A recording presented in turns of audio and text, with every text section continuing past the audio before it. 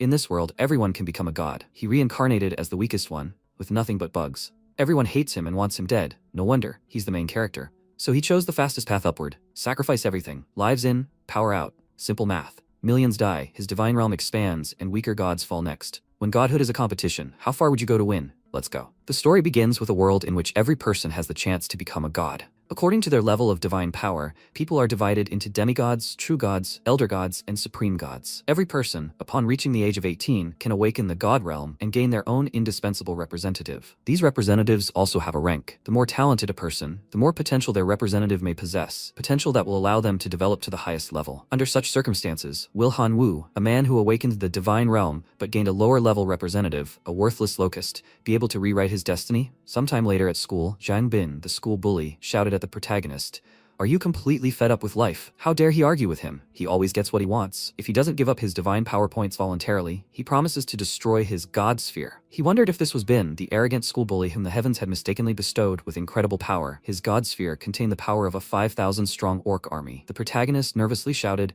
"Let him try it if he dares." He wondered if this weakling was him, or rather, the guy whose body he found himself in. He was a scumbag with the most inferior representative, namely, a locust. The audience probably wondered why a weakling like him dared to answer back to a powerful idiot unfairly gifted by fate. Yes, he had only arrived in this wonderful world where anyone can become a god yesterday. Only upon arriving here, he found himself in the body of a pathetic, spineless wretch who on his 18th birthday awakened the god realm with a locust representative. Sometime later, MC came into the room with a special capsule and remembered how his grandfather, before he died, told him that his parents were lost in the chaotic sea of stars of the Imperial Academy. However, they must be alive. He was almost certain of it. If he had the chance, he should try to find them. He also remembered how Shwang had said that if he was willing to become her slave and feed her Thunderer with his locusts every day, she would guarantee that he would be able to graduate from school and get a high school diploma. He should think carefully about her offer. The protagonist recalled another memory, how Bin had said that tomorrow he would bring him 100 points of divine power. If he didn't, he would only have himself to blame. He'll lead his dwarven army against this pathetic locust, destroy his god sphere, and take away his last glimmer of hope for a bright future. MC, with a disgruntled expression, noted that the difficulty of this game had apparently been cranked up to hellish right from the start. All he has as representatives are locusts, and that's not even enough for a high school diploma, let alone entering the Imperial Academy and finding his parents. But first, he needs to deal with this clingy blonde. He's not going to just stand by and watch someone ruin his life. Since he's been sent to this world, he should at least try to fix the situation he's in. Simply giving up would be disrespectful to the other time travelers. The protagonist climbed into the capsule, and a system window appeared, notifying him that he was connecting to the god sphere. The user was successfully connected. A moment later, he found himself in another world with a swarm of small locusts. The protagonist, seeing this, asked in confusion, "Are these his representatives?" A swarm of locusts resting on the grass. He opened the status window which listed his stats, such as rank, divine creature, divine talent, chosen son of heaven, unique, divine abilities, growth acceleration, life sacrifice, divinity points, 1, divine strength points 0, faith power 200,000, god glory level, level 1. Representatives of the divine realm, locusts. Number of representatives, 800,000 adults, 160,000 juveniles, and 20 million eggs. After reading this, MC noted that, however, according to this body's memories, he previously had neither the talent, chosen son of heaven, nor the ability, life sacrifice. This meant that these abilities had appeared after his transfer. He opened the ability description, and a system window appeared. It stated that a chosen son of heaven is a person chosen by the heavens themselves, possessing immense luck. For each level achieved, he receives one unique ability, life sacrifice, an ability that allows one to sacrifice a creature's life once per day and receive a product equal in value to that creature's life. The product itself is randomly generated after the life sacrifice. The protagonist remarked that this must be his cheat, which he received when he was transported to this world. As for the unique ability, life sacrifice, he probably received by becoming a divine being. That's quite impressive. Perhaps, thanks to these skills, he will still be able to fulfill his grandfather's final wish. But that's only if he manages to survive the encounter with the blonde man tomorrow. MC read in the system window that the life cycle of locusts is 90 days. The talent, reproduction, involves growth acceleration and life sacrifice. 1 day in the real world is equal to 100 days in the world of the god's realm. He exclaimed that he understood everything. Well, he would have to take a risk and place a big bet. If he won, he would instantly become a master. But if he lost, he would lose everything and turn into a complete non-entity. The next morning, in the real world, Shwang, the protagonist's friend, approached him and asked if he had thought about her offer. Was he ready to become her slave? If he accepted her offer, she promised that no one would lay a finger on him for the rest of the school year. MC replied that he refused. She exclaimed in displeasure. Did he even understand what he just said? Without her protection, he would simply be eaten alive. He replied that perhaps she was right, and they would manage to devour him before he graduated. However, he would still prefer to refuse. Even weaklings like him have self-respect. He greatly appreciated the fact that she cared for him so much, but his mind was made up. If she has nothing else to say, then she can go. Shwang turned around and remarked with displeasure that he would regret his decision. Immediately after, Bin approached him and asked if he had taken the 100 divine power points he had asked for. His bully friend added, "But don't be stupid. He can't force them to work so hard." Another guy pointed out that he had to give it up or they would destroy his pathetic god realm. He tried to grab his shoulder, but MC, with a serious expression, told him to take his hand away. Bin, with a sly smile, asked if he was completely tired of living. How dare he argue with him? If he didn't give up the divine power points voluntarily, then he gave his word that he would destroy his god realm. He replied that he should try if he dared. The guy, perplexed, wondered what was wrong with him today. Usually, he was afraid to even raise his head, and now this was happening. And this definitely has nothing to do with Shwang. The other students, seeing this, started shouting that they wanted a fight. They'd never seen what a destroyed god realm looked like. His stupid locusts were seriously lowering the average strength of their class, so let him quickly deal with him and force him to leave the school. They said this guy's orc army was among the top 60 representatives in the school. They'd be interested to see it. Bin, smiling, pulled out a plastic card and said, "Just don't let him say later that he didn't give him a chance. He'd chosen death himself." He even felt a bit sorry to waste 10 divine power points on a scumbag like him. He used the invasion card, which costs 10 divine power points. This creates a portal between the god realms, through which he can invade the world of his opponent's god realm. A moment later, the protagonist found himself in the arena facing a huge gate. Confused, he asked, "What is that?" At that moment, the gates opened and a huge horde of orcs emerged. Bin exclaimed that in the name of the orc god, he commanded them, let them crush his enemy's feeble locust army and destroy the world of his god realm. The orcs became inspired and roared in unison. The school students watching this began to mutter among themselves that they thought Bin's orc army had been replenished by at least 1,000 more orcs. They thought he was now at least in the top 50 in the school. Another student asked, "What top 50 is he talking about? Didn't he see that every orc in his army was armed with an iron weapon? That's at least the top 30. Let them see. There's some unusual creature standing at the front of his orc army." Now Hanwoo didn't even have a chance. Suddenly, the protagonist summoned self-detonating locusts and led his army into an attack. One of the students, seeing this, asked in surprise, "What kind of red insects were these? Is this how locusts should look?" Another guy shouted in surprise, "These are self-detonating locusts, an elite type of locust." But Hanwoo's god realm only had common locusts. How did he manage to do that? And in such numbers too? One of them wondered, so what if they're elite? They were still locusts. They don't stand a chance against the orcs. They shouldn't expect much from this trash. At that moment, the protagonist attacked with his army, and a powerful explosion rang out. The day before, while in the magic circle, he'd remarked that he'd have to take a risk and make a big bet. He'd leave 1,000,000 adults for breeding, and sacrifice the rest. A powerful magical vortex appeared, gathering the locusts in its wake. A system window appeared, stating that the first option was 10,000 goblin warriors. Unusual creatures. The second option was a life-giving spring. The ability produces life-giving water,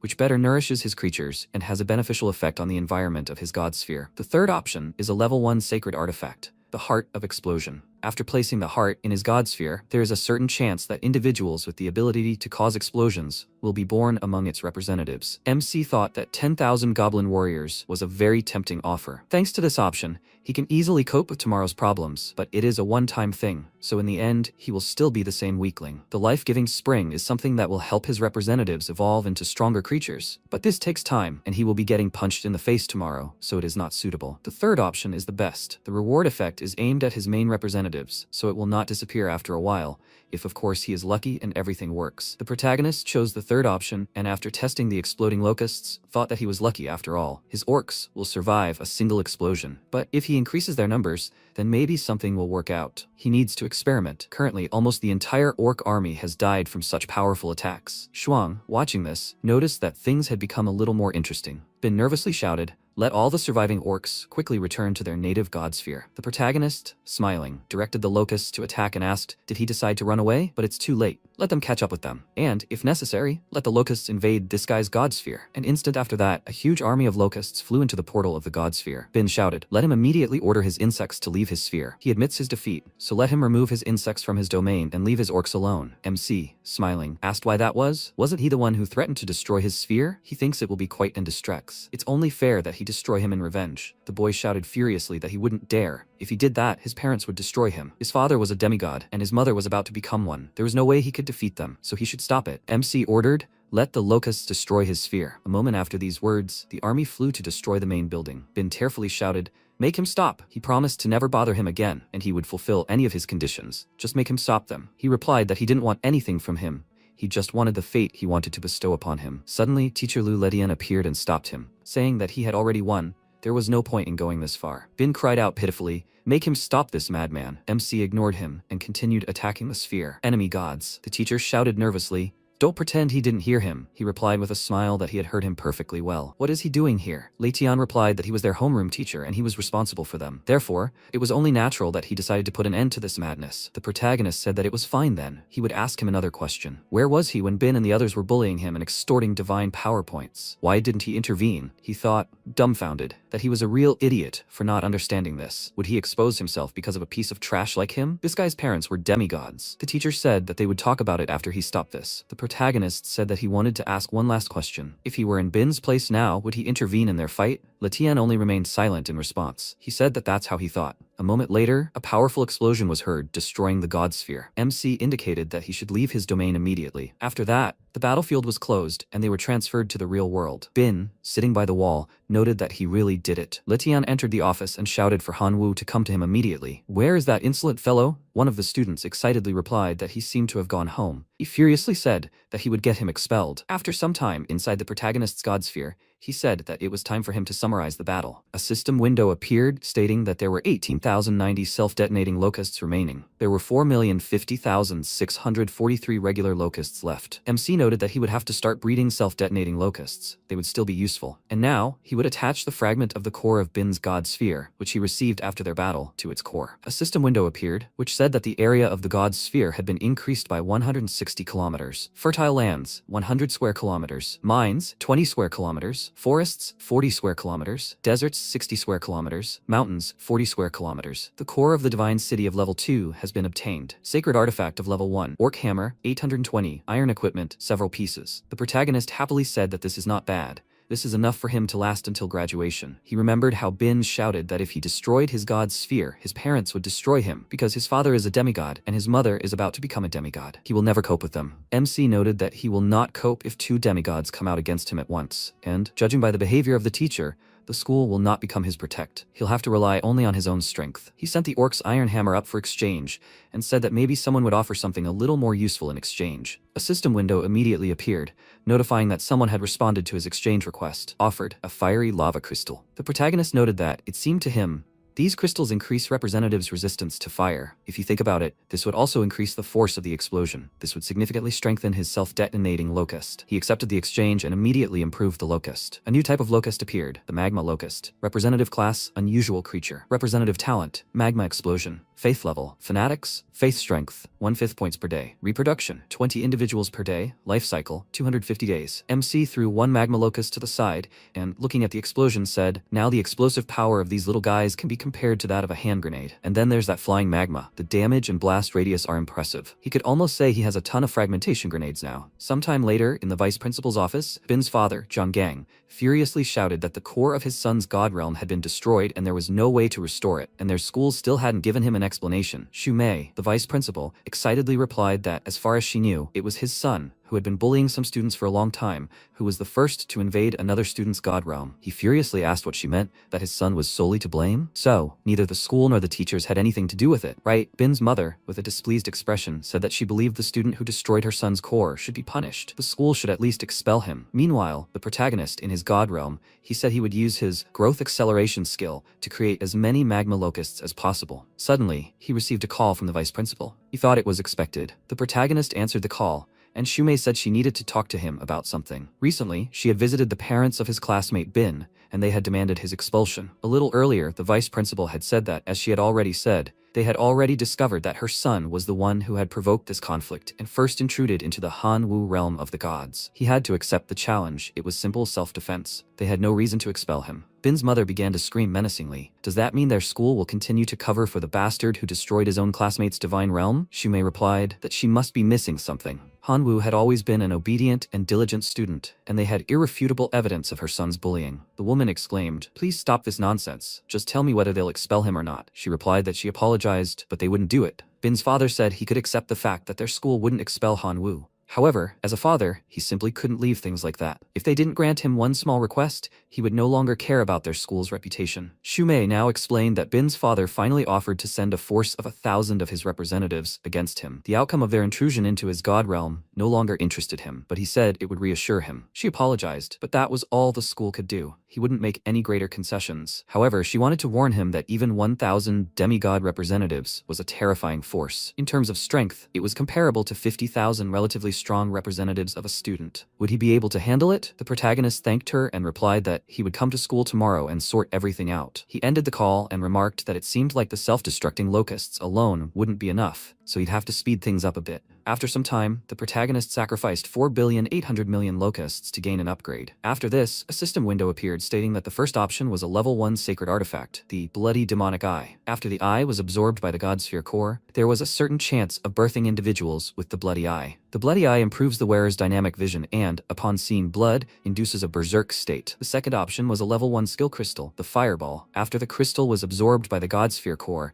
there was a certain chance of birthing individuals with the basic skill Fireball. If a hero-type individual was born, they could master the ultimate Fireball technique. The third option was the Imperial Windsword, a heroic type of windsword. MC said that for almost 5 billion locusts, that was quite good. The choice had already been made. He chose the third option, and an instant later, the Imperial Windsword appeared. Race, Windsword, type hero. Talent, Windsword. Skills, Whirlwind level 1, Fury level 2, Storm Slash level 3, Iron Sword Style level 5. Iron Sword Style is a skill created by the user and cannot be evaluated. Faith level, Fanatics, Faith Power, 500,000 per day. Life cycle, 800 years, currently 150 years. The Sword Emperor himself said he needed a sword. The protagonist replied that it was no problem. Thanks to his continued efforts to accelerate the reproduction of his locusts over the past 2 days, they had begun to give him 100 million faith power per day. Eventually, this began to accumulate and transform into divine power points. If you include the points he received for selling excess lands, that would be 54 divine power points. He opened the online store and mused that equipment was divided into 4 categories. Normal equipment, made from pure materials without any energy infusion. Sacred equipment are true masterpieces, crafted from rare materials using the power of faith and often possess special effects. Divine power equipment is forged using crystals of divine power. This type of equipment often possesses its own soul, which evolves on its own. Divine equipment is an item that embodies the power and authority of the gods. Naturally, only these gods could wield it. The protagonist bought a whirlwind sword and gave it to the Sword Emperor. He struck once and remarked that he needed 3 more such swords to unleash his true power. MC wondered in surprise. 3 more whirlwind swords? That's a whopping 150 points of divine power. He thinks these points grow on trees, but tomorrow he'll have to fight a 1,000-strong gang army, and demigods shouldn't be underestimated. Fine, he'll have to try his luck. Sometime later, in the divine realm, Shwang, while meditating, recalled how the protagonist pulled her out of the river and performed CPR. She blushed and resentfully remarked that he was such an idiot. He would die because of his own stupidity. Her grandfather was a true god, and her family had 23 demigods. With her protection, he would have nothing to fear. Suddenly, the protagonist called her. Shwang answered and asked if he had changed his mind and decided to become her slave after all. He replied no, he simply wanted to borrow some divine power from her. She asked what she would lend him, and then what? How was he going to repay her with his trashy representatives? He shouldn't think he'd become so much stronger just because he defeated Bin. His self-destructing locusts barely reached the criteria for an elite type of creature, and were worthless. MC said to just forget about it then. After that, he ended the call. Shwang cried out nervously. Was it really happening again? Why did such caustic words come out of her mouth again? She didn't mean to say that at all. She was sure he had misunderstood everything now. The girl called him back and asked how much he needed to borrow. Let him send her the account number. After some time, the protagonist bought several more swords and said that he spent all his savings on it and got into debt on top of that. He would have to work it off. The next day, he came to school. The students began to discuss the fact that he really came. Wasn't he afraid that a 1,000-strong demigod army would trample his god realm? He must have completely lost his mind. They would see if he could remain so calm when a demigod army began to destroy his realm. MC thought that apparently everyone expected him to fail. Nothing surprising. Shwang approached him and asked if he'd borrowed her divine power points in hopes of challenging a demigod. She advised him not to waste his strength. Even a demigod's army of 1,000 was more than he could handle now. He replied with a smile that he had no other choice. She exclaimed that this was nonsense. He had a choice. If he agrees to become her slave, then she will ask her family to calm this gang down. His family had only 1 demigod, while hers had 1 true god and 23 demigods. He wouldn't dare disobey them. The protagonist stepped away from her and said he appreciated her concern, but his answer wouldn't change. Fine, he needed to prepare for battle. One of the students, seeing this, asked in bewilderment why Shwang was so worried about this scum. Well, that bastard will die today. Sometime later, Bin's parents entered the office. Leitian pointed and said that guy over there was Han Wu, The mother exclaimed furiously, how dare he encroach on her son's divine realm. Gang calmed her down and said they shouldn't break their agreement with the school. The teacher told him to get up and not keep the master waiting. MC replied, no, he would rather wait for Deputy Shumei. Litian angrily asked, did he really think the deputy had nothing better to do? He alone would be enough to witness this battle, so he should stop acting like he was incomprehensible. Suddenly, the deputy herself entered the office and asked why he was making such a fuss. The teacher agitatedly apologized and said he was just trying to teach his students a few useful lessons. She replied that he should remember that he was a teacher first and foremost, not some demigod's dog. Was everything clear? Gang remarked that since the deputy was here, they should get started. Shumei nervously asked if Hanwoo was ready. He agreed with a smile, and they began the battle. The man pulled out an invasion card, and they teleported to the battlefield. A gate opened before the protagonist, revealing powerful werewolves. The disciples, watching this, began to mutter among themselves, claiming that his entire wolf cavalry consisted exclusively of elite creatures, and the leader of his army seemed to be something beyond elite. The wolf cavalry was a combination of green orcs and wild wolves, and they were all equipped with high-quality gear. Hanwoo had no chance. Gang shouted that he would make him pay for what he did to his son. He didn't even think he could escape alive. Shwang, watching this, reflected that the wolf cavalry consisted of two types of creatures,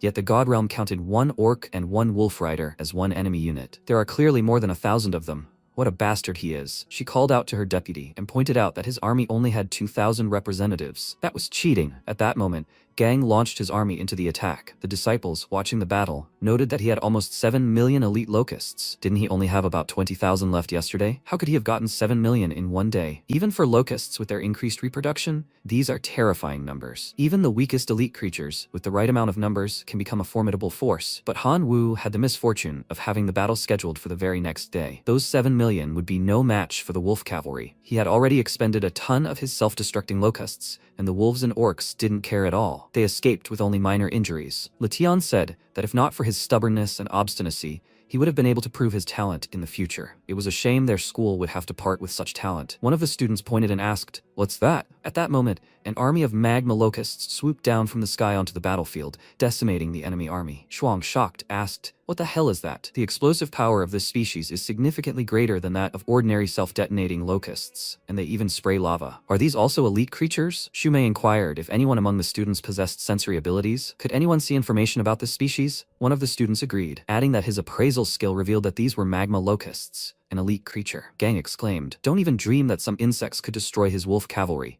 Let his subjects use their strength." A moment later, the wolves began to howl, creating an icy aura. The disciples, observing this, noted that a demigod is just that, a demigod, and couldn't be defeated with such tricks. Even the elite demigod creatures possessed a vast array of skills and abilities. Hanwoo had less than 500,000 self-detonating locusts left, and he was completely out of magma ones. He had nothing left to counter the demigod. Gang shouted that he would show him the meaning of despair. As soon as he reached his realm, he would be expelled from the school. Then, he would have no patrons left to shield him from his wrath. Let them destroy his core. Shumei resigned herself and declared that this was the end. Suddenly, one of the disciples shouted for them to look at the realm. There was someone standing there. He was holding whirlwind swords. One of those was worth 50 divine power points. 4 swords of 50 each. That's a whopping 200 points. Where did he get so many? They thought Hanwoo was an orphan, so what kind of creature was this? The vice principal remarked that it was a representative of the wind sword race. Such creatures, even elite-type creatures, aren't born. One of the students wondered if that made any difference. Gang, after all, had plenty of unusual types. Plus, they had a wolf captain whose strength even slightly exceeded that of unusual types. The captain could focus on this wind sword, while the rest of the wolves and orcs simply went off to destroy the god realm. Or was he mistaken? The girl thought that he was certainly right,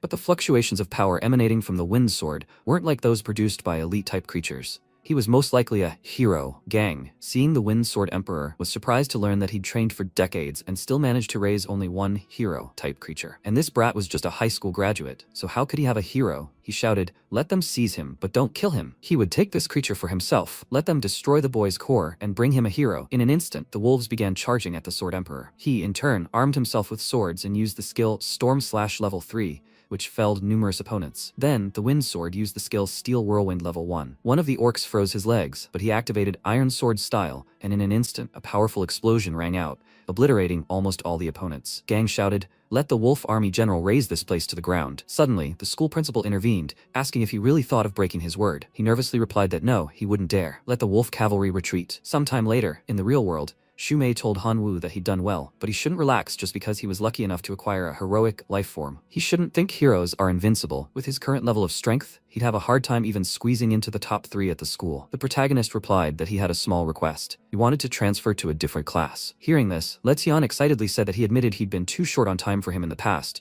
but that would change from now on. He would do everything in his power to make him one of the best. And of course, he'd ensure he received all the necessary resources for his development. He should give him another chance. The teacher mused that if he continued to develop at the same pace, he would definitely be able to enter a prestigious academy. Perhaps he'd even compete for a place at the top academy. In that case, he, as his teacher, would be generously rewarded. He couldn't pass up such an opportunity. The protagonist replied that, no, he wanted to change classes. Shumei said he should forgive her, but he couldn't just change his class. There were many school rules. However, if he truly wanted to, he could try taking a test the school would prepare. If he passed, he could transfer to another class. He replied that he was willing to take the test. Shwang exclaimed that she also wanted to change classes and was ready to take the test. Letian replied that if she was unhappy with anything about her studies, she could tell him, her teacher. There was no need to act so rashly. He suggested they discuss it thoroughly after class. The girl replied that she had no complaints. She simply wanted to change classes. Suddenly, one of the students, Zhang Shaolong, also raised his hand and said that he would like to apply as well. Letian exclaimed in shock. He was the class president, so why did he suddenly decide to change classes? He replied that he thanked him for all those years of teaching him, but he had good reasons for doing so. The boy thought that he would follow Shwang, and one day, she would definitely become his girlfriend. Shumei agreed and said that they would have everything ready by tomorrow. Letian should go with her. Sometime later, outside, Shwang ran up to the protagonist and asked where he got the heroic type creature. He replied that it had nothing to do with her. She replied that it absolutely did. He owed her 150 points of divine power, and if he couldn't repay it, he would become her slave. Therefore, she had the right to know where he got the hero. MC replied that he would repay her,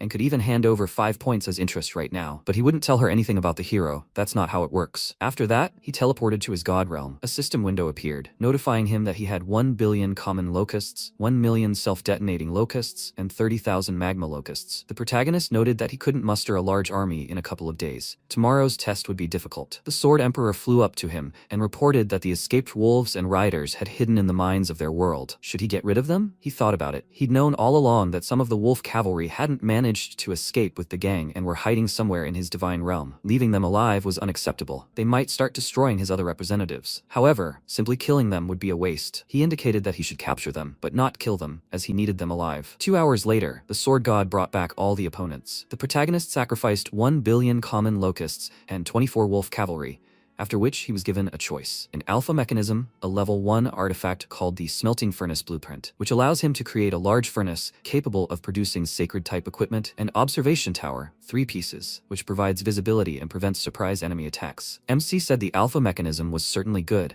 but would he be able to control it through his mindless locusts? And he got the furnace. How would the locusts produce anything? And what would he be able to see from such a low altitude with the observation tower? None of the 3 options were worthwhile. Oh, by the way, he seems to have a couple hundred orcs left that he got after the battle with Bin. What are they doing there? The protagonist activated Hawkeye and saw the orcs mining ore. One of them thanked him for giving them a wonderful life. He said he remembered. After their victory, he gave them a single order: mine ore. Apparently, this clan was naturally predisposed to mining and creating, but Bin ignored all of that and turned them into ordinary warriors. If you look closely, they really do have a talent for it. Perhaps he can turn them into equipment makers. Then the furnace might come in handy. He gifts them a smelting furnace and hopes they live up to his expectations. The orcs, in wild shock, exclaimed that God had given them a furnace. They wouldn't let him down. Sometime later, in the real world, sitting at his desk, Letian called out to all his colleagues and said he thought they were all already aware that the school was planning to hold promotion tests for Hanwoo, Shwang, and Shaolong, and the school had entrusted them with preparing the tests. So, what do they think about this? One of the teachers asked, "What's there to think about?" He was very grateful to Master Letian for such a gift. 3 of the best students from his class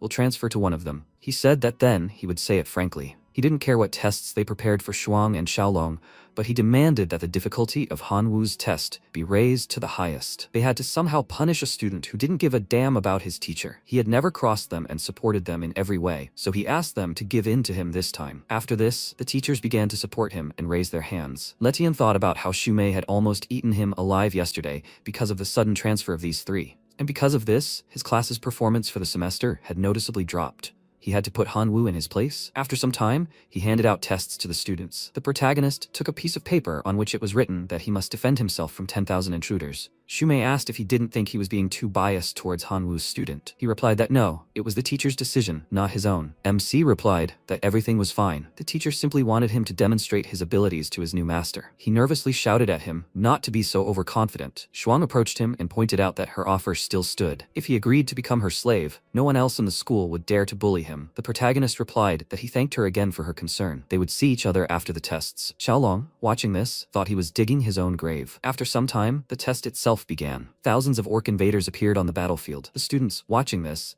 began to mutter among themselves that Hanwoo's test was apparently much more difficult than those of the other two. Now he was paying for his arrogance. MC, seeing his opponents, nervously noted that Letian was a bastard. Red goblins with excellent fire resistance, and so many of them. The teacher said it was his own fault for turning his back on him. An army of 10,000 red goblins would simply sweep away his locusts and quickly reach his core. One of the students congratulated him on his victory. Letian said it wasn't a victory, but a valuable lesson. There can be no hostility between teachers and students. Hanwoo himself would soon understand this. Shumei, observing this, said he could do it. At that moment, the protagonist led his army of locusts into an attack. The goblins instantly burned all the attacking locusts to ashes. He thought that ordinary locusts wouldn't affect them at all. Then the self-destructing locusts would come forward. The protagonist attempted to attack, and powerful explosions erupted, killing 400 red goblins. By this time, Shwang and Shaolong had already completed their tests. Shumei remarked that Hanwoo would have a tough time this time. She thought so too. After all, locusts were just locusts, trash among the rest. No matter how hard you pumped them, they still couldn't compare to the others. The protagonist unleashed a magma locust attack and killed another 3,000 red goblins. By this point, the goblins had already reached his god realm. One of the disciples excitedly declared that this was definitely the end for him. Even his hero couldn't handle 6,000 red goblins at once. Shwang, watching this, remarked that this was pure madness. The red goblins were planning to destroy his divine core. Shumei contacted the protagonist and told him to simply admit defeat. There was no shame in it. He had fought with dignity. She was confident that, given time, he would be able to master this test. He replied that he had already made his decision, and she couldn't dissuade him. He would fight to the last of his men. Besides, he hadn't lost yet. At that moment, the Windsword Emperor used the skill Storm/Level 3 and destroyed several opponents, but the goblins began to attack him en masse. Letian, watching the battle, smiled and said that this would be his last lesson for him. He should remember this well, because soon he would be without his divine sphere. Suddenly, one of the disciples called out to him and pointed at him. An army of orcs appeared there. The orcs rose to defend their god, and the goblins looked at them with fear, after which the head orc gave the order, and the others rushed to kill the goblins. One of the students asked, "Weren't those John Bin's orcs? Where did he get such talent? At this rate, he'll be in the top 10 by the end of the year." Meanwhile, the orcs dealt with the goblins, and Hanwoo clenched his fists in joy and praised them. Vice President Shu and Shwang were overjoyed for him, while Teacher Liu, of course, felt annoyed. When Hanwoo returned, the teachers ran up to the top 3 students and began calling them into their classes. Shaolong was about to go to the same place as Shwang, and MC asked the vice principal why his test was harder than the others. She told him that all the teachers worked together to set the test difficulty. Apparently, there were more of those who thought this level of difficulty was right. He asked her for a list of who voted and how, and she gave it to him without further ado. The teachers who voted in favor began cursing Letian. Hanwoo thanked those who voted against the decision and asked what he could expect from joining their class. One of them said that today he had clearly demonstrated his ability to strengthen orc creatures, so he decided that if he joined his class, he would provide them with an orc army of at least 10,000 individuals. With such a formidable army, he would quickly become one of the top 10 in their school. After that, he might even consider enrolling in a good academy. Another teacher, Tian Wen, said that he believed the most important thing for each of them was to improve and strengthen their core representatives. He had several special methods at hand that could be useful for improving insectoid types. If he joined his class, he would help him achieve the emergence of all types of locusts. MC immediately decided to join his class, and Shwang, of course, followed him, followed by Shaolong. Teacher Tian was naturally pleased to have 3 talented students in his class, and delightedly thought that at this rate, he would become the best teacher this year. In honor of their joining his class, he gave them small gifts, construction cards. MC received a level 2 hive construction card. It occupies 1 square kilometer and produces 1 million insects per year. Effect: adopts all the effects he applied to his other insectoid representatives. Hanwoo was delighted, because this card was literally made for him. If he places the hive in his god realm, the resulting insects will immediately receive the effects of Explosion Heart and Flame Lava Crystal. It turns out that this card will allow him to produce 1 million magma locusts per year. He bowed to the teacher in gratitude, but the teacher told him not to rush, but rather to show his gratitude through good results. Deputy Shu turned to the teachers and said that this was the end of today's tests. However, she wanted to remind them that important exams would be held in a week, and the balance of resources distributed among the classes would depend on their success. Let them prepare their students well. After that, MC went to his god sphere. Currently, his sphere contained 240,000 common locusts, 5,000 self-destructing locusts, 300 magma locusts, 52 red orc blacksmiths, and 1 representative of the heroic life form, the Wind Sword Emperor. The number of creatures seemed meager to him. If he had to take the exam tomorrow, he would end up at the very bottom of the school rankings. He urgently needed to multiply the magma locusts as much as possible and improve the other types. He noticed something strange. It turned out there were 52 red orc blacksmiths in his sphere, and he rose into the air to see it with his own eyes. He soon found a representative of the red orc blacksmiths. This is an elite type of creature, descended from ordinary orcs, that evolved after a bloody battle. The creature has a talent for forging and fiery blood. The level of faith is fanatic. It produces 20,000 faith power per day. Reproduction, 1 individual per year. The life cycle is 80 years, 5 of which are infancy, 10 adolescence, 55 adulthood, and 10 old age. The talent forging increases the level of understanding in the field of blacksmithing, and fiery blood significantly increases resistance to high temperatures and facilitates the mastery of skills related to the attribute of fire. Hanwoo was slightly surprised. He did not expect that orcs on their own could develop into an elite type of creature. This is simply amazing. It would be great if they became his main representatives. In that case, he could use the ability to accelerate growth on them and significantly increase their numbers. 4 days later, the common locusts had multiplied to 7.3 billion individuals, and MC thought that this should be enough. It was time to begin his favorite sacrifice. Afterward, a tornado swallowed the poor locusts, and all the insects died. There was a reward for the sacrifice, this time with 3 options. A second-tier sacred artifact, the Law of Gluttony. The main representatives of the divine realm gain the ability of gluttony. Once the energy they consume increases by 10,000 times, they evolve into creatures of a higher type. The artifact is broken. It only works on common creatures. The second option, a hero template. A creature that receives the template functions up to heroic-type creatures. The third option grants a bit of divinity. He was delighted with these 3 options. He didn't know which one to choose, so he began to analyze everything carefully. The Law of Gluttony would be able to transform all his common locusts into elite creatures, but right now, he simply didn't have enough locusts to evolve them. The hero template sounds much better compared to the first option. Heroic creatures possess immense power. A little divinity is roughly 100 billion faith points, or 1 million divine power points. It's like winning the lottery. He decided to go with the first option and figured he shouldn't be too greedy. He needed to start using the full potential of his core species. He only had a few common locusts left, so he'd have to raise them in a hive first. After a while, he came to the sphere to check on things, and was immediately surprised to see how enormous the locusts had grown. He named this species the Magma Locust Plus. At school, Shwang pestered him, as always, asking if he was considering becoming her slave, and she reminded him once again that he lacked the support of a wealthy family or the necessary resources. At this rate, it would be hard for him to stand out even among the children of demigods. He had improved his locusts well, but they would soon reach the top. Their potential is too low. His orcs are good too, but in the end, they are not his main representatives. He thanked her for her concern. He was already getting tired of it, so he asked her to stop asking him the same question every time. She would see everything for herself during the exam. She, of course, reacted badly to this, and while she tried to dissuade him, Shaolong burned with jealousy. He swore that one day he would definitely make him disappear from Qin Shuang's life, while the teacher addressed the class, saying that this exam was very important for all of them, since the results would determine whether their class would receive the school's resources and equipment, so he asked them to give it their all. The school held sacred artifacts, additional lands for their spheres, core shards, legions of various creatures, and other useful materials. However, they would only receive them if they could perform well in the exam. He asked them to familiarize themselves with the exam rules, and a large screen appeared in front of them. The exam consists of 2 stages: the selection stage and the ranking stage. During the selection stage, all students undergo tests of the same difficulty. Those who pass receive 1 point and advance to the next stage. Those who fail are expelled. After completing the first stage, students who advance to the second stage can choose between refusing the ranking test or accepting it. The second stage involves defending against endless waves of invaders advancing on their god realm. With each wave repelled, their class will gain 1 point and their personal ranking will increase. Hanwoo smiled and thought that immediate expulsion from school was quite cruel. Then the rewards must really be worth it. Afterwards, the rewards were revealed. Students who enter the top 100 are given a random card of basic resources, land for the divine realm worth 100 divine power points. If a student enters the top 50, they will receive 1 level 1 sacred artifact, and if in the top 30, 1 reproduction card. This allows the reproduction rate of creatures to be increased 5-fold and lasts for 10 years within the kingdom. If a student places in the top 20, they will receive 1 level 1 temple structure, which spreads a level 1 sacred aura within a 100-meter radius,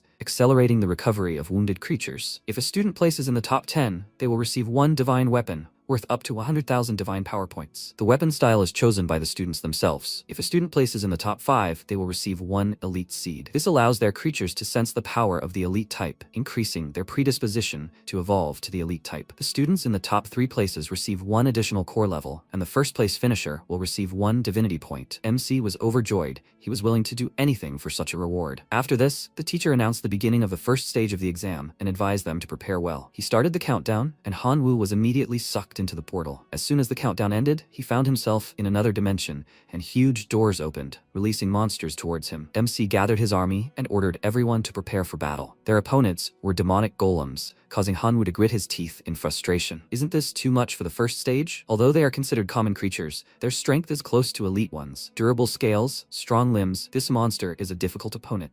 But fortunately, they are too slow. He waved his hand, commanding the magma locusts to destroy them, and a rain of fire immediately began to fall on the golems. MC laughed at the sight and thought that the smell was good, like being at a barbecue. For a moment, he wondered if he could feed them to the locusts, and then ordered the red orcs to drag their bodies here. After 15 minutes, only bones remained of the monsters. Apparently, the locusts found them very tasty. Looking at them, Hanwoo joyfully exclaimed that this was no longer an exam, but a home food delivery service. He hoped that everything would continue in the same spirit. Meanwhile, the teachers were monitoring the exam. Letian glanced at the screen with displeasure and said that another of his students had failed, and he had placed more hope in him. Teacher Tian said that 20 students had already been expelled from his class, almost a third of the entire class. Their colleague said that in his class, things were even worse, with half the students having already failed. Don't they think the school overdid it a bit by drastically increasing the exam difficulty? Shumei said that their principal and his deputies were fighting abyssal demon invaders in the borderlands today. She thought he had his reasons for choosing demonic golems as their students' opponents for today's exam. It was not for them, demigods, to discuss such matters. Tianwen suddenly let out a chuckle, switching to Hanwoo's observation screen, and happily saying that he had thought of that quite well. His locusts simply began devouring those demonic golems, and they seem to be doing just fine. Have they ever heard of creatures that could so easily consume demon flesh, ignoring their toxins? The other teacher asked in surprise, is that true? He had never heard of such a thing. They needed to study it urgently. Letian, as always, started showing off and asked, what's so special about that?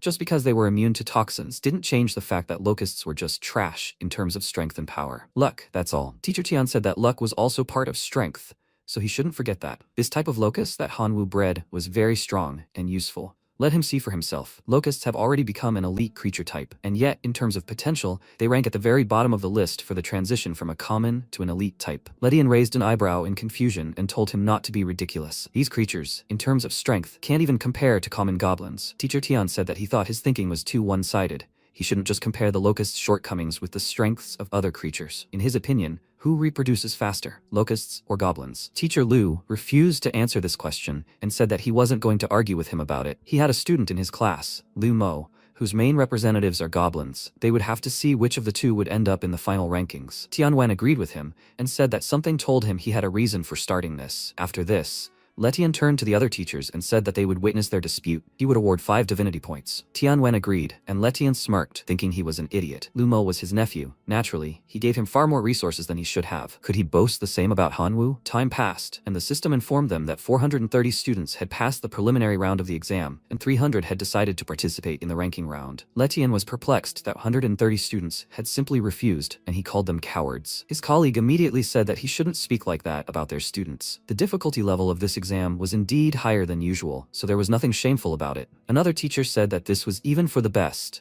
They could only teach those students who could overcome their fear and survive this difficult battle. Meanwhile, the second round began, this time facing an army of skeletons. The teachers were surprised to see them, as they thought they were too easy opponents. MC, meanwhile, looked at them with disappointment and said they were mocking him. He had over 1 billion starving locusts here, and they were asking them to gnaw on their bones, but with nowhere to go, he ordered his army to devour them, and a huge swarm of locusts circled in the sky, after which the battle began. 2 hours passed. MC finally dealt with everyone and yawned, saying that it would be enough for a snack. The second wave began. The skeleton warriors emerged from the gate, but they were immediately bombarded by locusts. Some of them fell off the cliff into the lava, and Hanwoo thought that if the lava continued to accumulate, these skeletons would not even be able to get close to him. Besides, this process could be slightly accelerated. He ordered the red orcs to douse them with molten metal from the great smelter, and they immediately did so. Watching the flames engulf the gate, MC said that from now on, the skeletons would die immediately after emerging from the portal. He didn't even have to do anything. He was so smart. One of the teachers asked him in surprise how he'd come up with that,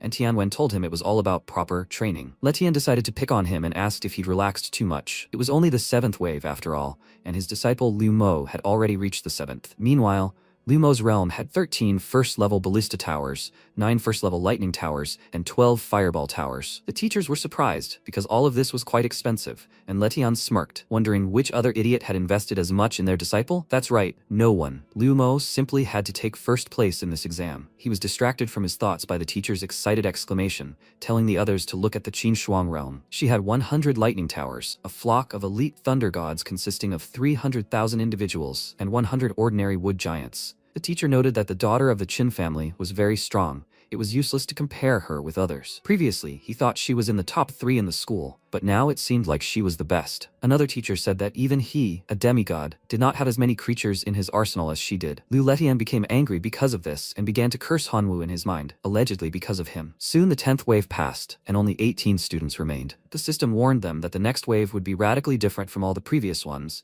so they needed to be prepared for anything. They prepared themselves, and only one hero-type monster emerged from the gate, a bone collector. He has bone manipulation and bone fusion skills, which he immediately put to use. He began collecting the bones left over from the skeletons from previous waves and combining them, creating a gigantic skeleton. He soon finished and commanded his creation to attack and kill them all. The gigantic skeleton immediately crushed the army of one of the disciples, and the same fate befell the rest. The teacher nervously noted that not even 3 minutes had passed, and already 8 disciples had dropped out. This was too difficult for them. Letian said that something was wrong. Why was the bone giant in Hanwu's realm so small? He clearly cheated somehow. The bone giant in his realm, meanwhile, was trying to hold on to the cliff to avoid falling into the lava, and Tianwen told Letian that it was all quite obvious. This was all because most of the skeleton warriors had drowned in the magma that Hanwu had created. Naturally, the bone collector simply didn't have enough materials to create a bone giant. At this time, the Sword Emperor nailed this poor skeleton with an iron sword style, and just like that, MC successfully withstood this wave of monsters. Looking at him, Letian became furious and exclaimed that he definitely deceived them somehow. He didn't believe it. He must have somehow learned in advance about the monsters that were supposed to appear in the exam. Tianwen asked if he had proof, and he exclaimed that he simply decided to cover for his student. He should be more careful with this. He could report it to the appropriate authorities. It's clear without proof. Everyone saw what Hanwu did to the skeleton warriors. No one in their right mind would be involved in cleaning up the body parts of damaged monsters. Unless, of course, that someone knew that a bone collector would appear in the future and use them. The teacher told him to stop spouting such nonsense, and he exclaimed that he had reason to suspect Hanwu. The school should look into this and give him a severe punishment. Shumei decided to intervene and said that this was absolutely impossible. The principal personally selected the exam monsters. Even she didn't know the details of the upcoming exam. If Hanwu had actually received any information about this, it would mean the leak had come from the director. Did he really think their powerful director could make such a mistake? Letian became nervous. One careless word, and he could offend the director. So he immediately told her that he hadn't even thought about it. Apparently, Hanwu really was just lucky. It was just so unfair to the other students. So he became indignant. She looked at him with displeasure and said that he, as a demigod, should understand how absurd he had just said it. Each person cultivates their own god realm as they wish. There can be no talk of any justice in this matter. The strongest survive. If Hanwu didn't break any rules and achieve these results through his own hard work, then he deserved it. By the way, does he think it was fair that he, using his position, provided his nephew Lu Mo with resources at the expense of the other students in his class? Or is it fair for Qin Shwang, whose family spent millions to strengthen their god realm, to participate in this exam? Upon learning of this, Tianwen immediately became indignant and exclaimed that he now understood why he had proposed that bet. His disciple Hanwu had already passed the 11th wave, but his nephew had only just begun. Now they would see who would win. Meanwhile, Lu Mo had suffered a complete collapse, his entire army depleted. Realizing that this was his limit, he decided to surrender and loudly announced it. Tianwen told his colleague that his nephew had just lost. He had won the bet. He wouldn't back down in front of so many witnesses, would he? Letian handed him 5 divinity points and told him not to spend them, as he would definitely return them soon. An hour later, the 13th wave ended, leaving only Hanwu, Shwang, and Huang Fei. The latter immediately surrendered upon seeing the monsters of the 14th wave, and Shwang surrendered on the 16th. Shumei was overjoyed, as this meant Hanwu had taken first place. MC soon reached the 20th wave, his magma locusts constantly crushing the opponents. The bone giant began collecting the bones of his comrades, but the Sword Emperor immediately dealt with him. After 15 minutes, silence finally reigned in the realm of the gods. The system informed Hanwu that the 20th wave of the invasion had been successfully repelled, and the 21st wave would begin soon. The next wave would be significantly more difficult than the previous ones, so he needed to prepare. He frowned in displeasure, as he thought this wave would be the last. The gate opened, and he looked up at the monster emerging emerging from it and wondered why it was so huge. A huge woman appeared before him. It was the Skeleton Lord, and her appearance made the teachers worried. MC, meanwhile, thought that he didn't expect to see a Lord-type creature here. He was afraid that he didn't have enough strength to deal with this colossus. He raised his hand and said that he surrendered, which made the Skeleton Lord very indignant. Apparently, she really wanted to face him in combat. After that, the gate began to pull her back, but she resisted and grabbed the gate with her hands, backing away to hold on. She growled loudly, after which she threw a huge bone at Hanwoo. Bewildered, watching it fly past him and explode, he asked what was even going on here. After that, the Skeleton Lord left and he returned to school. He was surprised to learn that he had won first place. Tianwen's class scored a total of 252 points, beating the other class that took second place by 20 points. Lu Letian's class scored 192 points in total and took 8th place. Li Tian was extremely angry at the results, and the other teachers were very upset, as they were facing dismissal. Meanwhile, the system congratulated Hanwoo on first place, and an hour later he was given rewards. 1 unit of iron ore, land worth 100 divine power points, a level 1 sacred artifact exchange card, a level 1 card granted by the temple, and a divine rank weapon, which can be exchanged, but the cost must not exceed 100,000 divine power points. He also received 1 elite seed, which transforms ordinary creatures into elite ones. He received a divine core enhancement card, 1 divinity point, and 1 reproduction card. Everyone was surprised to see this, and MC, meanwhile, pondered how to use all these cards wisely. Teacher Tian told him not to worry, he would help him choose the best options, and Hanwoo smiled and thought that he could be relied on. After that, Hanwoo went to his god realm. The land card for the sphere was successfully exchanged for 20 square kilometers of dense forest. The sacred artifact exchange card was successfully exchanged for a level 1 sacred artifact, the Poison Mist Pearl. The divine core level increased by 1, and construction of the level 1 temple was also completed. He decided to use the exchange card and was given a choice of 2 divine rank weapons. The Whirlwind Sword, since 4 swords would be enough for his hero, he would not take a 5th for now. He needed to look for something like a hammer for the Red Orc blacksmith. He found the Purgatory Warhammer, worth 99,999 divine power points, created from the core of a Lord-type Purgatory Hydra. Minimum requirements for use: a heroic creature with the fire attribute. He touched his temple in confusion and thought that he couldn't use it right now. He would have to wait until the Red Orcs had a hero, but he decided not to be upset. He had gotten it for nothing anyway. An hour later, he returned to school, and the teacher said the main exam was a very difficult test, after which, in his opinion, only the strong remain. He would like to ask the top 3 from this exam to come to the board. Hanwoo, Shwang, and another boy stood next to each other, and the teacher said that Hanwoo had achieved the highest result, so he would receive 100 class points. He could also choose any of the treasures provided to the class. He thought that now he was even curious about what exactly was in the class treasury. A system window appeared in front of him with a list of items: Fists of Giants, Life-Giving Spring, Iron Mine Core, Level 2 Frost Missile Skill, Level 2 Goblin Nest Building, and the elite creature type, Liger. He decided to choose the Life-Giving Spring. It produces life-giving water, which better nourishes creatures and has a beneficial effect on the environment of the god realm. His teacher smiled contentedly and thought it was a wise choice. He didn't chase immediate power and decided to start by developing his strengths. He had enormous potential. Time passed, MC was sitting in his seat, and Shuju approached him and congratulated him on passing the exam, asking him to sell him the divinity point he had received. He would give him 105 million divine power points for it right now. Hanwoo looked him over and wondered, who was he to order him around like that? So he added 5 million points on top of the usual price. Suspecting something was wrong, he asked why he was doing this, and he asked, what difference does it make? Let him agree. 105 million will be his in a second. This amount would be enough for him to change his main representative and change his destiny. MC refused his dubious offer, and the guy folded his hands in pleading, smiling, saying that, to be honest, divinity is what his grandfather needs. He lacks just a little bit to become a true god. If he sold him 1 divinity point, he would not only receive millions, but he would also become his debtor. Now Hanwoo thought about it. 105 million was a huge sum. With that amount of energy, he could increase the number of locusts that could fit in his sphere tenfold, and he would also end up in debt. He was about to agree, but was distracted by the sound of his phone's notification. Shwang messaged him saying that she could buy a divinity point from him for 150 million. He was surprised by that amount. How much money did her family have? In a new message, she asked if he really thought 1 divinity point was worth only 100 million. He could have done some research before trading divinity. Divinity can indeed be obtained by compressing 100 million divine power points, which is created by condensing the faith points of his beings. Such divinity would indeed cost just over 100 million. This price is due to the fact that if another god tries to absorb this divinity, there is a chance of failure. This is all because such a divinity will possess the faith of another god. Does he understand this? That's why his divinity point is worth at least 145 million, which is currently not on the market. He was surprised. She explained everything to him in detail, and he realized that Shuju was trying to rob him. He discontentedly ordered the guy to leave, and he, clicking his tongue, told him not to get arrogant just because he took first place in the exam. After insulting him one last time, he left, after which MC sold Shwang's divinity point for 150 million,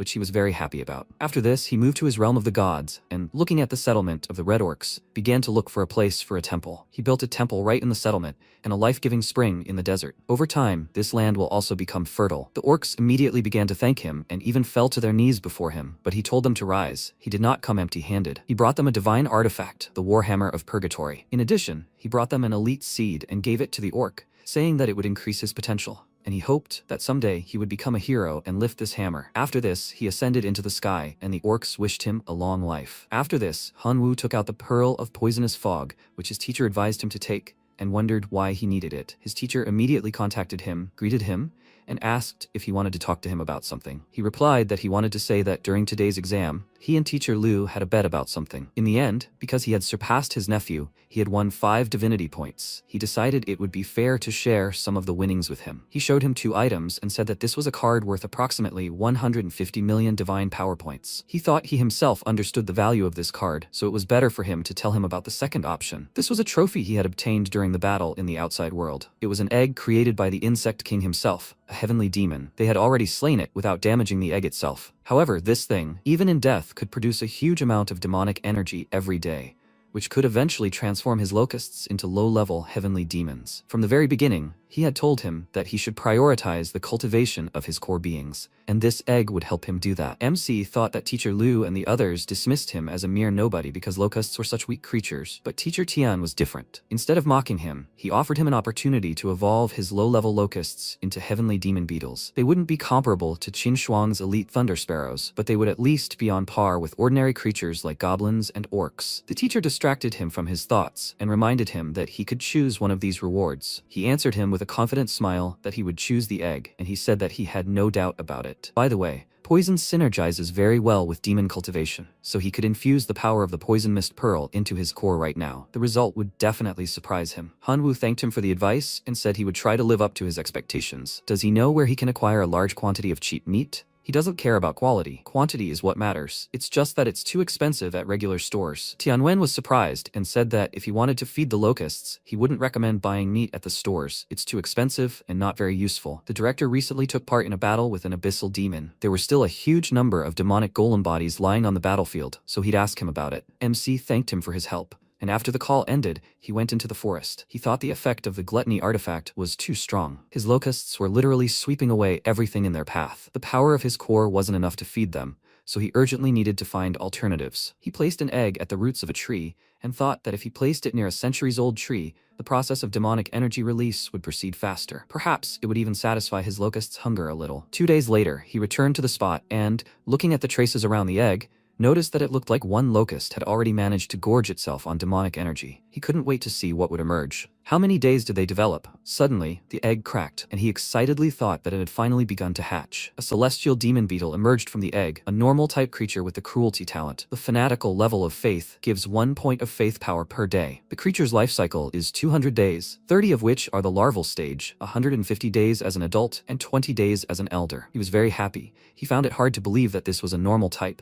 This beetle was 100 times stronger than his locust. Judging by the lack of a clause regarding reproduction, demon beetles will only appear after absorbing the egg's energy. If he understood correctly, the energy released by the egg in 1 day would be enough to transform 200,000 locusts. The beetle suddenly doubled in size, apparently due to the gluttony effect. It turns out that transforming the demon beetles into elite forms wouldn't take long. He decided to use the Poison Core Pearl, and the beetle turned black, becoming an elite creature called the Poisonous Demon Beetle, the Ox. Meanwhile, the school principal looked at the huge pile of bodies in front of him in confusion and wondered how this had happened. And what should he do with this mountain of dead demons now? Even if he managed to seal them inside the card, sooner or later its divine power would run out, and a huge pile of bodies would once again pour out into the world, poisoning the environment. At that moment, teacher Tian called him. He greeted him awkwardly and apologized for disturbing him. But he had one question. One of his students wanted to buy the bodies of abyssal demons from him. He was surprised and asked why he needed their bodies, and the student replied that he was planning to use them as food for his creatures. His main representative is the locust, which had already demonstrated during the main exam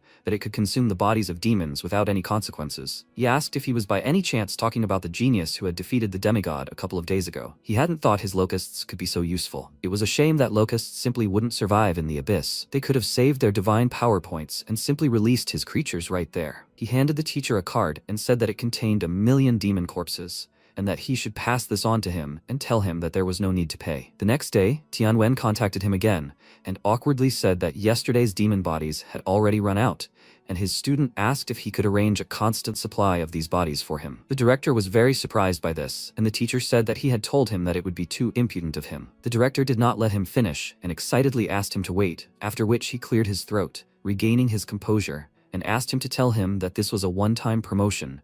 Now we are talking about a constant supply. He cannot throw away his divine power points like this, so for every 100 bodies, he will have to give him 10,000 divine power points. 5 minutes later, Tianwen contacted him and conveyed Hanwu's words that he agreed and wanted to start with 1,000,000 divine power points. A few days later, the locusts multiplied, and MC thought the time had come. He sacrificed billions of lives, after which the system gave him 3 options to choose from. By choosing the first option, he could obtain 5 giant warriors, an elite type of creature. The second option, level 3 skill crystals, Poison Burst. After fusing the crystal with its core, its creatures can master the basic Poison Burst technique. Heroic creatures can also master this technique, raising it to the ultimate Poison Burst technique. The third option, the disintegration mechanism. This allows one to disintegrate matter and extract pure energy. He thought these were pretty good options for sacrificing 12 billion elite creatures.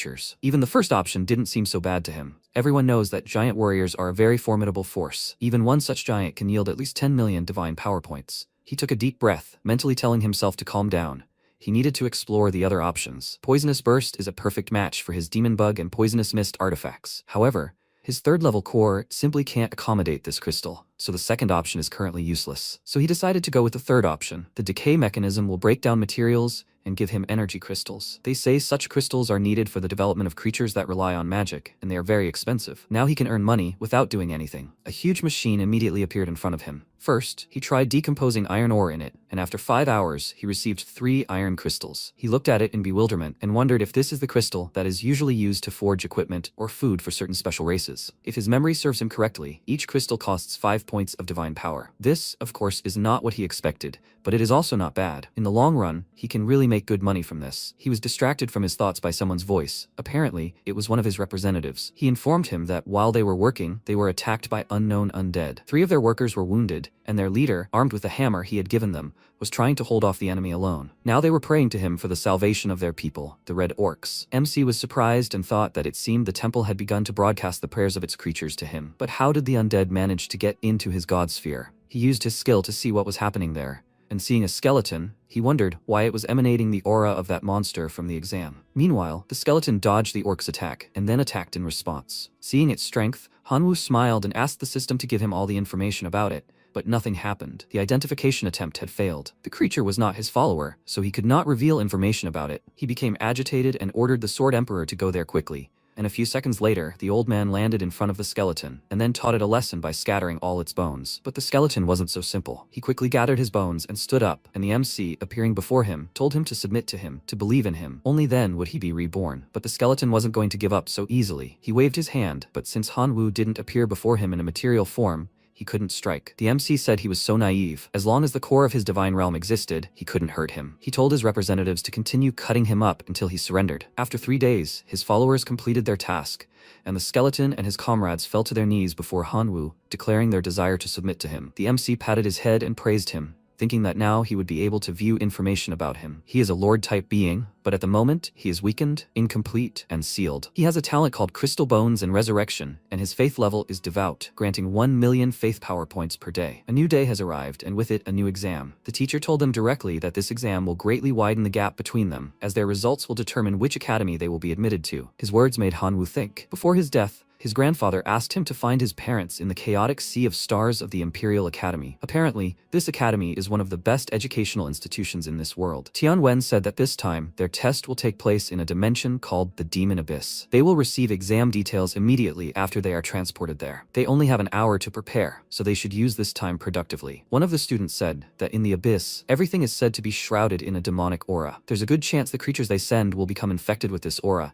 and turn into uncontrollable demons. No one but demons and the undead can last longer than an hour there. He'd also heard that crazy undead roam the place and attack any living creatures. Who even thought of holding an exam there? The other students started looking for a partner with a demonic representative, and Shaolong smiled widely, thinking that this was perfect for him. It was his time to shine, He'd see how Hanwoo would get out of this. And then an unknown number called him. Before answering, he left the classroom. It turned out it was Teacher Lu. He said he'd like him to help him get rid of one person. Shaolong immediately realized he was talking about Hanwoo and said he didn't even have to continue. He'd planned to do that himself. Ledian said that it wasn't for nothing that he considered him his best student. If he didn't let him down, he could count on a good reward. He showed him a creature card and said that as long as he could take this small gift, it would greatly help him in the exam. It was a dragon demon card, an elite creature type whose strength is comparable to heroic ones, and Shaolong was very surprised and pleased by such a gift. The exam finally began. Everyone was transported to the abyss, and the system showed them the exam conditions. First, the student can choose their incarnation and summon creatures. However, if their divine form dies, the student will also die. Second, they can only summon their creatures once a day, with a maximum of 100 summoned representatives. Third, the student's final ranking will be based on the points earned from exam tasks. The first task is to destroy the skeleton camp. A huge camp of demonic golems has appeared in the Demon Valley. They need to get rid of 90% of the demon army and destroy their camp banner. Hint, there are between 8,000 and 10,000 common and elite creatures in the demon camp. As a reward for the quest, they will receive 60 points and one random level 1 sacred artifact. Now they can choose which incarnation they want to appear in this dimension. MC has the following incarnations: Locust, Red Orc Blacksmith, Windsword Emperor, and Skeleton Lord. He chose the last option and thought it was obvious. The undead are the only type of creature that will not be affected by the destructive effects of demonic aura. Immediately after, streams of demonic energy appeared around him, turning him into a skeleton. He looked at his hands in surprise and thought that the demon abyss is a true paradise for the undead and demons. After that, he summoned 100 locusts, but as he thought, the insects did not survive due to demonic influence. Then he decided to summon demonic beetles. Time passed, they found demonic fruits, and MC ordered the beetles to collect them, and at that moment he felt someone's presence behind him. It was the newly risen dead. Hanwoo prepared for battle, wanting to test the Skeleton Lord's power, and ordered the undead to attack. 10 minutes later, he had dispatched them all, which was far too easy. He glanced at the beetles that had brought him the fruits, and thought they'd collected so much, yet the system had only given him 20 points. But he certainly had no intention of fighting demigods for 100 points. He didn't think he stood a chance against them. He decided to focus on quantity, and ordered the beetles to continue collecting fruits. A day later, MC received a card for this, and laughed maliciously, thinking that he'd cleared all the demonic fruit trees. Now no one would be able to complete the 49th quest without his help. He wrote in the class chat about selling demon fruits for the 49th task, and someone indignantly wrote that this was a real scam. How could this be allowed? Another guy said it was just a profitable trade. He was willing to pay 50 divine power points for it. Others showed up, and the teacher warned them that they could only trade and exchange resources mined in this dimension. After 3 warnings, they would be disqualified. Hanwoo thought things were going well. He had obtained the universal currency of this dimension. Shaolong, meanwhile, looked into the chat and thought he was an idiot. He didn't even have to look for him. This time, he would definitely finish him off. He and his pack of dogs were ready to finish this idiot. Several hours passed, and MC noticed that he was falling in the rankings and thought that his representatives were too weak to fight strong monsters.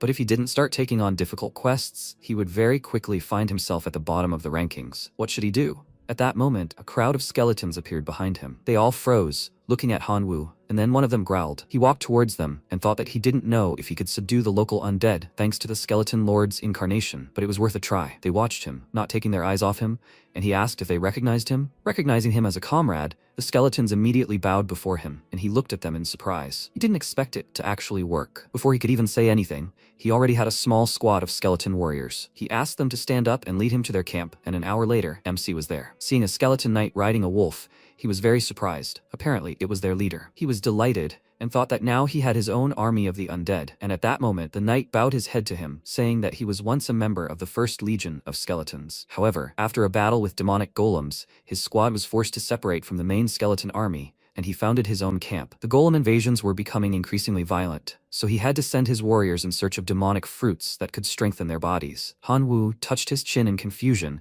and thought that since they were now his followers, he really couldn't help but strengthen them somehow. A new day dawned, and MC noticed that his ranking had dropped significantly and realized there was no point in delaying it any longer. He told the skeleton knight that he would provide him with the fruits he had managed to collect, and he should distribute them among his party members himself. 10 minutes passed. The skeletons had become significantly stronger, and Hanwoo said that their target was the demonic golem's lair. They set out on a campaign. He thought the quest had said there were 8,000 to 10,000 creatures in the demon camp. He only had 1,000 skeletons, so a direct confrontation was impossible, so he would have to act cunningly. He waved his hand at one of the skeletons from the party and sent it to the golem's cave as bait. After the skeleton stood there for a few seconds, demons rushed out of the cave with loud cries, but seeing a whole squad of them there, they hesitated. After that, the skeletons attacked the confused demons, and MC, watching them from the side, thought it was convenient. After the demonic golems died, they could be turned into skeleton warriors. They killed enemies and grew their own army. That's why he loved the undead. Just an hour later, Hanwoo's skeleton army already numbered 7,000 warriors. Since there were now only 3,000 creatures left in the demon lair,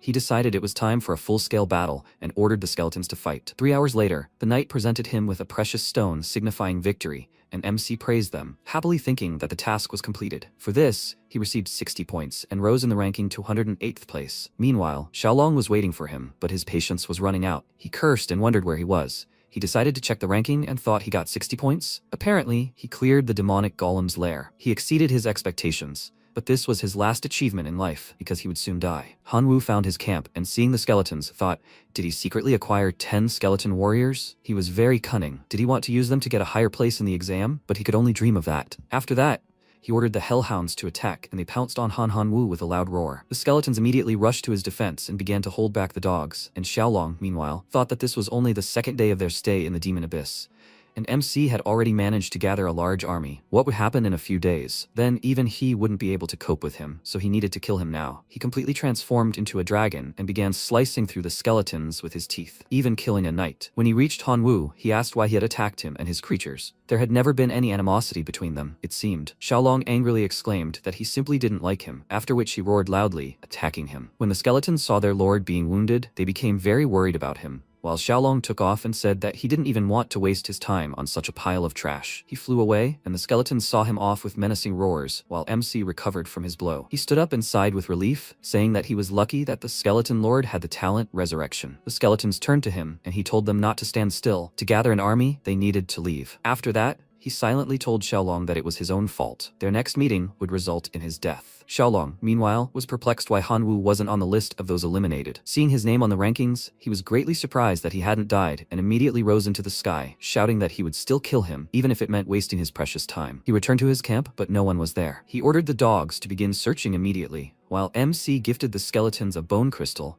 and thought that due to Shaolong's sudden attack, he only had 5,000 skeleton warriors left and needed to strengthen them urgently. It looked like he would need many more stone crystals. The skeletons glowed, filling with power, and Hanwoo, looking at the rankings, thought that everything was bad. With this result, he would never be able to enter the Imperial Academy. Now he had to complete the 64th quest, clear the lair of fallen demons. As a reward, he would receive 80 points and a level 2 skill crystal, Chain Fireball. He figured that fallen demons were the main inhabitants of the Demon Abyss dimension, but aside from toxic fumes and some cunning, they had nothing. If they were rated at 80 points, then there must be at least 1 million of them in the lair. Deciding that they would serve as fodder for his army, he ordered the skeletons to set out their goal, the lair of fallen demons. 2 months passed, and the teachers met in the conference hall and began their discussion. The teacher said that a student from his class, Huan Fei, had managed to create an army of 100,000 demonic goblins. He had earned 3,200 points in total and firmly secured first place in the participant rankings, which lived up to his expectations. Second place is currently occupied by Liu Mo, who also managed to find a way to evolve his goblins into demonic ones. He currently has 3,010 points. If he puts in the effort, he might even be able to compete for first place. Another teacher turned to Tianwen and asked how his student, Hanwoo, was doing. He took first place in the exam, but now he is nowhere to be seen. Teacher Liu said with displeasure that he had warned him. This guy took first place simply because of luck. He was always at the bottom of his class, and suddenly, blinded, Teacher Tian mistook this mediocrity for a treasure. Tianwen asked him not to forget that he is a teacher. Such words are unacceptable towards students. He responded by asking, what was he doing wrong? This guy is a waste of their school's time and resources. The other students would have become much stronger if they had received the first place rewards from the last exam. He thought it was difficult to say whether this boy would survive the test. Teacher Tian was getting fed up with all this and irritably said that if he was so sure, they could make another bet. He would bet 10 divinity points that Hanwoo would again take first place in this exam. Letian indignantly exclaimed that he didn't have 10 points right now, but he could bet something of equal value. If he agreed, the bet would be valid. Letian pointed at himself and said he was betting his divine healing on level 3. Tianwen replied that they had an agreement. He just wanted to tell you that Hanwoo had recently taken on a task worth 80 points, and something told him he would complete it very soon. He thought that only tasks worth 80 points were considered practically impossible for a high school student. If he could complete this, he would secure invitations to prestigious academies. His place in the rankings would fade into the background. Sometime later, the Demon Abyss, Dimension G793826, the lair of fallen demons. Originally, 1,000,000 demons inhabited the lair, but by now there were approximately 100,000 left. The protagonist stood at the edge of the cliff. He thought that the strategy had worked. Now he had over 900,000 skeleton warriors under his command. It was just in time. Then he pointed his hand forward and shouted, "Attack!" His skeletons immediately rushed into battle, attacking everyone in their path. Then the skeletons stopped and, looking at the creatures in front of him, asked why they didn't just surrender to their lord's mercy. Then the protagonist, against the backdrop of a huge flag, raised his hand and shouted, "Victory!" He then cast a spell, and several skeletons directed magical energy at the fallen bodies, from which a new creature emerged, the Skeleton Reviver. Race, skeleton. Type, elite. Talent, strong bones, skeleton revival. Faith level, devout. Faith power, 500,000 per day. MC thought, "What? The Skeleton Reviver is stronger than even his Skeleton Knight." Then the Skeleton Reviver moved forward and the remaining skeletons were covered in energy. The protagonist said, "Wonderful. All the warriors of his army are back in action." After a while, one of the skeletons knelt before him and, holding out a crystal, said, "Respected Lord, a trophy." The protagonist picked up the item, and a system window appeared, revealing a level 1 sacred artifact, a Staff of Flame. If this artifact is placed in the core of a divine sphere, its primary ancestors can gain the basic skill Fireballs. The skill's destructiveness will depend on the creature's strength, and it can be used as a divine weapon. A quarter fragment of a hero template. If the entire hero template is collected, a heroic creature type can be created. A Source of the Fallen imbues a race of creatures with the properties of fallen demons. Effect: creatures gain resistance to negative effects and ignore the demonic aura of the Demon Abyss. The protagonist thought, a Source of the Fallen, a true treasure for this dimension, so he could later produce his own locusts. Well, now that he has a 1,000,000-strong army of skeletal warriors, he has no fear of that damned Shaolong. Then he said that this should show him the rewards. A system window appeared in front of him saying, obtained 80 ranking points, ranked 401st, received a second-level skill crystal, Chain Fireball. The protagonist looked at this and thought, okay, that's sorted out. It seems there was another quest to clear the local demon lair on the lists. We need to hurry. Then he pointed his hand forward and shouted, "Forward his army." 3 days later, Tianwen folded his arms across his chest, and the man next to him looked at the system window which said, "Real-time ranking update." Hanwoo quickly completed 2 quests for 80 and 70 points, rising to 4th place in the rankings. He said, amazingly, in just 3 days, Hanwoo managed to rise from last place to 4th place. Teacher Tianwen, there really is a genius in his class. At that moment, Ledian folded his arms across his chest and asked, "Who cares about 4th place? It's not 1st place." Then, a message was announced in their room about the 1st-tier academy, Warfree of War. After the exam is over, they invite disciple Hanwoo for an interview. A message from the 1st-tier academy, Hidden Demon. After the exam is over, they invite disciple Hanwoo for an interview. A message from the 2nd-tier academy, Green Mountains. After the exam is over, they invite disciple Hanwoo to enroll in their academy without taking the entrance exam. Letian shouted indignantly, "Deputy Shu, this is unthinkable. Why did they report invitations from academies for only one disciple Hanwoo? He was told that no other invitations had been received yet." He shouted that he didn't believe it. Hanwoo was only ranked 4th. How could the academies have overlooked 3 other disciples who were higher than him in the rankings? He was told that the academy had an unspoken rule. They only send invitations to those disciples who manage to score at least 3,000 points and complete one task worth 80 points. So far, only student Hanwoo has met these requirements. Just now, student Shwang completed a task for 80 points and scored over 3,000 points. The Fury of War Academy has raised an invitation for her. Letian thought, who cares about these invitations? The main thing is that Hanwoo doesn't take 1st place. Then he contacted Shaolong and said that the Tianwen class only has 3 tasks left. He must get ahead of Hanwoo and complete all of them before him. He mustn't let him get ahead. He replied that he understood. He thought he could complete the 90-point task before him. Meanwhile, MC looked at the system window, which said, outstanding tasks, 100 points, he must destroy the followers of the Dark Frog Demigod. 90 points, he must destroy the Minotaur Demon Tribe. 90 points, he must destroy the Dark Forest Ants. He thought that if he currently had 34 and 80 points and was ranked 3rd, he was still 130 points short of 1st place. To win the exam, he needed to complete at least 2 tasks, and all this looked quite difficult. On the other hand, he wasn't exactly weak either. 20 million skeleton warriors, 2 heroic creatures, and 190 elite ones. His chances were pretty good. Okay, first he'd deal with the demon minotaurs. After a while, the demon minotaur tribe's territory. Shaolong shouted, "How cool. He must try harder." He doesn't want Hanwoo to get ahead, does he? Shu-sun shouted, "Stop talking already. If he wanted to, he wouldn't have teamed up with him." At that moment, the huge Minotaur swung his huge weapon. An hour later, he was beating them with a huge bat. Shaolong said, "Damn it. We need to get going, otherwise they'll die here themselves." Shu-sun agreed. If they couldn't complete this task even by teaming up, then Hanwoo definitely had no chance. Then Shu-sun looked to the side in confusion.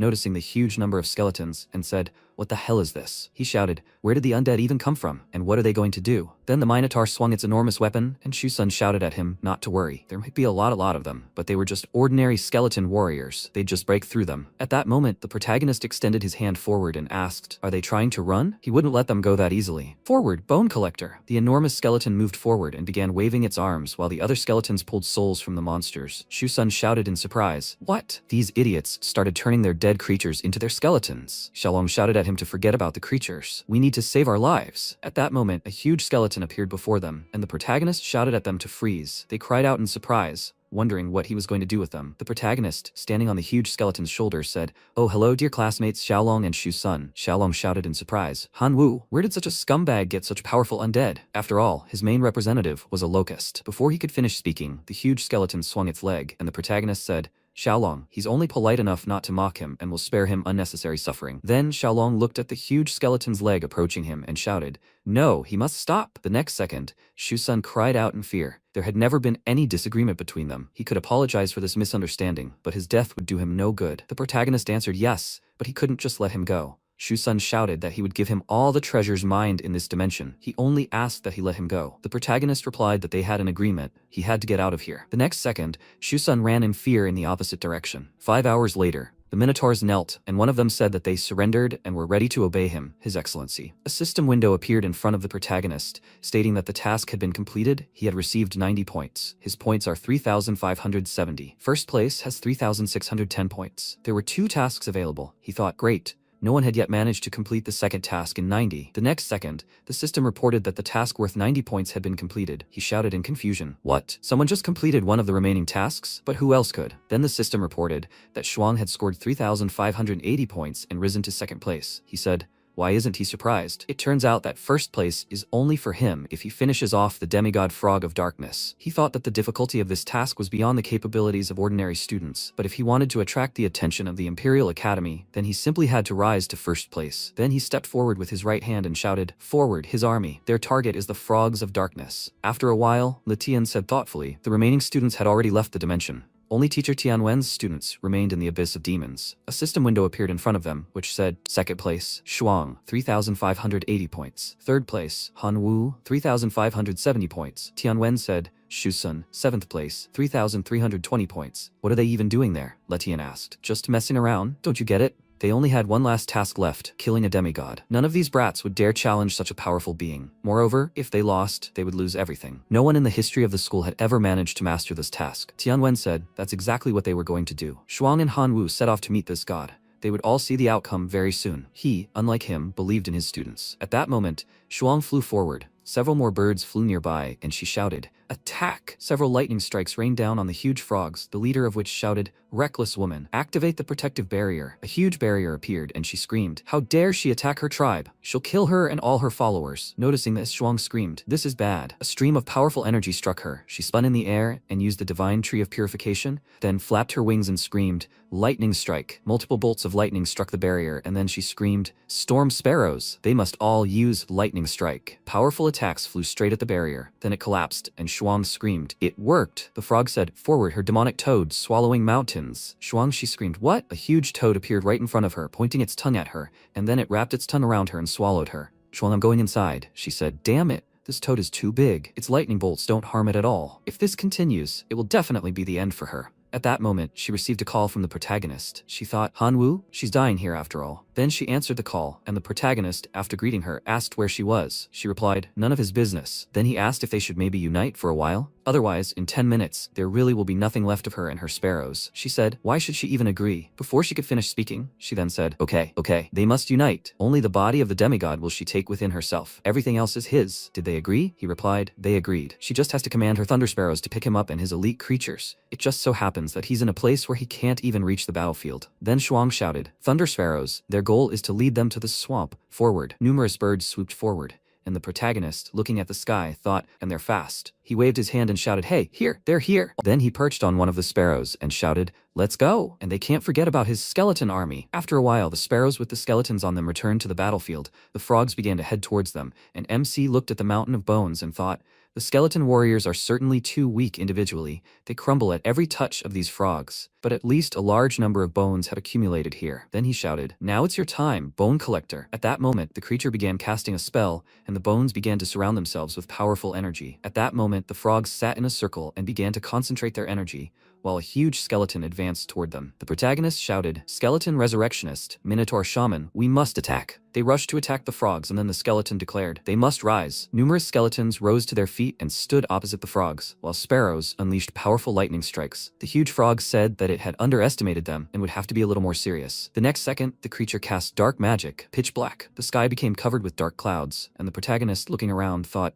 a terrifying spell, but it instantly killed all his skeleton warriors. What to do now? He gathered all his creatures, but there was no sign of victory yet. Then he heard a voice. Dear God, he wants to fight. They're ready to go too. The protagonist clenched his fists and asked, is that the Wind Sword and his red orc blacksmiths? Just in time. If the new followers can't handle it, then he'll have to use the power of the old ones. The next second, a huge portal formed and his followers emerged, shouting that they would destroy them. They headed to attack, and then the MC heard a voice. Dear God, he has made his choice. He must sacrifice their lives to defeat them. The protagonist looked at the system window in surprise and said that he didn't expect the reward to be so timely. Could the heavens really be watching over him? The system window said, the Sacred Flame of Hope, a special item that dispels darkness and negative effects from his creatures, buffs his creatures, a gift from the creatures whose lives he sacrificed. He raised the torch and shouted, the Sacred Flame of Hope. This shall dispel the darkness in their path. The frogs looked around in bewilderment, and the protagonist smiled and said, it's their turn. The frog screamed, how is this possible? How could some puny artifact dispel her dark spell? She doesn't believe it. The next second, the MC flew right above her on a huge sparrow, holding a staff aloft.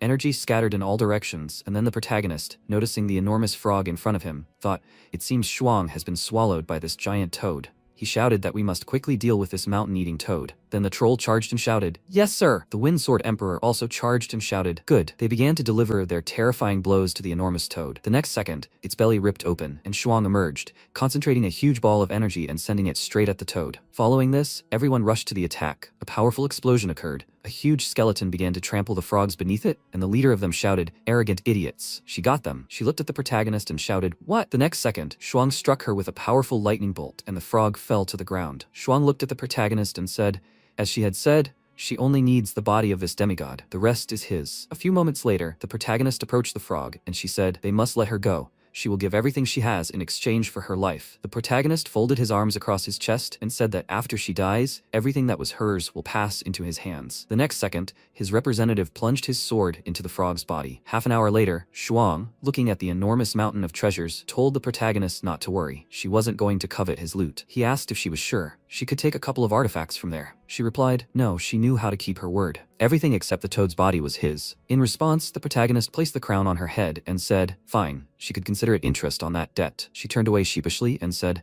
well then, she'll accept it. At that moment, Tianwen contacted the protagonist and said, good work, Hanwu. The leadership of their school and representatives of some academies want to meet with him upon his return. He will collect the bones of his skeletons himself. He needn't worry about that. After a while, Tianwen walked forward and said, but he asks them to be extremely polite. All these people are true gods. It's best not to trifle with such people. After a while, they passed through a room with several people. The protagonist looked at them and wondered if the true gods would notice his unique talent and ability to sacrifice his life. Then one of the men folded his hands in front of him and said, so they'll start with her? Shwang. She's the descendant of a very influential true god family, right? She also managed to obtain a demigod body during this exam. If he understood correctly, she plans to use this to create a lord-type being. How many divinity points does she currently have? The man next to him thought in surprise.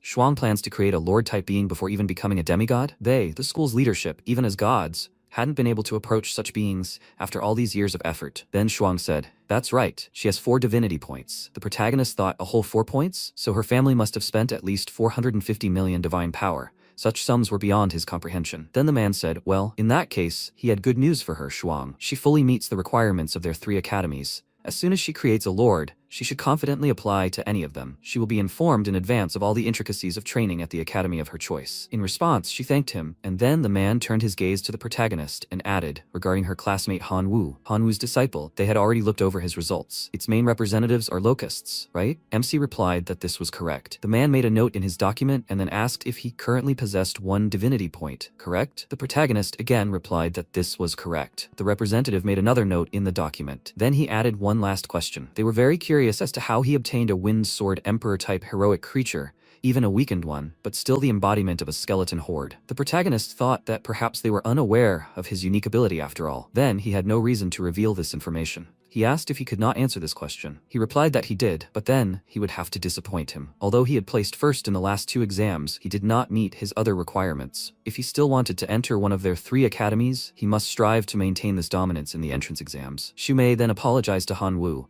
but it seemed the academy representatives did not appreciate his outstanding achievements at all. MC replied that she shouldn't worry about it. He'd still prove himself in the entrance exams. Then the representative waved and wished them luck. Then Tianwen placed his hand on the protagonist's shoulder and said that he admitted the top academies had very high requirements, and it was okay if he couldn't get in. But he should remember that he had an invitation from a second-class academy. He replied, "No need, Master Tianwen." He was still aiming for the Imperial Academy. Then he left the office, and Shwang leaned against the wall and asked, "Did you hear that, Hanwu?" After she managed to create a Lord-type being in her realm, she would be able to enroll in the preparatory courses at one of the top academies. He probably understands that there will be far more resources for development there. So he's aiming for the Imperial Academy? He replied that it was true, and he was sure he would get in. He thought that he had an obligation to fulfill his grandfather's last wishes and find his parents. Then she added, actually, she wanted to go there too. She'd already made her choice a long time ago. So the entrance exams were still a long way off, but she would soon be enrolling in the preparatory courses at the Imperial Academy. By the time he got there, he'd already be no match for her, because now, while she was busy with the Lord, he still had the chance to become her slave. He should think about it. He walked forward, looked at her, and said that he was doing quite well without her. She had seen his results herself, so he didn't see any point in becoming her slave. Well, he still needed to sort out his trophies, so he was off. She blushed and added that he should think about it. She thought he was such an idiot, but his little skeleton form looked quite cute. After some time, in the realm of the gods, Han Wu, the protagonist, clutched the card in his hand and shouted, "Absorb divine card." A system window appeared in front of him saying, Han Wu, rank divine creature. Divine talent, chosen son of heaven, unique. Divine abilities, growth acceleration, life sacrifice, unique. Divinity points 2. Divine power points 3. 5 million self-produced, 76 million other substance production. Faith power, 79.3 million. God realm level 3rd level, gluttony level 2 artifact, malfunctioning, poisonous fog, level 1 sacred artifact. God realm representatives, locusts, 209 super elite creatures, 49.8 million elite creatures, 2.38 billion normal creatures. Other representatives, wind swords, heroic type creatures, wind sword emperor, red orcs, heroic type, god's hammer, 2 super elite type creatures, 58 elite type creatures, skeletons, 2 heroic type creatures, bone collector and skeleton resurrectionist,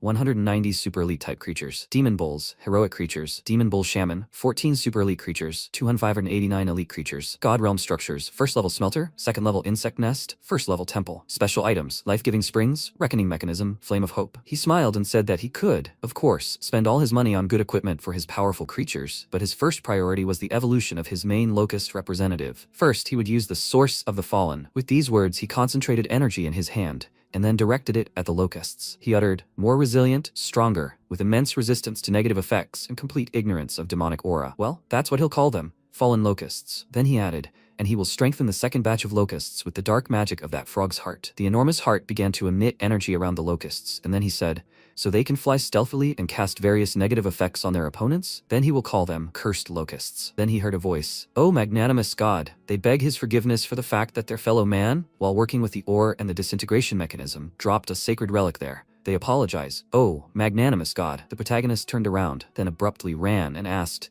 "What artifact? We need to check everything urgently." He stopped near the god's hammer and his younger brother.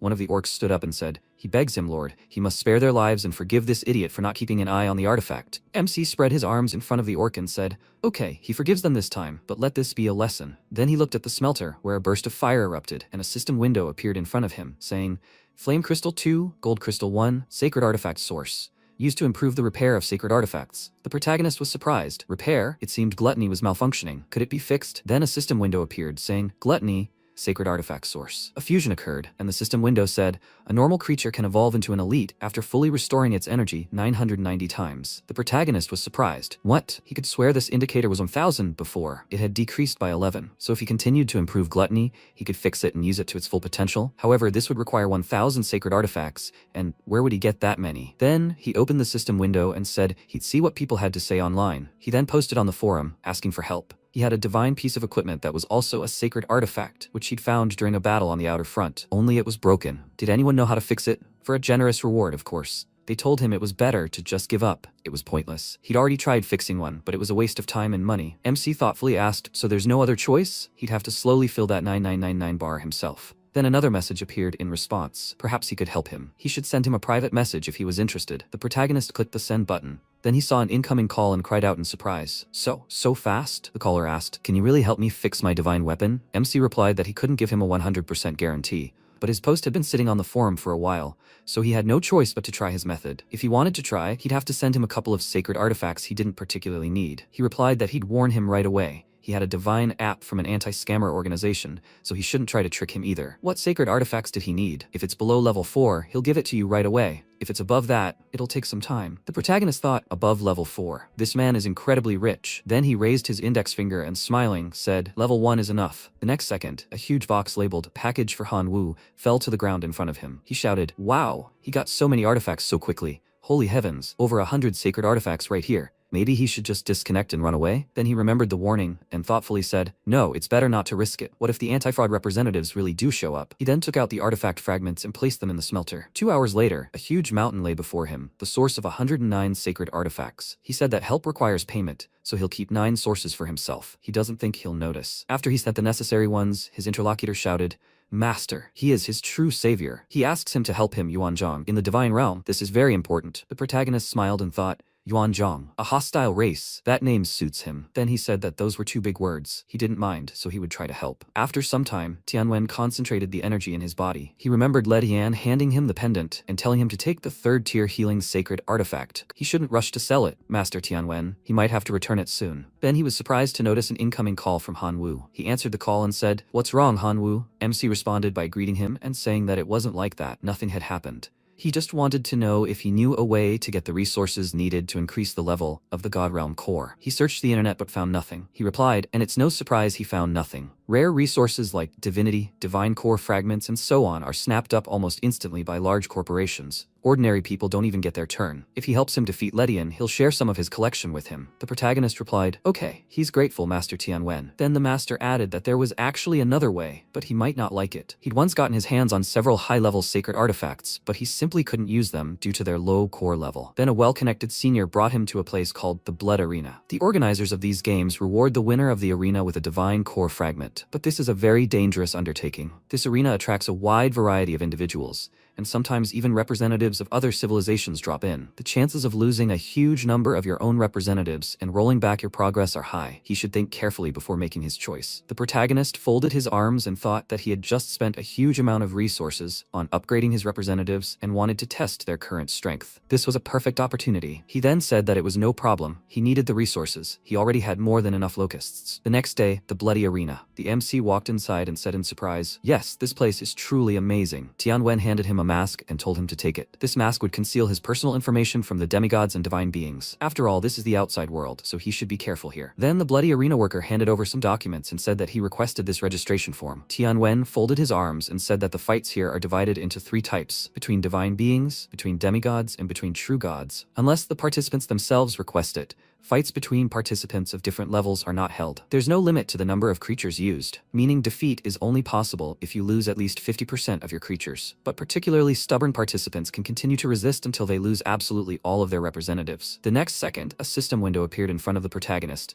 informing him that they had selected an opponent for him. He should prepare to move, he asked in surprise. Already? Then he began to move and shouted in surprise. Where is he being transported? A few seconds later, he found himself in the arena, and his opponent said, hey brat, he can't read his information, but he doesn't need that to know he's still a rookie. He pointed at himself and added, But he shouldn't worry. Uncle Rats cares deeply about rookies, and he'll lose quickly and almost painlessly. Conversations could be heard in the arena. This guy is still very new, and this is his first fight? Poor guy. He'll have to face this scumbag's merciless rats in his very first battle. Come on, they all have to go through that. And this flower, raised in a hothouse, simply needs to understand the cruel rules of the outside world. The protagonist frowned and thought, judging by the audience's shouts, this rat is a very difficult opponent. Then a system window appeared in front of him, asking him to please summon his creatures. The battle will begin in 3 minutes. Then his opponent laughed and shouted that he was sure he hadn't yet seen how many creatures the other guy had. He understood his confusion, brat, so he offered to surrender without resistance. He promised to let him go immediately after he destroyed all of his representatives. The next second, a huge number of rats appeared before him. MC asked, was he trying to scare him with the number? Then he released a huge number of locusts. The rat laughed and shouted, was he trying to compare his pathetic locusts to his rats? He shouldn't fool around, brat. He should just surrender, and Uncle Rat will definitely take care of him. Then the system signaled the start of the battle. Uncle Rat shouted, Ratman, to your weapons. The next second, the rats grabbed small crossbows, and he commanded, fire! A huge number of arrows flew straight at the locusts. The protagonist frowned and shouted, fallen locusts, they must provide protection. A huge barrier appeared in front of the locusts, and Uncle Rat shouted, they must not stop, we must keep shooting. The protagonist said, it's their turn. Cursed locusts. They must go and disorient the enemy. Several locusts appeared behind the rats and released powerful waves of energy. After that, the protagonist added, and now they, the heavenly demon beetles, they must kill them all. They headed for the rats, releasing a huge number of stings. Then the leader shouted, this is a crushing defeat for the rats. The scoreboard read Hanwoo, 99.99% surviving creatures. Rat Clan, 22.73% surviving creatures. The rat uncle thrust his hand forward and shouted, he must stop. That's enough. He doesn't want to continue fighting anymore. He surrenders. Then a crystal appeared above the huge mountain of rat bodies. The protagonist looked at it and said, Divine Core Fragment. He extended his hand towards it and added, suspiciously similar to his ability, Life Sacrifice. The system reported, the battle is over. Participant Han Wu has won. He should prepare to move to the waiting area. After a while, Tian Wen approached him, placed his hand on his shoulder, and said, you did well, Han Wu. Such a confident victory, even though it was his first fight. He must be happy to have received such a coveted reward, right? Since he didn't lose even 1% of his creatures, he's surely eager to face his next opponent in the arena. He'll say right away, if he wins the second one, he'll receive a core fragment 10% larger than the previous one. The protagonist replied that in that case, they'll continue. He needs a lot of fragments. Day 32. MC looked at the fragments and said that he won again, but lost about 100 million of his elite and even super elite locusts. But how many divine core fragments he'd received in 89 victories? At this point, he could easily level up his core to level 7. He thought about it, but with each level, the requirements for upgrading become greater. To reach level 8, he'll need more fragments than for upgrading all the previous levels combined. Then Tianwen said that he meant that with the current strength of his creatures, he could even compete with some demigod. The protagonist asked, but would he receive more fragments as a reward if he were to challenge such a formidable opponent? He replied, of course. For defeating the demigod, he would receive a reward 10 times greater than what he had received previously. And since he had already won 89 times, all of this would be multiplied, giving him a fragment 90 times greater than a normal core fragment for defeating the demigod. The protagonist considered this for a moment, and after some time he submitted an application to participate in an inter-rank battle. The worker was surprised. Was he really sure of his choice? It was very risky. He replied that he was. After a while, the arena spectators began to mutter among themselves, and the young man became arrogant. He'd heard about this brat who'd been in the arena for over 30 days, and it must have gone to his head, since he was asking to challenge the demigods. Let them show him the place. He was betting on a demigod. Demigods have a completely different level of divine core, can use high-level sacred artifacts, and have numerous divine spells. What was he thinking when he agreed to this? The guy next to him said he thought it was his overconfidence. He checked his stats. He'd only lost 3 times in his entire time. Apparently that was the basis for his careless confidence. Meanwhile, Tian Wenhe looked at the protagonist and asked if he knew, and people didn't really believe in him. The odds were 1-to-1. The protagonist replied, Teacher Tian Wen, he can't bet on him himself, but he's asking him to bet 10 million divine power on him. The teacher laughed and said he had no doubt in his own mind. Okay, he'll bet another 5 million of his own money on him to make it more interesting to watch. If he wins, he promises to buy some divine weapon. So what? MC smiled and thanked him, then added, although it didn't really motivate him, he was already really excited about this battle. After a while, he took off his mask and thought that he hadn't added a single sacred artifact after upgrading the core, so where should he start? He found himself in the realm of the Hanwu gods, and said he didn't think gluttony or poison would help him in the upcoming battle. Then Yuanzhong asked, respected master, has he already obtained today's batch of sacred artifact sources? The protagonist asked, by the way, he said he could immediately obtain artifacts up to level 4, right? He replied, yes, master. His god realm has a whole bunch of sacred artifacts of levels 1 through 3. If he needs any of them, he just needs to say so. MC replied, well, then he won't refuse. He needs powerful sacred artifacts of the 2nd level, preferably with the attributes of poison, earth, darkness, and fire. The next second, a huge box appeared in front of him. He jumped aside and shouted that this guy was incredibly rich. The second-level sacred artifact is the Magoma Sphere. It carries the power of the fire and earth attributes. It increases the defense and resistance of creatures and also accelerates their recovery. The second-level sacred artifact is the Shadow Nail. It carries the power of the darkness attribute. After absorbing the Divine Core artifact, a Divine Realm being can gain the Shadow Nail skill. Shadow Nail locks the target's shadows in place, preventing them from moving. The protagonist looked at this and said, "It's quite suitable for the Fallen Locust and the Cursed Locust. We should use it." After a moment, the items combined, creating a small explosion. The MC created a locust around himself and said, "Excellent, his locust has successfully evolved." Now the upcoming battle no longer seemed so hopeless. After this, the system announced, "Participant, please return to the arena to begin the fight." The next second, he flew to the right spot, and the arena spectators shouted, "Mammoth Lord, he must evolve him. He must show him what mighty demigods are capable of. Lord, hey, Locust, he must hold out for at least 3 seconds, or he will lose the bet." The protagonist's rival folded his arms and said he'd never have thought he'd be so lucky, showing off to an arrogant newcomer and making a nice profit at the same time. That's a true gift from heaven. So, young man, is he ready to part with all his creatures? He's amazed by his courage, but don't confuse that with feeble-mindedness. Today he'll show just how terrifying a demigod can be when he's angry. The protagonist responded, "What a talkative man he is." Then his rival shouted, "He must show himself, his glorious legion of mammoths." The next second, the arena was filled with a huge number of mammoths. The spectators shouted, "He must crush him. The Lord of the Mammoths, crush him." What a colossus. It's breathtaking. The Lord of the Mammoths folded his arms and said it was his turn now, young man. He must try to at least amuse him a little. At that moment, a gigantic thunder mammoth stood before the protagonist. The protagonist unleashed a massive swarm of locusts, thrusting his hand forward and shouting, "Forward Swarm," a poisonous sky demon beetle, raised from demonic eggs in a nest using poisonous fog and gluttony. A magma fallen locust, raised in a nest using gluttony and a magma sphere. A shadow cursed locust, raised in a nest using gluttony, dark curses, and a shadow nail. The mammoth lord furrowed his brow and said, "Not bad for a beginner. He can't wait to get started." Forward, his legion. The locusts charged at the mammoths, and the MC shouted, "Cursed locusts, here they come." He thrust his hand forward, and his locusts released their stings, hitting several mammoths. The audience screamed, "They must see." The mammoth froze. What kind of ability is that? He hit the shadow, but it affected the body. I've never seen anything like it. The protagonist shouted, "Poisonous sky demon beetles. Now they come." Their sting pierced the mammoth's head, and the mammoth's owner, folding his arms and laughing, shouted, "It's all useless, brat. He should just accept it." Yes, he managed to stop his thunder mammoth, but what's the point? His locusts, even if they were super elite, couldn't even scratch his giant. MC frowned and asked, "Is he so sure about that?" The next second, the locust began to explode, and the mammoth lord thought, "Damn, he didn't expect that, so he's trying to take out his strongest creature with the help of his death squad? Damn him." Then he shouted, "Protect the thunder mammoth, everyone to him." The locusts flew forward, and the protagonist shouted that they must stop them. Then the locusts began to explode again, and the mammoth master began using magic. Thick hide, aura of blood, healing. The mammoths began to heal, but the explosions continued. He chuckled and said that he had forced him to use his magic, which already says a lot. Therefore, he offers him to surrender, in which case he will leave exactly half of his creatures alive. The protagonist chuckled and asked, "Surrender?" What made him think he had already lost? He raised his hand and added, "Surrendering is not in his rules." Forward, him, his demon minotaurs. A huge number of minotaurs appeared behind him. His opponent, perplexed, shouted, "Where did he even get demon minotaurs?" Then the minotaurs began to attack the mammoths. The next second, a huge number of skeletons also appeared from a huge portal, and the protagonist shouted, "Skeletons, their turn." The skeleton bone collector and skeleton resurrector rushed forward. The MC turned around and shouted, "Skeleton resurrectionist, he's counting on him." The resurrectionist then flew forward, heading straight for the mammoths. He swung his staff, resurrecting the body of one of the mammoths. The protagonist's opponent shouted, "Damn skeletons, they're resurrecting his creatures.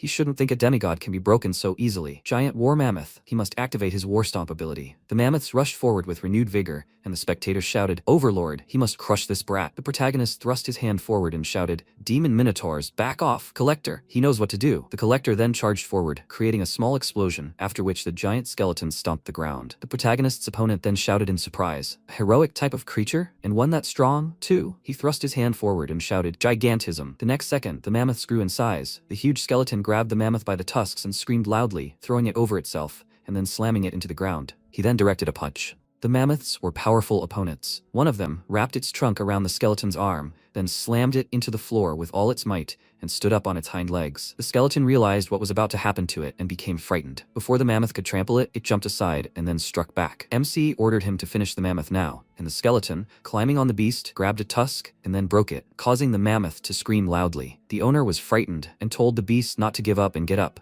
but the skeleton immediately grabbed a second tusk and broke that too. Han Wu looked at his representative and thought in surprise that he hadn't ordered the bone collector to learn close combat skills for nothing. He had exceeded all his expectations. After that, the skeleton struck again, knocking the mammoth back, and it landed right in front of its owner. The man looked at this in shock, then ordered his giant mammoths to attack as a group to surround and exhaust him. But even these giant mammoths were small compared to the bone collector. He began kicking them, scattering them like footballs, and then began using his arms. The mammoths continued to try to break through his defense with their tusks, and eventually, they overwhelmed him with sheer numbers. MC immediately summoned the minotaurs and ordered them to cover the collector to help him escape.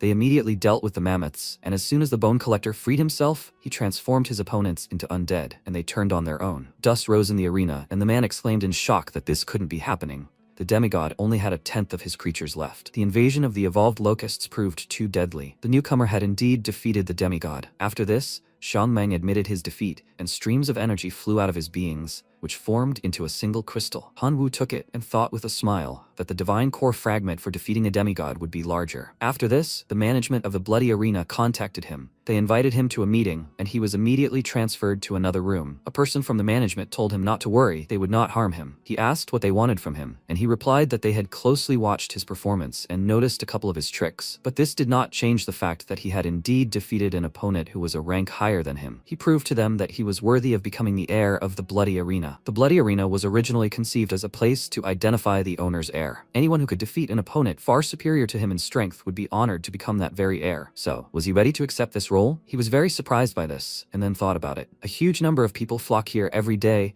and other races too. He can't even imagine how much the arena management makes from this. And now they're offering him to become the heir to all this wealth? Something is clearly wrong here. He said seriously that before making a decision, he needed to know how many heirs there were to the blood arena, as well as understand the benefits and responsibilities that came with that status. The image of the man from the management appeared before him, and he said that he was surprised. Not everyone could just let go of thoughts of huge sums of money. Since they asked him with good intentions, they will explain everything to him. Currently, the Blood Arena has 349 heirs. Of these, 221 are divine beings, 118 are demigods, 9 are true gods, and 1 is a supreme god. By becoming the heir, he will receive the eternal coordinates of the Blood Arena. He will also be able to teleport to any of the worlds connected to the Blood Arena without any artifact. Naturally, he'll have to pay 1 million divine power points for this. Along with this, he'll receive permission to build his own arena within his divine realm to train and support the evolution of his creatures. The responsibilities are simple. Once there are 500 heirs, the struggle for the title of true heir will begin. The fights will take place in the bloodiest arena. The true heir, as expected, will inherit the arena. Participation in the inheritance is mandatory. MC thought, given the morals of the arena and the creatures that come there,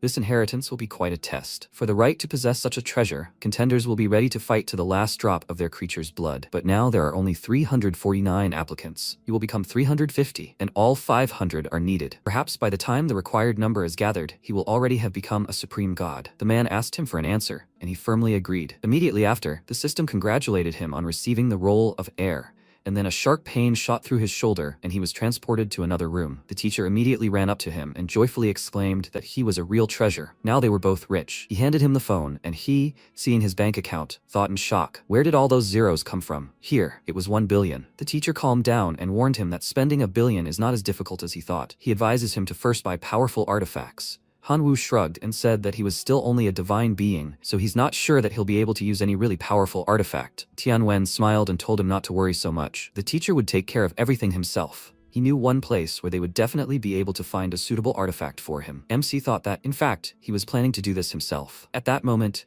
his opponent's voice was heard behind him. He quickly ran up to him and said that he finally found it. Hanwoo fearfully hid behind the teacher, asking him for help, and he exclaimed that as long as he was around, no one would dare harm his student. Shwang excitedly said that he had misunderstood everything and had no intention of taking revenge. He extended his hand to Hanwoo and said that he had only sought him out to establish a friendly relationship with him, as he considered him a capable guy. He was a first-year student at the Imperial Academy. MC emerged from his hiding place and shook his hand, saying that he now understood why he was so strong. He smiled and said that he was probably still a high school student. Which academy was he planning to enter? Had he already passed the entrance exam? Hanwoo replied that in fact, he hadn't entered any entrance course yet. He was an ordinary high school student. The man's eyes widened in surprise, and poking him in the chest, he asked, "Is he making fun of me?" That was simply impossible. He asked in response, why would he lie? His teacher could confirm everything. Tianwen said it was all true. He had been invited by many universities, but he had decided to enroll in the Imperial Academy. But the representative of that academy wasn't interested in his candidacy. Shwang said that the Imperial Academy was the most powerful of the 3 top academies. He had personally witnessed his considerable abilities,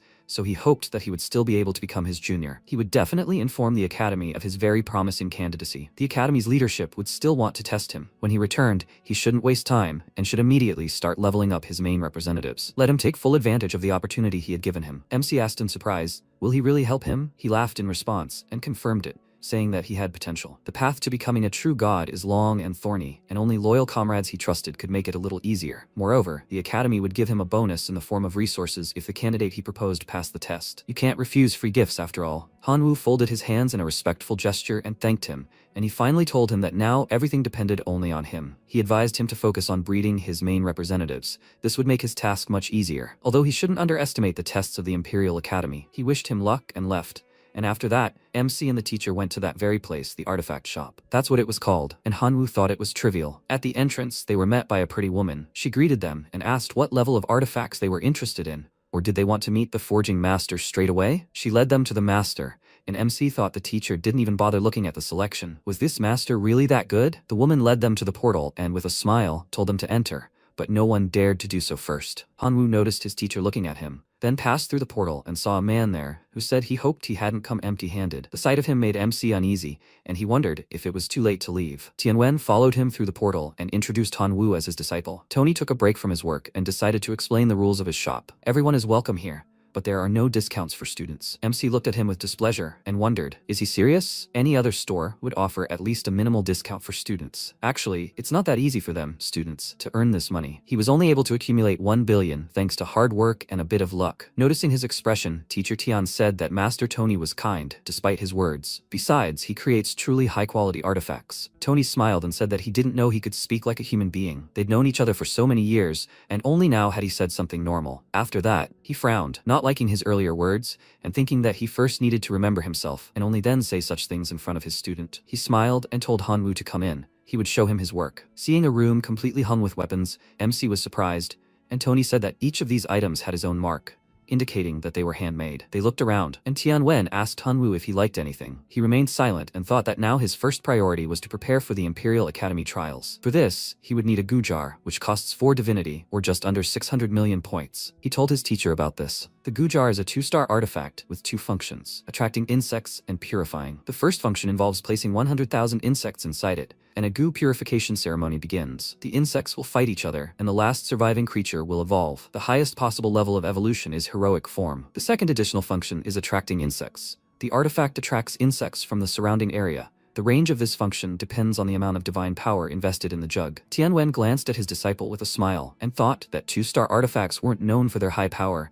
but the goo jug was perfect for him. He'd made an excellent choice. Master Tony approached Hanwoo and said the jug would cost him 4 divinities, or 580 million divine power points. Could he afford that price? MC was startled by his sudden appearance, and Tianwen grabbed the man by the shoulder and told him to give him a discount out of old friendship, or give him another artifact. If he didn't, he'd still find a way to recoup his losses. Tony agreed, saying 600 million, and would give him another very useful artifact, the Eye of Identification. With their shopping done, they both headed home, but Master Tony excitedly asked them to wait. He ran up to Hanwoo and said that he'd recently come across fragments of ancient civilization technology and created an interesting artifact. He thought it would be perfect for him. Tianwen examined it carefully, and noticing something suspicious, immediately exclaimed indignantly that he had treated him like a friend, but he had decided to deceive them. He checked the useless orb. It contained not a drop of energy, and he didn't notice any functions. Tony told him to calm down and listen to him first. If he understood correctly, the ancients called this artifact the Hungry Wolf. This orb is capable of improving itself by absorbing other artifacts. The Hungry Wolf is an artifact belonging to an ancient civilization that lived and prospered precisely by stealing and collecting various artifacts. However, such artifacts become bound to their owner and cannot be used by other gods, as long as the original one is alive. After the fall of that civilization, the ruler of the Ming dynasty began collecting their most valuable artifacts, and was greatly disappointed when he learned of the peculiarity of this. He then ordered his most skilled craftsmen to begin studying them, and after several generations, the craftsmen finally managed to uncover the secret of one of the artifacts. They recreated the Hungry Wolf. It can improve itself by absorbing other artifacts, inheriting their functions and effects. Dozens of civilizations declared a hunt and began to destroy them so that no one could get hold of such a powerful artifact. In the end, the Ming dynasty itself disappeared under the onslaught of dozens of enemies. He turned to Hanwoo and said that he saw that he knew a thing or two about artifacts. so he decided to offer him this. He was in a good mood today, so he was willing to give it to him for just 1 billion divine power points. MC was confused and thought it was too cheap for an artifact that had wiped out several civilizations at once. Was he trying to trick him? Tony immediately warned him that this artifact had its flaws. After all, he only got his hands on part of the technology. His artifact can also improve by absorbing other artifacts,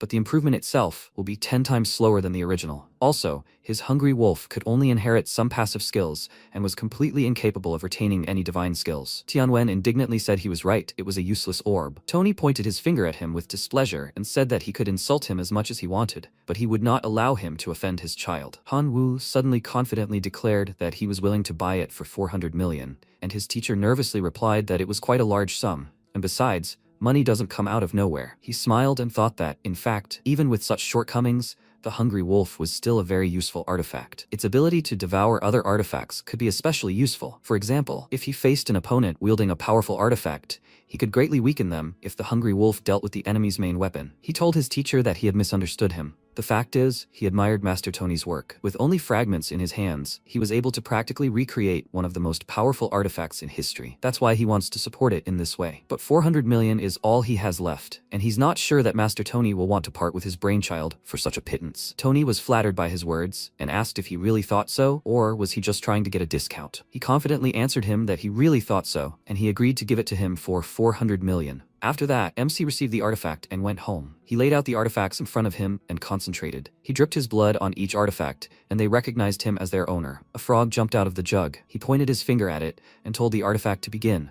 But the hungry wolf for some reason didn't react, and he thought, does it need more blood? After that, the artifact lit up, and a small wolf appeared from it. When it landed in front of him, he thought, is this the hungry wolf? It looks more like an ordinary puppy. The wolf howled, saying it wanted to eat artifacts, and Han Wu thought he'd just summoned it, but it was immediately hit by the gluttony effect. Where was he supposed to get an artifact for it? He was broke himself right now. He tossed it a crystal, and the wolf immediately caught it in its teeth, then began gnawing on it with a satisfied expression. MC, meanwhile, decided to see what his creatures were doing. Locusts were eating grass, orcs were mining ore, and minotaurs were studying something. The Sword Emperor was cultivating, and skeletons were devouring crystals. He thought that thanks to the source of sacred artifacts he'd received from that guy, he'd finally been able to fix the law of gluttony and raise this artifact to level 3. But he couldn't have imagined the effect would be so strong. Now his creatures could evolve to an elite form simply by eating regular food. If he continues to improve this artifact, then very soon all of his locusts will be able to evolve to elite form, provided they have enough food. That's tens of billions of elite creatures. A week passed, and he decided it was time for another sacrifice. This time, he killed 13 billion locusts,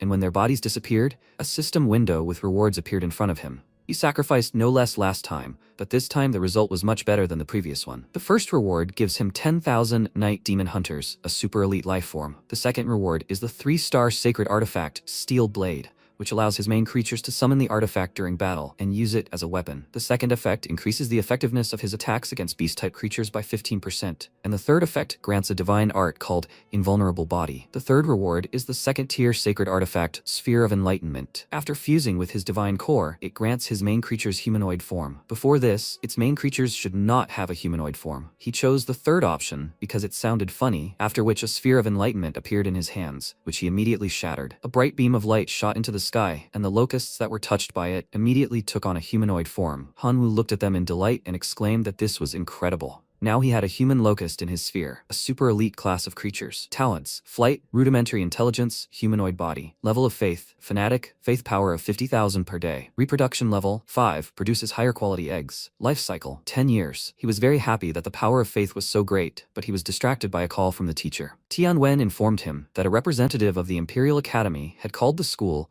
and said that they were ready to conduct a retest for him. The representative would arrive tomorrow, so he should prepare well for it. He was delighted and told him that he understood everything, and soon a new day arrived. His friend approached him and asked how things were going with his divine sphere. Does he need any resources by any chance? There's nothing interesting on the internet right now, but his family's demigods can get him anything he needs without any problems, so he should contact them. MC smiled and asked, what about a fragment of the divine cores? Can his family get it for him? He needs to go from level 7 to 10 right now. He told him that they could get it, but it would cost him a lot of money, even taking into account their good relationship. An order of at least 400 million. Han Wu thought that if he had that money now, he wouldn't have to mess around with the core anymore, but the guy said there was another option. His family said that these 400 million could be replaced with 1,000 super elite skeleton knights. MC agreed to this without further thought, and the guy, clearly not expecting this, thought that he didn't expect that he would agree so easily. He should have asked for more. He should have even offered to trade for the collector. The teacher entered the classroom, calling Han Wu and telling him that a representative of the Imperial Academy had arrived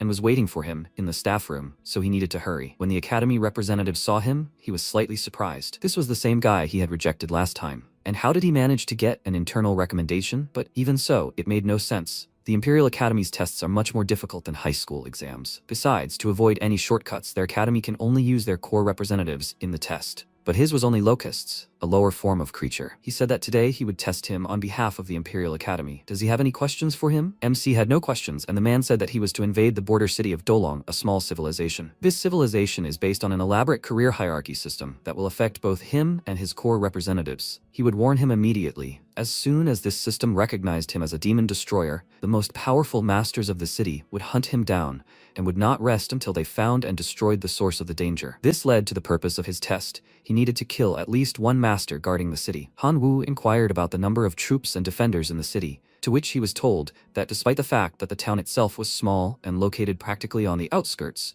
about 10 million people lived there. More than 10% of them were masters, and only 5 defenders. He would have to obtain the rest of the information himself. He had 1 hour to prepare. After that, MC told the teacher that he would like to exchange the class points he had earned for 3 first-level sacred artifacts, and he smiled and said that he could choose them himself. After this, Han Wu moved to the Divine Core and by inserting a crystal into it, upgraded it to level 10. This will allow him to upload 3 more sacred artifacts to the core. The first was the level 1 sacred artifact, Poison Glands. Its primary representatives have a certain chance of acquiring the poison attribute and poison glands. The second sacred artifact was the Earth Core, with which its primary representatives have a certain chance of acquiring the Earth attribute and additional defense. The third artifact was the Goblin Shortbow, both a sacred artifact and a divine weapon. Its primary representatives have a certain chance of learning to summon the Goblin Shortbow during battle, and the wielder also gains this ability. When the artifacts were uploaded, a radiance began to emanate from its representatives, and MC chuckled as he thought that most of the heavenly demon beetles had acquired poison glands. Half of the fallen locusts had their defenses greatly increased, and on top of that, almost all representatives of the human locust species gained the ability to wield the Goblin Shortbow. Now he could fight. An hour later, he returned to the Academy representative, who showed him the sphere and said that as soon as he touched it, he and his main representatives would be teleported to the outskirts of Dolong City. Han Wu placed his hand on the sphere, and it began to emit a glow, frightening him. And then he was transported to another world. The system immediately recognized him as an intruder and asked him to leave this world immediately. Otherwise, the inhabitants of this world would recognize him as a demon destroyer and destroy him. Since the intruder refused to leave this world, he was recognized as an enemy. The code name of the intruder is the Demon King of Locusts. The demon's level is assessed, and an interface opens. The system showed his status window in this world, which simply displayed his skills, talents, and the like. He was slightly surprised by this and wondered if he could view information about the recently appeared humanoid locusts. The system window showed that his humanoid locust was level 60. With no profession or equipment. It had talents such as Magma Burst, Cruelty, Gluttony, Flight, and Humanoid Body. Skills: Magma Spit, Summon Goblin Shortbow. He wondered what level 60 meant. It was hard for him to judge levels without comparisons or explanations. He was distracted from his thoughts by the locust, which had arrived to inform him that they were under attack by local creatures. He immediately mounted the Magma Locust and flew after his representative to personally check on the situation. Meanwhile, his locust was being beaten by local adventurers. Thorn, a reincarnated professional adventurer, looked at the locust swarm in the sky and noted that there were so many demons. Where did they even come from? His comrade, Fist of Fury, who was currently swinging his fists at the locusts, said he should be happy they were in the right place at the right time. The more demons, the higher the reward. If they killed them all, they could get enough money for the rest of the team to also undergo a second transformation and become stronger. There was another adventurer on their team, a water sage. Her spirit brought her a crystal dropped by a locust, and she thanked it with a smile. Meanwhile, the fire mage began luring the locusts to incinerate them all at once. Thorn told them to remain vigilant and keep an eye on their surroundings, while MC had already arrived and was observing them. He used the Eye of Identification and saw all the adventurers' information. Thorn Evans is a level 37 adventurer, a Dragon's Blood warrior, in his second transformation. He wields a Divine Rank Steel Sword and also wears Holy Rank Steel Armor. Talents: Fighting Spirit, Giant Sword Mastery, Dragon's Blood. Skills: Crushing Blow, Giant Slash. As it turned out, all 4 have the same emblems. The only difference is that Thorn's emblem is silver and the other 3 are bronze. Apparently, this guy is the leader of the 4. Meanwhile, Thorn, noticing that there were too many demons cursed, and told the others to prepare for retreat. Han Wu Hanwoo decided to test their capabilities and sent a humanoid locust towards them. It landed in front of them, blocking their path, and they froze in horror since this demon was at least rank 3. Thorn turned to the others and told them to run from here. He would try to buy them time. After that, he swung his sword, using the skill Giant Slash, but it left only a scratch on the locust's body. He nervously retreated, realizing he had no chance against such a powerful creature. At that very moment, another locust attacked him from behind and then gave chase to the adventurers. All 4 of them ended up tied up in front of Hanwoo. To them, he was a vile demon. Furious Fist cursed and called him an ugly monster, ordering him to stay away. MC grimaced in displeasure and said that the guy standing in front of him was actually handsome. Why the hell was he calling him ugly? If they wanted to live, they'd have to answer a few questions. What does he look like in their eyes? Fist of Fury protested and declared that he was not going to answer the dirty demon's questions,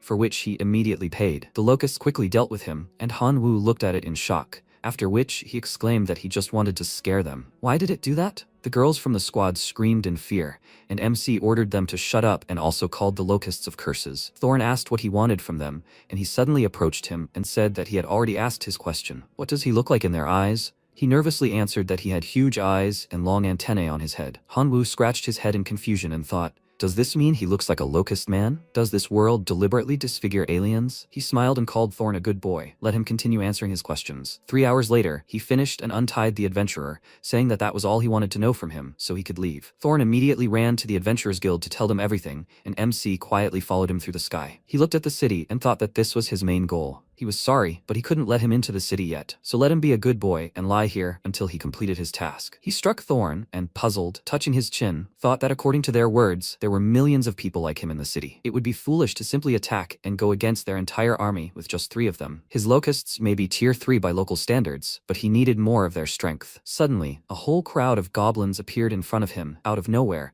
and immediately began to worship him. He glanced at them and thought it was better than nothing. Most of them were ordinary low-level creatures, but their leader had already reached level 62 and risen to rank 3. But how did he manage to obtain a profession? He approached the bearded goblin and asked how he had managed to obtain his profession. He answered that he had eaten many profession fragments left by adventurers, and Hanwoo happily asked, so you can get a profession here by eating fragments? It turns out his locusts can do the same. After that, he called the locusts and told them to keep a close eye on any adventurers they spotted and bring him all the fragments they could get. 3 days later, his creatures brought him many crystals, and he decided it was time to begin. Lifting the crystals into the air with gentle waves of his hands, he called up a system window, asking to select the profession: mage, fighter, warrior, archer. He chose the archer profession, thinking it would be perfect for his special locust. Now his magma demon locust had acquired the archer profession, and he joyfully exclaimed that it had worked. He told it to continue developing its skills. It was no longer just a 3rd-tier demon, but a demon with the archer profession. Now even one of the local heroes would have a hard time dealing with it. The locust flew up to him and informed him that they had found a cave nearby,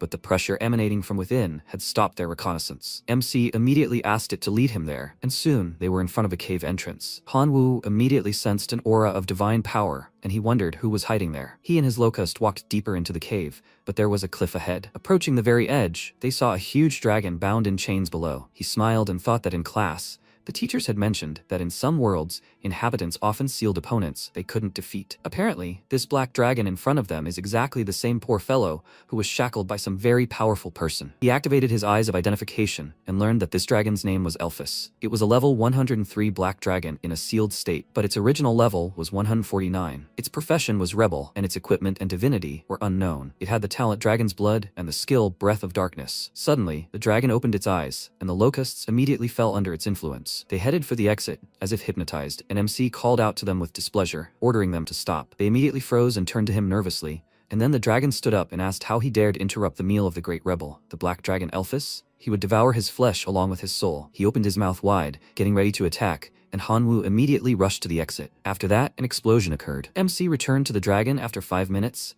and cautiously peeked out from his hiding place, asking, "Is he finished?" Elphus shouted in rage that he was a worthless person. How dare he tease him? He would never forgive him for this. Hanwoo ran to the exit again and thought that this time he would have to run further away. 10 minutes later, he returned to the cave again and said that he did not come here to insult or tease him. On the contrary, he would like to help him. The dragon displeasedly said that it immediately recognized his trick, so let him get out of here, otherwise it will devour him. But this time, MC wasn't going to run. He took out a bow and said that he would now test its capabilities. After that, he fired an arrow at him, but it bounced off his scales, and he said that his armor was invincible. He couldn't even scratch him. Now Hanwoo decided to use a sword. He went on the attack and said that he would try again, and then swung his sword at him, but again there was not a scratch on him. He cursed and pounced on him again, exclaiming that he was so stubborn. Apparently they would not be able to talk until he wounded him. He used 10,000 divine power points and delivered several powerful blows that pierced the dragon's thick scales. He caught his breath from the pain and asked how he dared to wound the great rebel. MC took out a dagger and said with a smirk that he still had many other weapons in stock. If he continued to threaten him, he would definitely die. The dragon asked what he wanted, and he replied that he had a dream. He wanted to kill one of the heroes defending Dolong City. However, he was not yet strong enough to go against such a monster alone,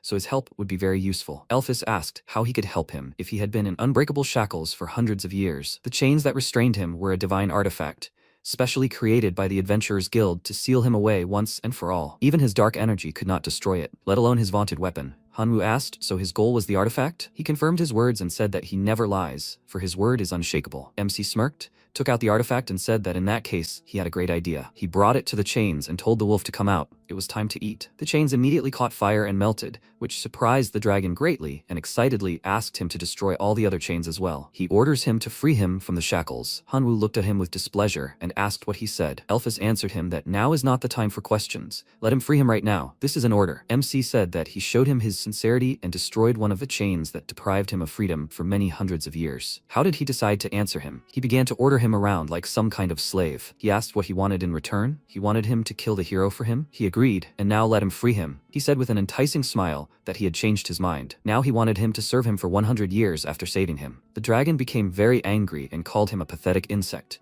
after which he exclaimed, has he completely lost his fear? He would never bow to anyone. Hanwoo sternly told him not to forget that he could either save him or kill him. If he didn't agree to his terms now, he would simply become another stepping stone on the path of his cultivation. He had heard that dragons were walking treasures. He wondered what kind of weapon would be made from his unbreakable bones. The dragon remained silent. He clearly didn't want such a fate and so agreed.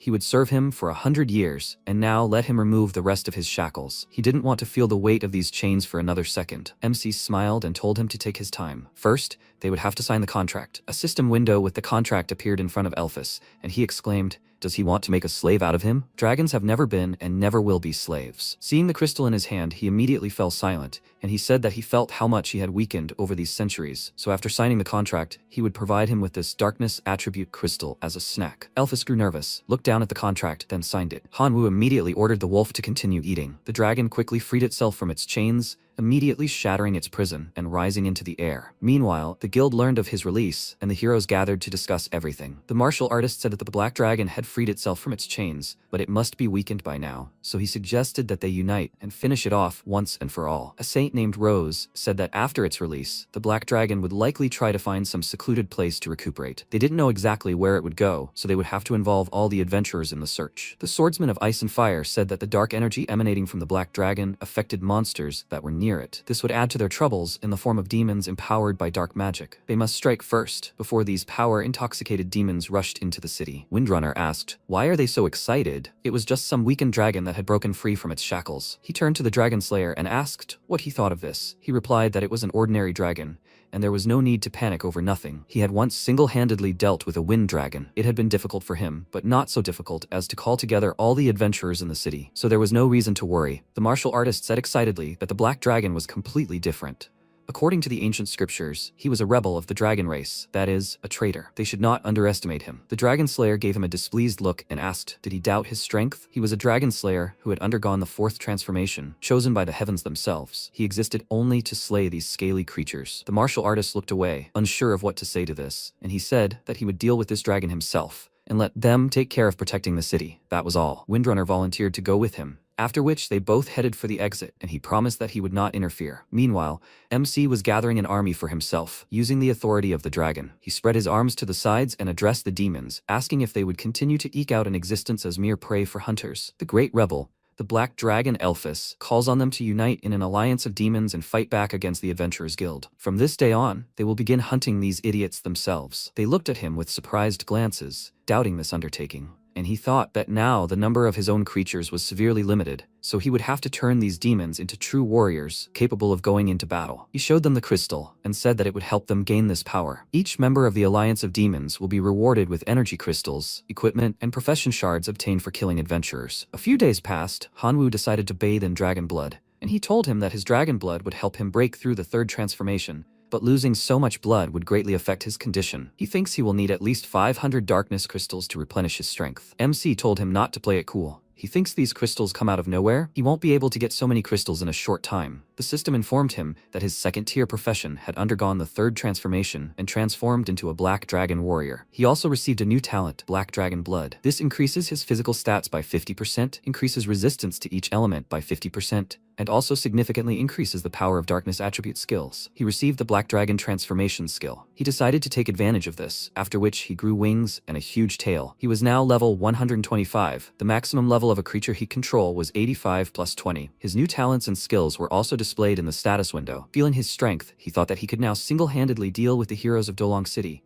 And at that moment, the dragon let out a loud roar. He raised his head asking what had happened, after which two bright sparks flew towards him. They were the Windrunner and the Dragon Slayer. They both landed in front of them, and the Dragon Slayer told Elphys that he saw a black dragon with the purest bloodline himself. He was confident that if he killed it, he could finally raise the level of his profession. He turned to his partner and ordered him to take charge of the others, not to let those pathetic demons distract him. The guy told him not to worry, he would definitely deal with them. After that, he raised his hand and raised a storm barrier above them, and then turned to Han Wu and said that he didn't think such a monster was right there at their side all this time. But he wouldn't let it stand in his friend's way. He remained silent and thought that he wanted to practice a little on ordinary adventurers first, and only then go looking for heroes, but apparently fate had decided otherwise. He used his skill and saw all the information about him. His name is Carl Smith, he is level 131, and his profession is on his 4th rotation. For equipment, he has a 1-star Wind God Blade and a 1-star Green Lotus Bow. He has a talent for daggers, an affinity with the air attribute, lightness of body, and embodiment of the storm. For skills, he has Hero's Nobility, Storm Barrier, and Windblade Slash. Carl changed weapons, and MC immediately threw 2 swords at him. Windrunner jumped, avoiding the attack, and then appeared behind him. But then for some reason, there were 2 of them. This disoriented Han Wu and he was unable to parry the blow. He nervously ordered the Locust to destroy the barrier. Meanwhile, the Dragon Slayer used his abilities and the Ghost Dragons pounced on Elphys. The Blue Dragon attacked him, but he was able to dodge. Meanwhile, the Slayer appeared behind him. He swung his heavy sword, wounding his wing, and he immediately fell to the ground. The man landed on him and exclaimed that it was too easy. He ordered the dragon spirits to carry the black dragon carcass to the city, after which he called out to Carl and asked if he needed help. He refused and answered him that he could handle it himself. He can go, he will catch up with him soon. After that, the Dragon Slayer left and MC nervously ordered the Locust to destroy the barrier at all costs. The Locusts began to beat against the barrier, trying to destroy it, and they succeeded. They penetrated the dome through a huge hole and headed towards Han Wu, and Carl exclaimed in surprise, "Did he finally break it?" After that, a swarm of insects pounced on him and he began to fight off the attacks, but there were too many of them. He knew that things were bad. He would run out of steam if he continued like this. He needed to finish them off quickly. He began to randomly swing his daggers, trying to drive away the locusts, but the swarm swarmed all over his body and began to devour him. That's how he died. His skeleton fell to the ground, and an academy representative contacted Han Wu, congratulating him on successfully completing his task. Now they will open the portal leading back. MC asked him to wait and said that he could not go back now. The man asked if he really wanted to free the Black Dragon. He confirmed his words and said that he was obliged to do so because of the contract between them. The Academy representative smirked and advised him to think carefully. If he went to rescue the Black Dragon, he would have to face the entire might of the city, which included millions of professional adventurers, led by 4 heroes. Besides, the rest of the civilians would also be able to fight if they took up arms. With such a scenario, even a demigod would have a significant chance of losing this battle. And for him, a divine being, that was all. He replied that he understood this, and therefore requested permission to use the power of all his beings. In exchange, he could increase the difficulty of the exam, and make it his goal to capture the entire city of Dolong. The man was surprised, but nevertheless accepted his request, saying that now he would appear in this world in his true form, and therefore had no right to fail. Immediately after this, a huge portal appeared in front of Han Wu,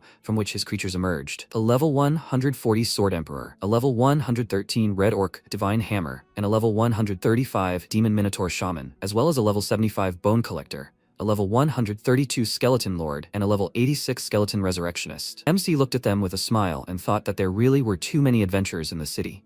His creatures, although strong, were few in number. Apparently, the Alliance was destined to make its contribution to this world after all. He waved his hand and ordered the Locusts to carry his word to all the demons, and then turned to the Sword Emperor and the Minotaur Shaman, saying that they would go with him. Meanwhile, the local monsters began to discuss the situation. The wolf said that the black dragon had already been killed. What was the point of this demon alliance anyway? They just have to go to certain death at the hands of adventurers? That's simply ridiculous. They should follow this guy's orders into the jaws of Dolong. Does he look like an idiot? It would be much easier and better for them to just kill him and take all the energy crystals he has. He paid for these words immediately. The goblins looked at his body in fear, and then Hanwoo approached them and asked if not only had they betrayed him, but they had also decided to appropriate his wealth. Apparently, they were tired of living.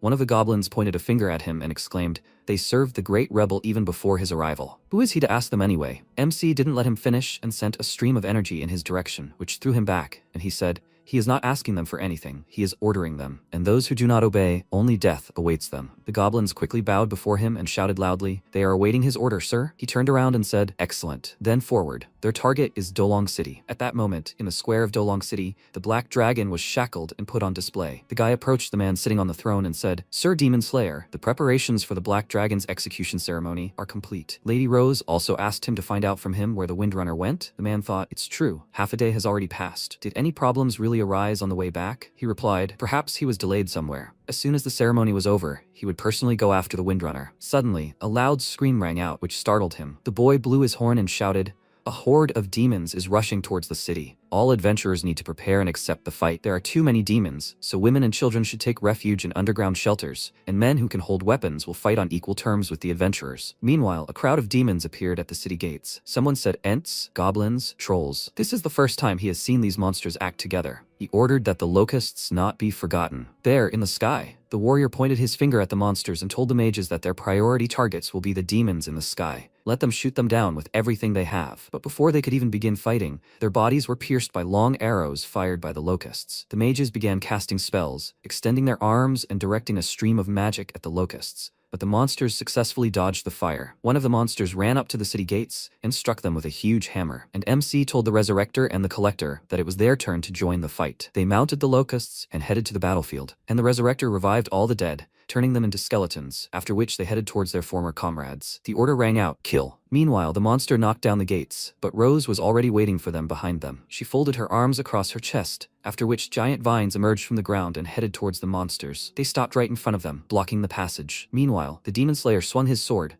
setting the vines on fire, ensuring that the monsters couldn't get inside. The man pointed straight ahead and ordered the warriors to prepare to meet the enemy. He shouted, "Mages, let them strike with full force and prevent the demons from breaking through." The mages extended their hands forward, creating a huge magic circle in front of the gate, after which large streams of flame were directed at the monsters. The monsters were scattered in different directions by the explosions, and the Demon Slayer decided to begin the execution of Elphys. He spread his arms out to the sides and addressed the proud adventurers. He told them to spare no effort against these monsters, and as a reward for their valor, he would take the life of this black dragon. Hanwoo waved his hand and ordered the Collector to act. He jumped off the locust to the ground, scattering all the bones around, then commanded the skeletons to rise. The bones began to gather into place, forming the body of a giant skeleton. It headed for the city gates and got close to the vines blazing with bright fire, after which it grabbed it and began to pull towards itself, opening the way. MC, along with the others, ran through the gate and shouted, "Elphys, he's come for him!" The dragon immediately opened its eyes and, seeing him in front of it, asked in surprise,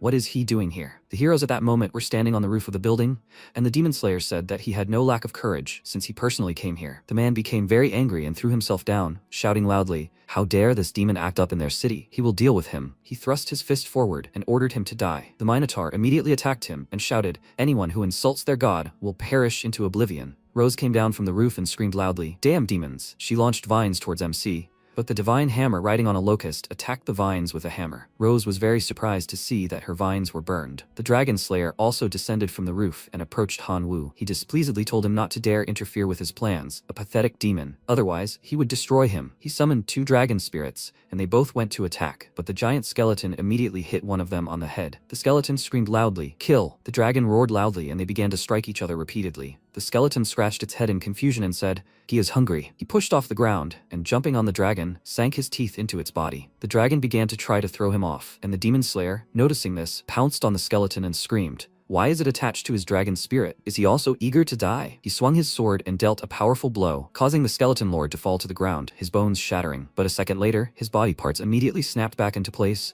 and he jumped up with a smile, heading back toward the dragon spirit. He continued devouring him, and the killer exclaimed in surprise, "What kind of monster is this?" Hanwoo, meanwhile, told the wolf cub, "It's time to eat." He rushed to gnaw on the chains that bound Elphys, who said, "A loyal ally he, the great rebel black dragon Elphys, will forever remember his gesture of goodwill." MC said that since he wants to thank him somehow, let him add a couple more centuries to his term of service. He threw several crystals into his mouth and said, "Here." Let him swallow a couple of dark crystals to recover from his wounds. Sensing something behind him, he quickly turned around and, seeing that vines had pierced the red orc's body, he ordered the locust to quickly support the divine hammer. He gritted his teeth and thought, the situation is slowly becoming critical. If they don't leave this city soon, he will soon lose his army. Elphys said, "True ally, he, the great rebel Elphys, wishes to show his favor in return. Therefore, he has decided to bestow his name upon him. Today, he, his faithful ally, will become the next great rebel." His sparkling eyes illuminated Hanwoo and began to cast a spell, causing streams of energy to envelop his body, and the system window reported that he had acquired a new talent called Rebel, the effects of which are unknown. He crouched, then grabbed his sword and rushed toward the Demon Slayer. The Demon Slayer saw him about to attack and barely managed to raise his sword in front of him,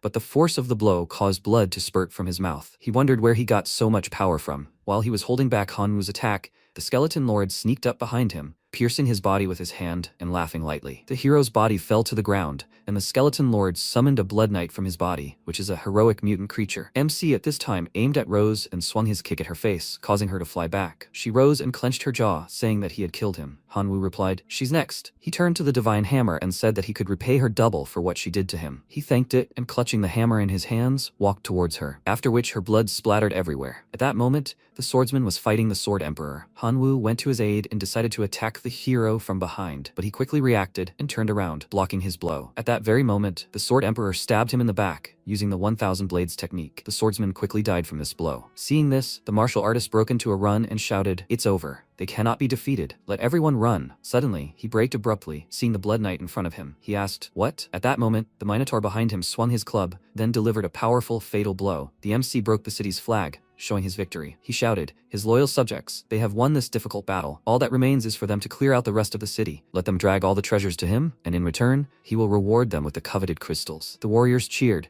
and he returned to the Black Dragon and said, his friend, he hopes that he will soon regain his former strength. Elphys burst into tears, and, with a smile, his friend, saying that he would now follow him without a doubt. Suddenly, a system window appeared in front of MC, and an academy representative congratulated him on successfully completing the exam. He had literally accomplished the impossible. His portal home was already ready, and he had 3 hours to collect his loot. Hanwoo thanked the teacher and said he had one question. Could he open a permanent portal here from his own realm? He wouldn't even mind giving him all the loot he had obtained here for it. The man's eyes widened in surprise, and he paused for thought. He said he understood that he wanted to put down roots in a respectable, civilized world, but did he know the considerable risks of such a decision? Creating a stable portal was not difficult at all, but in doing so, he would be exposing himself to potential invasion of his divine realm. If locals or other beings reached its core, things would end disastrously. Hanwoo replied that he had already weighed the pros and cons. The teacher said, "Okay, he'll arrange for a stable portal to be provided within 10 days, and he'll share an alarm device that will warn him if someone else uses it." 10 days later, standing in the main square of Dolan with the Skeleton Lord, MC said that from now on, this city would come under his control. He would leave all the skeletons and minotaurs here. There was still a risk of an attempted invasion by adventurers. He decided to immediately warn him that they didn't need to act heroically. If he realized that the situation was unfavorable, he should immediately retreat to the portal. He told him to try to avoid unnecessary losses. The skeleton replied that he understood everything, after which MC ordered the portal to be opened. He returned to school and walked down the corridor where he met teacher Tianwen. The teacher asked, "Hanwoo, what's wrong with his eyes?" He took out his phone and saw that his eyes had turned black, and his pupils were now glowing. MC asked if this had something to do with acquiring the rebel talent. He opened the status window and clicked on the rebel talent, but the system reported that he needed to reach the demigod rank to access the information. He was slightly surprised and said that he didn't think he needed a higher level even to view the talent description. A man approached him and said, "Hanwoo, you've done well in the Imperial Academy's test." He offered him admission to their academy's preparatory course, but he would need to fulfill some conditions before admission. Hanwoo inquired about the conditions. The man replied that to enroll, he needed to meet at least 2 of the academy's 4 requirements. First, its core representatives must be born as elite forms. Second, they must have cultivated a heroic-type being. Third, they must have 4 or more divinity points. And fourth, they must be a saint-type being. As far as he knew, he met the second requirement, so that was all that was left. He hoped he'd make it in time. MC scratched his head in confusion and said, "That even sounds complicated." The man frowned and replied, "It all comes down to his diligence. The doors of their academy are always open to him." After that, Hanwoo turned to teacher Tianwen and asked if he by any chance had any ideas where he could get a divinity point soon. The teacher replied that he'd returned a bit late. If he'd asked yesterday, he would have certainly lent it, but unfortunately, he'd already spent his reserves. As for ideas, the The only thing left was the exam, which was due in a month. If he takes first place, he might get a divinity point. MC frowned slightly and pursed his lips, and the teacher told him to stop looking at him like that. He wasn't lying to him. Hanwoo returned to his divine realm and said, well, since there was no other way, he'll have to take a risk. He created more tornadoes and sacrificed the lives of his representatives, but got nothing. Hanwoo looked at the system window and sighed heavily. He said, no one said it would be this easy, so he'll try tomorrow. The next day, he sacrificed the lives of beings, but still didn't get any divinity points and said, no problem. He needs to keep trying. 7 days later, he cried because he was having no luck. He said, he once had this divinity point. If he had known that he might need it at the most inopportune moment, he would never have exchanged it for 150 million. If the heavens take pity on him and grant him another point, he swears he will cherish it very much. Suddenly, the system notified him of a new message. Yuanzhang wrote to him, greeting his master. He found the perfect place to collect some sacred artifacts. After reading this, MC thought Yuanzhang has already reached the rank of a true god. Perhaps he has a couple of divinity points lying around. He should at least try. He asked, will he lend him a divinity point? Yuanzhang, after reading this message, thought, lend 1 divinity point? Why would such a powerful being need to borrow anything? He is sure that his master is an elder god, and such a being never lacks resources. Maybe he is testing him somehow? He said, okay, in any case, he does not want to upset his master. Okay, he agrees. He sent it to him, which made Hanwoo very happy. He asked, so quickly? True gods don't waste time on trifles. He received a message with the location of the Divine Canyon ruins, and he asked, what is that? He needed to look into it. The Divine Canyon ruins are an unfinished project of an ancient civilization. Due to the excessive depletion of the mineral composition of the earth in this world, the ruins began to emit harmful radiation. Over 90% of the surviving creatures in this world underwent random mutations due to the constant radiation, eventually transforming into unimaginable monsters. These monsters adapted to their new habitats, their bodies beginning to purposefully absorb harmful radiation to enhance their own mutations. Excessive consumption of radiation can cause radiation condensates to appear in the monsters' bodies, which in turn grant the monsters the ability to undergo controlled mutation. Later, these condensates became known as gene stones. It turned out that gene stones can be used to develop one's own creatures. Even the lowest quality gene stones are comparable in effectiveness to third-level sacred relics and are worth millions of divine power points. That's why these stones are quite popular among demigods and even true gods. MC nervously wondered how high Yuanzhong thought of him. If he decided to tell him about a place where demigods and true gods hunt, he wondered how much such an invitation cost him. The system reported breaking news. An unknown elder god decided to breed gene stones and went bankrupt. Hanwoo read this and thought, was he trying to breed mutants? He remembered, it has a decay mechanism. It will turn even the most worthless ore into a perfect crystal. Accordingly, if mutants absorb the pure radiation from this, he will obtain high-quality gene stones. It might work. He went to the city beyond the ruins of the Divine Gorge and put on a robe and mask. He said, however, he didn't want to show his face to everyone he met. Privacy, above all else. A guy approached him and said, he believed this was his first time in the Divine Gorge area. Would he like to use the services of an honest and reliable guide? MC cleared his throat and asked him to give at least one reason for that. The guy frowned and replied that he knew the locations of at least 18 places where mutant monsters gather. Naturally, mutants from different habitats will differ from each other, and he, the guide, knows their special traits. He also has information about the city's various supply points. He knows who is honest and who likes to cheat. He assures that as long as he is around, he will receive a decent payment for his work. And also, before he could finish speaking, Hanwoo suddenly waved his hands and told him to stop.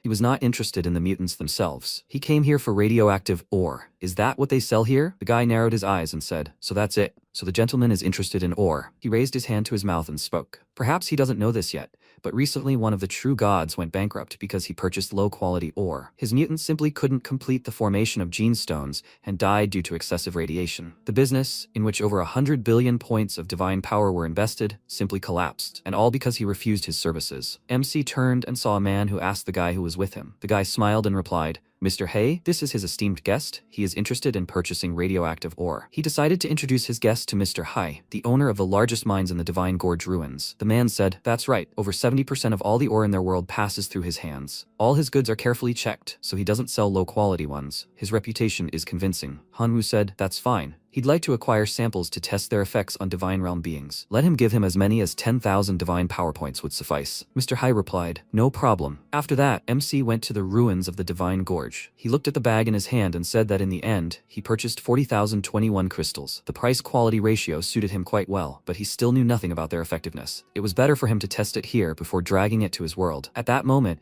he noticed a beast with a first-level mutation and thought that it must be a wolf, a normal-type creature that had undergone primary mutation. If he remembered correctly, their life cycle was only 20 days. To extend their life, they need to constantly consume radiation and strengthen their mutation. He pulled one crystal out of the bag and threw it aside, deciding to test its power on the wolf. MC screamed, "It's just in time. They'll test it on the creature. Go ahead." The wolf happily ran after the crystals and began licking them. Suddenly, a horn grew on the wolf's head, and its body increased in size. Hanwoo saw this and was very surprised. He screamed, "What? It only licked the crystal a couple of times and already evolved into a second-level mutation beast?" After that, another crystal fell into the creature's mouth. The wolf chewed it, and its body expanded once more. MC was very surprised and asked, "Third-level mutation?" In just a couple of minutes, it went from first to third level if he feeds these crystals to his creatures. Suddenly, the wolf exploded, leaving behind a red crystal.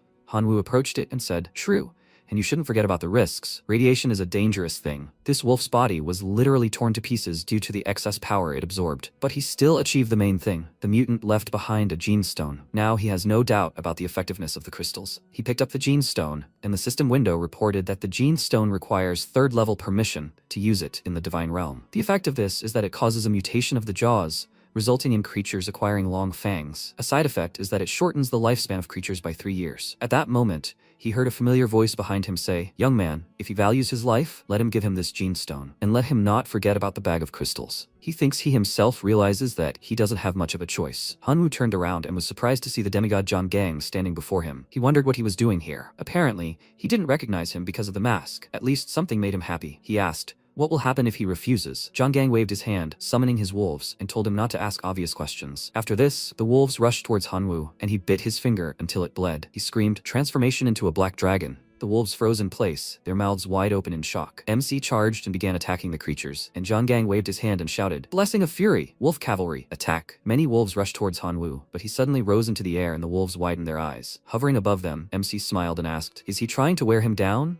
This tactic is as old as the hills." He asked with a smirk, "Does he now understand that it won't work on him?" John Gang asked. "Fool?" He didn't think that some pathetic weakling would start insulting him instead of begging for mercy. He activated divine magic, the shackles of heaven, and ordered the idiot to descend to earth. MC felt a shaking and cried out in fear. He fell to the ground and thought, "Where do these demigods get so many trump cards?" Hanwoo turned to face the wolves, and John Gang shouted, "Go ahead, let them tear him to shreds." Suddenly, Hanwoo saw a sign on the side that said, "No entry." He ran forward and shouted, "Damn it, apparently the creatures don't really care about this ban." The wolves quickly ran after him, and John Gang ordered, "Hurry, let them catch up with him." The monsters sitting on the branches woke up and rushed towards Hanwoo. He looked at the monsters in fear and ran away. He said, "Horror, these idiots don't look weak either. The best solution in this situation is to run." Suddenly, John Gang struck the monsters and ordered them to get lost. He stepped on the creature's body and asked with displeasure, "Horror, where did it go?" He turned around and told his wolves, "What a strange aura there is. Okay, they're leaving here." MC approached the river and looking at his reflection, exhaled loudly and said he thought he had broken away. He scooped up water in his hands and spoke, his throat almost dry. He saw a huge fish with legs underwater and his eyes widened.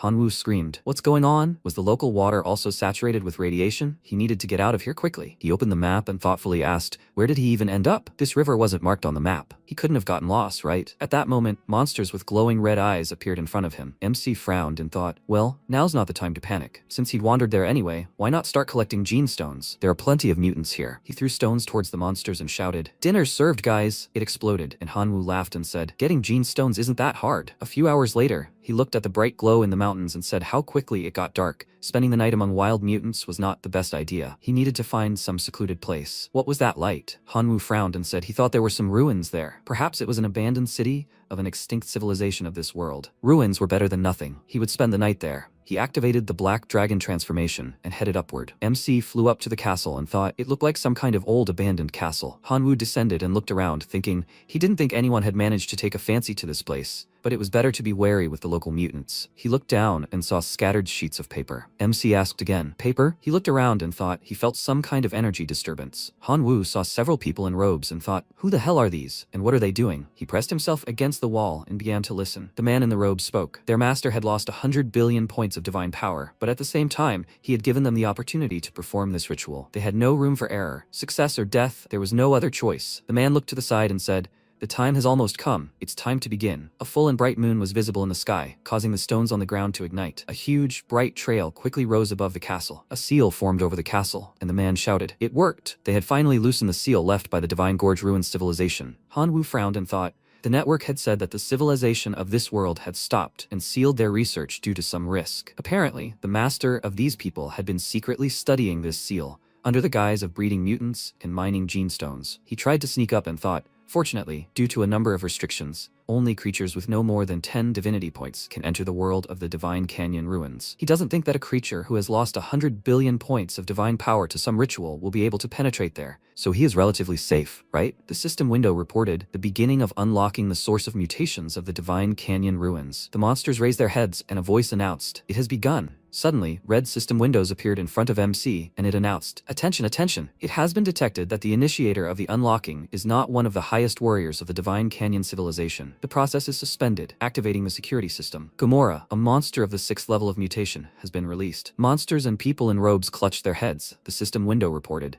Seal integrity violation. The source of mutation is becoming unstable. The beginning of source suppression. Hanwoo crouched down and puzzledly thought, what kind of horror is happening there? Suddenly a being appeared and greeted the messengers from the divine worlds. They could call the being the source of mutations. It was immensely grateful to them for freeing it from the fate of eternal slavery, and in gratitude, it would grant them the opportunity to become its host. As they understood, it would not be able to divide itself into all of them, so the being would have to organize a selection. The people in robes began to ask fearfully, "Who is it?" A voice asked, "Why don't they play a little game?" A green glow illuminated everything around, turning the space into emptiness. A green, curved being came out to the people and said that, as it saw, they were willing to play. Well, then it would explain the rules. They needed to raise a mutant capable of defeating Gamora, a 6th-level creature of mutation. Each of them would receive 10,000 radiation crystals, which would be used to mutate their own beings. The source of mutations grinned and said, the first one who could create such a creature would become its host. The guy frowned and said that he felt sick at the thought of becoming a carrier of such thing. If it didn't let them out of there right now, he would summon creatures from his divine sphere there. They would destroy the creature. He tried to move and asked irritably, "What's going on? Why couldn't he connect with his own world?" The creature spoke. And here comes the first loser. A huge Gamora, a 6th-level mutant creature,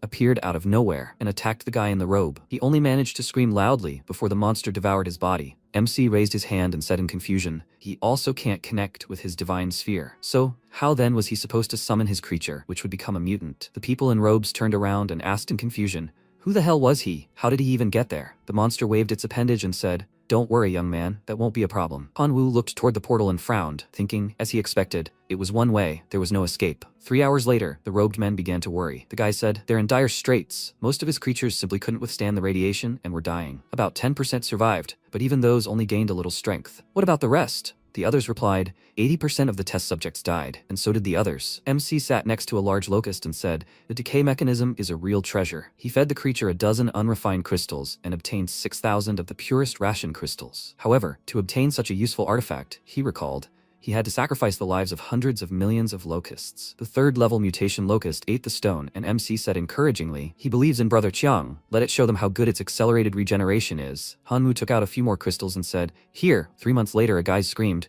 what kind of monster did he create? Another guy cried out, good heavens, he succeeded. MC smiled, and behind him was a huge locust, a 6th-level mutant creature. The creature ordered Gamora to test them. It looked down on the humans and grabbed the creature of one of them. A loud cry rang out, what? The monster grinned and said, the losers, as is customary, don't deserve to live. Gamora grabbed the humans with its toothy mouth, from which a loud cry rang out, no, let them help, they don't want to die here. The monster looked at MC's locust and said, it's his turn. Hanwoo said that in order to strengthen Brother Chan, he fed the creature absolutely all the gene stones he had. However, MC burst into tears and said that because of this, Brother Chan's lifespan was shortened to just 1 day. He waved his hand and said, go ahead, Brother Chan, let it make them realize the value of their lives. The creature changed its appearance and said, what a wonderful speech, it was practically ablaze. His creature was worthy of stepping onto the battlefield. It waved its hand and ordered Gamora to move forward. The battle between the monsters began. The locusts quickly and accurately struck Gamora. The creature hit the locust's body, and it flew up. Gamora became very angry and roared loudly, increasing in size. The monster folded its arms across its chest and said,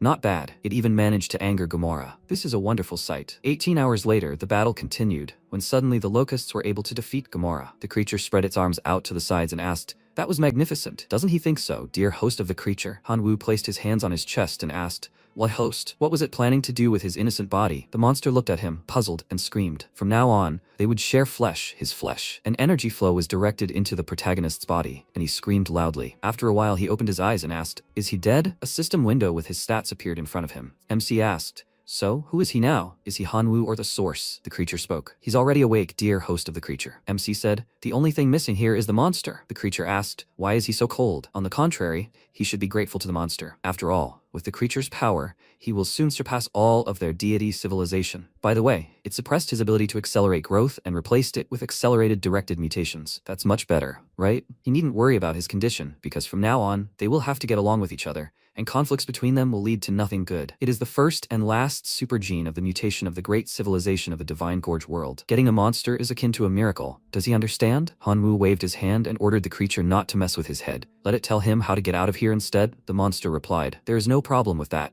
The only mutant of the 6th level of mutation who guarded the seals is now dead. Nothing will keep them here anymore. MC snapped his fingers and returned to the castle, where it all started. The monster said, by the way, he forgot to warn him about something. Removing the seals is a very noisy business, so all sorts of demigods and true gods have already flocked to the ruins. So, as soon as the last shackles are removed from the monster, they will burst in here. Hanwoo screamed loudly. Why didn't it say this before? Do you think they will believe him if he says that he didn't take anything valuable here? Yes, they will fleece him to the last thread and then kill him. They need to get out of here, but he has no idea how. Suddenly the MC put his hand on the ground and said, exactly. The coordinates of the bloody arena. People screamed loudly. The aura of the seals disappeared. They ran towards it and shouted, they're coming. The guy extended his hand forward and ordered them to stop. It's theirs. But Hanwoo at that moment was no longer there. Zhang Gang crouched down and saw the locusts and said, it's a dead locust. Could it really be that kid? After a while, a loud scream rang out. How is this possible? Useless idiots. Who dared to steal his prey? Let them use all their creatures. Let them search without rest, day and night.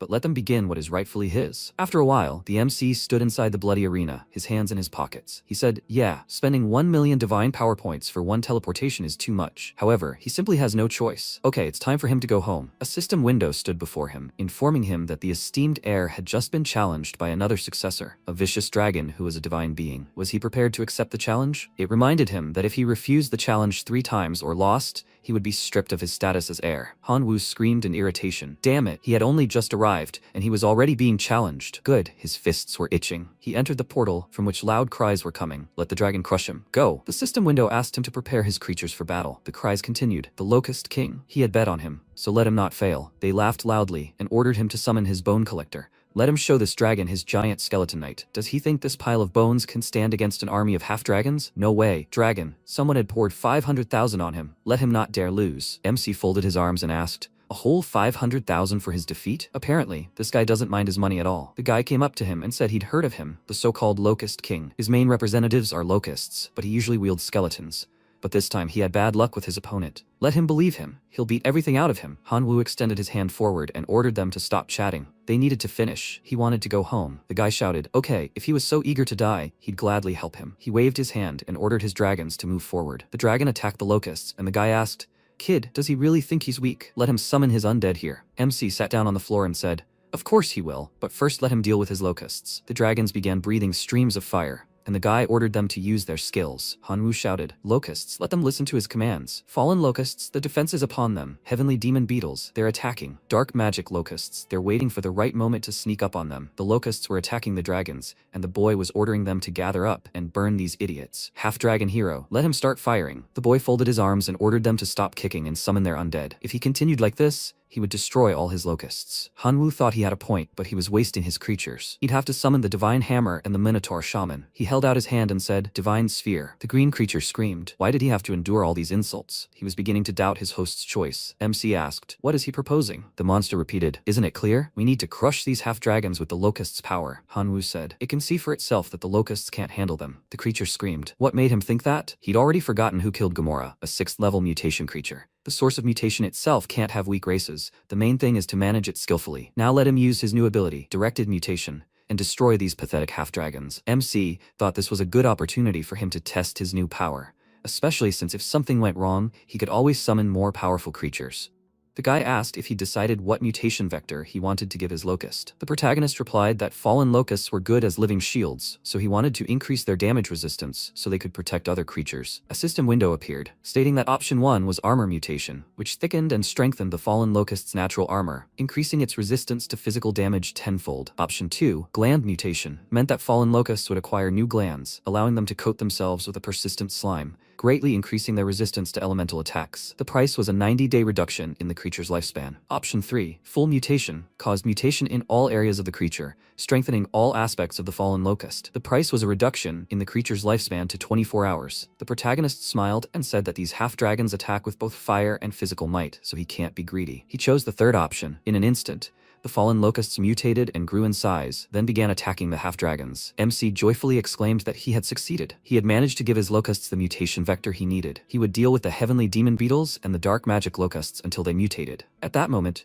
shadow needles began to powerfully attack the half-dragons. The evil dragons screamed in wild shock. What the hell is going on here? How could they become so powerful in an instant? He clearly used something forbidden. Where is the judge? The protagonist smiled and noted that his humanoid locusts had also mutated. He would have his work cut out for him against them. The humanoid locusts began firing arrows at the half-dragons. Suddenly, a hero-level half-dragon took off. He shouted that his hero-level half-dragon was the first target. Let them deal with him first. The evil dragon tearfully cried out that he surrendered, that he shouldn't kill him. Suddenly, one of the men who had placed the bet furiously shouted, "What about his 500,000? Let him fight to the end." The protagonist smiled and said that he had warned him that betting on his defeat would lead to nothing good. He took the Divine Core Fragment and the Blood Arena Seal and then returned to his God Realm. A system window appeared, stating that a new structure had been created, the Blood Arena. This is a place where god creatures can hone their skills in battles with each other. The victorious creature has a chance to advance to the next rank of creature types. There's also an extremely small chance that a victorious elite type creature can lower all intermediate ranks and immediately become a heroic type creature. The protagonist asked if there was a tiny chance to immediately transform into a heroic type creature. What a pleasant surprise. A divine core also appeared at his base, and he asked in surprise, "What's that?" He seemed suspiciously happy these days. Suddenly, a mutation source appeared next to him and asked why he was so excited about all these little things. He'd already said that this was just the tip of the iceberg. With his help, they would reach much greater heights, so he should trust him. MC agreed and asked if he was done. He wanted to start leveling up. The spirit agreed and added that he could begin. He mused that he would definitely get rid of it as soon as he became stronger. The protagonist activated the life sacrifice ability and began sacrificing the locusts. After some time, system windows appeared with a choice. The first option was Storm Armor, a level 4 sacred relic. When fused with the core, it grants the god's creatures the ability to summon storm armor during combat. The second option was a level 3 structure, the Observatory. When placed in the divine sphere, it allows precise situational awareness at a distance of up to 10,000 kilometers. The third option was a book on creating a golem. Once created, the golem inherits the powers and abilities of the creatures from whose flesh and blood it was created. The abilities and powers of a completed golem cannot be changed or improved. The protagonist wondered, surprised, what if there was an option to create a golem?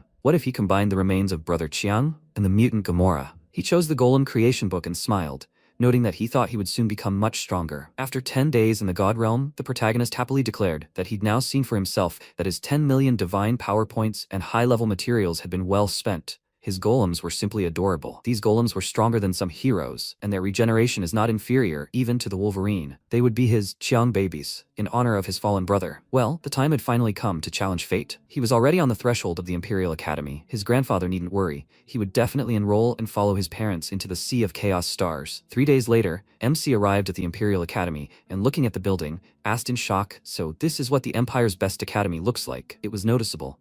Even on the outskirts of the city, half the passers-by exuded the aura of a demigod. An academy employee called out to him and asked if he was Han Wu, a preparatory student at the Imperial Academy, right? He greeted him. The academy had sent him for him, so he asked to come with him. A helicopter was waiting for them. He told him not to worry about anything. He would help him settle into the academy dormitory. After some time, they arrived at the dormitory. He led him into a building with incredibly luxurious renovations. The protagonist, surprised, asked where his roommates were. The employee replied that this place was reserved for him alone, no roommates. He, completely shocked, said that this was a bit much. The man headed for the exit and remarked that he could rest today. He shouldn't be late for classes tomorrow. MC, looking around, said that, judging by everything, this place was teeming with all sorts of geniuses. He needed to get busy, absorbing divinity as soon as possible. The next day, all the students at the academy were discussing the fact that a new student had transferred in. They started saying he was some kind of scum who'd somehow gotten in. His family must have helped him out somehow. He wouldn't have gotten in without connections. People like him only tarnish the reputation of the Empire's finest academy. Hearing this, the protagonist began to wonder if he'd have a peaceful life here either. At that moment, teacher Lena approached him and asked if he was Han Wu's newly enrolled student, right? She was the preparatory course teacher at their academy. Classes were starting soon, and she invited him into the classroom. Afterward, they entered the classroom. Shwang, seeing him, stood up and called out. The students began to mutter among themselves, perplexed. Did their goddess really know this newcomer? Lena, smiling, said she'd like to introduce them to their new classmate,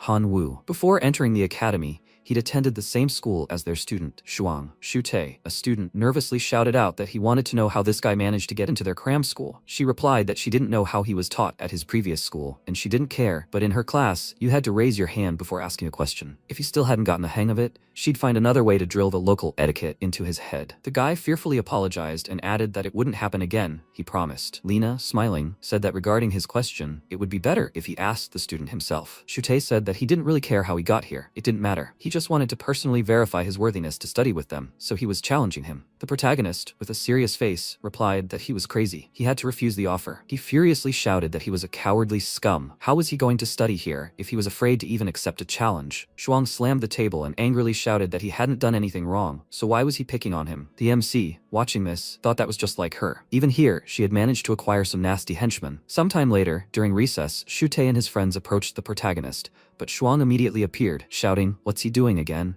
If he wanted to bully him, then he should deal with her first." He replied that it was none of her business and that she should leave him alone. If Hanwoo still had any courage left, he should stop hiding behind a girl. He frowned, stood up, and said that he was too lazy to deal with him, but he, too, had his limits. What did he want from him? Shute, with a sly smile, asked if he realized he was just a random piece of trash. He has no right to study here, and he'll make sure he gets the hell out of here. One of his friends yelled that they'd beat him up until he dropped out. The protagonist turned to the girl and smiled, saying it must have been hard for her to be in the same class with those idiots for so long. She replied that they'd been perfectly normal until that day. She didn't understand why they were so angry at him. MC smiled, noting that she probably hadn't gotten close to them yet, so she probably wouldn't mind if he gave them a good beating. Shwang warned him not to underestimate Shute's strength. His main representatives were Steel Knights, an elite type of creature. This guy was incredibly strong. Even her Thunder Sparrows were no match for his knights. He smiled, saying that if she was afraid he'd hurt them, she should just say so. The girl said she didn't care. Let him do what he wanted. Shute himself inquired, "Do you seriously want to hurt them?" One of his knights would be enough to wipe out all of his creatures. He invites him to the arena. Shwang wondered why he was so stubborn. She couldn't even help him. While the arena was being created, a system window appeared asking him to choose a battle mode. Super Elite Battle, Army Battle, 10v10, Hero Battle, Elite Battle, 5v5. MC said he didn't think the arena had so many modes. This was a great opportunity to try out his little Chiang. He chose 10v10. After a while, they appeared in the arena. Shute said with a smile that he didn't know if he was an idiot or just overconfident. There was no way he could beat him in 10v10 mode. Had he already forgotten what Shwang had told him? The protagonist silently spawned his golems. Seeing this, he wondered fearfully, who are these? He summoned hero-type creatures, but they gave off a strange aura. Apparently, he'll have to go all out. He can't screw up with a goddess watching. The guys spawned Steel Knights and told him to prepare well. Even a lord-type warrior would have a hard time against his horde. Shwang, watching the battle, asked in confusion what kind of creatures these were. When did Hanwoo manage to acquire such monsters? One of the disciples, after analyzing him, replied that he summoned golems, and they were comparable to hero-type creatures. But man-made creatures would never compare to Shute's living heroes. Why did he summon them? It would be funny to see his face when he lost his expensive army. He knew it was someone's rich son. He managed to get his hands on hero-type golems. Another guy agreed, adding that those were probably worth at least 30 million. Now he understood how he'd ended up in their class. Shwang wondered if they were just talking nonsense, not even knowing that Hanwoo had no family left. He simply had no one to ask for such a large sum of money. But then where did he get those golems? She'd have to ask him after the battle. Meanwhile, Shute ordered his army to attack. The steel guards began to fight the golems. He asked with a sly smile, "Can you hear that?" Those were the gratifying sounds of his creature's bones crunching. The protagonist asked, "Have you fallen asleep or had you already resigned yourself to defeat?" Shute looked at the warriors and, seeing that the steel guards weren't penetrating the golems, asked in wild shock, "How could that be?" He exclaimed that this was just the beginning. Now it was his turn. Let his little ones begin to crush. Immediately after this, the golems began actively pressing the enemy warriors. The disciples watching this began to wonder in disbelief. What kind of monsters are these? They're pushing back the Steel Knights. Or rather, like they're beating kittens. Shwang, in sheer shock, wondered why Hanwoo was so strong. MC asked with a smile, "Will he give up already?" Shute nervously shouted, "Don't get carried away. He hasn't shown even half his true power. Let the Steel Knights unite." The protagonist asked with a smile, "Unification?" Suddenly, the Steel Knights began to disassemble and reassemble into a single robot. He asked with disgust, "What are they doing? Should he just ignore this?" A moment later, a huge knight stood before him. Shute grinned and asked, "Is he scared yet?" The united Steel Knight contained all the might of his beings. "This cowardly scum is finished." After that, the Steel Knight charged and began beating the golems. The boy, smirking, shouted that he would now show him the strength of someone truly worthy of studying at the Imperial Academy. He would soon realize he had no place among them. MC mockingly shouted that he was so strong. Shute, smiling, replied that it was all true. If he admitted defeat, then he would spare his awkward creatures. But he should hurry. His offer would only last for 10 seconds. He began a countdown, but the protagonist counted down to 0 and said that time was up and he could continue. The boy, with a serious face, exclaimed that he himself had refused, so he shouldn't cry later. Suddenly, all the golems healed and began attacking the Steel Knight. The protagonist shouted, "Let them tear this tin can apart." After a few blows, the Steel Knight's head fell to the ground. Shute, in complete shock, said that this couldn't be true. This was the end. Everything was lost. After the battle, MC returned to the real world. Suddenly, Shwang approached him, hugged him, and shouted that he had indeed passed the Academy's test. He hadn't doubted him, so it was no accident that he had recommended him. He asked in surprise how he had gotten so young. He looked like he'd lost 10 years. The guy replied with a smile that he'd chosen that look specifically for the arena because he thought he wouldn't be taken seriously. But this was an academy, after all.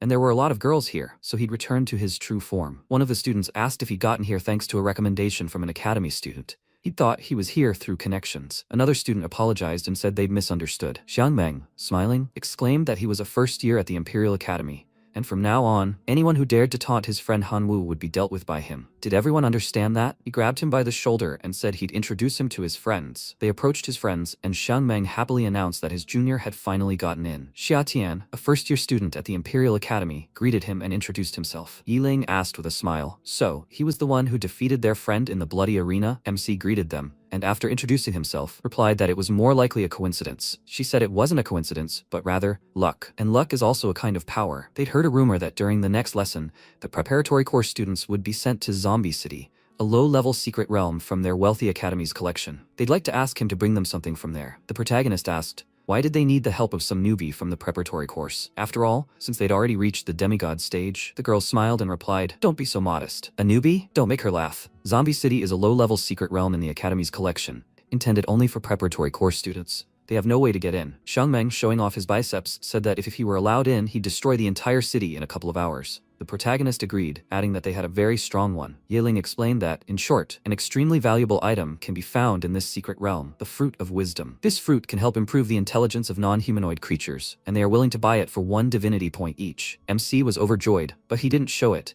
Thinking that this was exactly what he needed, he said he'd take it on. The girl gave him the seed and told him it would be useful for the next lesson. Sometime later, the protagonist returned home and, lying in bed, pondered his belief that he'd thought he could achieve demigod transformation as soon as he absorbed 6 divinity points. If not for Master Lin's explanations, he would have certainly wasted his potential. He recalled how she explained that he could initiate the demigod transformation ceremony by absorbing 6 divinity points, but such demigods were artificial and could only fuse with the lowest level divine authority. She hoped he wouldn't waste his enormous potential and would continue accumulating divinity points. However, she wanted to warn him that it wouldn't be easy. After absorbing 6 divinity points, each subsequent increase in divinity would require increasingly more of those same points. For example, 7 would require 2 divinity points, 8 would require 3, and so on. The maximum number of divinity points a divine being can attain is 10. Demigods with 10 divinity points possess the greatest potential and are capable of merging with level 5 divine power. She reminded him that divine power is the ultimate stage for both demigods and true gods. The protagonist joyfully remarked that teacher Lena had such high hopes for him. He simply couldn't let her down. He would gather as many fruits of wisdom as possible and accumulate divinity points. A few days later, at the Imperial Academy, the protagonist's classmate asked if he had heard that they were going to send them to the outside world in the next class. Rumor had it would be Zombie City, one of the Academy's secret realms. Some of the elders, having learned of this, began approaching their students. They wanted them to retrieve some valuable resource. At that moment, Shute approached them and asked if he'd like to make a bet with him on the duration of this expedition. MC inquired about the bet. He replied, with a serious expression, that if his grades in this class were higher than his, he wouldn't even look at Shwang anymore. If the opposite were true, he'd stop thinking about her and harboring any hopes. The protagonist asked him to be honest. Did his family get along with the rector of their academy? He simply couldn't understand how he'd managed to get here with such a tiny brain. What difference did it make whether he thought about her or not? She didn't like him, so he should just get over it. Shute said it was none of his business. He'd do everything to keep Shwang away from him. Suddenly, the girl herself approached them and asked, meaning if his grades were better than his, he'd stop pestering her. The guy nervously replied that he really did like her. Why does she need this idiot when she has him? She said he should answer her question. Shute angrily exclaimed that it was all true. He'll stop bothering her if he's better than him. Shwang asked if he could do her a favor and take his bet. The protagonist pointed out that everyone he met here was a genius. She shouldn't blame him later if he lost. She replied that she believed in him. He would win. Suddenly, teacher Lena asked with a smile if everyone was ready for class. She was sure many of them had already heard about it, but she would repeat it anyway. In this class, they would go to a zombie city, a low-level secret realm. All they had to do was survive. However, this place would be strikingly different from anything they'd seen so far. So they began. The teacher snapped her finger, and in an instant, they found themselves in a projection of the zombie city. System windows appeared, indicating that the survival simulation in the outside world was activating. To avoid detection by the outside world consciousness, all functions related to the divine realm will be disabled. They are affected by the aura of the outside world, causing their divine being body to become mortal. The ranking table was opened. The main scenario, Zombie Town, is a very welcoming and hospitable place where the sweet local zombies will kindly take care of their brains cramped inside their skulls, and at nightfall, they will invite them to a dizzying carnival. Shute, perplexed, asked where this terrible hunger came from. His classmate noted that the same thing happened to him, but he can't activate his spatial ring, and it was full of food. The protagonist explained that divine beings like them practically don't need food and can starve for a month or more, and now they have been turned into mortals and all their artifacts have been disabled. This, indeed, is true survival. He felt like his basic abilities were working just fine, so they had nothing to worry about. They needed to explore this welcoming city. Shwang summoned a bird and told him to climb on it while they looked around from above. The protagonist replied with a smile that he didn't need to. He had his own wings. He transformed into a black dragon, and they set off. After a while, the MC noticed that this city was full of things. The cafes and restaurants alone were worth it, and he'd thought there was no one here except zombies. He heard the girl's stomach rumble and chuckled. Shwang blushed and exclaimed that there was nothing to laugh about. The MC said he suggested she try this restaurant first. They entered the room, where a waiter greeted them. He asked what they'd like to try. They could look at the menu. The protagonist said hello, and remarked that they'd arrived from out of town, so they were currently having some money problems. The man pointed his gun at them angrily and shouted at them to get out of the restaurant. Did they mistake him for those mindless zombies that roamed around here at night? Nothing free in his restaurant. Shwang nervously replied, "What's wrong with him?" The protagonist stopped her and asked if she'd already forgotten they had mortal bodies. One bullet and they were gone. He thought about what Elder Yahello had said about those seeds being useful in Zombie City. He should try it. MC pulled out a seed and said he remembered he had something lying around. The old man, seeing this, immediately became kind and apologized, then added that he didn't know he had such valuable seeds on him. He was willing to buy the seed from him for 10 gold. What would he say to that? MC replied that they were too hungry to bargain right now. Could he get them something to eat first? He agreed with a smile and set the table with a plentiful supply of delicious food. The protagonist, while eating, asked if he could tell them a little about their city. The old man replied that there was nothing secret about it. They had found themselves in a remarkable place. In the zombie city, humans and zombies have learned to coexist. Humans hunt these zombies for valuable resources and money. The zombies, in turn, grow stronger by eating the brains of the locals. Every night, the streets of this city are filled with hordes of the dead, who, in search of prey, can even invade people's homes. The victims, in turn, defend themselves not only with swords, shields, and firearms, but also with special magical plants. And this seed in his hands must be the seed of a third-tier magical plant, and he would be very happy if he sold it to him. MC wondered if these were anti-zombie plants? That sounded familiar. If we were to draw a parallel, then first-order plants probably correspond to ordinary creatures, and third-order plants to elite ones. Shwang asked where they could get more of these seeds. The old man replied that he had one in his hand. Okay, if they needed more seeds, they could buy them at the city store, but frankly, they were very expensive there. Another way was to kill zombies. They also dropped seeds. The protagonist thought that it was too dangerous in this city at night, and they needed to find a place to spend the night. The old man said he saw their interest in their city. If they wanted to settle here, they could contact the mayor and buy a house, or they could rent a room at the inn. He didn't recommend them wandering around here at night. After a while, they left the restaurant. MC remarked that they should buy a house. At that time, a preparatory course student also came to the same restaurant, but the old man shot him and he lost 500 points. Shwang excitedly noted that the old man actually shot him. Luckily, he stopped her in time. They needed to get a house quickly. Sometime later, they arrived at the mayor's house. Schwarzenegger, the mayor of Zombie Town, said he was willing to pay them 1,320 and 1,160 gold coins, respectively, for their seeds. He should say that the cheapest house in their city costs 1,200 gold. Shwang noted that she was short. The protagonist, smiling, said he would give her the rest, so she shouldn't worry. The mayor said he would advise them to buy one house together. He even had a good option in mind, priced at 2,350 gold coins. They looked at photos of the house and were quite surprised, as it featured a huge mansion with a swimming pool, and then agreed. Schwarzenegger smiled and said there was one small condition. There was a rule in their town. Only married couples could buy a house together. Were they willing to get married for that? Seeing their faces, he asked, perplexed, what was going on? If they didn't want to get married, they couldn't buy a house. Their town was small, so they tried their best to preserve their traditions and prevent promiscuity. Shwang sheepishly said they weren't even dating. The protagonist looked at her and remarked that it was only for the house. She sheepishly agreed and hugged him.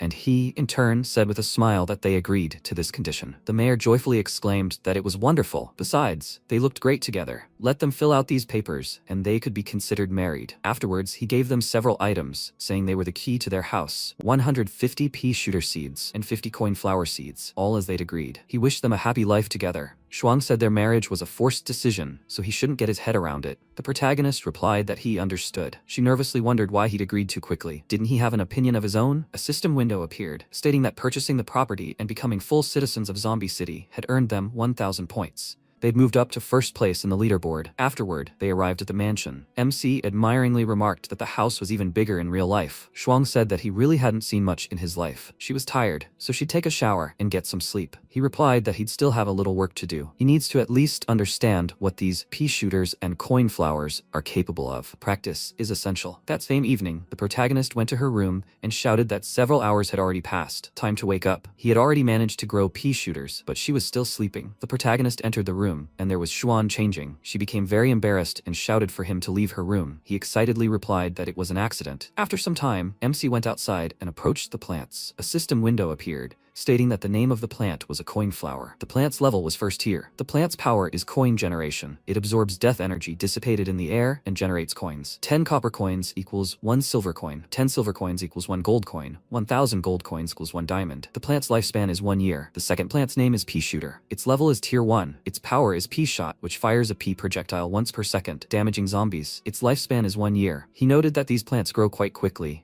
even though it had only been a couple of hours. Shwang approached him and asked what he was muttering under his breath. MC replied that he was muttering nothing. He looked at her and blushed deeply. She, perplexed, noticed that his face had turned red for some reason. He hadn't been thinking about that incident, had he? He remembered her changing clothes and replied with a smile that he hadn't been thinking about it. The girl shyly shouted that if he made that face again, she wouldn't be responsible for herself. He should forget about it. Suddenly, a strange noise was heard. She used her light skill and launched a light projectile in the direction of the noise. Suddenly, a horde of zombies appeared on the street, running towards them. The protagonist noted that they were just in time to see what these plants were capable of. Instantly, the pea shooters began attacking the undead with peas, but their attacks were too weak. He asked in confusion, "Is that all? Isn't it too weak?" He needs to enhance this with the dark attribute. MC cast his magic and created dark pea shooters, which in turn began quickly destroying the zombies. He began to wonder if enhancing the dark attribute was draining too much of his own energy. With this mortal body, he simply wouldn't have time to enhance all the shooters, and they would soon be surrounded. What should he do? Shwang exclaimed that this was bad news, since Shute had apparently also set up home here and already had 1,300 points. If they continued like this, he would lose to him. The protagonist began to think that in that case, he would have to find a way to kill these zombies even faster. He needs to understand that these are living creatures, which means they too are capable of mutation. He applied directed mutation, and a system dialog appeared with a choice of 4 mutation options. The first increases the firing range of pea shooters. Doubling the firing range shortens the plant's lifespan by 1 month. The firing range can be increased 13 times, with the shooter's lifespan being 12 hours. The second increases the firing speed of pea shooters. Doubling the firing speed shortens the plant's lifespan by 2 months. The firing speed can be increased 7 times,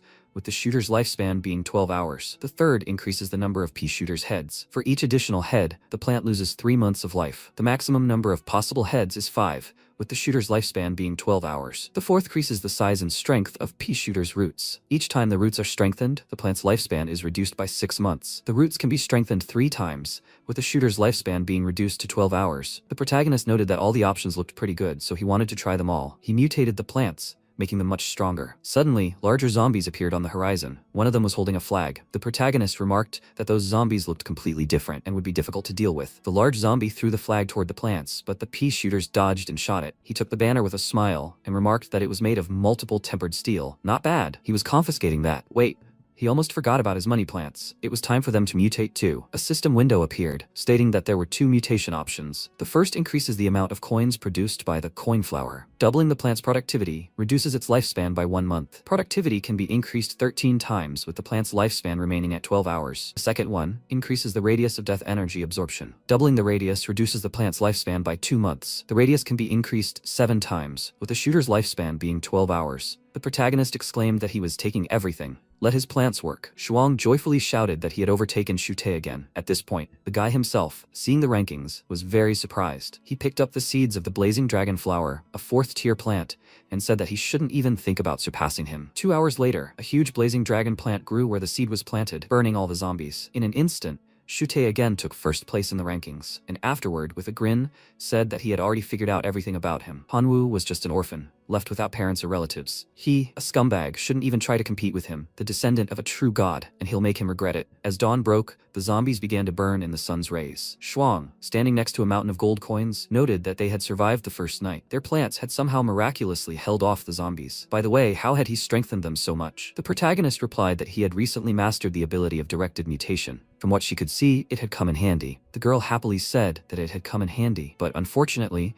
they were still lagging behind in points. MC, looking at the ranking, noted that this was just the beginning. They were in no hurry. Besides, they now had enough local currency to acquire better seeds. After some time, he bought new plants and said with a smile that under the protection of second and third tier plants, he felt more confident. Shwang, standing on the roof with binoculars, warned them that they were in trouble. Completely different zombies had arrived. These were third order zombie knights and a fourth order dancing king. The protagonist, surprised, asked where such a monster had come from. The girl asked what they would do. He replied that they needed light. Zombies are very sensitive to light and sound. Let her turn on the light, and they would hope that this dancer wouldn't notice them. They turned off all the lights in the house and hid. She asked if the zombies had left. MC, watching them, replied that it seemed to have worked. They ignored their house and headed to the next one. If memory serves, that's where their neighbor, Mrs. Sal, lives. Great. The scariest one is gone. Now it's their turn. Let her use her light spell. Shwang cast a light spell and created a huge ball of light, which she then directed at the zombies. The bright flash caused the zombies to turn around and begin to attack. Pea shooters started shooting at them,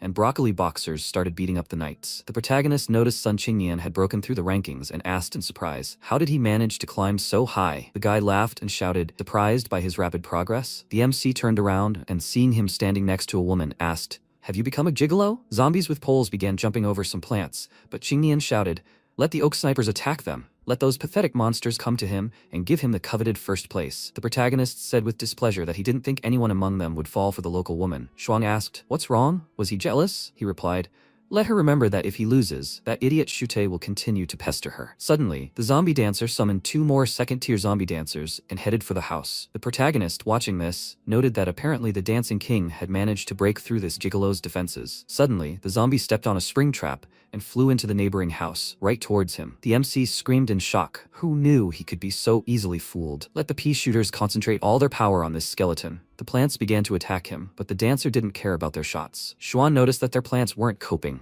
They needed shelter indoors. The protagonist replied that no, if they didn't stop him here, nothing would help them. He transformed into a black dragon and shouted that he could handle him himself. The protagonist charged and tried to strike, but failed to penetrate him, and he cried out excitedly, what the hell? He didn't even move. Looks like he'll have to fight for real. Let him pay respect to his idol and kill him with that man's favorite move. He used the machine gun strike skill, and with such high-speed strikes, he broke the dancer's neck. Afterward, a system window appeared, stating that he had killed the Dance King, a level 4 zombie, and received a level 4 plant seed, a copy of the tap dance skill, crocodile skin boots, and 500 points. MC noted that he'd dealt with a level 4 zombie, but he'd only been given 500 points. Yiling, watching him through binoculars in the real world, said that this guy was truly something. It was a shame they couldn't see their rankings. Xiangmen smiled and said, let him see. He's got a keen eye, deciding to team up with the goddess of the preparatory course. That's according to his teachings. Shutian replied, don't flatter yourself. Do they think he'll be able to find the fruit of wisdom? The girl said, it all depended on how he perceived the zombie city. If he thought it was just a place where they grew strange plants and fought zombies,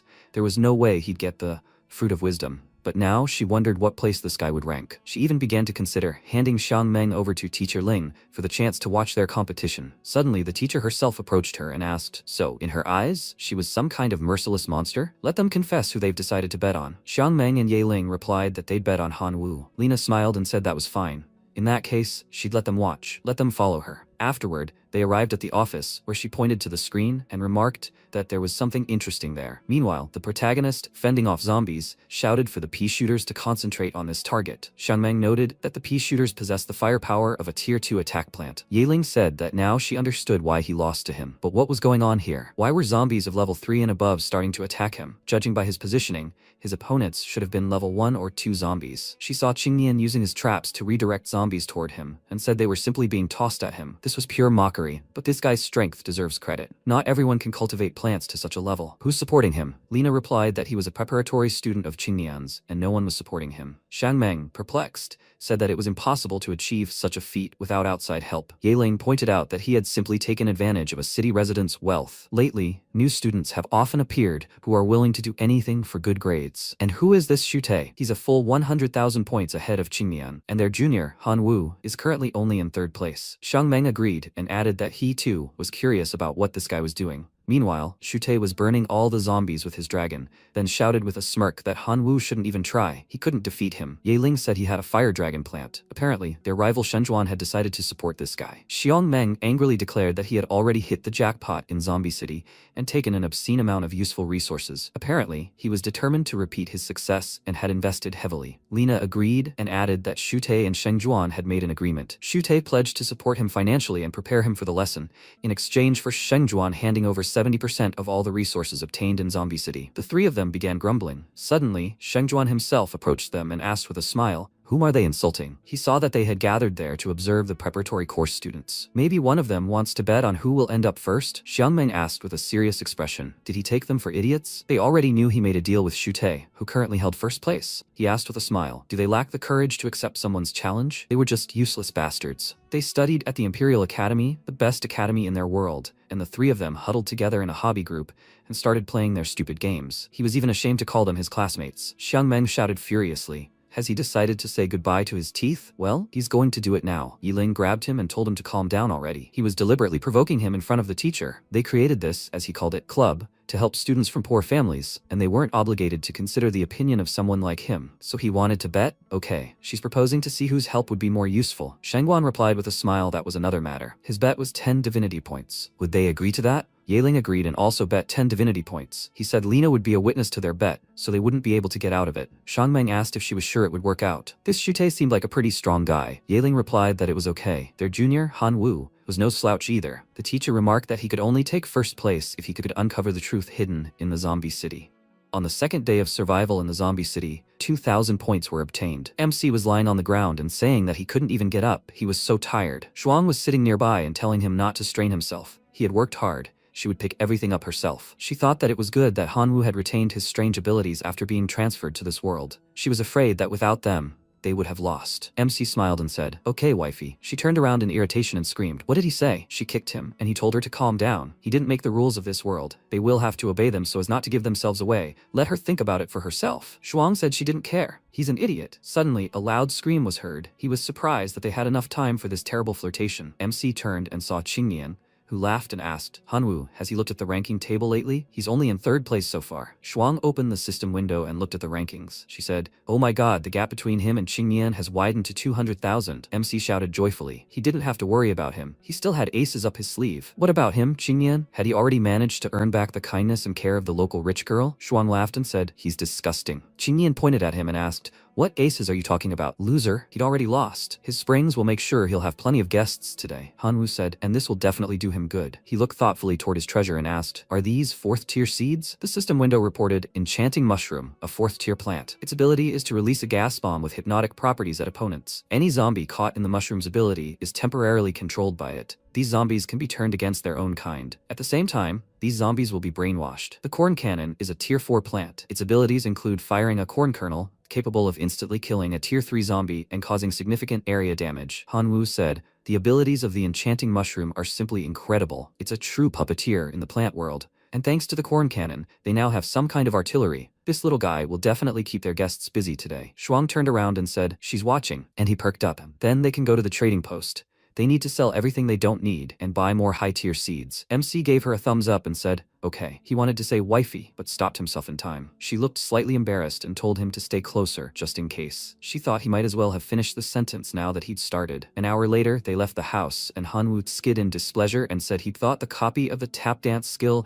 dropped by a level 4 zombie would be worth something, but they didn't even buy this one. Shwang smiled and said it wasn't so bad. The rest of the loot had brought them 243 gold coins. enough to buy a good deal. Besides, the merchant said the mayor liked to collect all sorts of weapons. Maybe he'd agree to accept the banner dropped by the zombie and give him something worthwhile? MC replied, okay, let the mistress of the Han mansion have the final say. Shwang asked sheepishly, why Han right away? Maybe the Qin mansion would be better. Han replied that that wouldn't do, as that would turn him into a useless son-in-law, accepted into his wife's parents' house. Shwang clenched her fists and swung it, screaming, here he is mocking her again. MC started to run away, shouting, domestic violence. After a while, a shout rang out in the mayor's house. What? He wants a weapon from his collection? Schwarzenegger said, come to think of it, his banner is truly a rare thing. Okay, he managed to interest him. He can choose something. MC followed him, smiling. After a while he said enthusiastically, it feels like this sword is literally calling to him. He took it and asked, what is this feeling? This sword, it resonates with his dragon blood. He turned around and shouted, Mr. Mayor, he wants this sword for himself. Schwarzenegger smiled and said,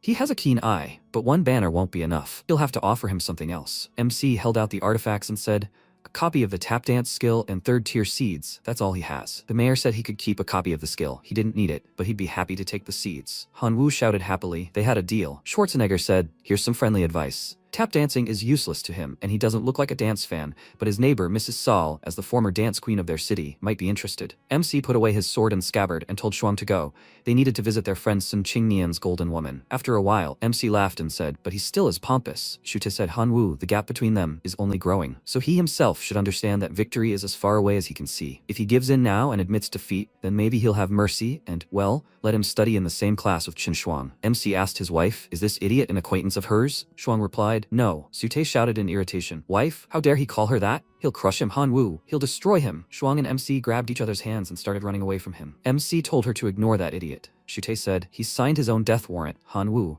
He won't just disgrace him, he'll do everything in his power to ruin his entire future destiny. After a while, MC knocked on the door and asked, Miss Saul, is she home? The door opened, and Qingnian said, it's their neighbor, Han Wu. Hannah folded her arms and said, her darling has already told her what happened last night, so she can guess why they came to her. If they want some compensation for the damage caused, they can safely leave. It's their own fault for their weakness, and he, Hannah Saul, doesn't have to pay them for it. Qingnian asked, Han Wu, shouldn't he bother them? MC replied, no, that's not it, Miss Saul. That's not why he came here. In fact, he admires her. The mayor recently told him that she was once quite famous in the city and proudly bore the title of Dance Queen, and by a lucky chance, he received an item that he believed only she was worthy of possessing. Hannah smirked and said, he probably thought that with his blatant flattery he could change her attitude towards him, but he was wrong. Boy, MC took out a book and asked, let her tell me, Miss Saul, will this skill copy be able to change that somehow? Hannah's eyes widened in surprise upon seeing this. Qingnian asked angrily, Han Wu, isn't he being insolent? Is he trying to buy them with some old book? Hannah screamed, this is the lost skill book of the Dance King. Let him name his price, man. She's ready to give everything she has. Qingnian looked at her in surprise and thought, if Han Wu asks Mrs. Saul to kick him out,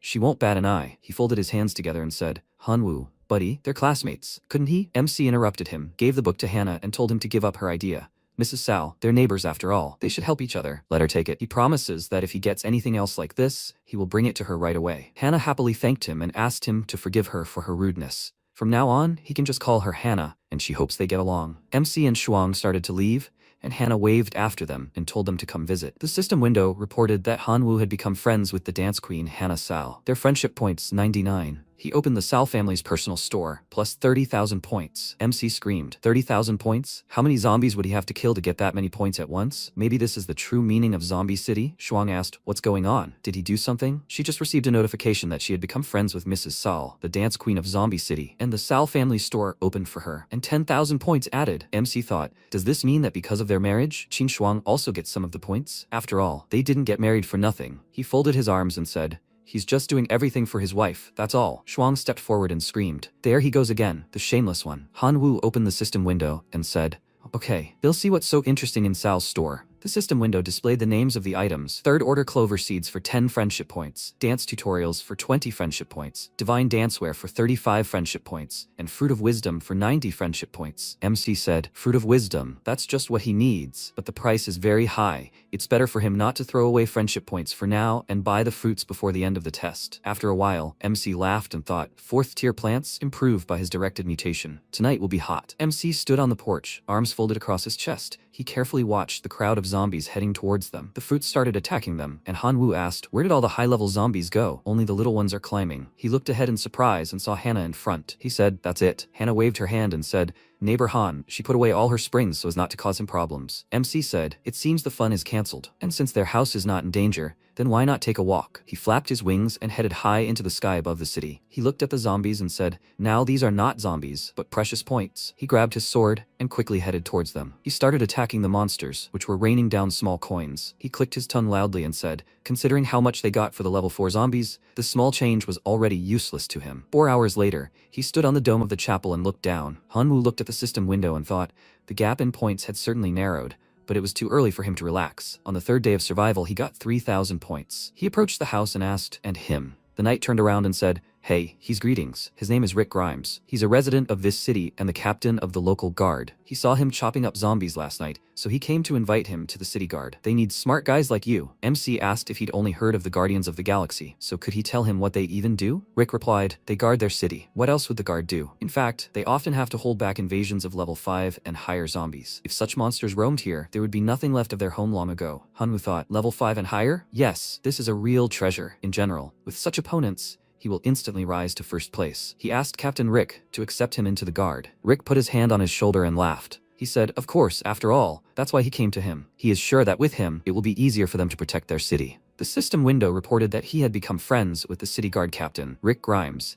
and he opened Rick Grimes's personal store, plus 60,000 points. He joined the city guard and opened a personal guard store, plus 50,000 points. At that moment, he saw that he was in first place in the rankings and cried out, is he in first place? Rick waved his hand and said, he is waiting for him tonight. Shwang rushed to him and shouted, Hanwoo, this is incredible. He rose to first place. How he managed it. What did he do last night? MC answered, he just... At that moment, there was a knock on the door and MC asked displeasedly, who brought them so early? He opened the door and saw a girl who said hello and said that last night he was downright relentless. Such ferocity. He asked, who is she? The girl answered, she is the one who really wanted to look at the guy who did incredible things last night. Shwang came up to him and asked, Hanwoo, what did he do yesterday that everyone is looking for him now? The girl saw Shwang and asked, who is this girl? Shwang answered, she is Hanwoo's wife. And who is she? The girl came close to MC and asked, Hanwoo, doesn't he think that getting married at such an early age is a little wasteful? But honestly, it doesn't bother her much. She can also be a mistress. By the way, her name is Jessica. She turned around and said, well, see you then. Let him not forget that he is now in the city guard. Shwang looked at MC's embarrassed face and said,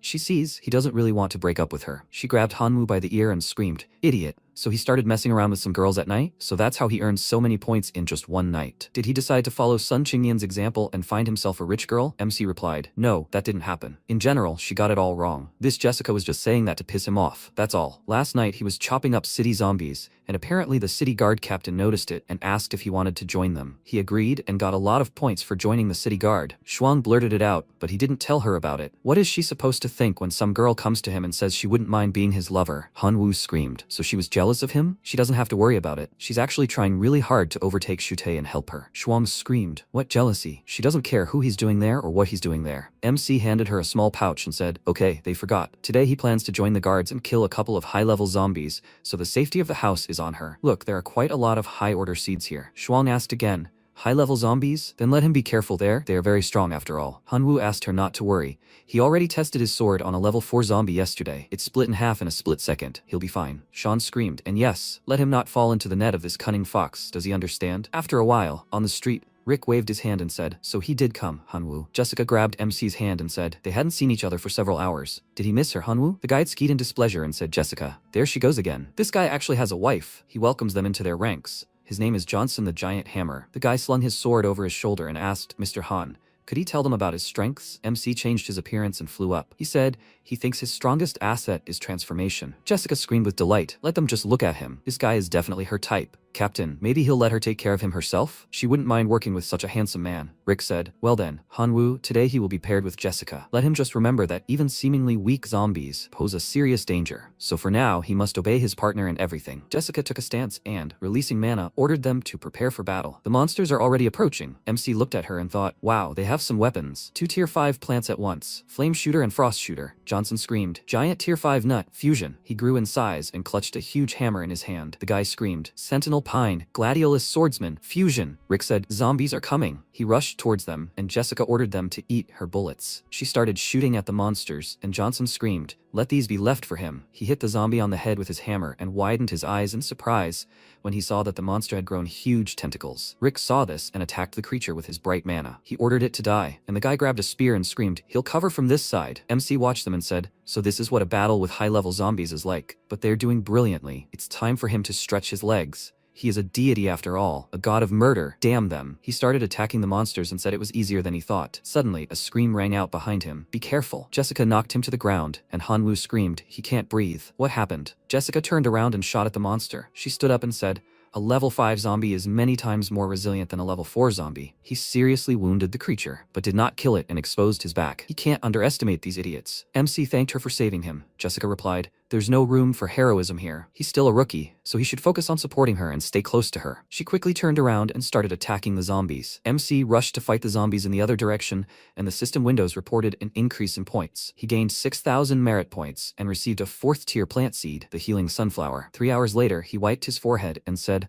"I'm so tired." Hanwoo looked at the squad members and asked, "Oh my god, where did they get all this energy from?" Jessica laughed and asked, "They've only just started, and he's already exhausted handsome. With such stamina, he'll never be her lover." MC thought she was right about something. He may be an immortal body, but he still had the powers of a deity. How could he be exhausted after 3 measly hours of fighting? Maybe it was all because of the transformation? At that moment, he heard a voice. "Guess who came, dear host?" Hanwoo said. "Source." Did he really have time to chat with him? The source responded, feeling a dark note of resentment in his head. He woke up to someone making unflattering remarks about his host's physical capabilities. He simply wouldn't tolerate such an insult directed at the host. "No need to worry. This magnificent female will soon take her words back." "Well, it's time to open his gene lock. Let him get comfortable, dear host." The source opened the lock in MC's body, after which his body was covered in bright mana. MC screamed. What a refreshing feeling. He seemed to be bursting with energy and strength. The source said he had opened his gene lock, so now his body could gain short-term mutations. Only to do this, he would need to borrow genes from the cells of some powerful creature. Hanwoo thought it was practically the same as merging with plants. He wouldn't mind gaining such strength and endurance either. The system window reported a 4th tier plant, an incinerating sunflower. He threw it into his mouth, after which strength began to accumulate in his body. He flew up and created a huge energy flow around himself. It began to dissolve the zombies' bodies. Jessica laughed joyfully and said, "What a dazzling man." The guy put his hand to his face and asked, "Did some kind of angel descend upon them?" Rick screamed, "They are not distracted." He quickly rushed forward and began to strike the zombies. The huge creature extended its hand towards MC, when suddenly Rick ordered to protect Han. They need to push back the zombies. The huge creature hit Johnson and Rick screamed, "This is bad." This 6th level zombie was tougher than they expected. Han, let him run from there. They will distract the creature. MC stood motionless, and the huge monster aimed at him. He said not to worry, he can handle it. He dodged the attack when suddenly the zombie screamed loudly when the creature's body touched MC's mana. Johnson cried out in surprise. He won. Han defeated that monster. The system window reported that he had befriended Jessica Smith, a civilian of Zombie City and a member of the city guard. He had unlocked Jessica Smith's personal store, plus 50,000 points. He had befriended Johnson Giant Hammer, a citizen of Zombie City and a member of the city guard. He had unlocked Johnson's personal store, plus 50,000 points. He had befriended David Ham, a citizen of Zombie City and a member of the city guard. He had unlocked David's personal store, plus 50,000 points. He had killed a level 6 zombie and earned 23,000 merit points. The source asked, "Dear host, how does it feel to have the genetic shackles removed?" MC happily replied, "Wonderful." He couldn't say it any other way. The source said he was glad, but he needed to tell it some bad news too. Hanwoo asked in surprise, "What other bad news?" What was it going to do to him? He had no way to pay the creature, and the divinity points he had worked so hard to earn, he couldn't. The source interrupted him and said, "Who needs his divinity, young one?" It was talking about the side effects of removing the gene lock. MC exhaled and said, "Just side effects then." He realized what he heard and screamed, "What side effects anyway? Why didn't it warn him? What will happen to him? Is he a cripple now?" The source ordered him to calm down. The host of the creature shouldn't be so vulnerable and soft. Let him not worry. The side effects will not affect his physical health. The problem is that he won't be able to use the release of shackles on a permanent basis. It has, as he would put it, a recharge time. It is necessary for his own safety. MC asked, "Well, why was it necessary to scare him like that?" "Okay, how long will this ability recharge? And what will happen if he still uses it before then?" The source answered that at the moment, due to the insignificance of his physical body, he is able to use it only once every 10 days. If he starts using it more often, it can lead to genetic disorders. Then temporary mutations can turn into permanent ones. Or maybe he wants to test it out in practice? MC waved his hands and said, No, he doesn't want to spend his life as a giant light bulb." Rick asked, "Hanwoo, is something wrong? Is he okay?" MC smiled smiled and answered, yes, everything is fine. Jessica rushed him and said, oh my god, he's handsome. He literally captivated her with his dazzling beauty. Now she is 100% sure that he is right for her. Doesn't he want to spend an unforgettable night with her tonight? MC looked at her mockingly, and Johnson asked, Jessica, maybe you should stop pestering the guy already? He's probably already completely exhausted, and she's also trying to drain him. Bro, if he's tired, he can go home and rest. They can handle the rest of the level 5 monsters themselves. MC smiled and said, yes, he really was a little tired. He thanks you for your concern. Then they will meet tomorrow. He left them and turned into the street, thinking that the gene lock could only be used in 10 days, which meant he urgently needed to increase his basic combat power, right? He had personal shops now. There should be something useful there. It's time for him to buy something. He said the points he'd earned should be enough. He opened the shop and half an hour later said, here's the plant fusion skill. This will serve as a replacement while the gene lock recharges. The source asked mockingly, will this garbage he called a skill be okay with that? The plant fusion skill was just a crude and superficial method of fusing different life forms. MC replied, yes, but he'd have to spend 70 friendship points with Ham on this garbage. Regardless, he had no other choice. What can he do if an incredibly cool gene lock can only be used once every 10 days? The source replied, it's only the weakness and worthlessness of his human body that's to blame. He may not believe the creature, but it can take his pathetic fusion skill to a whole new level with just a few manipulations, and he'll only take 2 divinity points for his work. So, does he agree? MC replied, no, thanks. He's not ready to part with it. The source said with displeasure, he's greedy to the point of impossibility. He has no idea what he's giving up. 1 divinity point, it won't get any cheaper. Hanwoo thought he was still too young to compete with it in this field. If only he knew how he haggled at the market just a couple of months ago. He said, okay, we're done. The source snapped its energy fingers and opened MC's head. Hanwoo screamed. He can't believe it. It was actually able to improve his fusion skill. Now, instead of 1 plant, he can fuse with 3 at once. What, there's even a slot for a 6th tier plant. He's shocked. The source said, amateur, let him remember that he owes the creature 1 divinity point. MC asked,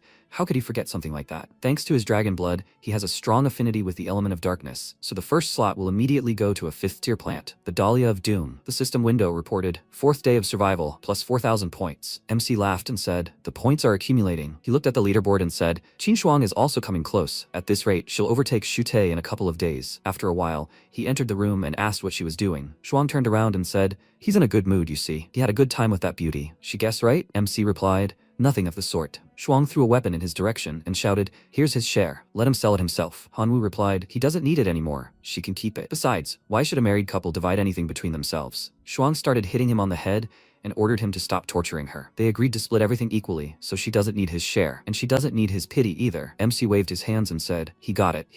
Shwang said she'll go practice dancing with Miss Sal. He can rest for now. MC told her to just be back before sunset. He thought, Shwang, she's a smart girl. So she immediately figured out that you can earn points by improving friendships with the townspeople. But how much pride is in her? 9 days later, MC came to the knights and greeted the elders. Jessica waved to him and said, yeah, hi, handsome. He asked if something happened to them. They look a little worried. Jessica said, nothing can be hidden from him, handsome. Today is the day of the lunar eclipse, which happens once a month. As he probably already guessed, the waves of zombies on such days are more ferocious than usual. During the previous lunar eclipse, one of their guards died. Jasmine's sister. Rick said it was his fault she died. However, that won't happen today. He gives them his word that none of them will die before him. The guys told Captain Rick not to talk like that. Jessica grabbed MC's hand and said that she might not be able to protect him today, so he has to promise her that he will run away if he is in danger. MC thought she was right. Right now, he is the weakest of the guards. If something serious starts, then most likely he will be the first to die. He is pleased to know that she is worried about him. Hanwoo said that she does not need to worry about him. What kind of man will he be if he starts hiding behind a fragile girl? He will try to protect her himself. Jessica ordered him to take care of himself. MC thought, he needs to prepare as much as possible. He opened the store and bought the 5th order golden dragon herb. He thought, he is sure there are dragon genes in this. Because of their compatibility, the fusion will be even more successful. He changed his appearance, and Rick looked at the sky and said, here it begins. The monsters began to roar loudly and change their appearance. Rick rose into the air and ordered to get ready. The zombies began to increase their levels. The battle will be hard. Jessica prepared her weapon and said, she understands, Captain. Johnson and David answered loudly. They understand, Captain. MC said, he is ready, Captain. The monsters began to scream and Rick ordered to stop them. Jessica shot at the monster's body and commanded the creature to devour it. Johnson turned around and ordered the captain and Jessica to continue shooting at the monster from a distance. They'll hold off the monster. MC thought it was time for him to take the stage too. He walked around the monster and saw a crowd of monsters. Hanwoo began slashing at the monsters with his sword. Rick noticed this and said, good job, Han. An hour later, the monsters were lying on the ground, and Rick was ordering Jessica to quickly run to Mayor Schwarzenegger and request reinforcements. Jessica turned around and asked the guys to hold on. She's quick. At that moment, a zombie attacked David, who screamed loudly. Johnson quickly rushed to attack, and David ordered him to leave him and get out of here. Rick asked to hold off the monster. It's close. Johnson screamed, Captain,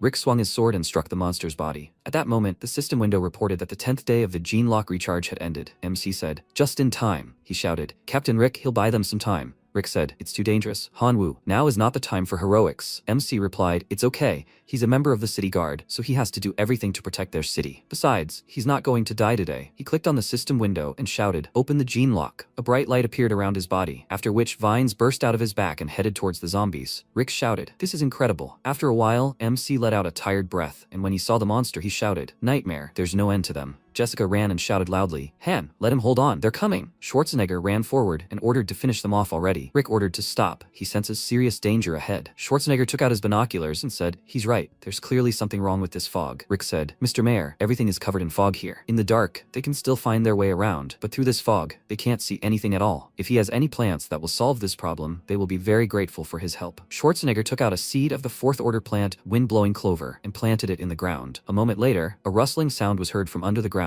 and the plant quickly grew. MC thought how quickly it grew. The clover began to spin quickly, creating a wind current. The system window reported, "Flower pot. This is a pot for planting seeds, which increases the growth of planted plants 100-fold. Hanwoo cried out. He can't believe his eyes. "This is a real treasure." Schwarzenegger turned around and said, "Han, if he likes this pot, he will give him a couple after this whole trap." Captain Rick had already told him about his contribution to the common cause, so they will consider this gratitude to him on behalf of the whole city. MC said, "Thank you very much, Mr. Mayor." The system window reported that he had become friends with Arnold Schwarzenegger, the mayor of Zombie Town. He had unlocked Mayor Schwarzenegger's personal store, giving him 100,000 points. Hanwoo said there was definitely something worthwhile in the mayor's store. As he thought, it was like a biological weapon. He took it. The system window reported that the Black Death mushroom spread deadly spores that, upon contact with zombies, accelerated their growth and transformed into new Black Death mushrooms. MC directed this towards the monsters, and black mushrooms appeared on their bodies. Hanwoo said that he was about to try out an interesting idea. Excellent. Almost all the zombies had already been infected with the spores. Time to begin. Mushrooms are also a kind of living being, and since they appeared thanks to him, all these creatures must obey his will. Activate life sacrifice. A bright glow moved towards the zombies, followed by a bright explosion. The system window reported, Option 1, the seed of the tree of wisdom, a plant of the 8th order. If you plant this in the divine sphere, it will strengthen its stability and begin to bear the fruits of wisdom when it reaches its fruitful age. Fruitful age, 1,000 years. Life cycle, 100,000 years. Option 2, a golden flower pot. Special plants planted in this pot gain immortality. Option 3, a 4th level building, the Botanical Museum. Every 24 hours, it creates a seed of a special plant. MC looked at it and said, "Nightmare. All the options are so tempting." He chose a golden flower pot and said, he'll take it. If you combine his directed mutation and the immortality this pot grants, you can create something truly incredible. And the 9th order seeds can be obtained later. Rick screamed, "Damn it, a new wave of zombies." MC thought, now the Black Death mushroom, this is his strongest weapon. No time to think. He screamed, "Activate directed mutation." The system window reported possible mutation options. Significantly increased the amount of spores emitted, increased spore activity, accelerated growth of new mushrooms. MC screamed, "There's nothing to think about. He'll take all 3. Han grabbed a clover sprout and pointed it towards the monsters. Rick said joyfully. The zombie horde began to slow down. Loud screams began to echo. They won. Excellent. The zombies have been stopped. Schwarzenegger said the eclipse is entering its final phase. The zombies will become even more ferocious and powerful. He should be careful, boy. MC looked at the eclipse and then saw a huge monster that grew horns. Schwarzenegger waved his hand and ordered everyone to retreat. They need to focus on the main gate. People started running and asking questions. They thought it was already over. Are they all going to die? How creepy. MC thought, if these people lose all their fighting spirit now, then victory is out of the question. He needs to somehow encourage them. He rose into the air and ordered them not to dare lose heart, because people are counting on them. They will definitely defeat the terrible zombies. He rushed forward, and the men clenched their fists and screamed,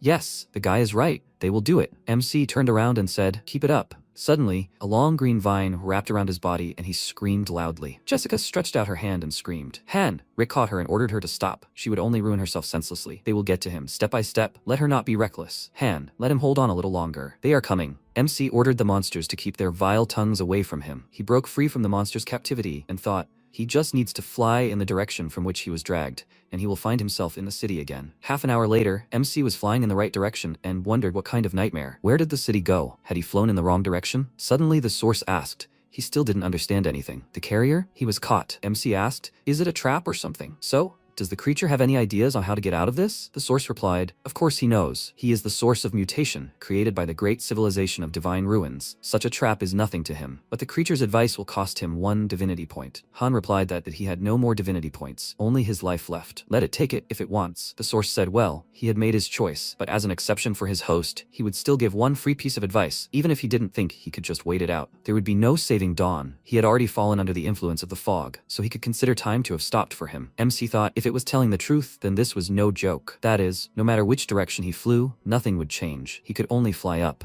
Right, this terrible fog must have boundaries. After a couple of minutes, MC asked, is this a dome? He gripped the hilt of the sword and swung it, shouting, have they decided to lock him here, like some kind of insect in a jar? He struck it and said, that's strong stuff. They'll see how long it lasts. He managed to pierce the dome and frowned, asking, what is this? He descended and saw huge trees. The voice said, welcome to its domain, stranger. MC thought, so this tree is to blame for everything? And how did it understand that he doesn't belong to this world? And will the fact that he was exposed somehow affect his points? The voice said not to worry, it won't kill him. MC asked, then why did it drag him here? The tree answered, because it has one request of it. He must save this world, stranger. MC asked again, save the world? Does it want him to kill all the zombies? The tree screamed, no, on the contrary, he must expel all the inhabitants of this town. Hanwoo thought, inhabitants? Apparently, with this simulation, everything is not as simple as he thought. He asked, could it explain in more detail? The tree answered, this tree of wisdom, is the guardian of this secret world, and it has been faithfully fulfilling its sacred duty for 10,000 years. This world was a quiet and peaceful place. That is, until a stranger stumbled upon it and wanted to appropriate all the benefits of it for himself. He brought hundreds of his creatures to their world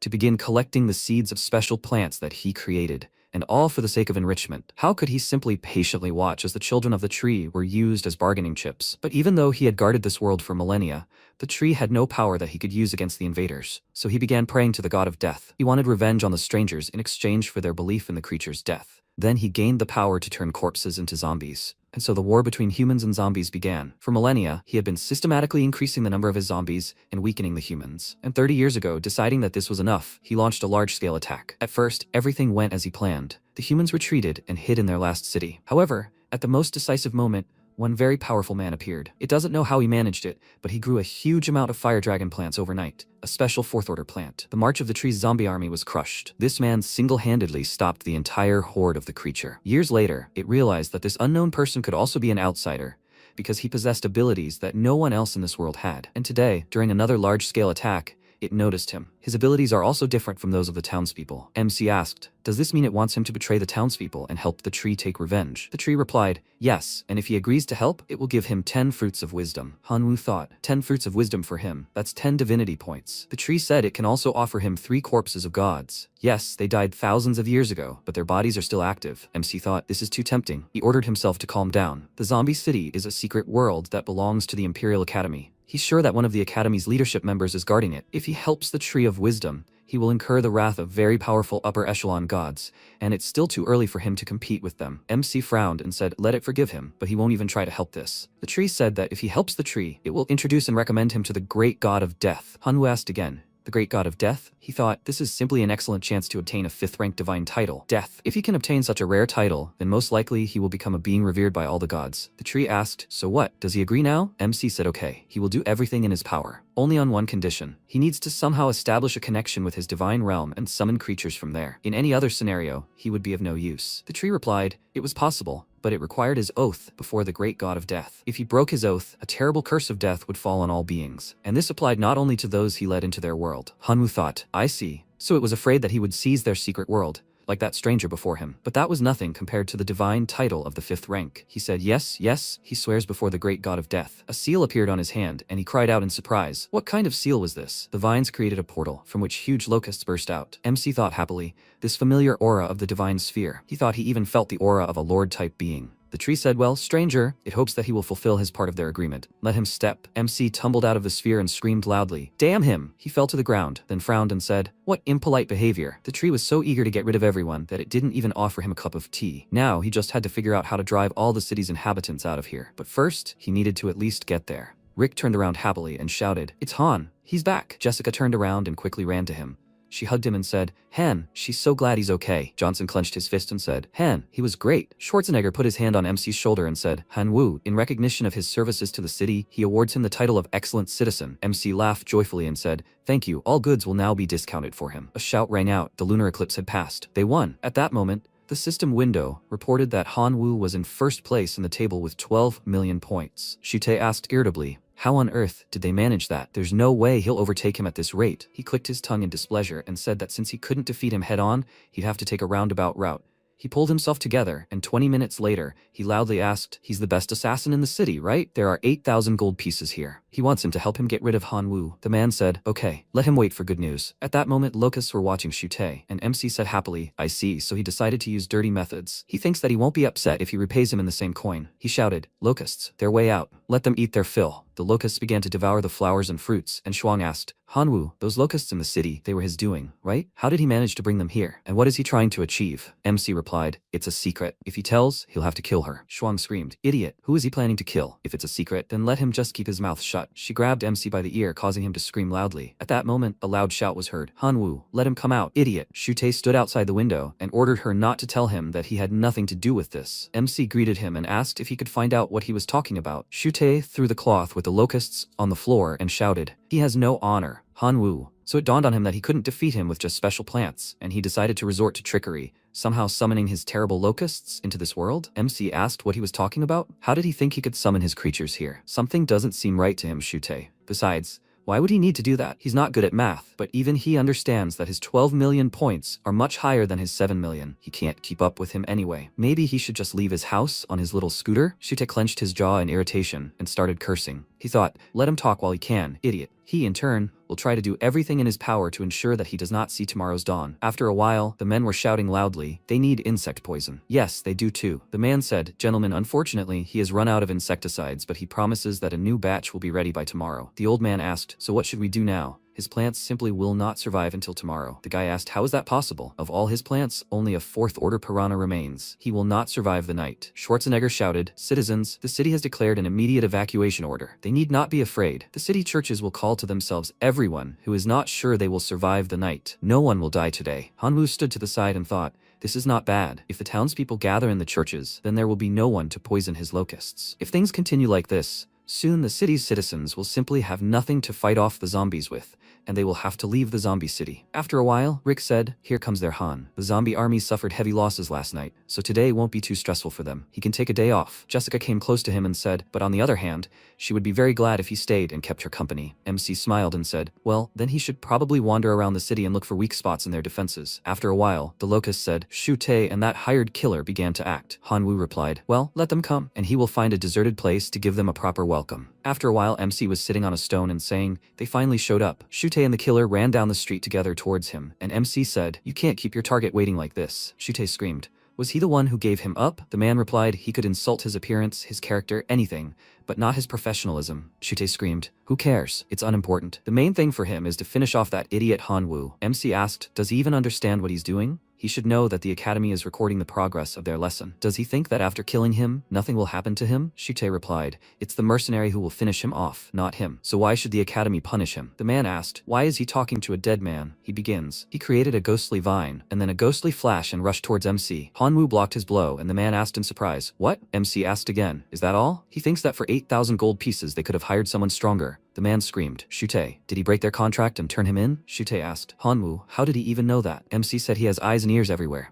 Now it's his turn, right? Go ahead, his little ones. Shute looked at the locusts and asked, isn't it possible he was able to summon his creatures here? He ordered the man to finish him off. The locusts headed towards the killer, and MC went towards Shute and said, well, he'll probably deal with him himself. Shute screamed, he can't kill him. He said himself that everything is controlled by the Academy. He definitely won't be able to leave peacefully. Han Wu frowned and asked, who said he was going to kill him? He could just throw him right into a pile of zombies and be done with it. The zombies will finish him off, not him. So why would the Academy punish him? His words, right? Shute started running away and ordered them not to come near him, to leave him alone. He ran away and asked for help. MC quickly caught up with him and grabbed his shirt. He started slamming him on the ground, and Shute asked him to stop. His family won't forgive him for this. He doesn't want to be the target of a true god, does he? Han Wu picked him up and said, who cares, that's for tomorrow. He threw him into the air, right towards the monsters. After a while, he laughed and said how cruel, only bones were left of him. He even wanted to celebrate. He took off and told the locusts that they could rest for now, and he would take care of the remains. After a while, people were shouting loudly in the street, it's over, he lost all his plants. He has nothing left. What are they supposed to do now? There were people sitting in the room. The guy said, Mayor, they can't last that long. Another guy agreed with him and said,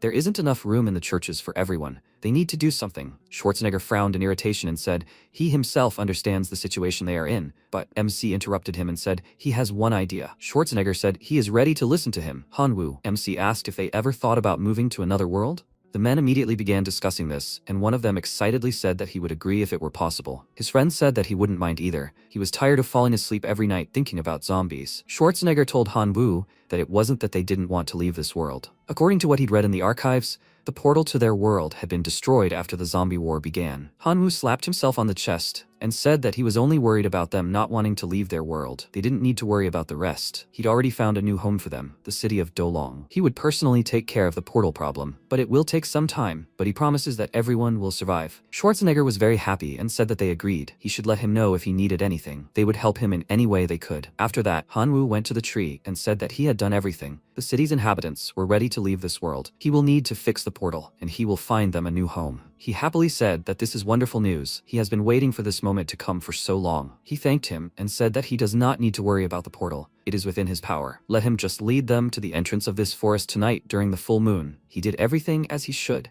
brought them into the forest at night, but Schwarzenegger had doubts. He asked if he was sure that the portal would appear at all. Night is the time of the reign of zombies. The girl excitedly told the others to look ahead. There is the tree of wisdom, right? They followed her gaze and noticed with surprise that there really is something, after which a portal appeared in the roots of the tree, and Hanwoo led them there. He waved his hand and said goodbye to them, and Schwarzenegger almost burst into tears, saying that he is their savior. The girl kissed him on the cheek in gratitude, then headed toward the portal and said that she hoped he would think of her at least sometimes. He followed her with a surprised look, and when they disappeared into the portal, he said that it was finally all over. This ordeal really had dragged on. After that, the teacher informed the students that the research into the secret world called Zombie City was declared closed. They were transported back to the classroom, and she said that first, she wanted to congratulate all the students who had successfully returned to their world. Unfortunately, 2 of them could not cope with the hardships of the secret world and died. Their academy sincerely hopes that in the next life they will become stronger and be ready for something like this. Hanwoo frowned, displeased that they hadn't even warned them that death in the secret world meant death in the real world. Shute was to blame himself, but imagine his surprise when he saw him in the crowd of students and how furiously he looked at him. It turned out he wasn't dead. After that,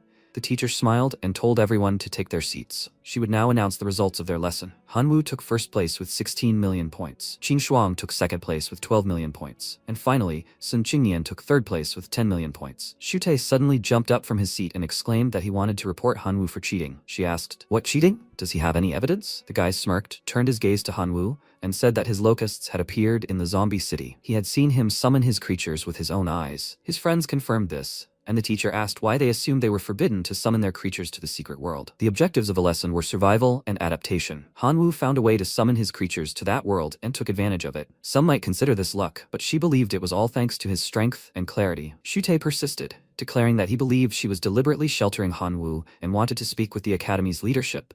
She responded that no one was stopping him from doing so, could speak with them if he so desired. However, as his teacher, she also had the right to punish him for disrespecting her. Her suddenly oppressive aura frightened him, after which she declared his punishment to be a year of hard labor in the secret world dungeon. He was immediately sucked into the portal, after which she glanced at his friends and asked if anyone wanted to join him. They smiled nervously and said she was absolutely right. He had indeed shown blatant disrespect and deserved his punishment. She smiled and suggested that they move on to the rewards. Hanwoo would receive a jade flower pot, and Shwang would receive something else, but that was irrelevant. After class, the elders came to Hanwoo and called him, and he said that he was just looking for them to pass on the fruits of wisdom. The boy smiled and said that they had heard about it. How much did he collect? He answered that he had to spend a little in the last battle, so he only had enough for 9 fruits. He hoped that would be enough. After that, he thought that before the end of the test, he spent all his friendship points and received 12 fruits, but 9 would be enough for the exchange. He thought he would still need the rest. The boy gave him a thumbs up and praised him for his amazing result. The girl agreed with him and said that, besides, thanks to the fact that he took first place, they earned another 10 divinity points. Huang was probably furious right now. Let him use his 9 divinity points wisely. After all, it was a considerable sum. Suddenly, a boy's voice was heard behind Hanwoo, who said that this was a large sum even for him. He turned around and saw Huang Shengjuan flexing his fists and asked, "So this is the one he spent a fortune on?" Brother Meng immediately stood up for Hanwoo and exclaimed, "What is he doing here?" Hanwoo was confused and asked what was going on, and the girl said that someone just couldn't admit defeat. This guy's name was Huang Shengjuan, and he could consider him their sworn enemy. He approached them after their class started and started provoking them. They ended up arguing with him. Huang bet on his classmate, and they bet on him. As a result, he helped them earn 10 divinity points. Hanwoo turned to this guy and asked who he bet on. His friend smirked and told him that he bet on that fool with the fire dragon plant. Hanwoo immediately smiled and said that this meant it was Xu Te. He was very sorry for his defeat. Shengjuan got angry and asked what he said. Wasn't he being too bold? The seniors immediately stood up for Hanwoo and told him to just try to touch him. After which the red-haired guy ran away and shouted that he would pay for it. Let him not forget that their next big lesson will be with first-year students. He shouldn't have angered him. Brother Meng turned to Hanwoo and apologized to him for dragging him into this. That idiot only took on him because he lost the argument, and he was right about their lesson. Maybe even they couldn't protect him from it. Hanwoo patted him on the shoulder with a smile and told him not to worry about it. He can't even imagine how many times he'd been threatened in the past months. It made him mature and strengthened. Every idiot like him only makes him stronger, so now he's able to stand up for himself. His friends told him to contact them if anything happened. They would help him in any way they could. Meanwhile, a demigod arrived for an audience with His Excellency. His Excellency, seated on the throne, asked what he wanted to talk about, and he, kneeling before him, said that his name was Zhang Gang, and that he had come to report a discovery that could clarify the situation that had occurred in the world of divine ruins. The man immediately rose from the throne and ordered him to speak immediately. If his discovery proved useful, he would reward him. He opened the box and showed him a dead locust, saying that he had found it in the very place where his people had performed the ritual. He knew only one person for whom locusts were the main representative, Hanwoo, a student at the Imperial Academy, and he was sure that he was somehow involved in that incident. He asked what he knew about him, and he answered that, as he had said, he was a preparatory course student at the academy. He was an ordinary average student who grew up without parents. At the moment, he was still a divine being. The man became very angry and exclaimed, "Does he mean to say that some divine being was able to infiltrate the ruins of the divine ravine, kill the 6 demigods he sent, and take what was rightfully his?" Zhang Gang immediately began to bow to him, asking him not to be angry. At first, he also couldn't believe that a divine being could have entered the divine ruins, but a little later, he confirmed his suspicions by inquiring about it among the locals and examining the area for traces of its creatures. A merchant who sells radioactive ore admitted that Hanwoo had recently purchased a shipment of ore from him. He had already checked the records of payment with divine power points. It was indeed he. There were also records from the inn through which he had entered the divine gorge world. His Excellency sternly asked, does he understand what awaits him if his words turn out to be a lie? He tossed him a chest and told him to take his reward and leave. He excitedly thanked him, after which the man turned to his subordinate and said that he knew what to do. Let him check on this Hanwoo and make sure he doesn't have his treasure. If he does have it, then let him turn this impudent thief into ashes. Hanwoo sneezed and, wiping away his drool and snot, thought, has it really gotten cold? He needs to prepare properly for the next big lesson. He's afraid it won't be easy for him with this guy. After that, he took out a jade flower pot and said that Teacher Lena's reward was truly good. A seed planted in this pot will produce seeds of a corresponding plant every cycle. The higher the order of the plants, the longer the cycle. He glanced at the seed and thought that if he combined the plant fusion technique and the 6th order ghost vine, it would truly be a killer. And thanks to the jade flower pot, he would have a constant supply of ghost vine seeds. It was the perfect combination. He remembered that he had the bodies of demigods. They would be perfect as a catalyst for creating the Locust Lord. And then, when he feeds him the fruit of wisdom, his combat power will skyrocket. At that moment, Teacher Lena called him. She had bad news for him. He asked if this had anything to do with the zombie city. She confirmed it and said that the secret world, Zombie City, was once given to their academy by Master Shu Hai himself, one of the 3 main teachers of the Imperial Academy. Because of his actions in the secret world, the Academy lost the coordinates of Zombie City. As he already understood, Master Shu had already found out who the culprit was and was very angry. He frowned and asked, does this mean he will be expelled from the Academy now? She replied that of course, that wasn't true. His actions didn't go against the Academy's rules. Master Shu simply did not know what to do with his anger, so he decided to challenge him to a duel. She will be their referee. He sighed with relief and said that now he will at least know that he will not be killed. He can rely on her. She told him that it was natural. She wouldn't let anyone harm her students. So she asked him not to worry about anything and just give it his all. After this conversation, he lay down on the bed and thought that what was done could not be undone, so he needed to listen to her advice. After that,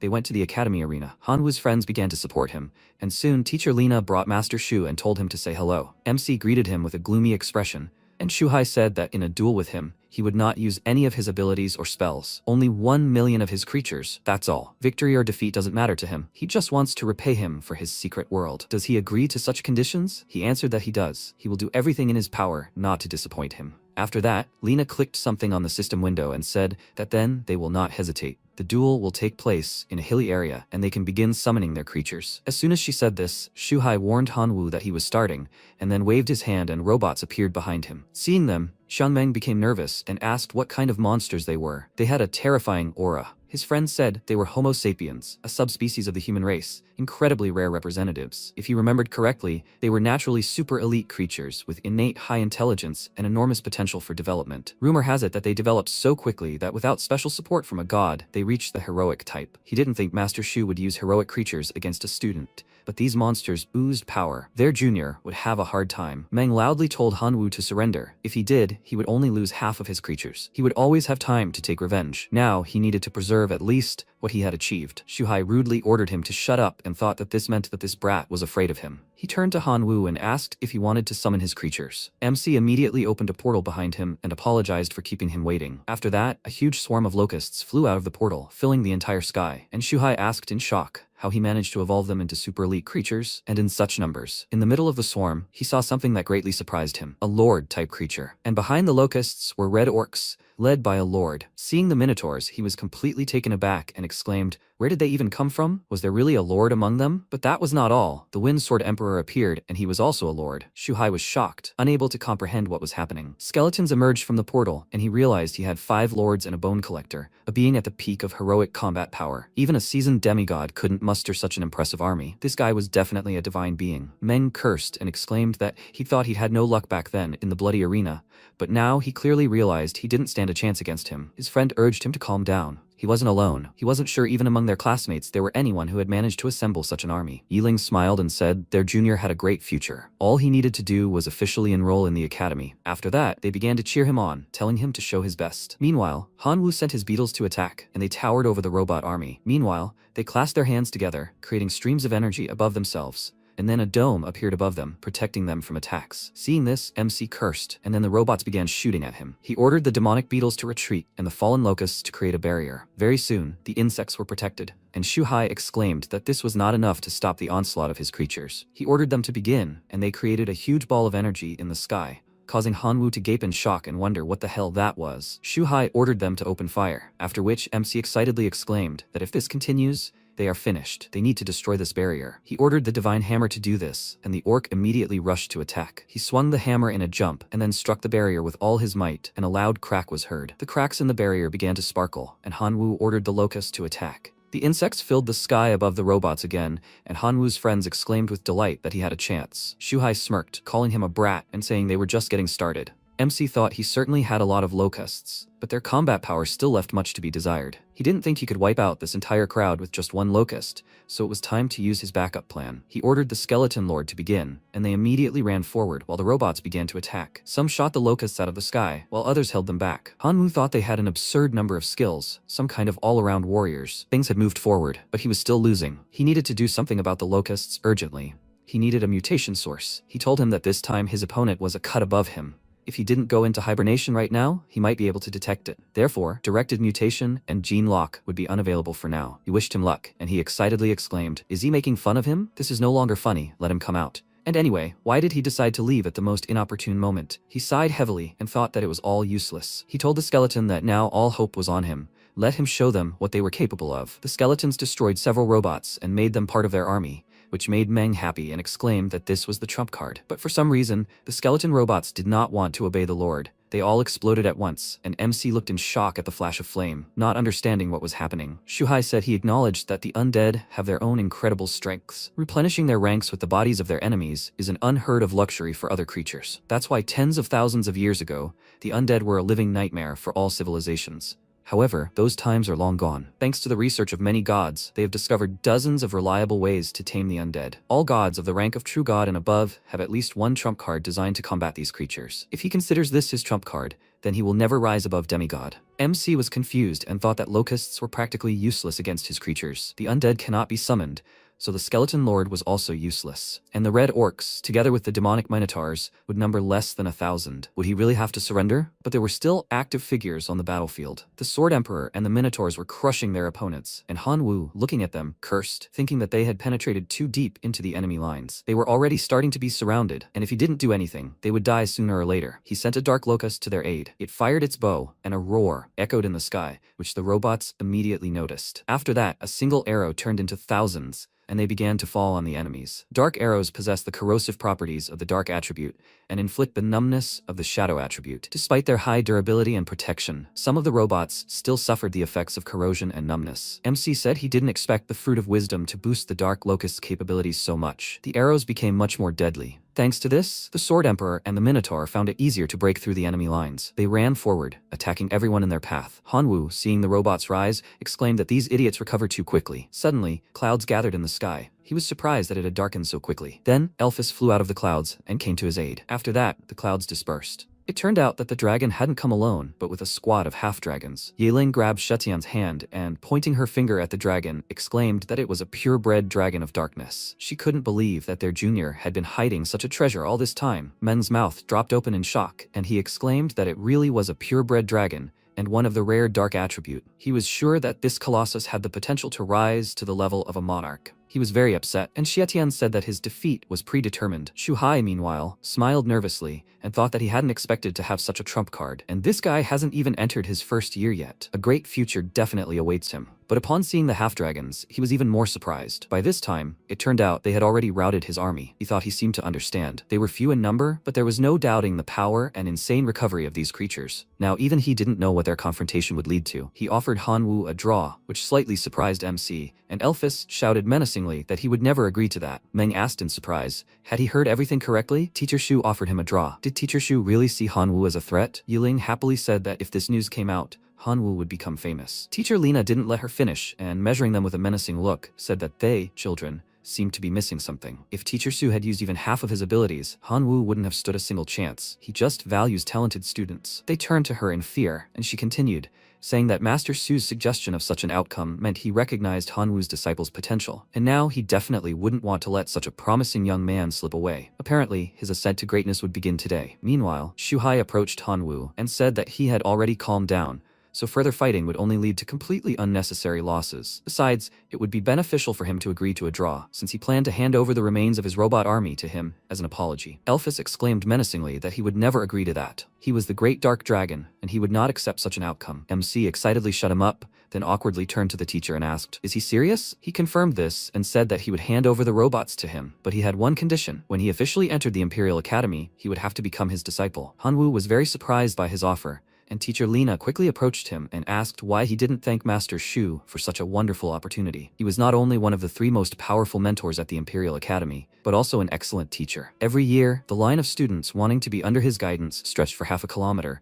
and she was not exaggerating at all. MC immediately calculated how many people would be in such a line and felt uneasy. There were at least 1,000. She said he was thinking correctly. Did he know how many students their academy accepted at the beginning of the year? Only 2,500 people. After that, Han Wu immediately bowed to Shu Hai and said that he was very grateful to him for the opportunity. If he wanted, he could become his disciple right now. He replied that they had agreed. As he promised, he would send the remaining 820,000 robots to his divine realm. This would be considered his investment in his future. However, his apprenticeship would still have to wait. First, he had to officially enroll in the academy. He couldn't care less about others, but he was very demanding of his students. So before entering the first year, he had to become a perfect demigod. Does he know what that means? He replied that Teacher Lena had already explained to him that before becoming a demigod, he needed to imbue his body with divinity. Shu Hai said that he would also have to receive a divine title from the god of death himself. If he managed to fulfill these 2 conditions, he would officially become his disciple after entering the academy. After that, MC's friends ran up to him and started congratulating him, and Shu Hai asked with displeasure, did that mean they had an audience? He hoped they understood. No one should know about what happened here. He emphasized that this also applied to their teachers. Was he making himself clear? Xiatian smiled awkwardly and said that he knew their teacher's character. They won't be able to get out of it if he asks them about it. To keep them silent,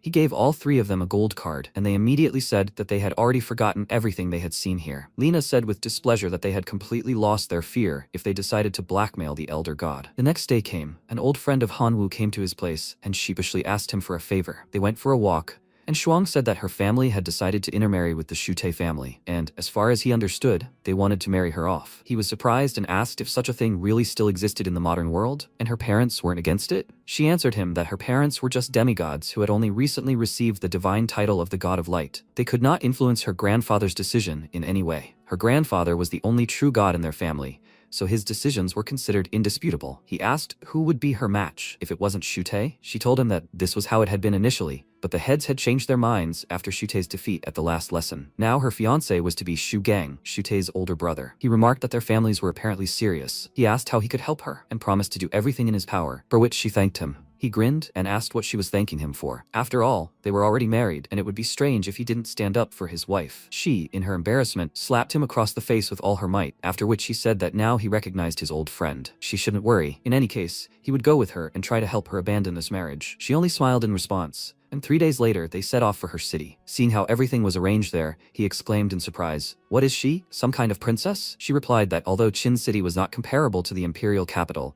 it was home to 10 million people. A man, Uncle Zhang, approached them and told the young lady that her parents had ordered him to pick her up, and that they were already waiting for her at the old residence. She thanked him for his concern and introduced him to her friend and classmate. Zhang, smiling, asked Hanwu if this meant he was also a preparatory course student at the Imperial Academy. He must be very talented. MC thanked him for his kind words, after which Zhang led them to the car. While they were driving to the residence, Shwang was very nervous, and Hanwu, noticing this, told her not to worry. If anything happened, he would definitely protect her. After that, the car stopped, and Shwang, turning to the window, announced that they were there. When they approached the door, they heard her family members talking in raised voices. Her father shouted that no one had ever even mentioned before that he would have to repay the family with his daughter's freedom in the future. He was outraged that she should suffer alone for the good of the whole family, and considered this unacceptable. His third brother asked how he could say such a thing. His daughter had achieved such results, in part thanks to their family's resources. What was wrong with repaying the family for this? He exclaimed in response that his children also benefited from the family's resources. However, he had never seen them sacrifice anything to repay the family. For example, his third daughter spent a lot of the family's money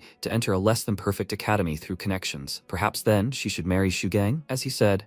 This way she would be able to fulfill her duty to the family. His brother ordered him to shut up. He shouldn't talk to him like that. After listening to them, MC said it was some kind of clown show. Does everyone in their family treat children like objects? Unable to listen to this any longer, Shwang threw open the doors and ran into the house, declaring that she was not going to marry into the Shu family. One of her uncles asked, "What nonsense is this? And in general, how dare she interfere in the elders' conversation?" Apparently, she was very tired from the journey. She should rest in her room first. Her other uncle affectionately called her little one, and said that she herself understood that, as a member of their family, she was obliged to contribute to its development. The Shu family is a very wealthy clan with a true god at its head. If she marries Shu Gang, she will have everything she desires. Her father immediately stood up for her and told them not to even think about it. If they even touched his daughter, he would not vouch for himself. His brother exclaimed that he was spoiling his daughter too much, and it wouldn't do her any good. He responded by saying that he was only doing it for her own good. His daughter was a preparatory student at the Imperial Academy, the one who would definitely become a true god in the future. He wouldn't let them ruin her future. His older brother jumped up from his seat and shouted, was he completely mad? Would he persist until their father himself said so? His daughter had incredible potential, he agreed, but for now she was still only a divine being. And when will she become that true god? In decades or even hundreds of years? Right now,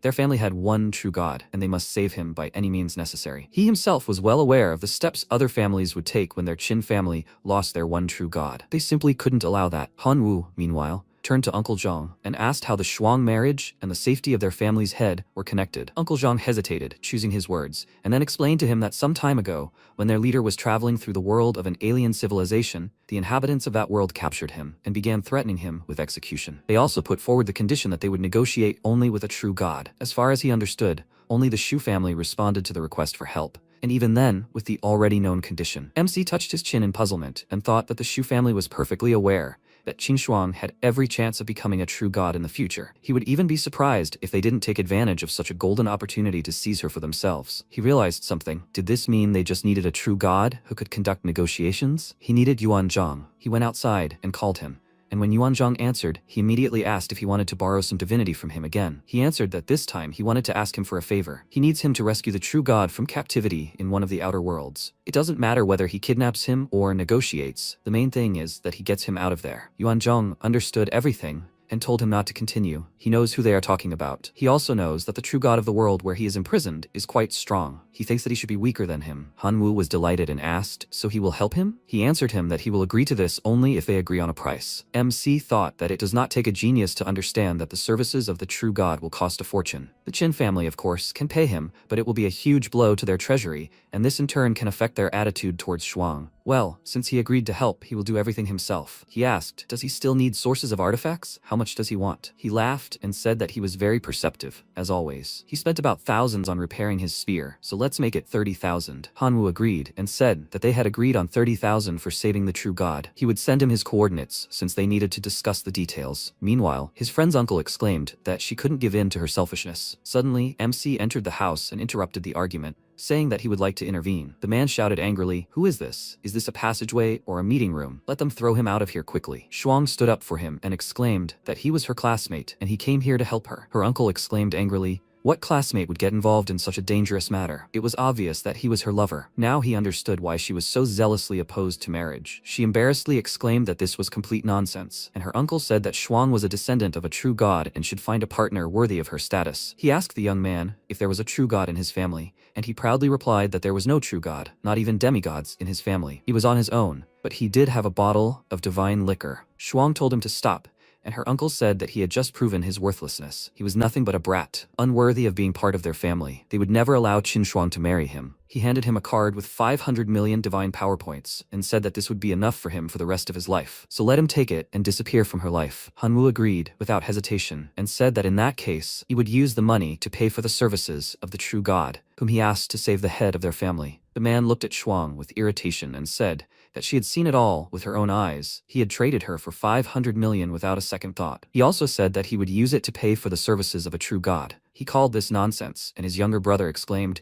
does he really think that 500 million is enough to pay for the services of a true god? They won't even lift a finger for such a pittance. Has he even met the true gods? This guy is just stalling and probably works for some other family. Her father told her that he understands that this guy is trying to somehow stand up for her, but there's not a shred of sense in his words. She should better ask him to leave. She exclaimed that since he said he asked the true god for help, it must be so. She believes him. Meanwhile, her eldest uncle turned to Hanwoo and said that his patience is not eternal, but since he is so confident in his words, he's willing to spend a little of his time. How is he going to get the help of the Shu family's true god for a mere 500 million? The MC spread his arms wide and asked in response, who said that? He appealed specifically to the Shu family's true god. Aren't there other true gods in the world? The man finally lost his patience and shouted that he had enough and didn't want to listen to all this nonsense anymore. He told him to take the card and get out of here, adding that if he weren't Shwang's classmate, he would have kicked him out a long time ago. Suddenly, his younger brother excitedly told him to wait, and he felt the aura of a true god. Hanwoo said with a smile that apparently his acquaintance had already arrived here. He wanted to immediately warn them that this guy was much stronger than the Shu family's true god. The man nervously said that this was definitely a true god. He could feel his oppressive aura. Did that brat really tell them the truth? But this was complete nonsense. His brother asked, does he understand that his lie will be revealed right now? You can't joke with true gods. MC said that if they didn't believe him,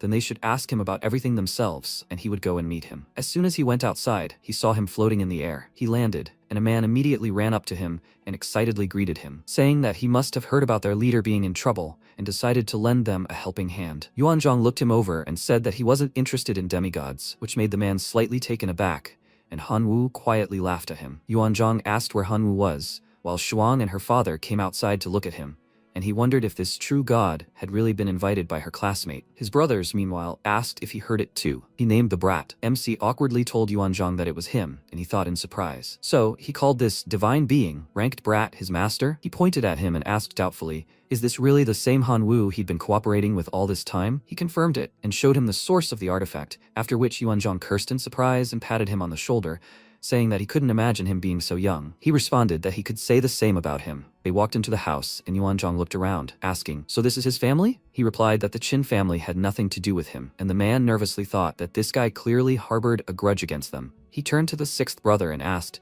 this guy is his daughter's classmate, right? Maybe he could try to convince him to help their family? His brother joined him and began to beg him, saying that they were one family and should stick together. He couldn't just abandon them in such a predicament. Let him think about it himself. If this true god helps them rescue the head, then Shwang won't have to marry Shugang. He wanted this himself, right? So let him influence him somehow. He looked thoughtfully at his daughter, then approached her and said that she was an excellent judge of character, since she managed to become friends with such an incredible young man. Now was the time to take advantage of their acquaintance. If they could save their head, then no one else in their family would dare even hint about her marriage. She looked down, embarrassed, and asked what he was talking about. She wasn't on that kind of relationship with him. He said with a smile that it was only a matter of time. She thought he hadn't figured out his daughter's character yet. If she didn't like him, she would never have brought him to their home. He's not against his candidacy at all, so let her talk to him. She awkwardly approached Han Wu, who was discussing something with the god, and he said that she was just in time. He had already agreed to save the head of their family. She should tell her father to give him the information about her grandfather and the agreement token as soon as possible. He said he was in a hurry. She asked in surprise, already? What about the reward? Did he really agree to that 500 million? He immediately covered her mouth with his hand and excitedly said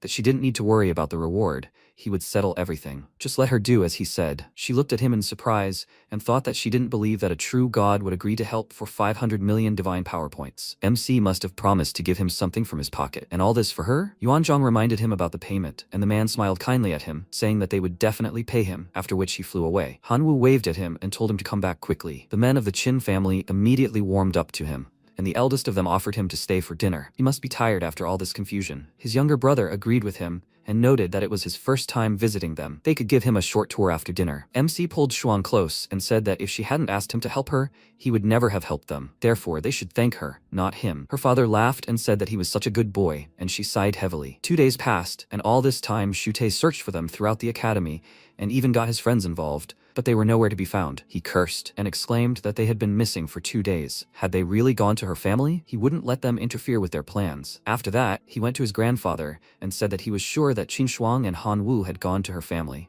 They were clearly up to something. The grandfather immediately set off with his grandchildren, because it was not right for their family's fiancé to be wandering around with another guy. And if this news were to surface, their family would suffer a huge blow. They followed him, and Shute thought that this time he would definitely finish him off. Meanwhile, MC and Shwang were sitting in the forest. While she was meditating, he thought that for 500 million divine power points, he could obtain about 100,000 artifact sources. 30,000 of them would go straight to Yuanzhong. The rest should be enough to raise gluttony to level 4. Apparently, very soon he would have a whole army of heroic locusts. He laughed loudly, and Shwang asked what he was thinking about that his mouth was watering. At that moment, Uncle Zhang ran up to them, worried, and Shwang, immediately realizing that things were bad, asked what had happened. He told her that the true god of the Shu family had arrived. Shute and his older brother were also there. Her father ordered him to warn her and hide her somewhere. Meanwhile, the men began a meeting. The eldest said that judging by the signals from their formation, they would arrive within 10 minutes. The true god of the Su family wouldn't just show up unannounced. It probably had something to do with the marriage. Shuang's father exclaimed that now that Han Wu had resolved the issue of rescuing the head, there was no point in a marriage between their families. His older brother said he was too narrow-minded. The head of the Shu family is a complex person. If he finds out what they did, he might decide that they don't respect their family. Then it will be very difficult for everyone. He exclaimed that in that case they would have to pretend to the last that everything was still in place and hope that the head would return soon. They had no other choice. His brother asked, did he think the head of the Shu family was some kind of fool? Since he decided to show up to them in person, it meant he had foreseen everything. His other brother became very nervous and said that their affairs were bad. They were really at an impasse. They would have to agree to this marriage after all. If the true god became angry, then their entire Qin family would suffer. His younger brother exclaimed in rage, what nonsense? What would they tell his son-in-law then? Let them not forget that it was he who invited his acquaintance, the true god, and decided the issue of saving their father. They could not betray the benefactor of their family like this. His third brother told him to stop resisting. Did he really want their entire family to die because of his one daughter? The man shouted in rage that he had crossed the line. Why was he shifting the blame onto his daughter when he was the one who initiated this marriage? Their elder brother ordered them to stop immediately. They were acting like children. At the moment, he saw only one way out that would suit both parties. Let Han Wu and the son of the Shu family decide in a duel who would get Shwang. Her father exclaimed in rage, why were they all treating his daughter like some kind of object? His brothers, of course, approved of the elder's idea and began to persuade the younger one. But suddenly, the stern voice of Elder Shu was heard. He was very unhappy that no one even came out to greet him. They immediately bowed their heads before him in excitement, and he ordered them to stop. He was not here to listen to their nonsense. He demanded that they arrange his grandson's wedding immediately, and then he would go save their leader. Let them bring Qin Shuang here immediately. The eldest of the Qin brothers excitedly said that his niece's classmate had already invited a true god and resolved the issue involving their leader. Therefore, he hoped that he would show his magnanimity and forget about her. Elder Shu became extremely angry and exclaimed that he was nothing more than a pathetic demigod. How dare he openly go against the words of a true god? Does he think that he will simply turn a blind eye to their insolence? He literally burned with rage, and then a powerful wave of his oppressive energy swept through the entire house. They immediately fell to their knees before him and began begging him to stop and at that very moment, Shwang burst into the assembly hall and asked him to stop destroying their house, followed by Hanwoo. Now, in the place of their house, there was a glacier, very suitable for fighting, and Shute told his brother that this was the Hanwoo he had told him about. Shugang said that he would not get out of here alive, after which their grandfather told Shwang that if she wanted him to spare her family, then she should simply humbly accept her fate and agree to marry his grandson. He would not harm his own family members, he gave his word. She exclaimed in response, why should she even do that? She would never agree to that. Her uncle immediately began to apologize to Elder Shu, telling him not to be angry with her. She was still too young and did not fully understand how their world works. Their leader would definitely teach her a lesson when he returned. His younger brother, meanwhile, told the six to calm his daughter down before she angered him further, and Elder Shu, turning his attention to Hanwoo, asked, so, he is the benefactor who came here to interfere with their families? Let him talk, but if he doesn't like his explanations, he won't get out of here alive. He answered that he was only here to help his friend, who was in a difficult situation because of them, so he didn't think it was necessary to explain himself to him. Or was there a rule in their world of gods that forbade helping your friends? Shu Gang angrily called out to Hanwoo and asked how he dared to disrespect his grandfather. He sneered and replied, is the pride of true gods really that vulnerable? He only spoke the truth. How could he see disrespect in his words? Shugang said that his brother had said a lot about him, but he never imagined that he was so arrogant. If he was still in his right mind, then he should leave here right now and try not to be seen again. Otherwise, he would perceive this as a provocation by their family. MC responded with a sneer. Have they even gotten to the point of provocation? Okay, so be it. But he will not leave here. He pounced on him and said that his pride would cause him to die. Shuang's father rushed towards them and asked worriedly, they're not going to fight, are they? Elder Shu stopped him and said that his grandson had decided to fight to defend their family's honor. Does his family really want to interfere in this matter? In that case, he won't stand aside. Meanwhile, Shugang had transported himself to Hanwoo's divine realm and, opening the gate, exclaimed that who would have thought that the benefactor's divine realm would have so many wild, undeveloped lands? It's simply a disgrace. Steel warriors, super elite beings, emerged from their gates. MC frowned and thought that this guy's steel warriors could modify their armor. They were much more dangerous than Shute's steel knights. Shugang spread his arms and told his warriors to crush anyone who stood in their way, while Hanwoo summoned his locusts. The battle began, and the warriors and the swarm of insects clashed. A locust archer shot at the enemy, who was about to strike it, while another locust attacked the enemy with a spear and knocked him aside, after which it pinned the warrior to the ground. Looking at this, Shugang had to admit that he had underestimated him, but it wouldn't happen again. He waved his hand and commanded the creatures to attack. A huge divine steel warrior appeared from the portal, immediately drawing an equally huge sword and attacking the small locust. It jumped back in fear, avoiding the blow, and MC exclaimed,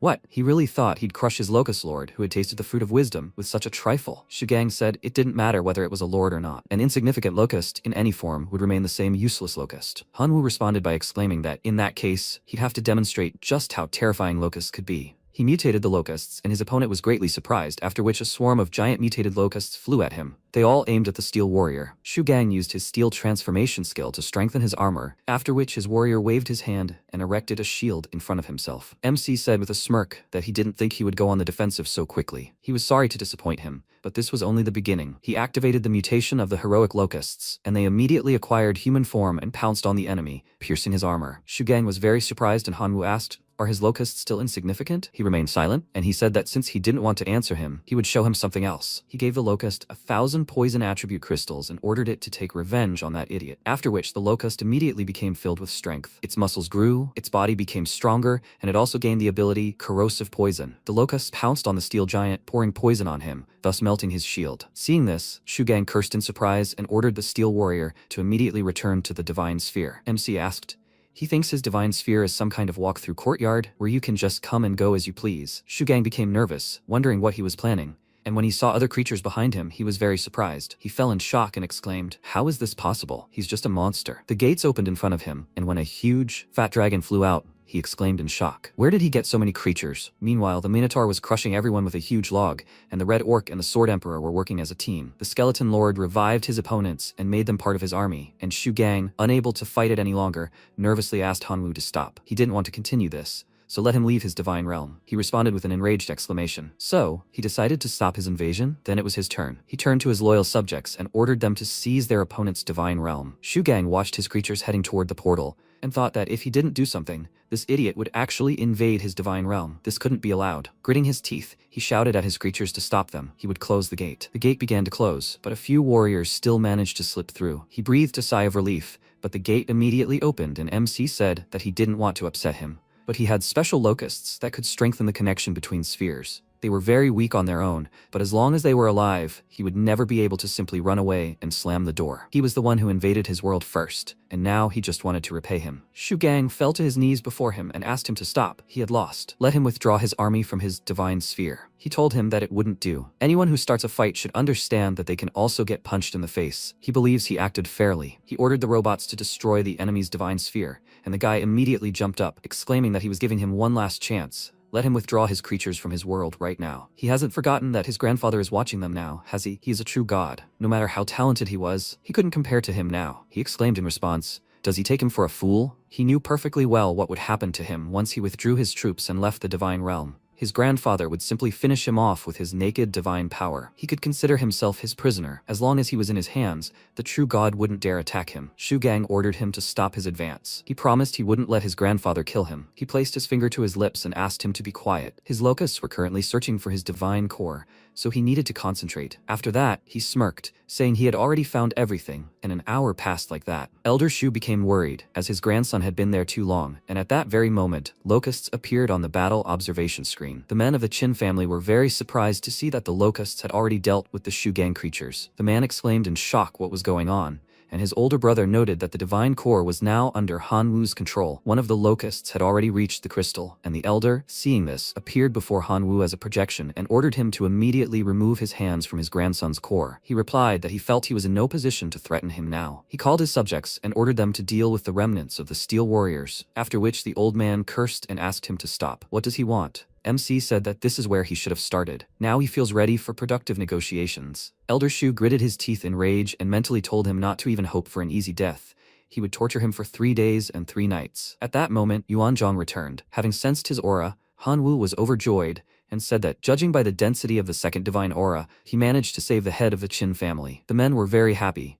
Then the eldest of them turned to Elder Shu and said that they had a big event. Their head had finally returned to the family. Would he like to stay with them for a while and attend the celebratory banquet? He politely declined, after which he contacted Han Wu and said that the true god he had been waiting for had finally arrived. Now can he let his grandson go? He replied that he was not ready yet. It was better to wait until he personally appeared here. He was not sure he could defend himself if he wanted to kill him during this. Yuanzhong immediately appeared next to him and said that everything was fine. As long as he was here, no one would lay a finger on him. MC was surprised that he was already here, thinking that this meant that the true god in the family, valued, had also arrived. He told Master Shu that he was now ready to release his dear grandson. He would leave his divine realm and release all the captured beings. After this, Shwang said that he remembered him. Let him remember that next time, there will be no one to protect him. He responded by advising him to think about how to quickly rebuild his army of steel warriors. He was in no position to throw around such phrases now. Elder Shu immediately hit his grandson on the head, telling him to stop humiliating himself, after which they fled, and the head of the Qin family shouted after him, how dare he encroach on his family while he was gone. They were cutting off all ties with them today. He hoped that they were smart enough not to mention marrying Qin Shwang again. There was silence for a few seconds as they watched them go, and then the head of the family gave Han Wu something and thanked him for taking his granddaughter away from an unenviable fate and saving him. Let him accept this as a token of his gratitude. He received a genealogy tablet that could return creatures to the first representatives of their lineage. He thought, so this thing could turn his locusts into the most ferocious prehistoric species? He can't wait to see it. 3 days later, Shangming said, Han Wu, he needs to step outside for a second. There's something I need to talk to him about. The protagonist walked out of the room and then noticed his acquaintances waving and shouting. Over here, bro! The MC turned to them and said he welcomed them. So what did they want to talk about? Shangmeng said, he hasn't forgotten about their important upcoming lesson, has he? Well, they were still sure that Sheng Juan would definitely try to harm him during this lesson. So they decided to share with him all the information they had about him. Xiaqian folded his arms and said, although it's unpleasant to admit, this guy managed to become their class president. They should take precautions. The protagonist opened the records and asked him, so his main representatives are ordinary goblins? Shengjuan must really be a genius to be able to rise up like this with just goblins. Then Yeling added, so he's somewhat similar to him. No, he's even tougher, because locusts are inherently much weaker than goblins. In short, he can handle him, she's sure of it. Xiatian added, yes, he has absolutely nothing to fear. So what, a couple hundred lords, 3 monarchs, and a divine title? He'll crush him. The protagonist asked, was this their way of encouraging him? After a while, MC sat in a meditative pose in the building. He thought Shengjuan will definitely try to kill his 3 locust lords, and he can't let that happen. Of course, he could use radiation crystals and directed mutation to create super strong locusts that would die the next day, but that would only keep his lords safe. That wouldn't be enough to defeat Shengjuan. Then he looked at the pot of mushrooms and thought, yes, the Black Death mushroom. It's already proven useful during battles with zombies, so there's no doubt about its effectiveness. It could wreak havoc on the enemy's ranks. Then he opened the system window and found it. He took the object in his hand and then began to imbue it with divine energy. After a while, Lena pointed to the side and said, "Okay, the topic of their lesson today will be resisting invasion. Their examiners will be first-year students, but they shouldn't worry. They will only use the power they possessed a year ago. Naturally, all students who successfully defeat the invasion in their divine realm will be rewarded, and those who fail will face a tedious journey through the secret dungeon world, and so they must prepare. Soon their seniors will begin the invasion." After a while, the protagonist walked into a bright light. He walked forward. Shenjuan folded his arms and, grinning, said, "He warned him. Hanwoo. He shouldn't have crossed him." He stood surrounded by his goblin army. The protagonist thought, wow, that's quite a scale. The infantry alone is worth something. And behind the infantry are archers, the superpowered flame goblins, and the elite frost goblins, and those damned lords are leading them all. Then the protagonist shouted, if they're planning to fight seriously, then his army needs to form up too. Locust army assumed defensive formation. He spread his arms, and a huge number of locusts appeared on the battlefield. Common locusts, demonic beetles, fallen locusts, primeval locusts, and even locust lords. Shengjuan frowned and thought, he managed to break into the Imperial Academy and has such weak core representatives, so he really is capable. He won't underestimate him and will show him his full potential. He shouted, "Frost and flame goblins, fire!" Spheres of energy flew straight at the locusts, knocking some of them to the ground. MC thought he wanted to seize the initiative and crush him with the power of his ranged attacks. Not so fast. He pointed his hand forward and shouted, "Fallen locusts, they must create a barrier. Sky beetles, dark locusts, they must ignore the goblin infantry and attack the archers." The locusts charged. Some of them created a barrier, and the goblins aimed their bows at them. Shengjuan shouted, "First squad of infantry, fall back. They must protect the archers." The protagonist shouted, "Not a bad decision. Primal locusts, intercept." The locusts charged. Sky beetles, dark locusts, they must destroy the archers and ranged goblins. Shengjuan frowned and said, "Does he think he's as easy as Xiang Meng? Naive as he is, he should let him demonstrate his true strength." He thrust his hand forward and shouted, "Third squad, change target and attack pattern. Fire." A multitude of magical attacks flew straight at the barrier. The protagonist looked at this and thought, damn, he finally managed to break through its defenses. Shengjuan shouted, "Fourth squad, they must split up." Scattered fire across the dome. Fire attacks flew forward, and then he added, "Now he will show him what happens to those who dare insult him. Goblin lords, break ranks. They must attack the enemy locust lords." The protagonist thought his heroic locusts couldn't spread out much while his army's formation was blocked by goblin lords. He was grateful that he himself had freed his hands. Then he said, "Locust lords, they must concentrate on the goblin lords for now." Then he pointed his right hand forward and shouted, "Poison squad, they must use the Black Death mushroom spores." The spores began to fly in all directions, covering the goblins' bodies. Mushrooms began to grow on their heads, and Shengjuan shouted in confusion, "What is this?" MC thought, "Great, here comes the fun part." Shengjuan shouted, "What kind of attack is this?" The goblins looked at their bodies in surprise. They were practically unharmed. Shengjuan laughed loudly and shouted that he didn't know what kind of spell it was, but its destructive power left much to be desired. Did he want to tickle his goblins a little? The protagonist asked if he'd ever heard of continuous explosions. Of course he hadn't. After all, he invented them. Then he explained the principle a little. Soon, there would be a new series of explosions, and this one would be more powerful than the last one, and then another one. How many cycles did he think his goblins could withstand? The next second, the enormous goblins were covered in flames and began to fall to the ground. Shengjuan concentrated energy in his hands and raising it shouted, "No way, divine magic." The goblins began to recover. He cast a shimmering area of effect healing spell. The protagonist held his hand out to his side and said, "Oh, Shengjuan, he's grateful he healed him too." He frowned and replied, "No problem. Overall, his army is still in a better position. He'll heal them every time he explodes. He'll still defeat him in the end." Then another powerful explosion occurred, and Shengjuan looked at the bodies of his goblins in surprise. He shouted, "What the hell?"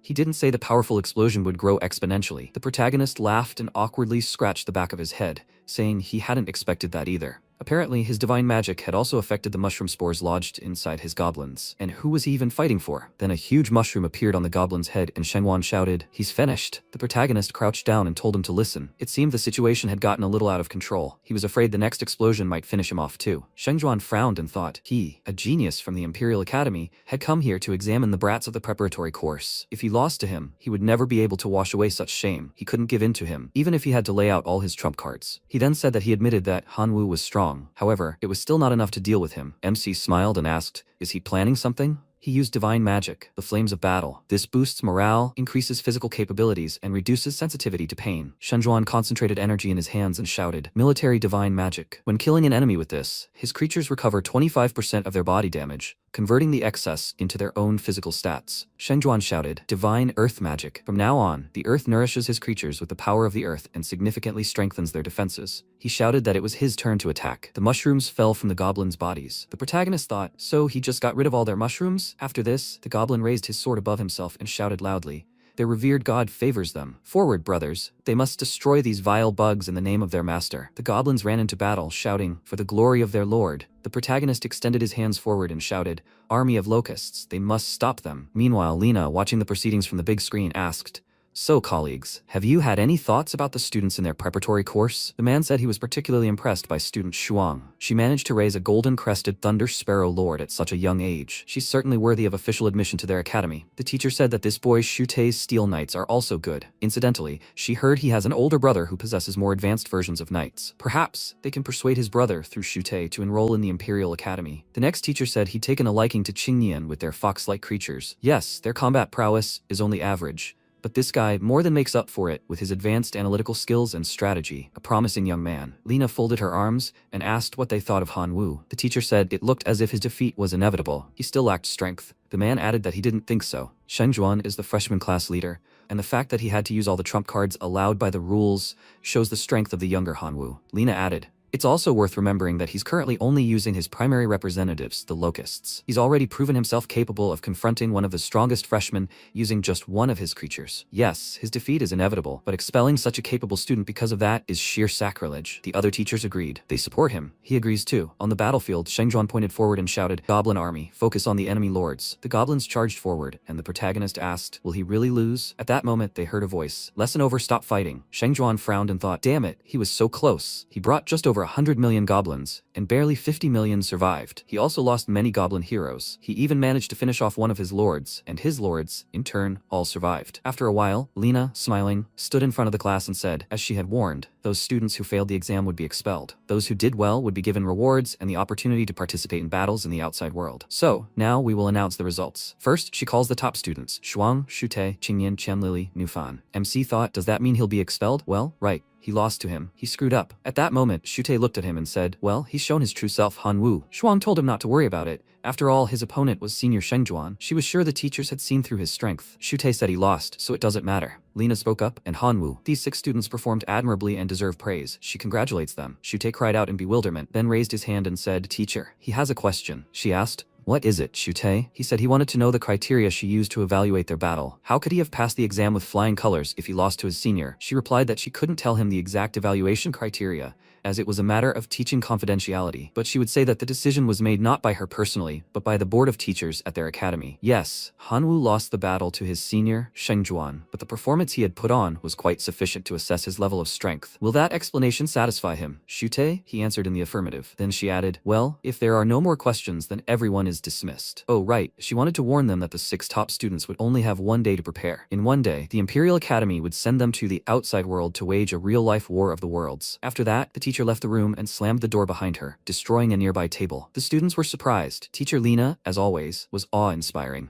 She simply destroyed a table made of 1,000-year-old wood, and it cost a fortune. His classmate added, gods of war and invasion are no different. Shute walked to the exit at that moment and, looking back at the protagonist, told him not to get too excited. Idiot, they'll meet again in the outside world. At this moment, Qingyan put his hands on the protagonist's shoulders and, smiling, decided to warn him, buddy. It seemed Shute and his superior were plotting against him again, so he should be careful. He headed for the exit and, waving his hand, said, okay, it's time for him to go. What could be better than a date with a rich beauty? Shwang approached the protagonist, put her hands on her waist, and asked why he was drooling. Was he jealous? He asked, jealous? He would never stoop to such a level. Why would he need someone else's wealth? He'd earn it himself. Then Xiangmeng appeared from the hallway, waving his hand and shouting, bro, they should have lunch together. After some time inside the establishment, Xiatian said that the Imperial Academy currently had only 3 outer worlds in mind that would be suitable for the preparatory course students to invade, namely, the Rune civilization, the Totem civilization, and the civilization that had taken the path of biochemical development. For obvious reasons, they couldn't provide details, but they were able to share some information. Yahello handed him a bag and said, look,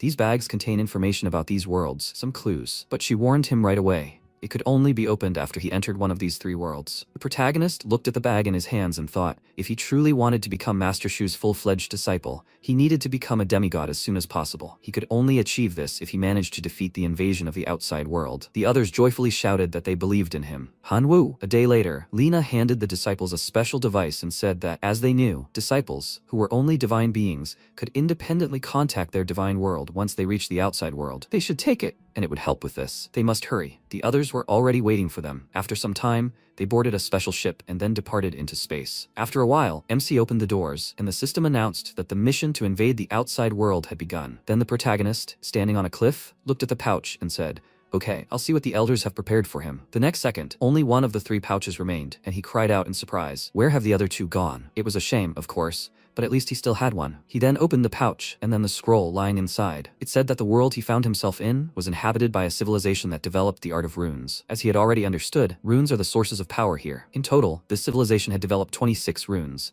Different combinations of these runes possess unique properties. These combinations are commonly called the language of runes. And yes, he should understand that some of these runic words possess incredible power, so he shouldn't underestimate them. Then he took a few cards and said, okay, that's more or less clear. Now he will move on to the sources of the universe. So these cards contain energy capable of suppressing the will of the outer worlds. The more of these sources he has, the more of his creatures he can summon here. It turns out that these things are some kind of connection to his god realm.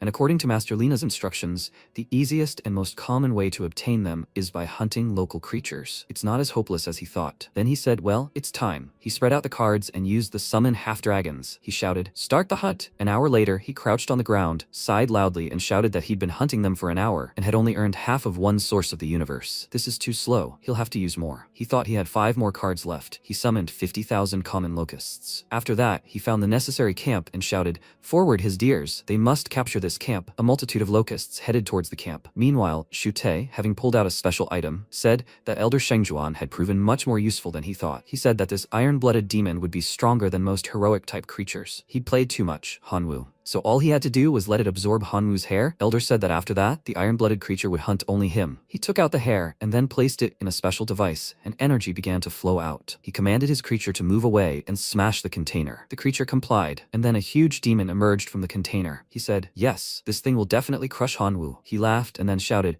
the hatred this demon has accumulated for 1,000 years while imprisoned can only be washed away by the blood of its target. Meanwhile, MC used several small items, closed his eyes, and thought that this should be enough to unlock the dragon transformation. And he would use the remaining 5 cards to summon the remaining half-dragons. He sent the cards forward and thought that now all 10 half-dragons were gathered. A huge wolf appeared before him, and the protagonist ordered him to deal with it. Sometime later, in the Wolf King's lair, MC stopped next to the wolf and, noticing the items, asked, what are they? He opened the scroll and said in surprise, it's a rune word. He thought, that's excellent. All that remains is to assemble the right combination. He crouched down, laid out the runes in front of him, and a system window appeared, saying, Rune language, low-level beast power. The word's effect increases strength by 10%, durability by 20%, and wound recovery speed by 20%. Effect on melee weapons, 20% chance to inflict bleeding after wounding an enemy, 15% increase in attack speed, and 10% vampirism. He took off his clothes and thought, he doesn't have a suitable weapon for the runes yet, so he'll cast the word on his body. He looked at his fists and thought, what a strange feeling, as if he'd become much stronger for just a moment. The number of ordinary locusts is 2. Then he looked to the side and wondered what was going on. He assumed the form of a dragon and flew out of the cave, then headed back to his army. He saw a huge feline creature tearing apart his half-dragons. He shouted,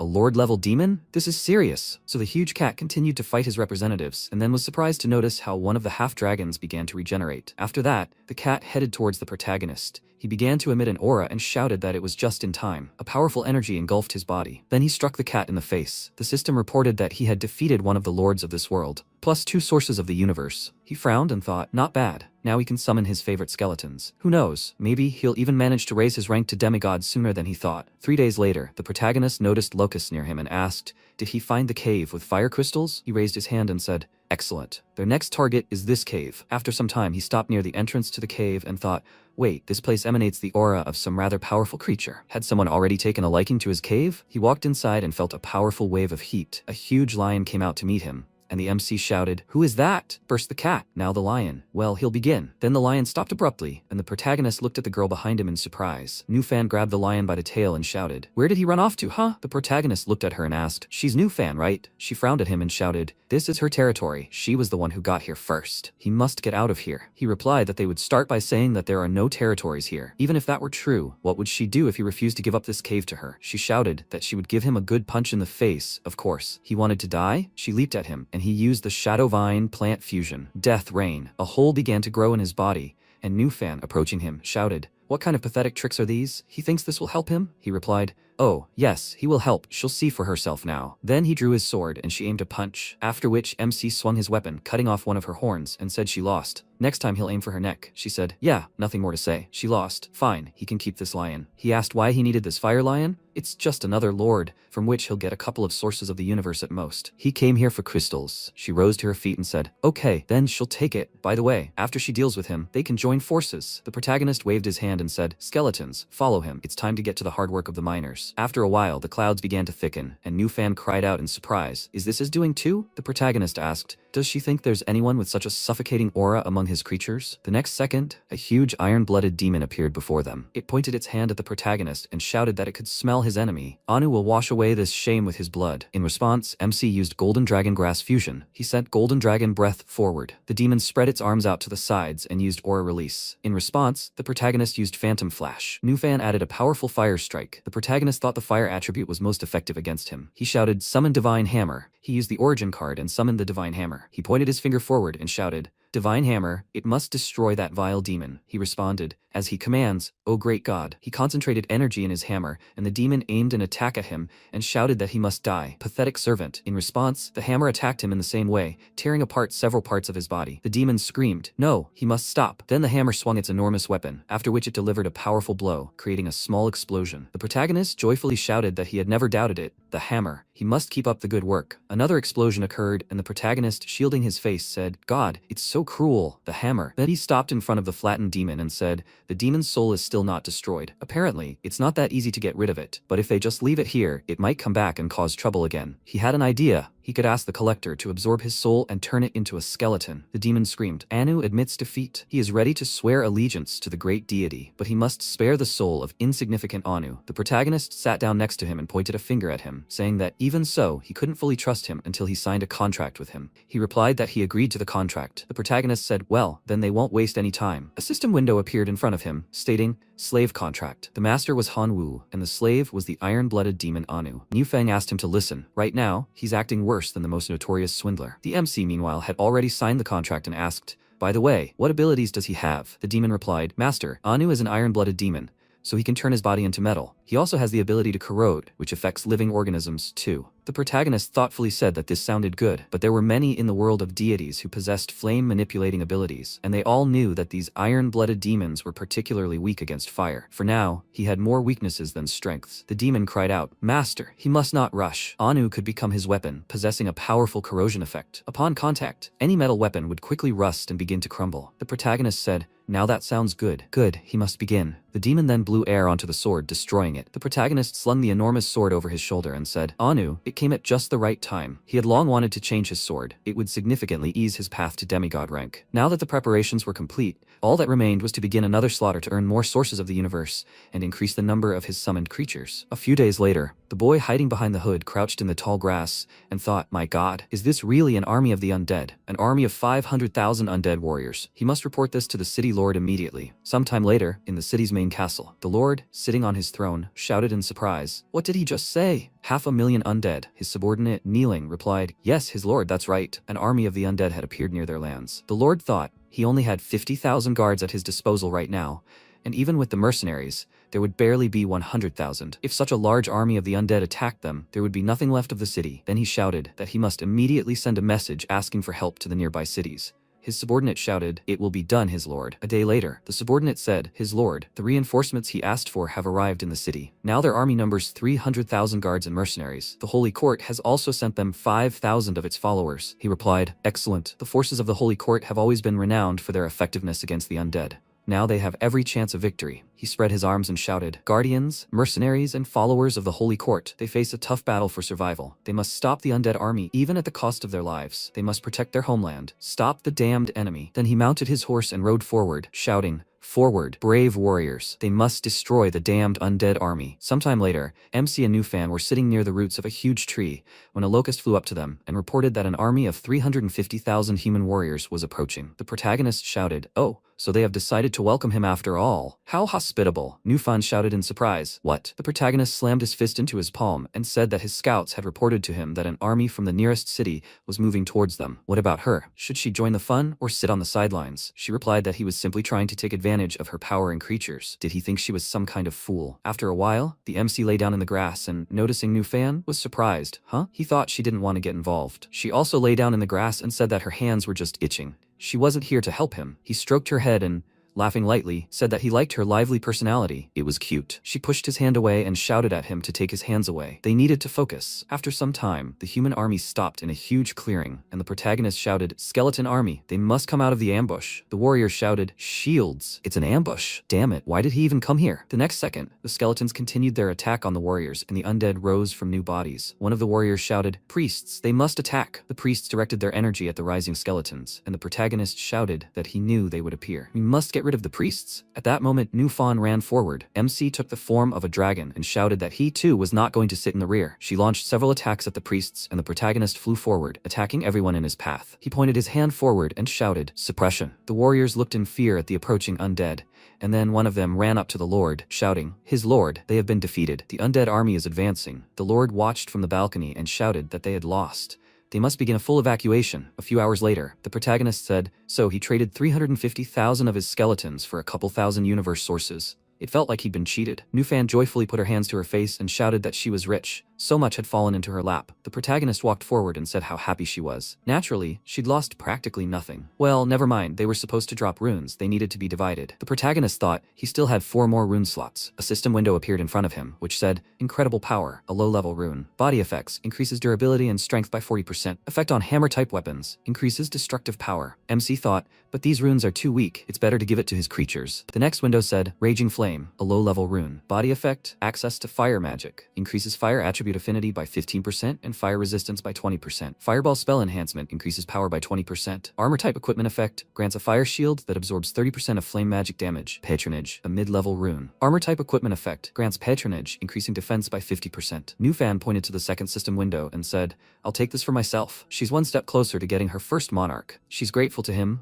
Hanwoo, for that. He winked at her and said, "No need to thank me." Then she looked at him and thought, how funny, no wonder Shwang likes him. After a while, the lord in his castle cried out in surprise, "Is this true? An undead army has captured the city of Lindun?" His subordinate dropped to one knee and shouted, "Yes, your majesty. And it's not just Lindun that's been destroyed. 4 nearby cities have also been destroyed. The undead army now numbers nearly 10 million skeletons." The lord then extended his hand and shouted, "Bring the archbishop to him quickly, and also contact the elf king, the minotaur king, and the werewolf king." A short time later, a large conference room was formed. Those present, perplexed, shouted, "Where did this undead army even come from?" The werewolf king clenched his fist and shouted that they must unite to destroy the enemy. His werewolf army is already ready for battle. The elf king said that he too had completed all preparations, and the elf army was ready to move. The lord frowned and shouted that he was glad they had agreed on everything so quickly. Their united army, supported by the church's followers, was obliged to destroy the damned dead. Meanwhile, the lord's daughter, sitting on Qingnian's lap, said that her father was planning to unite with the elves, priests, werewolves,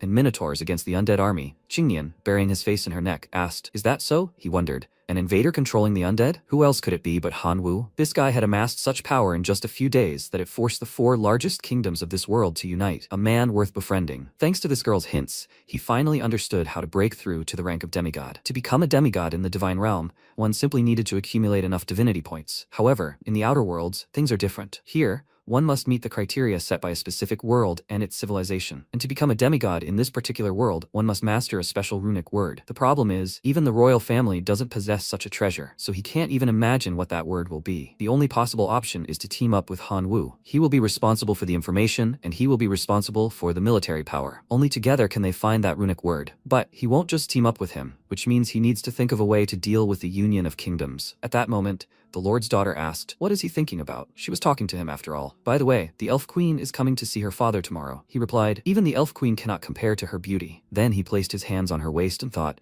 "Here comes the next target. There is no woman in the world he cannot handle." Then he laid her on the sofa, and the girl, laughing slightly, said how spoiled he is. After some time, the protagonist shouted in surprise, "What? The union of the four kingdoms and the Holy Church?" Nu Fan, placing her hand on his shoulder, asked what he was afraid of. "He has a whole horde of skeletons." He replied, "Yes, but it's not about quantity, but quality. A skeleton army is too weak when it comes to a large and well-trained force. Skeletons can only overwhelm with their numbers. That would be quite a hassle." At that moment, a spirit flew up to him and asked, "Host, how about turning to the great source of mutations?" MC looked at him and asked, "What's he up to now?" He replied that he had an idea that would help him, but it would cost him 1 divinity point. The protagonist thought, well, damn, all he knows is begging for divinity. Then he said, first he needs to explain at least part of his idea to him. Otherwise, how will he know it's worth the investment? The spirit smiled and said, actually, he's a bit familiar with the runic civilization and knows that certain rune words can lead to a pretty good mutation. MC asked, "What rune words?" He handed the spirit a coin, and in return, the spirit thanked him for his generosity. Bearer. He then gave him the information he needed, and the protagonist folded his arms and said that this really could work. Well, then, they'll give it a try. He thought, of course, he felt sorry, but his information was worth 1 divinity point. At that moment, Nufan looked at him and asked why his expression had changed so abruptly.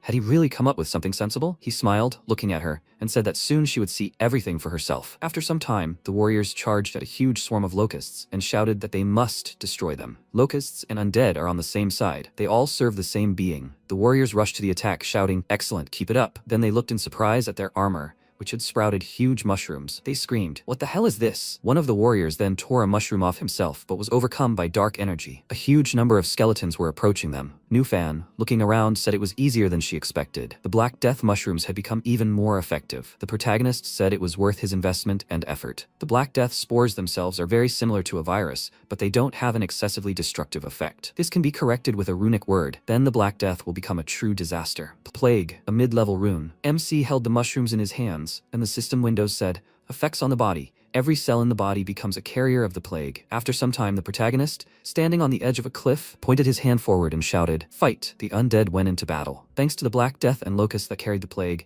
Hanwu's army routed the first detachments of the Alliance army in just 3 days and captured 10 nearby cities. The army was also reinforced by 5 new heroic skeletons. After a while, the Lord shouted, "Do they have any ideas? If they continue to lose men and retreat, soon there will be nothing left of his kingdom. This cannot be allowed. The only option left is a peace treaty. But who should they negotiate with?" The Werewolf King said, "Good question. In all their fighting with the undead army, their leader hasn't shown any signs of being anything special." At that moment, Qingnian entered the room and asked, "His Majesty, could he please leave the negotiations to him?" The werewolf shouted, "Him? A brat who's never been to war, wishes to negotiate with the lord of the undead army?" The archbishop frowned and asked, "Who even let some princess's favorite in here?" At this moment, the lord's daughter approached her father and said she believed he was quite capable of this. Qingnian said, "Your Majesty, doesn't he trust his daughter's insight?" Then the elf queen said she could confirm that this man was smarter than anyone else present. She also supported his candidacy in these negotiations. The lord said he had no other options anyway, so he offered to give him a chance to prove himself. Sometime later, in the skeleton army's territory, Qingnian approached the protagonist. He looked at him and said he didn't expect to meet him here. He asked, "So, has he also come to the outside world?" Qingnian placed his hand on his shoulder and said it was a long story. It would be better for them to talk about it later. He actually came here on behalf of the 4 kings of the Holy Church's patriarch. They want to make peace with him. MC asked, "How did he contact them? Is he talking about making peace?" "Of course, I'm ready to restore my immortal army, but only for the right price," he answered. Naturally, he came to inquire about that very price. The protagonist said gold and silver were out of the question. All their treasures would have been his anyway. On top of all this, he wanted high-level runes and words. As he understood it, rune words should be the most valuable of all available, and it would also be a good idea to stock up on runestones. They would start with a 5-digit number. Qingnian said, and so he would summarize. The human kingdom owes him 20 rune words of the highest quality and 200,000 runestones. He shouldn't worry. He would make sure they gave him the best they had. He thought that without the princess's help, he wouldn't have been able to achieve such influence and position, so he needed to somehow help her save face. He said the elves would pay twice as much, and the werewolves and the church 3 times as much. Then he thought that he didn't want to offend the elven queen either,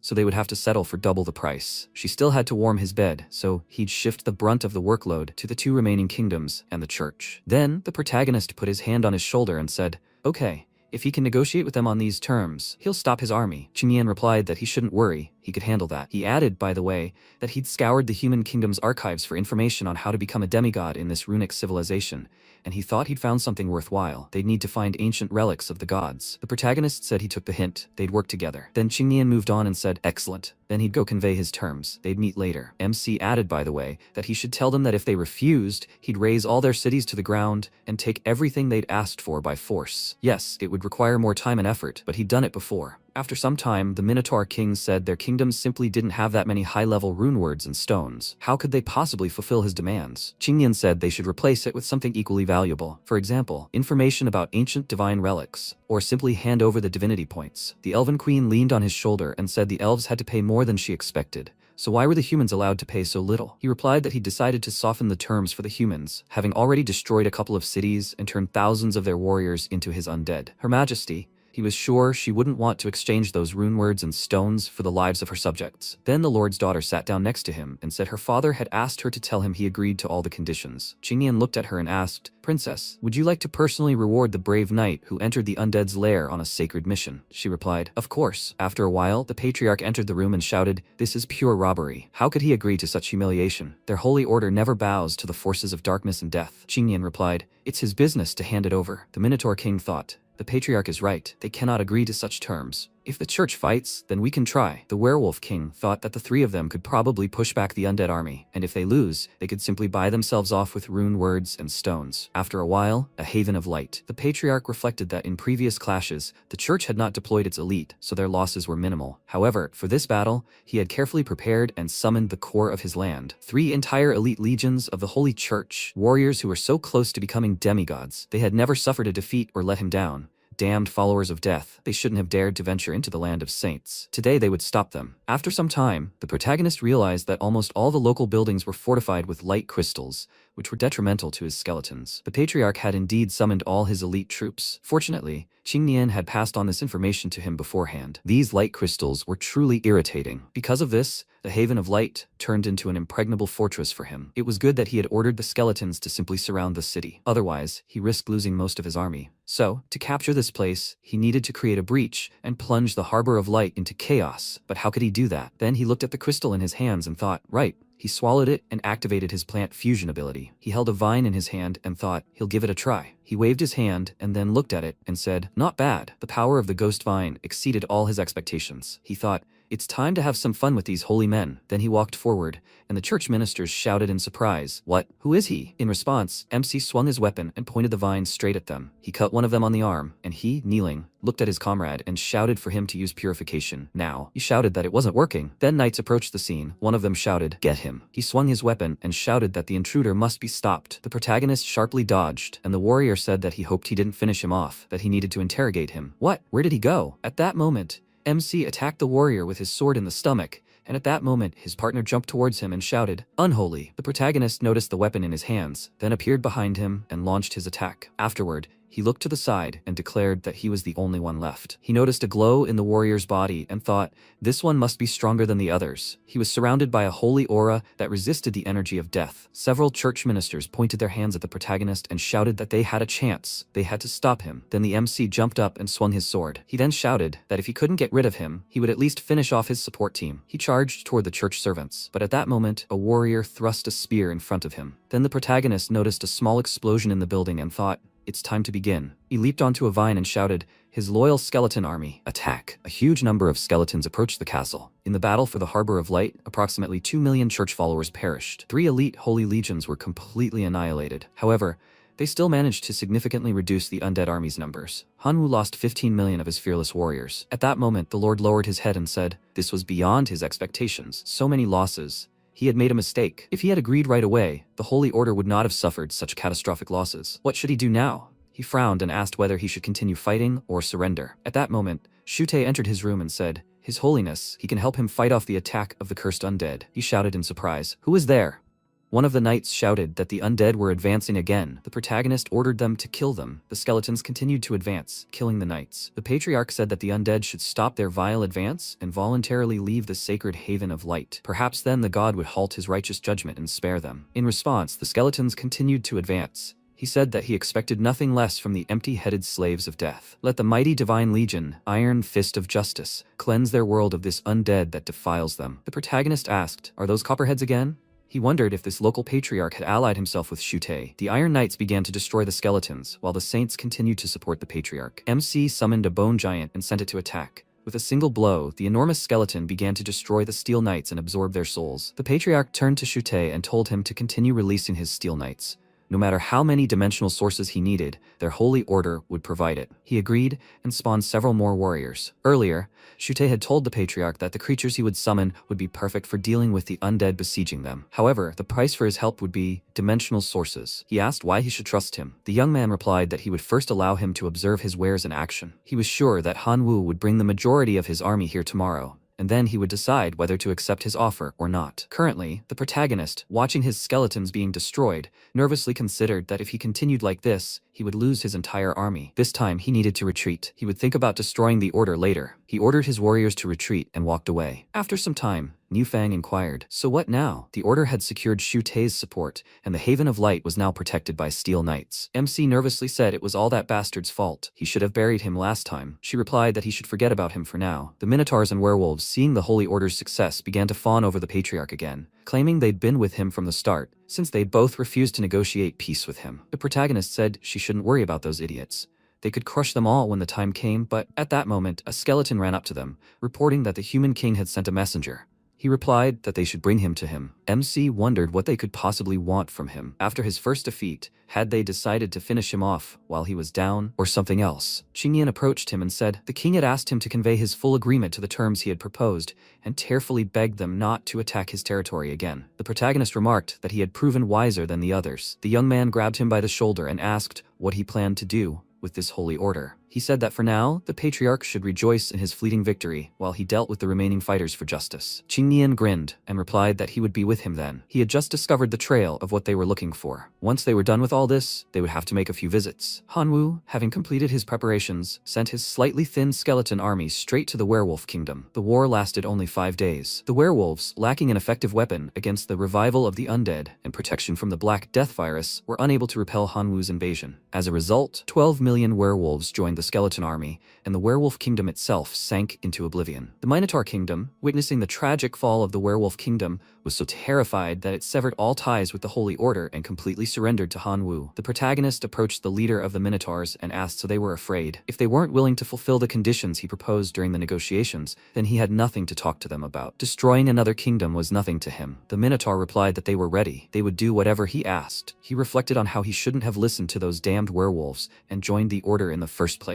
That old patriarch hadn't lifted a finger while the undead were destroying the werewolf kingdom. After some time, the protagonist collected all the runes and noted that all 10 rune words bestowed upon him were of the highest category, but his abilities in this regard were limited, so he would have to choose only the most useful ones. He kept the Emperor rune, which grants body effects, the ability Emperor's Aura, and increases the effectiveness of all skills mastered by the wearer by 100. The War Fury rune, which grants body effects, the passive skill War Fury. The more creatures he kills, the greater the increase in his physical strength. The upper limit is 1000%. The Scarlet rune, which grants body effects, a comprehensive improvement of all the wearer's attributes by 500%. The Nature rune, which grants body effects, the passive skill Voice of Existence. He gains the ability to communicate with any living being. MC began to think that higher runes were on a completely different level. He could literally feel himself becoming much stronger. After a while, he indicated to the skeletons that they were attacking the Harbor of Light again. They'll wash away the shame of last time. This time, Shute won't get away with it. After that, they invaded the Harbor of Light, but the city was nothing but ruins. Qingyan, looking around, said in disbelief that he couldn't believe it. Not a single living soul remained. What even happened here? The protagonist examined the body of the dead church saint and noticed that these people looked like they'd been beaten to death. Could these really be Steel Knights? Suddenly, the wounded patriarch inquired, "He's the Lord of the Undead, right?" MC ran up to him and asked where Shute was. He replied that he'd left.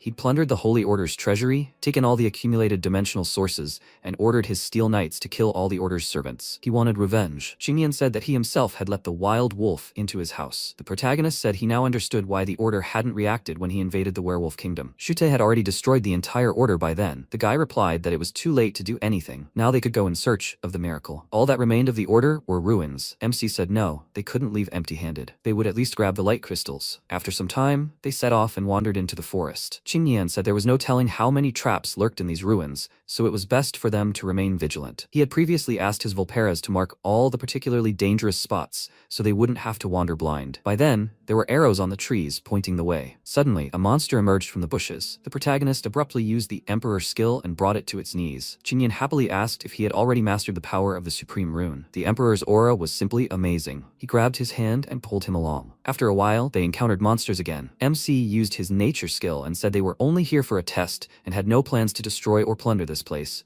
so they should sit quietly aside. The monster only responded with aggression. He began attacking and shouted, "Can't they understand this peacefully?" Then they leave him no choice. The protagonist destroyed one monster, when suddenly another one appeared. It grew in size and killed another. By this point, they were surrounded by monsters. The protagonist summoned skeleton knights, and a battle began between them. Qingyan summoned Volperas and also ordered them to attack. After that, they ran to the stairs, and he thought it was a good thing he decided to take Han Wu with him, otherwise he would have been crushed to dust. After some time, they arrived at the right place. Qingyan, pointing his finger at the runes, exclaimed, "Here is a miracle, the ones they'd been searching for. If they could pass the prepared trials, they would not only ascend to demigodhood but also receive the corresponding secret rune words." Suddenly, the gates closed behind them. The protagonist noted that there was no turning back anyway, so they had to go. Qingyan ran to one portal and declared that this rune suited him better than the others. He shouldn't linger either. The protagonist remarked that he'd chosen rather quickly. Well, it was time for him to enter. He entered the portal and found himself in a world of parched land. A system window appeared, stating that these lands were engulfed by the curse of famine. He would have to constantly consume something to survive. MC thought that was a very appropriate name. His stomach was already starting to churn. Thankfully, he was able to establish a connection with his divine sphere. He certainly wasn't going to die of hunger. He tried to get food from the sphere, but it was no use. The protagonist exclaimed in disbelief. Was he really unable to connect with his divine sphere in this dimension? Suddenly, strange sounds were heard behind him. He turned around and wondered what the hell was going on. Starving ones appeared before him. Undead creatures born from the bodies of creatures who had died of starvation. The test subjects would have to find food by fighting off the starving ones. The protagonist nervously considered that this dimension was a complete wasteland. There was no one here except these starving ones, so they were both enemies and food? So to survive, he had to constantly devour these creatures? Suddenly, the starving ones began to attack him. He summoned skeletons and planted plant seeds, dahlia flower, dragon grass, and fusion ghost vine. MC considered that he could kill a human, but never eat one. First, he would summon suitable plants to nourish his body with the local soil's nutrients. The skeletons would tend to the starving and ensure his safety. Energy expenditure in this dimension was astronomical,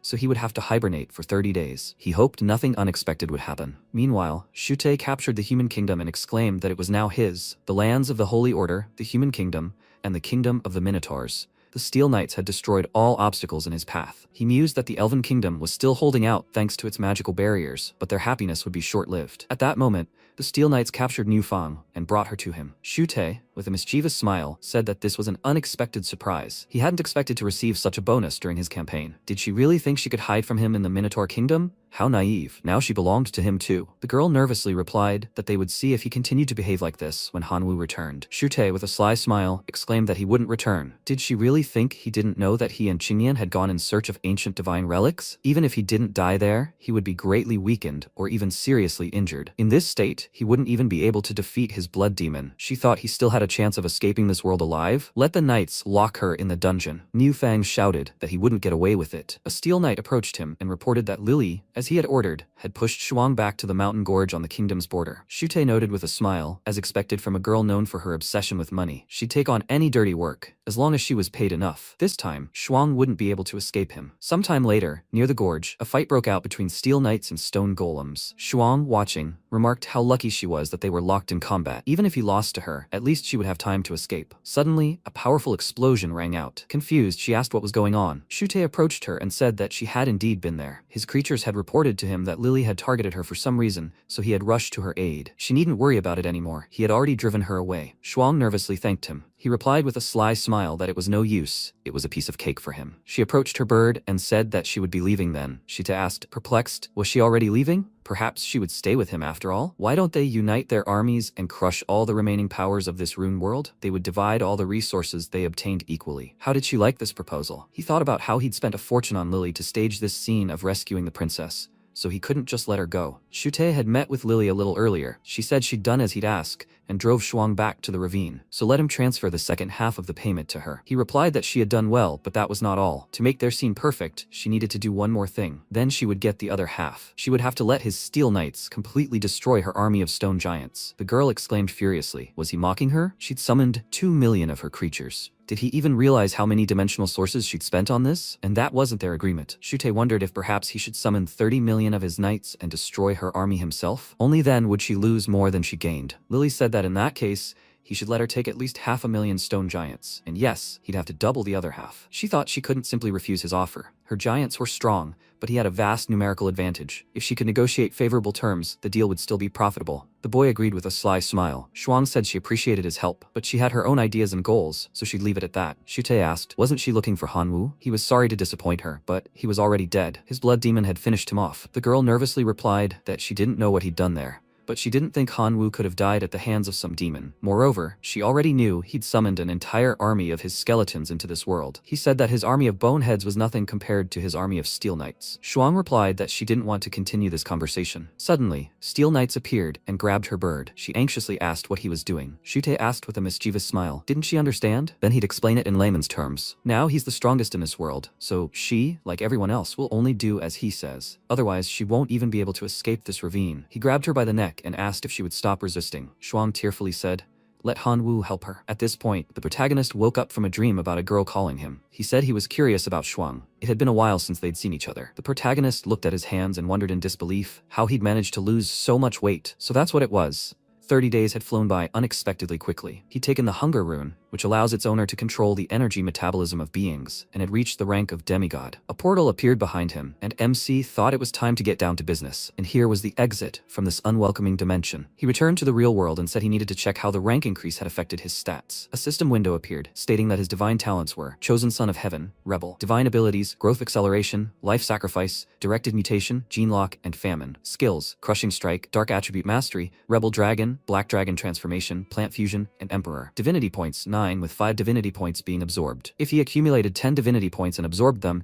he could reach the level of a perfect demigod. Divine power points, 39,700,000 obtained independently and 322,740,000 obtained from divine realm beings. Power of faith, 49,000 and 80,000. God Realm Core level, level 10. The level 3 Sacred Artifact Gluttony, the level 2 Sacred Artifact Poisonous Mist Pearl, the level 2 Ghost Vine, and the level 1 Sacred Artifact Goblin Bow. The protagonist asked in confusion. They only gave him one new divine ability for achieving demigod status? That's not much. Fortunately, at least his natural-born warrior had been promoted to rank 2. Well, that's not important. The important thing is that he managed to reach the demigod rank in the outside world. He could hardly wait to get home and calmly absorb his divinity points. He couldn't wait to reach the rank of a perfect demigod. Suddenly, Qingnian tumbled out of a nearby portal, hitting his head and saying that he seemed to have become a demigod. The protagonist remarked that he had finished faster than he expected. Well, he was no use now, so he should get some sleep. He tossed him into the god realm and stood up. Suddenly, a strange sound was heard from the exit. The protagonist came outside and, seeing Lily, asked what she was doing there. She replied with a smile that she'd heard he was getting along with Shwang. She just happened to have some very important information about her lying around, a matter of life and death. She'll tell you for 10,000 measurement sources. MC transferred the required amount and told her to let her talk. The girl was surprised that he'd agreed so quickly. She should have asked for more. She told him that his precious Shwang was currently trapped in a gorge on the kingdom's border. He understood that Shute had done this. She wouldn't be able to free herself. He nervously assumed his dragon form and flew into the gorge. Upon arriving at the right place, the protagonist began shouting her name and wondered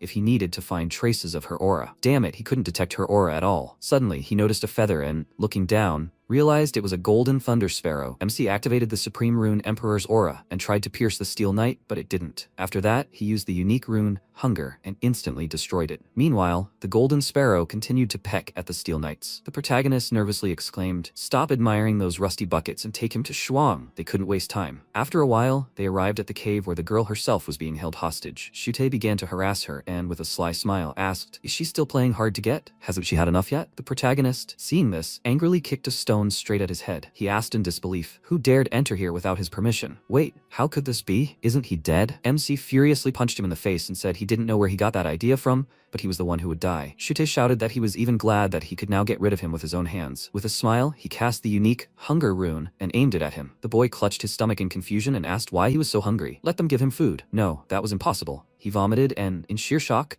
said he couldn't have become a demigod. The protagonist, drawing his demonic sword, declared that his iron-blooded demon, whom he had dispatched for his soul, had become his humble slave. Now he would allow him to experience its power firsthand. He stabbed him with the sword and approached the girl, then declared it was over. Shwang thanked him, and they began to leave the cave. Steel Knights were waiting for them at the exit, but they had lost control and were unable to do anything. MC noted that now that Shute was dead, his creatures could find no trace of their god's aura or will. They were now nothing more than spineless puppets, left without their puppeteer. They climbed onto a golden sparrow and flew away. During the flight, he asked how she was feeling. Shwang replied that yes, much so. So he really had become a demigod? The protagonist agreed with a smile and asked if she had felt it too. He could take her to those ancient ruins if she wished. He suggested she gather more dimension sources so she could summon enough of her creatures. Then, nothing would stop her from ascending to demigodhood. The girl replied that the 4 kingdoms had already been destroyed by Shute. Only the Elven kingdom remained standing, though it was in a dilapidated state. Where could they obtain so many dimension sources? He smiled and told her to remember that there were still abandoned lands in this world. He suggested she try her luck there. After some time, they arrived at the desired location. MC, seeing the crystals, happily noted that here were the sought-after mines. They would collect everything and extract the necessary components using the disintegration mechanism. Suddenly, a powerful roar came from the ground,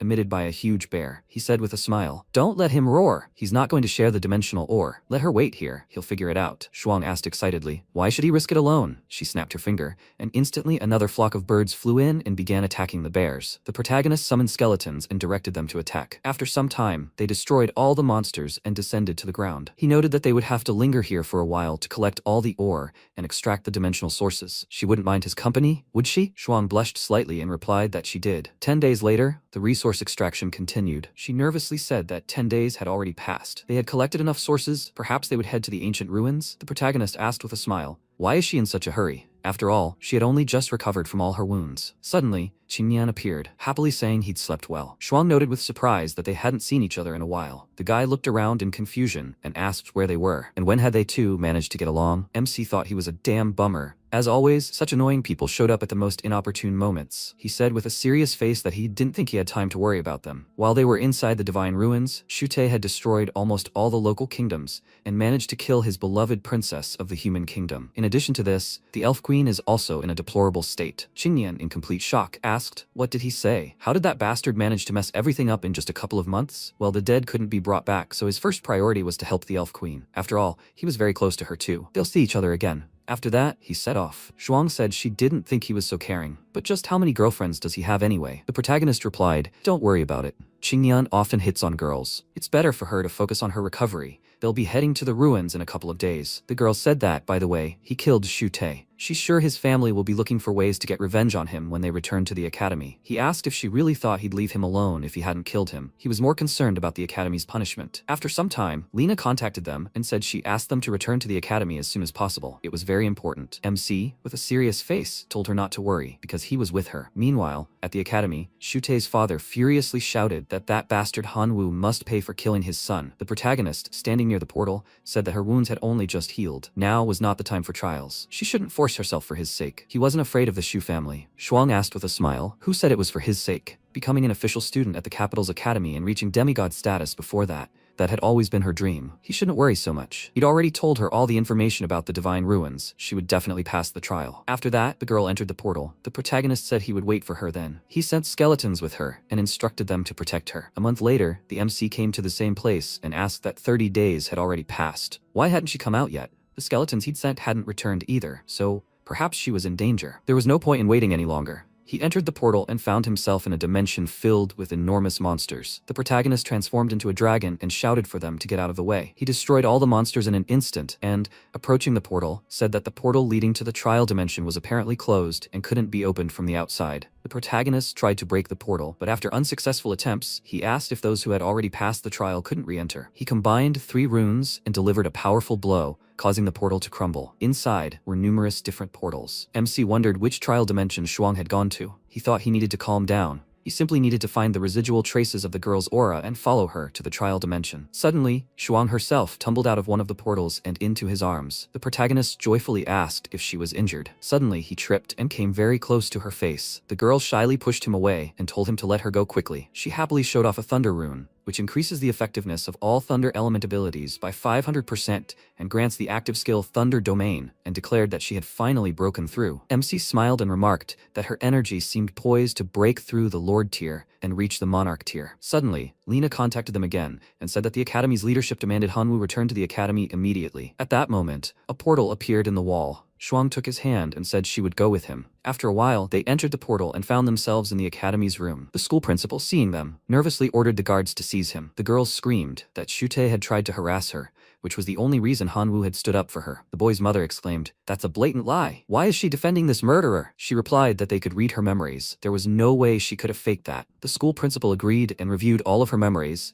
then said they were free to go. Although Hanwoo had good intentions, he had nevertheless crossed the line, for which he must be punished. He was suspended from classes until the official entrance exams. Shwang excitedly said that suspension was a very serious punishment. MC replied with a smile that it was okay. He just wanted to take a vacation to properly absorb his divinity points and establish himself at the demigod level. She shouldn't worry about him. 15 days later, he came to the Holy One and said he had reached the demigod stage and absorbed 10 divinity points. So he, a student, humbly requested that he be promoted to a perfect demigod of their deity realm. The Holy One silently granted him power. The protagonist joyfully exclaimed that this was divine light. Apparently, this meant his petition had been approved. A system window appeared stating that divine light contains energy capable of directly influencing the world. It not only tempers the body, but also nourishes the owner's divine sphere, further unlocking their true potential. He inquired if his skill had improved.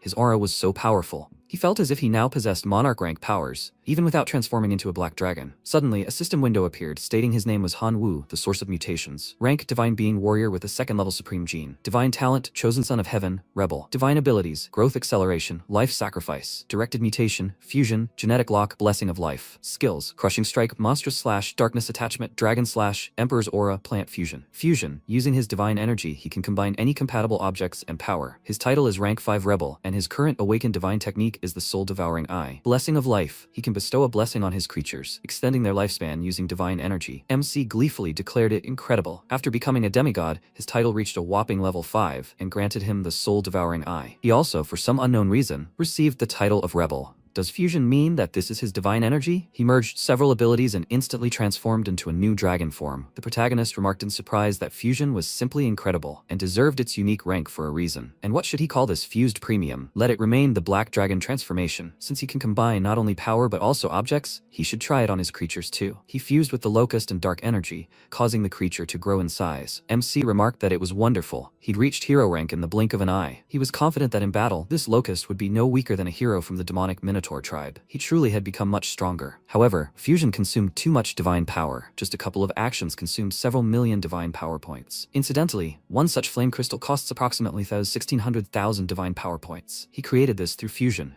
spending just over tens of thousands. If he created one such crystal a day, he could earn enough for a divinity point in a year. He had a new way to earn money. At that moment, Huhai, a true god, approached the academy. A guard stopped him and said that outsiders were not allowed. He thought to himself, he is a true god, but how dare he? Okay, he needs to calm down. This is the capital's academy after all. In a place where even elder gods roam, the true ones won't surprise anyone. He needs Hanwoo's disciple, the guy one of the master's followers mentioned. He needs to find a way to infiltrate the academy. Nearby, Shute's mother said that they can't just let that little bastard Hanwoo go. Hearing this, Huhai greeted them with a smile and said that he believed fate had brought them together today. Could they help him with something? He promised that the reward for their help would not disappoint. It just so happens that Hanwoo is also his target. After a while, they entered. Shute's mother exclaimed that this guy is killing his classmates. Will the academy really do nothing? Lena replied that they had already determined the cause of death. Their speculation was pointless. Huhai secretly snapped a photo of the protagonist and with a mischievous smile, wondered what he'd found. He was the thief who'd stolen their lord's relic. If he brought it back, their great god would reward him generously. But how could he get him out of here? Shute's father furiously wished for the protagonist's death. Lena warned him that the academy was no place for their antics. They should get out. Huhai grabbed him by the shoulder and motioned for him to leave. In the hallway,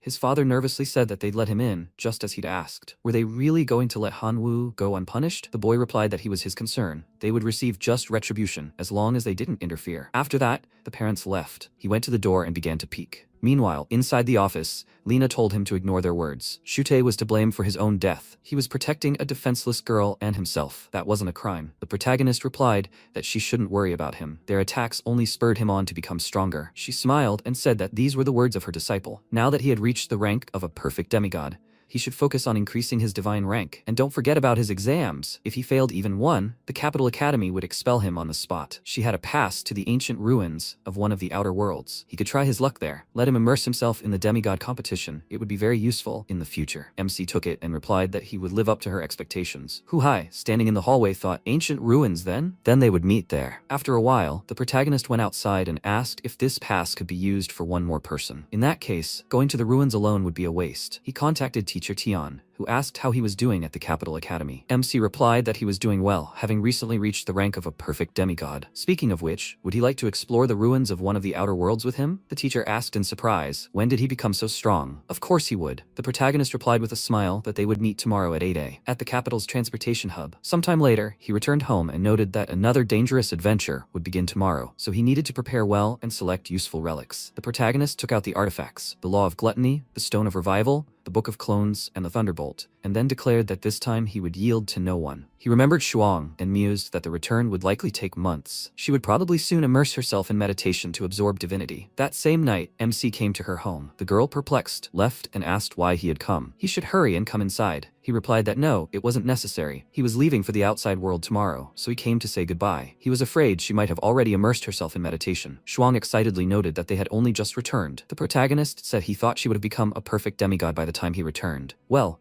it was time for him to go. He was saying goodbye to her. She took his hand and suggested they take a short walk. After a while, the girl remarked that it was good she had delayed her meditation. Otherwise, they would never have said goodbye. The protagonist chuckled and asked if this could be called a soul connection. Shwang noted that all outside worlds were dangerous, and ruins even more so. Was he really ready? Although this shadow seal had many limitations, it was useful. Here, let him take the level 4 sacred artifact, which, when integrated into the core of the divine sphere, transforms fallen beings into spirits. He reflected that his divine title of rebel required him to absorb souls through the soul eater technique. The more energy he absorbed, the faster his progress would be. This would definitely come in handy. MC took it and thanked her. Shwang hugged him and told him she couldn't go with him this time, so he should be careful. Suddenly, he silently grabbed her shoulder and kissed her. He was glad that she didn't push him away, after which she clung to him, and he told her not to worry, he would be back soon. She finally told him to be careful, and the next day he met with teacher Tian. He asked why he came so early, and he answered that he couldn't sleep, so he decided to come here early and wait for him. It was time for them to move. Hanwoo took out this thing. They both bit their fingers until they bled and dripped on it, after which a portal opened in front of them. They were transported to an ancient battlefield. The man led them to a temporary dwelling and said that if they had any questions, they should contact him. He would provide them with a full range of services. MC looked around the dwelling in shock and exclaimed that the conditions here are primitive. And that's all? Just a shabby tent? He furiously told him to find them something else, but he ignored him and left. Tianwen patted his disciple on the shoulder and told him to take his time. They needed to see what was inside first. When they peered inside, they were greatly surprised. The tent looked much larger than the outside. Hanwoo said that there was a real hidden cave inside. He noticed a book on the table and picked it up, saying that this tent concealed them from the ancient battlefield's will scanning. The training ground here allowed them to summon their creatures, but tournament rules limited their number. He threw the book back in a rage, saying that there were some strange conditions here again. He thought his entire fighting style was built on numerical superiority. How would he fight if they limited the number of creatures he could summon? The teacher told him to calm down. The instructions said they could connect to the tent's control system. He suggested he try, and he opened the system window. His battlefield level was minimum, and the available training area was 0.5 square kilometers. He has 3 summoning options to choose from: 500,000 elite locusts,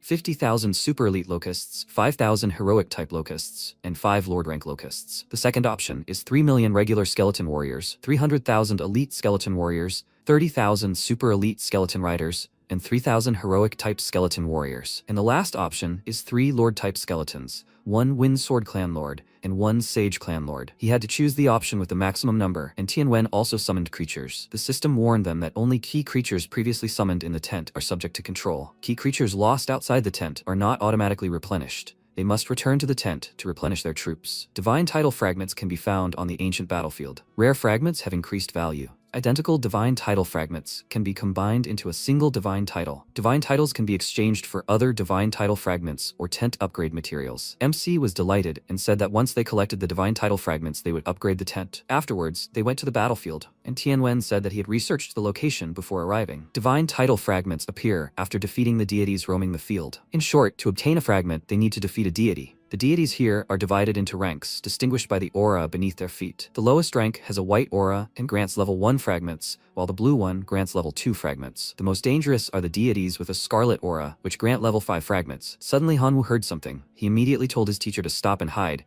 then told him to look ahead. There was a deity, a white aura beneath its feet. The teacher noted with a smile that although the aura was white, judging by its brightness, it was a fairly powerful representative of a lower-ranking deity. MC told the Darkness Locust to come out, and it pounced on the deity, but he immediately noticed and blocked the attack, breaking its arm. The locust momentarily taken aback, and then sharply swung its claws, attacking the god. The darkness crept up to his feet, enveloping his entire body, preventing him from moving, and then the locust pounced on him and pierced his core. The god's body immediately shattered, leaving behind fragments of a divine title. The teacher told him to collect them. Even though they were fragments of a first-level title, 8 of them were quite a lot. Hanwoo took them and asked, could this really be the divine title sealed within the fragments? He confirmed this and said that the titles assembled from these shards imbue them with divine spells, which they can activate when fully equipped. The title, Indomitable Valor, though only level 1, possesses an extremely useful spell. Therefore, its value is twice that of regular title shards. They can exchange it for twice the resources. MC said he was right to invite him to the team. The hunt would definitely go faster with him. At that moment, a small locust flew towards him, indicating that they had found new targets. Very soon, the locusts surrounded a group of deities, and Hanwoo said that these were all small fry. They were unlikely to receive as much as the previous deity. The teacher said that even a fly is meat, such prey should not be missed. MC smiled and suggested that in that case, they destroy every single one of them, after which their creatures rushed to attack, and an explosion was heard. The deities died, and Tianwen said that only 30 shards had fallen out of a dozen deities. Even with 1 second-tier shard, they wouldn't have enough. Hanwoo noted that at this rate, they wouldn't be able to obtain a single top-tier shard anytime soon, and a locust flew up to him and told him something. The teacher asked if they had found anything. He replied that there were 2 unknown beings behind them, and they were watching them closely. The teacher said that they most likely planned to take everything they had collected. What would they do now? He looked at him with a smirk and told him not to worry. He would teach anyone who dared to covet their treasures an unforgettable lesson. Meanwhile, the guys watching them began to discuss everything, and one of them said that those 2 had too few creatures with them. It was immediately obvious that they were beginners, so they would be easy to deal with them. So far, they've only killed a couple dozen wandering lesser deities. The loot isn't much, so they need to keep an eye on them and wait for them to accumulate more, but then they'll take it all from them. His friend said it was a brilliant plan. He's on top of things as always. Meanwhile, the teacher cautiously surveyed the area and asked if maybe they should return to camp. They needed to process the shards they'd collected. MC hugged him and told him not to worry. Everything was under control and to just trust him. The Dark Locusts were informing him of the 2's every move. He smiled awkwardly, thinking he was the teacher being reassured by a student. Hanwoo ordered the locusts to continue their reconnaissance earlier, and they soon reported something to him. It turned out they discovered a divine being with a purple aura beneath its feet. Tianwen was overjoyed and said that this meant it was a deity with at least a 3rd level shard. MC rushed forward, saying their chances were high. They soon reached the deity. There were many bodies in the area.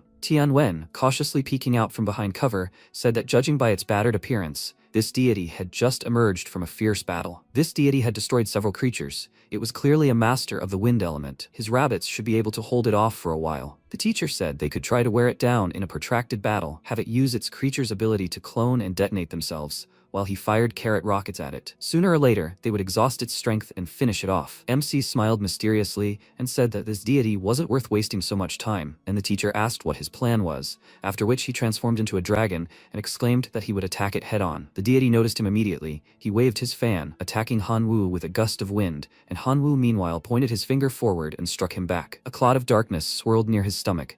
Meanwhile, MC took out his sword and swung it, then struck. The deity immediately crumbled into 3rd level shards. Those 2 guys pocketed them. One of them noticed that they got as many as 8 of them, and his friend told him not to pay attention to it. He had seen with his own eyes how strong this guy was, so they were no match for him. They already got 3rd level shards for free, so they needed to leave. But Hanwoo blocked their way. He called them insolent and asked how they dared stretch out their paws to what belonged to him. They looked at him displeased and said that this was an ancient battlefield. The fragments of divine titles that fell to the ground belonged to those who picked them up first. What proof does he have that this divine title fragment belongs to him? He waved his hand, smiling, saying that they don't value their lives, and then unleashed a dragon strike on them, which immediately shredded them into pieces. MC took their fragments and wondered how they even dared to attack him, being such weaklings. He handed some of the fragments to the teacher, who said with a smile that if they sold them at the camp, they could upgrade their tent. After a while, they returned to the camp. It turned out that Lu Letian and Zhang Gang were also on the battlefield. Letian said that he was truly incredible,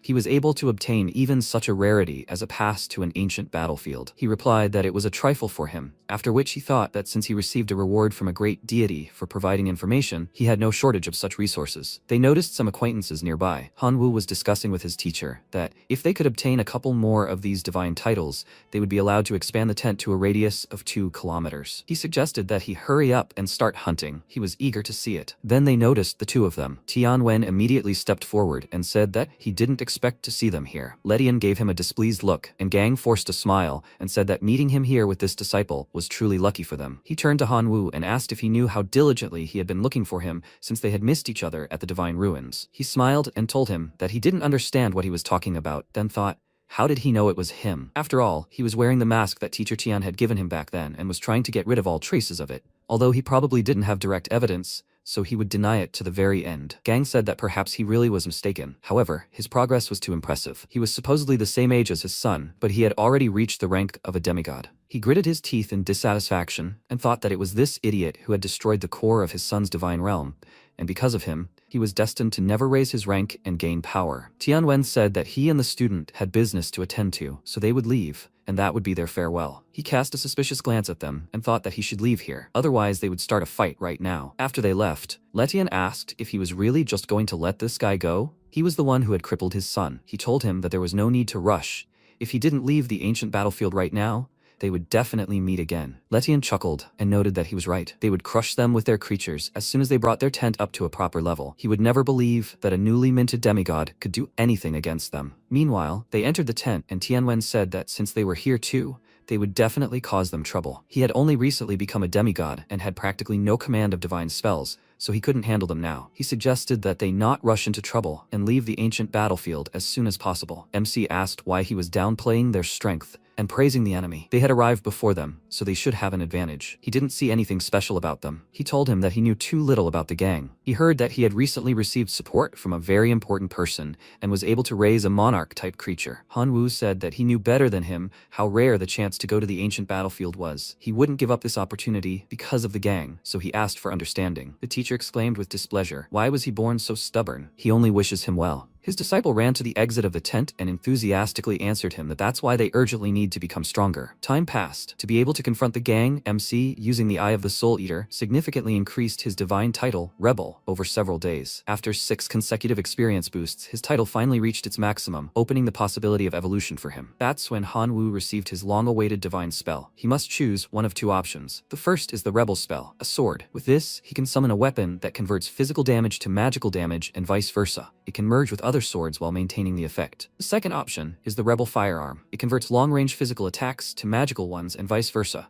and can merge with other firearms while maintaining the effect. He wondered why he had to choose only one option, and what should he do? Follow the path of a swordsman or a gunslinger? Of course, he chose the sword. He has many abilities related to swords, and his favorite weapon is still the giant blade. Therefore, the Rebel sword is definitely the best fit for him. The true purpose of the Rebel sword is to expand the wielder's capabilities in long-range combat. The sword's form can transform by absorbing the souls of representatives of different races. Currently, thanks to the divine title of Rebel, the blade is in the form of a longsword. MC took this and thought with a smile that now everything is clear to him. This means that if he absorbs more different souls, the sword's form will change again. After that, he left the tent, assumed a fighting stance, and tried the sword in action. With just one swing, he cut down a tree and was very surprised. After all, he simply swung the sword and did not use any of his attributes. So how is this possible? He decided to check it again. As soon as he swung his sword, he cut down a tree behind him and thought that he had deliberately imbued the sword with the attribute of decay, but for some reason the effect did not manifest itself. He decided to test the sword again. He swung it, causing pieces of stone to fly in all directions, and he thought that now he struck as if it was not a sword, but some kind of giant hammer. What is wrong with this weapon? He looked at it with a smile and said that it brazenly ignored even his attribute of darkness. The sword absorbs the power he pours into it, but it does not exhibit the properties of the attribute. Apparently it is not a rebel's sword for nothing, but for feints, this sword is simply ideal. It will work in any situation. Tianwen distracted him from his training. He approached him and said that he sold all the fragments of divine titles. Now they can upgrade their tent. He looked at the devastation around him and, perplexed, asked what he was doing here. He told him that he had created an interesting divine spell that perfectly suited his style. In short, it was a complete rejection of accepted rules. He told him everything, and he exclaimed, "What kind of spell is that?" Hanwoo slung his sword over his shoulder and said that if Gang tried to provoke them again, he would immediately dispose of him. The teacher advised him to be at least a little more careful, but he ignored him and suggested that he go and see how their tent had been transformed. When they entered, the system congratulated them on the tent's improvement. Their training area now occupied 4 square kilometers. The two of them looked around the tent with delight, and MC exclaimed that it was magnificent. Now they would be able to summon more of their creatures here. Tianwen suggested that he not waste time, and they immediately got down to business. After several days of training, the experience for the divine title Rebel increased significantly. Meanwhile, Tianwen had also achieved considerable success, raising one of his creatures to Lord rank. They serenely rejoiced at their success, unaware of the impending danger. Hu-hai arrived on the battlefield and thought that the thief who had stolen the Great Master's relic was indeed Hanwoo. This time, he wouldn't escape. He would personally drag him to the master's feet. Shu-tae's parents emerged from the portal after him and asked if he could really kill this vile boy. He replied that since he had brought them here, it meant he guaranteed them the opportunity to avenge their son. After that, Letian and Gang emerged from the portal. Letian was excited to hunt Hanwoo and said they had already placed him under surveillance. When would they begin? Hu-hai told him to take his time. They needed to survey the situation first. He thought that he, the true deity, and 4 other demigods would have to deal with a boy who had barely reached the rank of demigod. How absurd. However, this was the Grandmaster's order, and he couldn't let him down. Now Hanwoo couldn't escape. Time passed, and Hanwoo and Master Tian went hunting. Their locusts and rabbits skillfully slaughtered all the deities in the area, and MC, looking at the fragments, said that their hunting was not in vain. After upgrading the tent, they were able to summon many more of their creatures. Now that their combat power had increased, it was much easier for them to collect fragments of divine titles. Tianwen agreed with him and said that yesterday, he had successfully reached a new stage of his energy body, which could already be considered an impressive achievement. But he didn't stop there, and in just a few days, mastered 3 divine spells. Suddenly, Shu-tae's parents appeared out of the mist. Hanwoo noticed that the two of them had apparently decided to visit him, after which he immediately pounced on them, thinking that they had clearly come for revenge. If so, he wouldn't waste time on words and would simply strike them first to gain the advantage. The man drew his sword and blocked the student's attack, causing his blade to crack. He then called him a vile brat and exclaimed that he had killed his son and destroyed a valuable sacred artifact, for which he would tear him to pieces. MC chuckled and said that since he missed his son so much, he would send him to him soon. He transformed his body into an energy body, and they thought this little idiot had only recently reached the rank of a demigod. How dare he acquire power comparable to that of a monarch-class being? They must get rid of him, otherwise, soon they will be unable to oppose him. They summoned their steel warriors and ordered him to kill him, to which Hanwoo only smirked, and Tianwen summoned his rabbits to help him. Shu-tae's parents, meanwhile, summoned a huge warrior, and MC ordered his locusts to come out as well. After that, they clashed in battle, but the locust was immediately defeated, and the man exclaimed with a joyful smile that this is exactly what happens to arrogant puppies. He can't get above his head. But that was only the beginning. Hanwoo summoned more locusts, and they quickly defeated the steel warrior, leaving them defenseless. They both became wary. MC glanced at them with a grin, then instantly appeared behind the man and struck him. His wife immediately attacked him, but Tianwen arrived in time and struck her with his sword, preventing her from getting close. That's how they died. MC thanked him for his help, and he nervously said that they needed to leave right away. But Letian and Gang, riding wolves, blocked their way. Tianwen cautiously asked what they were planning this time, and Letian, looking at the pile of fallen steel warriors and bodies, said that apparently they had strengthened quite a bit since then, since they were able to destroy 2 demigods without a scratch. Hanwoo, meanwhile, assessed the situation. They had many creatures in reserve, and they were full of strength, but his and his teacher's creatures had already suffered some losses. It would be disadvantageous for them to engage in combat right now. He wasn't going to underestimate his enemy like so many others had done. Tianwen told him he would now summon most of his creatures to try to break through their encirclement, but he only needed to break free from their grasp and fly as high as he could. Then, they wouldn't be able to do anything to him.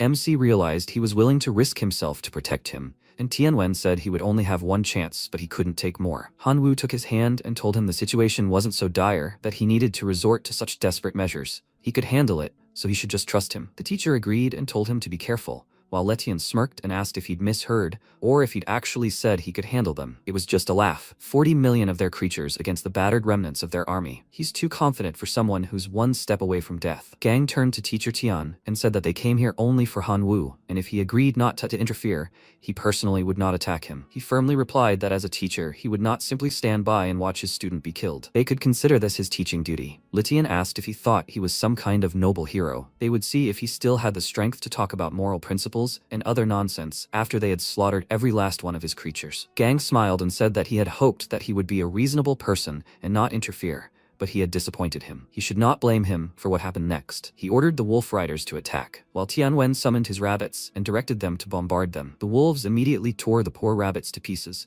and Tianwen felt uneasy at the sight, while MC ate some fruit, after which he used the mutation on the rebel's sword and turned it into a sickle that collected souls. He ordered the wolves to approach, then began to kill them one by one. Tree roots began to grow from their bodies, which were already attacking other creatures. Gang gritted his teeth in dissatisfaction and thought that he had quite a few aces up his sleeve, but he had an ace up his sleeve too. He summoned the Lord of the Wolf Riders, and Hanwoo thought he was caught, after which he dealt a few blows and wished them death. In an instant, he appeared in front of the men. Gang extended the amulet forward, and a dome immediately covered them, protecting him from the blow. He exhaled in relief and thought it was a good thing he had brought the protective artifact the master had given him with him. At that moment, blood spilled. He saw Ledian's head fall and froze in shock. MC meanwhile noticed that his hand was shaking. This meant that the gene lock time was almost up, and he could no longer maintain the influence of the ghost vine. His teacher said that they needed to escape from here, but Gang stopped them and asked, "He killed so many of his wolf riders and decided to just run away? Does he really think he would let him do that?" After that, he summoned Fenrir and ordered it to stop them. The wolf's huge claws attacked them, and from the injuries received,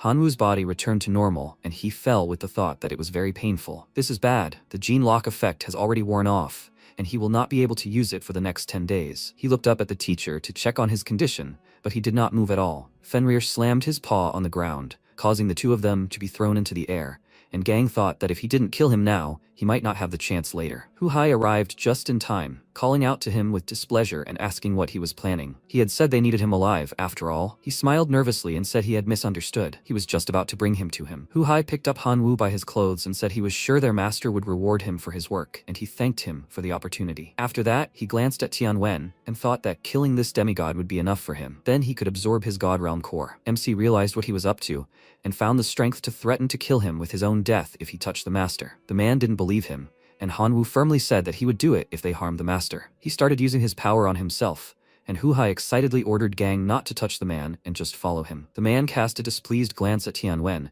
and thought that he would not kill him, and whether he would survive or not depended only on his luck. After that, Hu-hai dragged Hanwoo to the portal and said that they needed to return to his excellency immediately, unless, of course, he wanted to incur the wrath of the supreme deity. But before they went through the portal, Gang said that even if they teleported, their journey would still take several days. Was he going to carry this guy all that time? Hu-hai threw Hanwoo into the portal and said that he had blocked all his power, so he could stop wasting his energy on useless resistance. Let him sit quietly in his god realm, his followers would take care of him. After that, MC was transported to the desert, and when he looked up, he saw a tiger warrior in front of him. He nervously put his fingers together to use his abilities, but it didn't work. He really blocked all of his abilities and divine power. Now he understands why he dared to lock him inside his sphere. He doesn't pose a threat to this place. He nervously glanced at the tiger.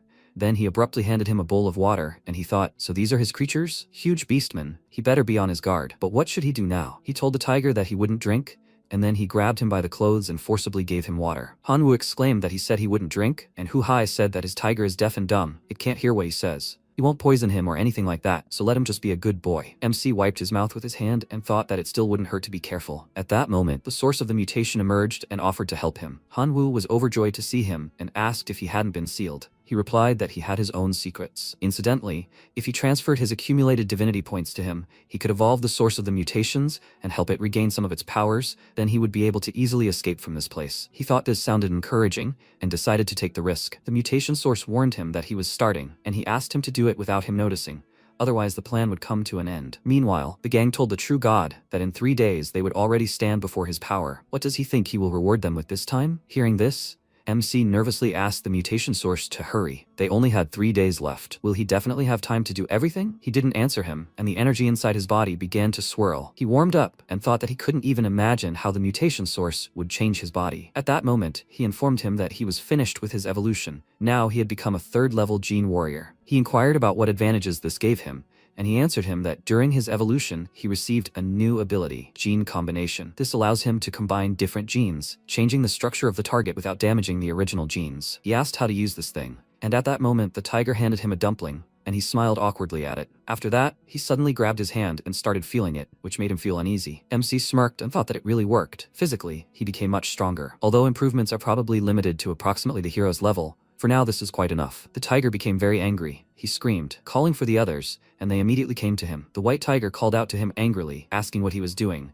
and MC thought it was another test subject. He wondered if he could fix the defects of one creature by borrowing the genes of another. He grabbed both of their hands, used a combination of genes, and the red tiger's ears grew, while the white tiger's disappeared. The white tiger was shocked. He didn't understand where his ears had gone, but his comrade began to hear. Hanwoo smiled and thanked him for giving him something to drink and a snack, so he gave him these new ears as thanks. The tiger immediately fell to his knees before him, and he thought, does that mean the followers of other deities can be converted into his believers too? Does that mean he can gain even more believers here and attack the divine core of the idiot who locked him up here? The white tiger, enraged, ordered him to give back his ears, and MC, glaring at him, kicked him in the stomach, sending him flying. He turned to the other tigers and told them to stay back, but his new believer was already ready to help him. Hanwoo grabbed his hand, took the genes from his former comrades, and handed them to him. The old tiger shouted that he was a heretic, a blasphemer, and a traitor, and ordered the steel ones to grab him, and MC smirked. The tiger immediately stood up for him, and shouted that anyone who dared to approach his god would die at his claws. After that, he dealt with his former comrades and, kneeling before Hanwoo, asked him to accept him as a follower. He agreed and said that he should help him escape from here. First, he needed to find out where the core of the divine sphere was. He promised to help him find it and warned him that the core was guarded by truly powerful creatures. He said that first, they would find the core, and then they would act according to the situation. At that moment, several creatures appeared near them. The tiger ordered the others to grab them, but MC was not the least bit afraid, because now he had a new loyal follower and new powers. He gave him a signal, and they began to attack. Suddenly, they abruptly disappeared from the spot, causing them to become confused, and then they began to strike, and when there were very few of them left, they knelt before Hanwoo and began to beg him for mercy. He said that if they wanted to become his followers, they had to obey him unquestioningly, otherwise he would simply get rid of them. They excitedly exclaimed that they agreed, and he thought that now more than ever he needed loyal followers, so he would have to accept them. From that moment on, he began actively recruiting followers, changing their bodies with his new ability, studying the divine sphere of his kidnapper, and he did this until, eventually, he found the location of the divine core. Tiger said that they found out that the divine core is hidden in a forbidden zone outside the city of the Tiger Kingdom. The core is guarded by several dozen monarchs and more than 100 lords. They kill anyone who tries to get close to it. MC noted that this greatly complicates matters. Even if they try to infiltrate, there is no way to remain unnoticed. But he had a plan. He ordered them to catch several birds and shrews for him. He will need their genes. After some time, he gave the tigers wings, and they flew toward the city. He implanted them with the genes of birds and shrews so they could fly and dig underground tunnels, making them harder to detect. The tiger informed him that the divine core was now directly beneath them. Hanwoo glanced at the creatures guarding it and said that they were of the monarch rank, and they were unlikely to be able to deal with them now. The tiger said that tomorrow, the city would hold its annual festival of life, during which the Tiger King usually makes sacrifices to the deity. The guardians of the Forbidden Zone would probably also go to the city to observe the celebration. MC turned the tiger around and said that then they would wait for the festival and then act according to the circumstances. The next day arrived. Hanwoo climbed a cliff overlooking the city and, looking at the tower with the core, began to keep an eye on the guardians. 2 left, 1 remained, and he thought that this was better than 3. After that, he directed the tigers to attack and flew there himself. Upon seeing them, the guardian immediately raised the alarm, and his eyes began firing lasers at the winged tigers, and MC ordered his follower to turn left to evade. They began to descend, and he ordered him to delay him for a while,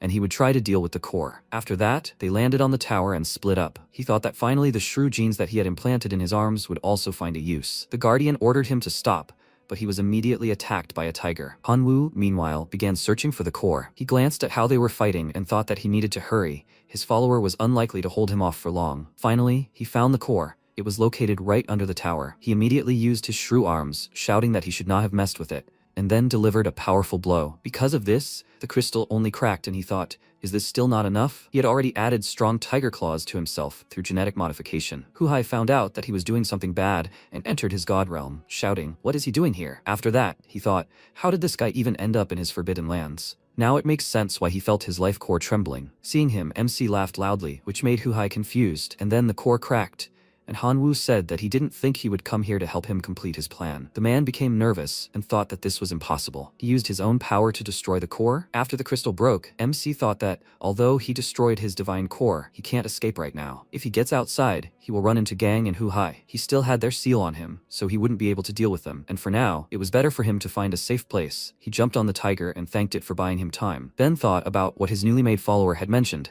that the Tiger King was supposed to present some kind of gift to the deity today. Perhaps perhaps it would be useful to him. Now the king had just placed the 4th tier wind boots on the altar. These boots allow the user to run through the air as if on solid ground. The sprinter effect increases the speed of movement and also slows the rate of physical strength expenditure. The accompanying divine technique, like the wind, summons strong gusts of wind. The second accompanying divine technique, Summon Whirlwind Eagle, summons a creature that does not obey the commands of its master. The power of the Whirlwind Eagle depends on the amount of divine power invested in it by the master. Hanwoo grabbed the boots, and the king exclaimed that he was an insolent scoundrel. How dare he steal an offering to their god? Let him return the artifact immediately, and then they will grant him a painless death. He smirked and told him that this wasn't a very attractive offer, then dripped his blood onto his boots, turning them into his artifact. And immediately, using his new abilities, he escaped. Hu-Hai shouted that he wouldn't escape him, and he looked at him, thinking that he couldn't defeat him now. He would have to use the Blood Arena. He immediately teleported there and thought with a laugh that he knew the title of heir to the Blood Arena would come in handy someday. He could teleport here anytime. After that, the system informed him that he had been challenged to a duel by another demigod-ranked heir called the Fire Whirlwind.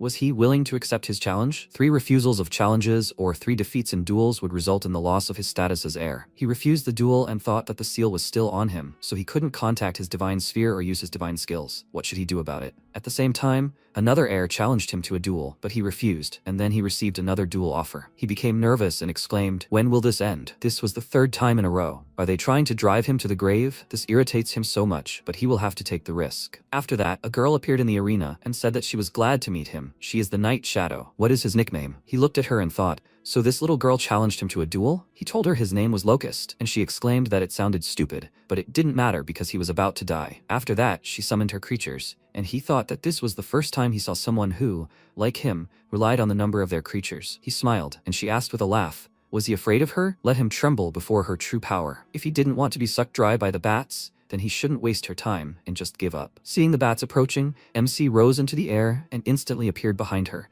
saying that he was familiar with such tactics, so they wouldn't scare him. She immediately turned around and kicked him hard in the chest, sending him flying, causing him to hit his back against the wall. She then asked with a smile why he thought close combat was her weak point. She had undergone more training than he could ever imagine. He recovered from her blow and thought that he was still no match for her in a head-on collision, so he had no choice but to switch to those bats, but killing them one by one would be too much of a chore. One of the bats bit him, and he activated his gene recombination ability and bit the bat back, which the girl clearly didn't expect, and exclaimed, "Is he crazy?" Seeing him smiling and draining the power from her bats, she froze in shock. But then she pulled herself together and summoned an Everblood, a lord-type creature. The vampire opened his eyes and immediately pounced on Hanwoo, starting to suck his blood. But since he now had the same abilities, he grinned, showing his fangs, and decided to drink his blood. As soon as his teeth touched his neck, he used gene recombination and took his abilities, after which the vampire died. He turned to the girl and asked what she would do now. She got angry and ordered her bats to drink all the blood he had, after which she summoned several more vampires and said that she would see how much longer he could remain so self-confident. As soon as the vampires approached him, he dealt with them all,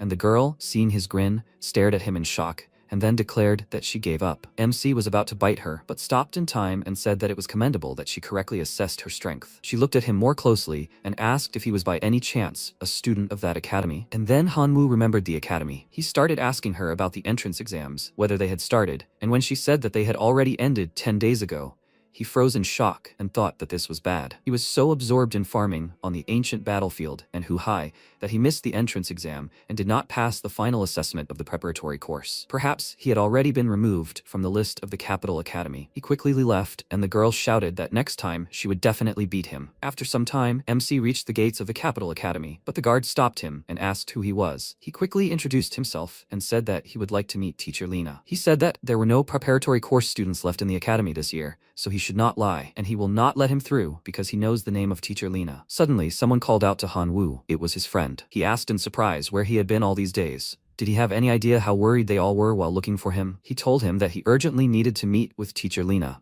but they didn't want to let him in. The guy smirked and told him not to worry. He would take him straight to her office. After that, he snapped his fingers and opened a portal, and when MC disappeared through it, he tiredly grabbed his head and thought that he needed to tell Shwang about this. Meanwhile, Hanwoo explained the whole situation to Lena about how he was attacked, kidnapped, and sealed. After his story, she exclaimed that she never thought that someone would dare to openly attack a student of the Capital Academy like that. He didn't need to worry about these people. the academy itself would sort everything out and restore justice. As for the seals on his body, they were placed by a true deity, so even she, being a deity of the same rank, cannot remove them. They need to turn to Mentor Shuhai for help. After that, she closed her eyes contacting him, and very soon, Shuhai teleported to them. He looked over his student and said that he saw that he had been dealt a severe blow. To return unharmed, considering that his access to the divine core had been sealed, is truly a miracle. He will personally speak with the principal about this matter. They will definitely achieve justice for him. Lena said that because of this incident, he missed the final exam of the academy entrance course. They need to think of some way to allow him to return to his studies. Shuhai agreed with her and said that their academy adheres to certain rules and maintains justice and impartiality whenever possible. His potential and strength are undoubtedly not inferior to any official student of the capital academy.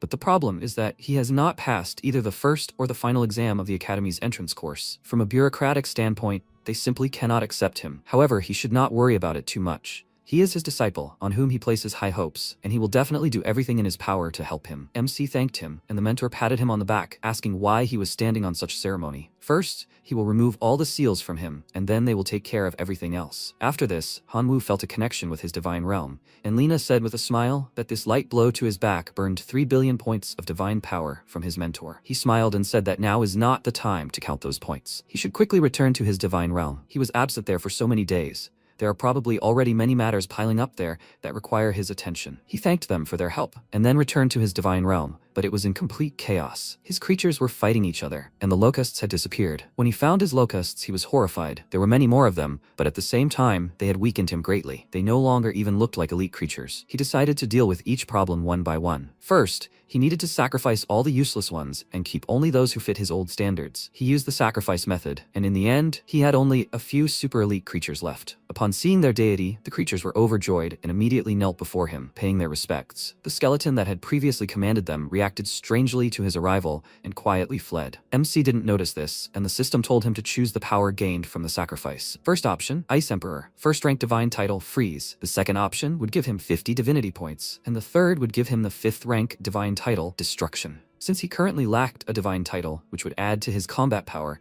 he chose the third option, thinking that once he perfected the title, Rebel, he would be able to absorb destruction and become even stronger. Moreover, he had recommendations for obtaining the divine title, Death. Suddenly, the palace where his divine core was located began to shake, and he realized that someone was trying to destroy it. He immediately arrived at the crystal and saw those who dared to oppose his will. Near the crystal were a dragon and a skeleton of the monarch type. The protagonist shouted that he had treated them all well, but why had he decided to turn against him and destroy the divine core of his realm? The skeleton replied that no, he hadn't turned against him. He had decided to destroy his divine core, as the great deity needed only him. He didn't need to look for other beings. He wondered, perplexed, what he was even saying. The protagonist replied that he didn't care about his reasons. He couldn't stay in his divine realm any longer. He wouldn't kill him, just let him go to Dolong City. He sent the skeleton out of the real world and approached the crystal, then reflected on how he had trusted his followers too much, which was why he had allowed this to happen. He needed to add protective measures to his divine realm. After that, his entire army shouted that they swore to serve their deity until death. They would never, ever betray their god. The MC thought that things in the divine realm were temporarily settled. Teacher Tianwen and his followers were still at the ancient battlefield.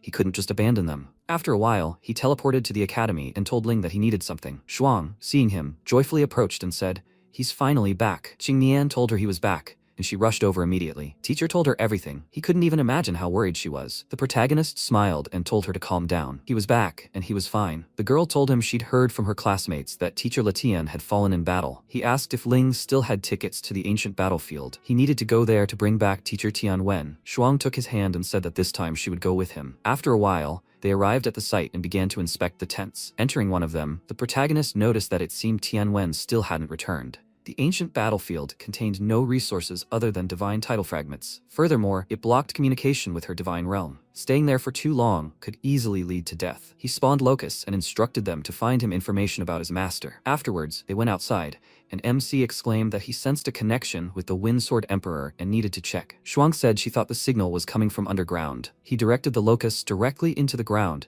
creating a hole through which they then entered. A huge gate appeared before them. The protagonist touched it and noticed a powerful spatial energy. The Windsword Emperor and his other creatures must be trapped behind this gate. Shwang said she'd better do it. She used her magical energy and instantly opened the gate. They entered and were immediately attacked by scorpions. The protagonist began to destroy them, and upon death, the scorpions began to drop runes. The girl remarked that the situation seemed extremely suspicious. MC said he felt as if they were deliberately jumping out just to die. She exclaimed that the door had disappeared, and now they had no way back. He nervously noted that everything was clear to him now. They were deliberately draining their strength. There was no connection to the divine realm here, so they couldn't even replenish their supplies. If this continued, they might simply die of starvation. Shwang summoned a firebird and said that first, they needed to get a sense of the situation around them. They climbed onto the bird and flew off to explore. After a while, the protagonist noted that they had been flying for quite some time, but had seen nothing but desert. Would they really be stuck here? Wait, he's detected the Windsword Emperor's aura. They're already very close. Meanwhile, the Windsword Emperor himself, along with the locusts, was fighting monsters. MC, seeing them, flew to the attack and shouted that he would help them. He instantly destroyed the enemy and approached them. The Sword Emperor happily noted that he had returned. The protagonist agreed and asked if he knew where teacher Tianwen had gone. He explained that they had fought shoulder to shoulder with him all this time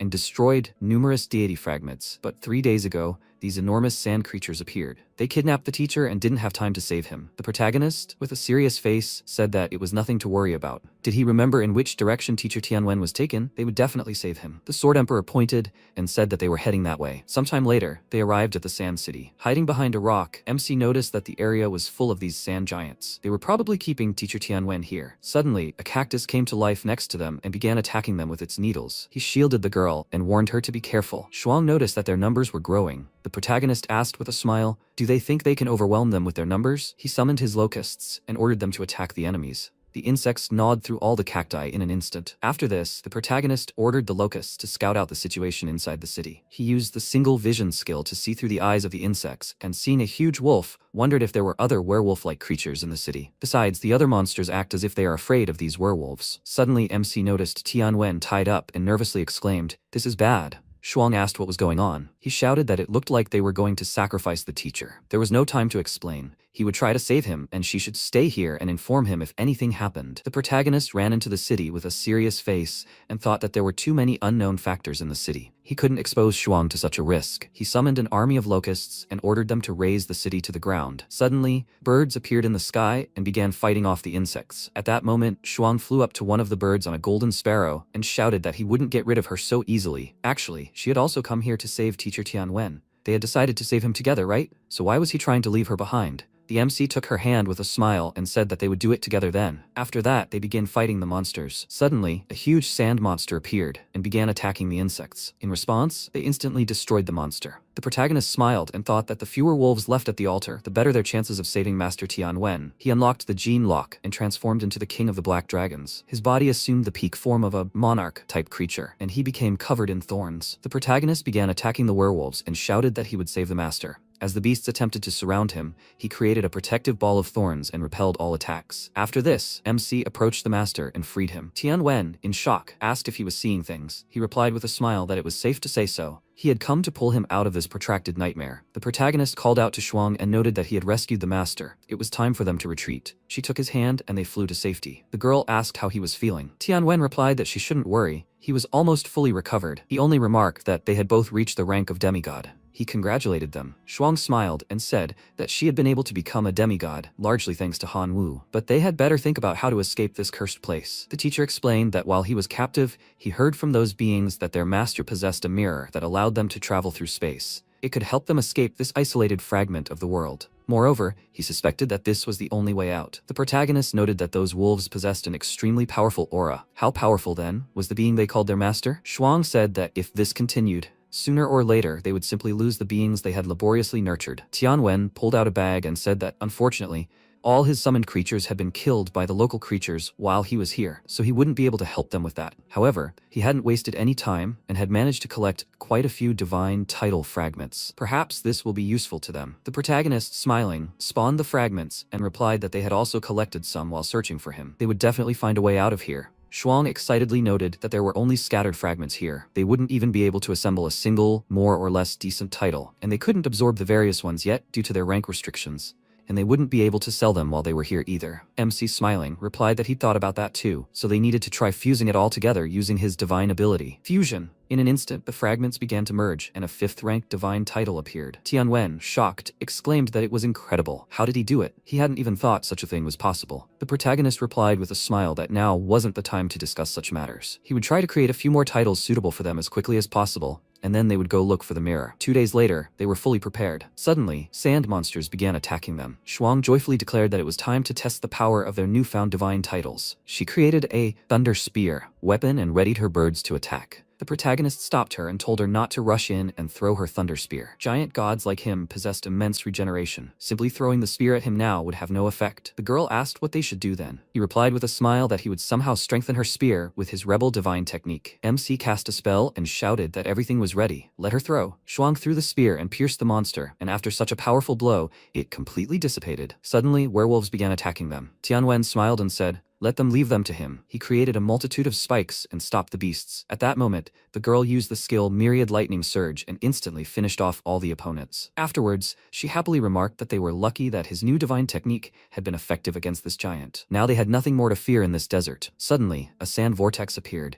from which the Scorpion King spawned. He immediately began attacking them with a sand wind, which immediately began to blow away all the birds and locusts. MC transformed into his dragon form, and creating a shield, motioned for them to stand behind him. He used pure energy body, divine rebel technique, rebel sword, and soul-severing sickle. At that moment, the Scorpion King began to attack him. The protagonist, with a serious expression, responded with a dragon strike, and everything around him shook. He withstood the blow and retreated a little. The Scorpion King, smiling, said that no one had ever survived his attack before. It was quite amusing. He tried to attack him with his stinger, but the protagonist used the ghost flicker skill and instantly dodged, then hung in the air. The Scorpion King, perplexed, asked, "Did he manage to dodge?" He counterattacked with lightning speed and separated his body from his legs, then exclaimed that he couldn't see them now. They needed to pounce on him with everything they had. The teacher and Shwang began to assist him and finished off the Scorpion King. After that, the MC said with a smile that they did it. They shouldn't relax. There are still creatures there. The werewolves, seeing this, ran away in fear. Tianwen asked if they would chase them. The protagonist replied that they shouldn't. There were quite a lot of them. They would only waste their energy. Suddenly, he abruptly fell to his knees. The girl worriedly asked what was wrong with him. The protagonist replied with a smile that everything was fine. He just spent too much divine power. He needed to rest for a while. Let them check the fragments of divine titles that fell from the Scorpion for now. Maybe there was something useful among them. After a while, Shwang happily returned to him and said that they had found the 5th-ranked divine title, Golden Spear, the 5th-ranked divine title, Emperor, the 5th-ranked divine title, Sandstorm, and the 5th-ranked divine title, Scorpion Lord. These might be useful. He asked with a smile if she liked the spear. The girl replied that he was right. The spear would allow her to unlock the power of her lightning attribute. MC smiled and said, "Then let her keep it." She asked if he was sure. This golden spear was simultaneously a divine artifact, a sacred relic, and a divine title itself. If he kept it, he would undoubtedly become much stronger. He said he already had a rebel sword. He could enhance it and change its form by absorbing the souls of his defeated enemies. That was enough for him. He felt the divine title, Sandstorm, was more fitting for a teacher. Tianwen took it and thanked him with a smile. The protagonist remarked that it was time for them to go to the city, as they needed to find a mirror. First, they needed to check the sacrificial altar. After a while, they arrived at the place. He had blasted a hole in the rock with his magic and created a passage. Inside the tunnel lay a single mirror. MC summoned a locust and told it to scout out the area. As soon as the insect flew toward the mirror, it was sucked inside. Shwang, perplexed, noticed something was wrong with the mirror. He replied that there was nothing dangerous. The thread of faith that connected him to the locust was still in place, meaning it was safe. It was time for them to return home. Afterward, they used the mirror to return to the real world. The teacher joyfully exclaimed that they were finally back. Suddenly, Lena contacted him and said she sensed his aura. He should come to her office immediately. She had something to tell him. MC apologized and said that the teacher wasn't particularly patient. Tianwen, smiling, replied that he should go now. He also needed to rest a bit and freshen up. Sometime later, in Lena's office, she said that the academy had already completed its investigation into his abduction by the true deity Hu Hai. The high god behind him had verbally apologized and sent him this as compensation. The protagonist asked in surprise, "Is this a gift from a high god?" He couldn't even imagine what it could be. He picked up 2 cards and wondered if this was the same bankrupt high god who had invested hundreds of billions of divine power into creating a mutant breeding farm and lost his entire fortune. The first card contained a divine orb, and the second a photograph of Hu Hai. Lena, with a serious expression, said that it was true. It was the same guy. The high god had said he had acted without authorization, so he had imprisoned him and handed him over to him to punish him himself. MC remarked that it seemed Hu Hai's life was worthless to him. He had devotedly served this high god for half his life, and in the end, he had become nothing more than a gift as an apology. Wait, so this divine sphere originally belonged to Hu Hai? The teacher replied that he should understand how valuable the entire body of a true deity could be. He should be careful not to waste it needlessly. He said he understood completely. Shwang inquired inquired if he could definitely absorb the body of a true god. The protagonist asked if the teacher could tell him exactly what he should do with his body to utilize it most effectively. Lena mockingly asked, "He's not one to mince words, is he? Fine, she'll teach him one way. He'll absorb this Huhai's body and create a clone of himself of the same rank from it. If he decides to spend resources on it later, he could become even stronger." The protagonist happily thanked her and remarked that he hadn't even imagined such a thing was possible. Lena pulled out a scroll and added that the fact that the highest god had personally apologized to him meant the kidnapping was over. However, the academy's leadership hadn't yet made a final decision on his return to school. Some of the teachers were quite displeased that he'd managed to get himself into such serious trouble even before officially enrolling as a freshman. MC took the scroll with a smile and replied that he would prove everything to those who were dissatisfied with him with his strength. She shouldn't worry, he could handle it. The girl happily said she believed in him. Now let him go. He needed to quickly seize this opportunity and create his clone. After a while, they approached a filthy house. Shwang, perplexed, asked if he would really be living here now. The protagonist replied that he hadn't been accepted back into the academy, so naturally he was forbidden from staying in the dorm. She shouldn't worry. Everything would be resolved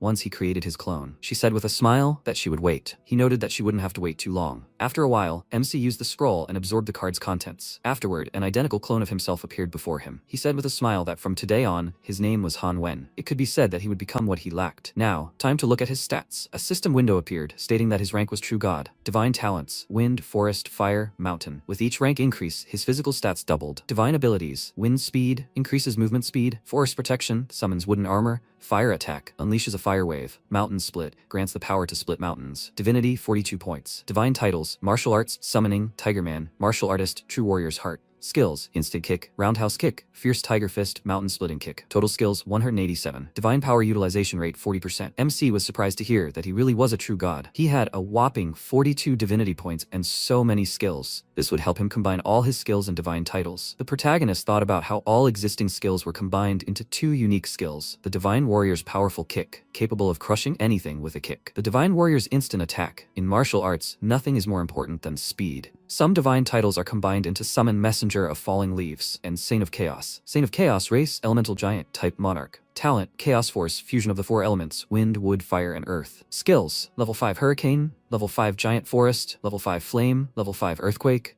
level 6 Chaos Attack. Some divine titles are combined into True Tiger God. The target of this title takes the form of a True Tiger God. Their physical attributes are significantly enhanced, their ability to control their body is permanently increased, and they are also guaranteed to master at least one martial arts skill. MC, surprised, said, "Let him use this title on him. He wants to see its effectiveness." The clone immediately used the skill and placed the title on him. A system window appeared, indicating that he had mastered the level 3 skills, Crushing Claw and Swift Claw Strike. The protagonist exclaimed with a mischievous smile, "Let him try attacking him." Han Wen assumed the form of Holy Chaos and attempted to attack. He countered with a Crushing Claw Strike and repelled the attack. After that, the protagonist said he could step away from him. He mused that if his clone used this skill on him, then in the future, he would be able to easily face monarch-type creatures even without his black dragon transformation. MC smiled and said that he had dealt with the clone, meaning now he needed to decide what to do with the new divine realm. Even though he had already destroyed the core, many creatures belonging to Hu Hai were still inside. He said that he ordered him to assume this guy's form, enter his divine realm, and subjugate his creatures. Han Wen instantly transformed into Hu Hai and teleported to his divine realm. The protagonist contacted him and asked if he was alright. He agreed, but suddenly the creatures approached him and asked who he was. One of the tiger men wondered in disbelief. Had their god really returned to them? No, he'd worked so hard to convince the other tigermen that he'd taken their place. He couldn't let him ruin all his plans. He exclaimed that this was an evil deity and let the others seize him. In an instant, the remaining tigermen began attacking him. MC asked, "Dare they attack their god? Have they really forgotten the one they're supposed to worship?" The tigermen shouted, "Don't fall for the evil deity's wiles. He's trying to cloud their minds. Don't trust the words of this monster." The protagonist pointed out that he shouldn't fight them personally. Instead, he should summon the Envoy of Holy Chaos. Han Wen created the Envoy of Falling Leaves and Holy Chaos and intimidated all the beasts. The tigermen fell to their knees and cried out that they begged him for forgiveness. He said that if they found their former king and brought this pathetic traitor to him, he would personally punish him. After some time, they approached the castle. The Tigerman King ordered the others to stop them. The powerful aura of the Holy Chaos Envoy terrified them. The Tigerman tried to use the ruler's aura skill, but it absorbed all the energy and weakened him. MC thought that if he finished him off, no one would be able to stop him from becoming a true deity of this world. He said that now he could give him a punch. Han Wen launched a lightning-fast divine warrior attack, sending the traitorous Tigerman flying into the wall. Everyone else knelt and asked him to spare his ignorant servants.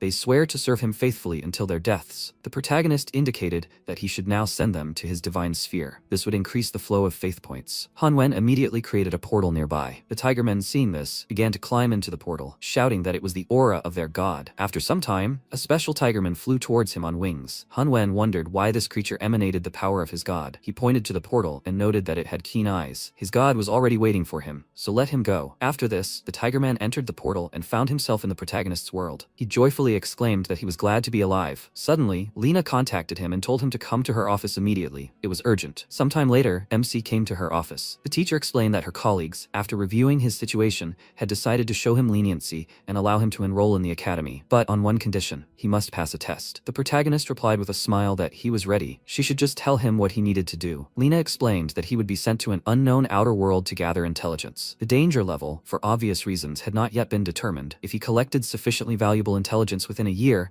the board would allow him to enroll in the academy as an official student. The difficulty of this test was impossible to estimate. Moreover, during the test, he would not be able to enjoy the benefits of their deity realm. It was up to him to decide whether to accept it. The protagonist replied with a smile that no matter how dangerous this test might be, he was willing to undergo it, as long as he could enroll in the capital academy. He reflected that, beyond being a deity realm resident, he had many other advantages. He was confident that his genetic modifications and other abilities would be more than sufficient. Lena excitedly noted that he had already achieved something even second-year students at their capital academy could not even dream of. If he continues training diligently, his progress will be no less than that of the academy's students. Why take such a risk? He could just wait until next year and reapply. MC replied that he didn't want to keep anyone waiting. The teacher immediately remembered Shwang and said with a smile, "Then let him do as he please." She wished him patience and good luck. She was confident he could pass this test. And yes, he was leaving tomorrow. The protagonist replied that he understood. He would do everything in his power. After some time, he arrived at the right place and climbed out of the capsule. Suddenly, wolves began attacking him. Confused, the protagonist began to fight them off and noticed that they were ordinary creatures. They must have been attracted by the sound of his landing. He instantly destroyed all the opponents, and life essence began to fall from them, which then flowed into the protagonist's body. Confused, he asked, "What is that?" A system window appeared, stating his level was 10. He had the iron title of Wolf Slayer. The Wolf Slayer title was earned by killing 10 wolf-like creatures. Its effect was to increase damage dealt to wolf-like creatures by 10%. All wolf-like creatures were initially hostile to him. Did he want to wear the title? MC agreed and asked, "So in this world, everything is tied to titles?" After that, he wondered, what's that smell? So, any wolf who smelled it would know he'd killed their kind? Another system window appeared, stating that the iron title could be upgraded. The upgrade was achieved by killing one bronze rank wolf-like creature. The protagonist asked with a smile, "Is that all?" "It's that easy." 3 hours later, he'd been killing a lot of wolves and said he'd already killed 300, but hadn't spotted a single bronze wolf among them. But a bronze-ranked wolf is still just a wolf, just a little stronger. Well, nothing to lose. The protagonist approached another pack of wolves and used the gene fusion skill. In an instant, the multitude of wolves merged into one large one. He killed it with a single blow and asked if it dared snarl at its creator. A system window appeared, stating the protagonist's level was 16. Bronze title, Wolf Slayer. Damage to wolf-like creatures increased by 20%. All wolf-like creatures are initially extremely hostile toward him. MC noticed it worked. After a while, he approached the teleporter and began to look around. Seeing a multitude of creatures, the protagonist began to wonder if they were all flocking to this teleportation gate. Was this some kind of hunting ground or something? Do all these creatures come here to kill wolves, level up, and earn titles? He understood the point of leveling up. It made him stronger. But what was the point? He'd been leveling up all night and managed to reach level 16, yet he felt no change in himself. What was the point of this level anyway? Fine, he'd ask someone. As the protagonist approached, one of the guys tripped him and started staring at him. He wondered, confused, what was wrong with this guy? Suddenly, at that moment, he was surrounded from behind. They started attacking him, but MC transformed into a black dragon and took on a new form. The bandits, seeing this, were terrified and ran away. He wondered why they'd chickened out right away. Well, that was even better. After a while, the guys killed a man and started robbing him, then ran away. The protagonist, watching this, realized these guys specialized in murder and robbery. Apparently, this place really is made for hunting and leveling up. He took the token from the corpse and thought that he still didn't understand what these levels were for, but that wasn't a problem. He'd just follow them and gather more information. After a while, the bandits came to a cave. The protagonist, following them, wondered in disbelief why they'd even come here. Suddenly, huge spiders emerged from the cave and immediately began spinning webs at him. The MC nervously exclaimed that this was unexpected. Could these creatures really be connected to the wolves? How did they smell him? He delivered a powerful blow and thought, even if they forgive him, he won't let some spiders devour him. After killing the spiders, a system window appeared, stating that he had earned a new iron title, Spider Slayer. The title was ready to be equipped. Suddenly, a scream rang out from behind him. The protagonist turned around and saw the bandits being caught by another spider. He thought that he couldn't let this cannon fodder die until he found something new or learned something useful. It was time to try out his new toy. The protagonist used a fire strike and instantly incinerated the spider. A system window appeared, stating that the iron title Spider Slayer had been upgraded to bronze rank. He smiled and thought that he was starting to like this world. MC tried to use the fire strike again, but it was unsuccessful, and a system window appeared, notifying that after use, the title goes on a 1-minute cooldown. He blew up another spider, after which a system window appeared, stating that the bronze title Spider Slayer had been upgraded to silver, and a new skill had been added, summoning a spider wolf. The protagonist smiled, noting that that was a different matter. He thought that even if he saved them, they shouldn't know it was him who did it. The protagonist set fire to the spider threads, causing all the bandits to fall to the ground. One of them killed the wolf and exclaimed that there was another one here with excellent equipment. So he wasn't alone. They were lucky. MC, watching them from around the corner, thought that was disgusting. Apparently he'd have to give up his meat shield, after all. He flew out of the dungeon and began charging. One of the bandits asked, "Is it him again? How did he even get here?" The protagonist ordered them to shut up and instantly destroyed one of them. After that, he assumed his dragon form and killed another one. The protagonist flew up to the last one and told him to behave decently. Otherwise, he would guarantee his death would be far more terrible than those of the other two. What kind of place is this anyway? The bandit replied fearfully that this was the realm of the title civilization, where, under certain circumstances, one could obtain various titles, which could then be upgraded. The lowest title ranks were iron and bronze, higher up were silver and gold, and the highest were platinum and diamond, and they were currently inside the place where these titles were upgraded. MC inquired about the rules for upgrading.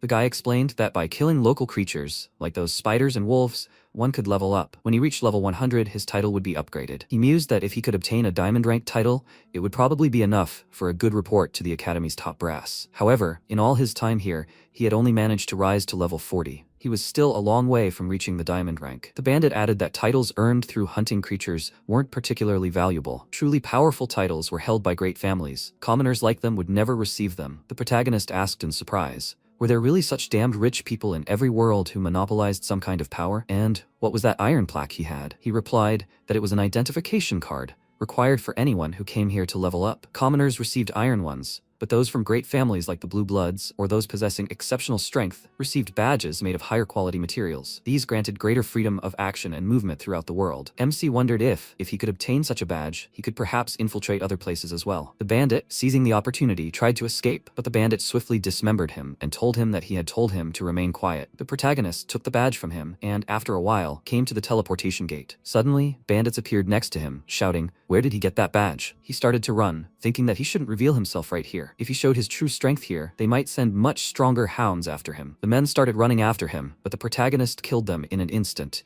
and noted that it looked like leaving this place wouldn't be easy. He couldn't waste too much time here. He needed to quickly obtain useful information. He needed to finally return to the capital academy, because Shwang was still waiting for him. He had an idea. If leaving the usual way wasn't an option, he just needed to cause a little commotion and escape during the chaos. After a while, MC created a wolf spider and shouted for it to show him what it was capable of. The creature instantly broke through the wall, and he joyfully exclaimed that now was the perfect moment. A system window appeared stating that the level would be completed and the player would be promoted to bronze rank. Could he please choose the next location on the map to level up? The protagonist inquired. Is that all it took to level up? He chose a random location and said, "Let it be so." Instantly, he was teleported to the Greenland forest region. Suddenly, a guy approached him and asked with a smile, "Are you new and a loner too?" They already had a warrior, a marksman, and an assassin. All they needed was a healer. Could he heal? Another guy approached them and asked if he'd like to team up with them. The MC replied no, he wasn't interested. He considered being in an unfamiliar place surrounded by a crowd of strangers. He'd be a complete idiot if he went anywhere with one of them. A merchant nearby shouted out that he was selling the Gloves of Decay, which came with the Destroyer title. The gloves easily decompose corpses into the necessary materials. The protagonist smiled, thinking that he didn't have a storage ring, but these decomposition gloves should solve his loot storage problem. He said he'd take it. The man happily replied that he'd owe him 2,000 gold coins. MC exclaimed in disbelief. So expensive? He considered the fact that he'd barely scraped together 1,000 gold from those bandits' pockets. He wondered if he could just have one glove then. The merchant, perplexed, replied that he'd never sold one before. The protagonist smiled, saying he should think about it.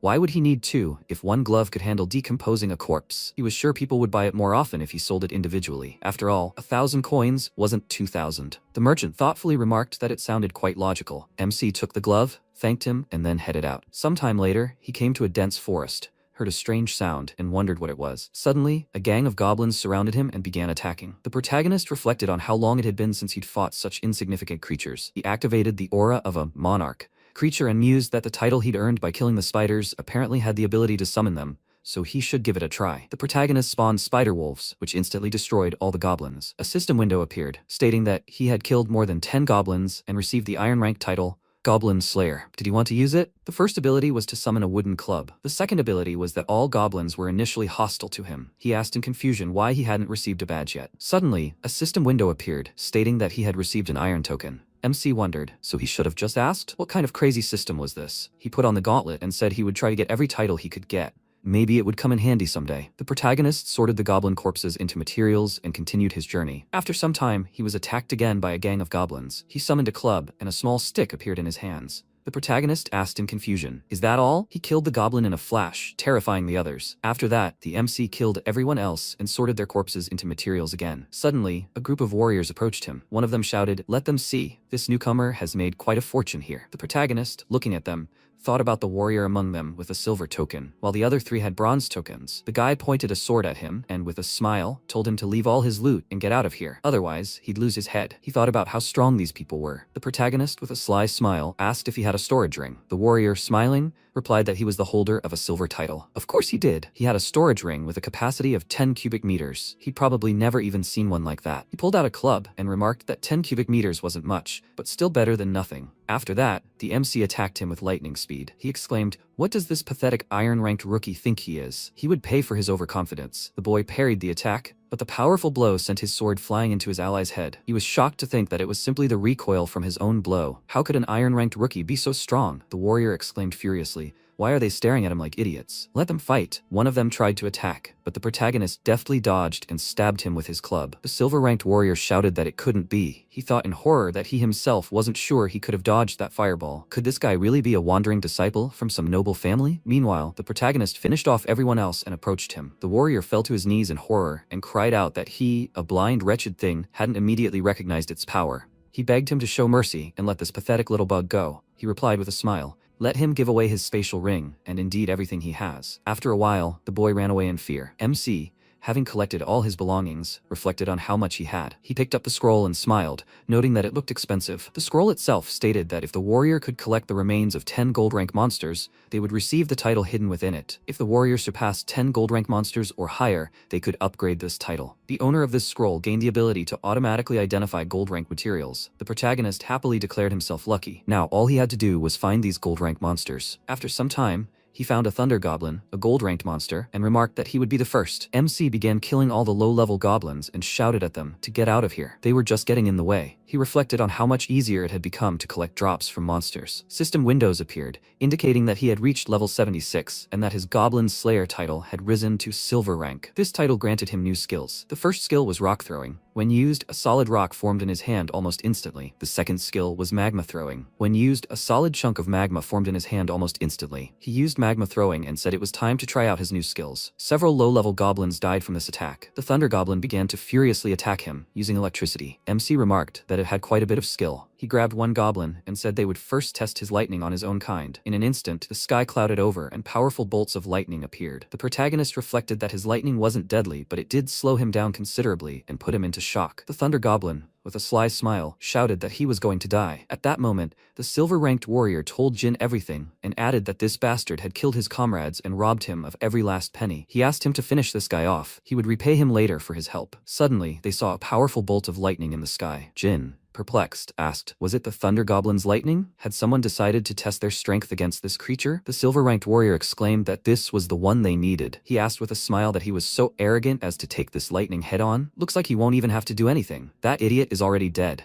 Lightning struck him directly, but it didn't cause any harm, and Jin was greatly surprised, not understanding how this was possible. He simply took the thunder blade on himself without even faltering. Han Wu, meanwhile, thought that this pitiful lightning bolt from this goblin was no match for the thunder of his beloved girlfriend. It wouldn't even penetrate his passive defense. He took his stick, hit several goblins on the head, and then decided that enough experiments were enough. He still needed to exterminate a couple hundred goblins to raise his title and level. The goblin became very nervous and prepared to attack, and at that very moment, the system informed MC that the silver title Goblin Slayer had reached the maximum level. He shouted that it was his turn, and before the goblin could hit him, he disappeared somewhere. The small purple monster began to scan the area, searching for him, but Han Wu was already behind him and struck him hard on the head with a stick. Blood gushed from the wound, and the goblin fell exhausted saying he didn't want to die, and MC immediately struck him. After that, all the goblins in the area scattered, and the system informed him that he had successfully reached level 100, and his Goblin Slayer title had risen to gold rank. He gained the Thunderblade summoning skill, which allows him to summon lightning for a short time. He also received the remains of a gold rank monster, the Goblin Hide.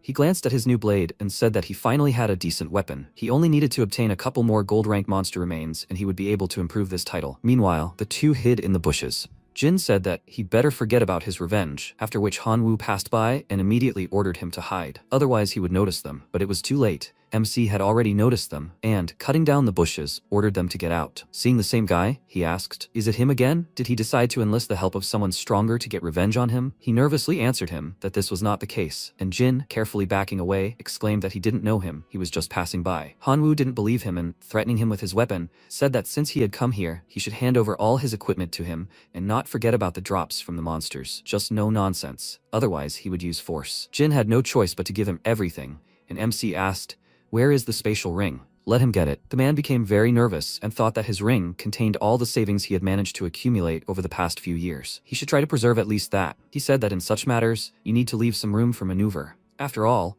he didn't know what might happen in the future. Hanwoo discontentedly ordered him to shut up and hand over his spatial ring to him, and not make him repeat it a third time. The man looked at him nervously, hesitating to do this, and then MC lost patience and cut off his hand, after which he exclaimed that he would give him everything. Having acquired new things, Hanwoo was very happy, but he was puzzled by the scroll. Meanwhile, the guys took Jin to the shelter and treated his wounds, and he ordered them to immediately gather all their guys and find traces of this guy. Just don't let them bother him themselves, but just report to him, and that's all. He will definitely return everything he dared to take from him. After this incident, MC went to the demon cat's habitat, killed everyone as usual, and received a new title, Enemy of the Demon Cats, which gives the following effects: increased speed and hostility from the demon cats. He thought the effects were, of course, so-so, but for the sake of this title, he could endure it. To obtain the platinum rank of Slayer, he needed to combine 3 diamond titles belonging to different races. He didn't really like this, but there was nowhere to go. The system said that one of the activated effects was a slaughter weapon. It could take various forms and had only one ability. When he killed a creature with this weapon, it absorbed 1,000th of that creature's power. For each diamond title associated with a certain race absorbed,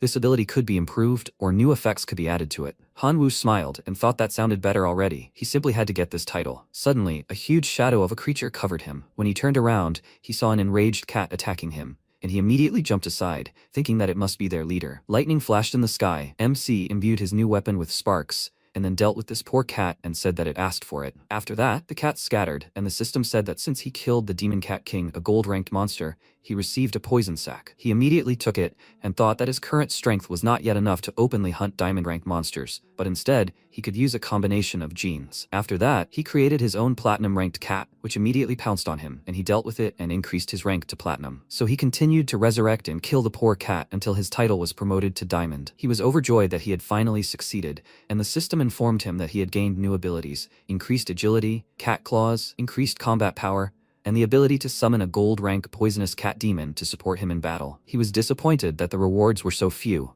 and then thought that he needed to quickly collect 3 diamond titles and obtain the Slayer title. This would make him significantly stronger, and so he continued to exterminate all the monsters around him. Using his gene combination ability, he successively tracked down and killed the diamond-rank goblins and minotaur he had created himself. As a result, he not only obtained 3 diamond titles, but also accumulated 10 gold-rank monster remains. As a result, he was able to obtain the gold title of Monster Hunter. This title has 3 effects. The first effect significantly increases the individual power of the title holder, and the second allows the summoning of gold-rank monsters absorbed by the title. Third effect: by constantly sacrificing golden monsters to this title, it can significantly strengthen the title holder for a short time. Hanwoo thought this was already much better, after which the scroll in his hand began to dissolve, and he finally received the title of Slayer. A new weapon appeared in his hand, which could change its shape at his will, and at that moment, Jin came for revenge. MC immediately noted that the strongest of them were at most silver rank, so he had nothing to fear from them, and the man asked why he had suddenly fallen silent. Was he not so brave anymore? Let him give him everything of value he had, and not make him repeat it twice. MC smirked, noting that his hand had already healed,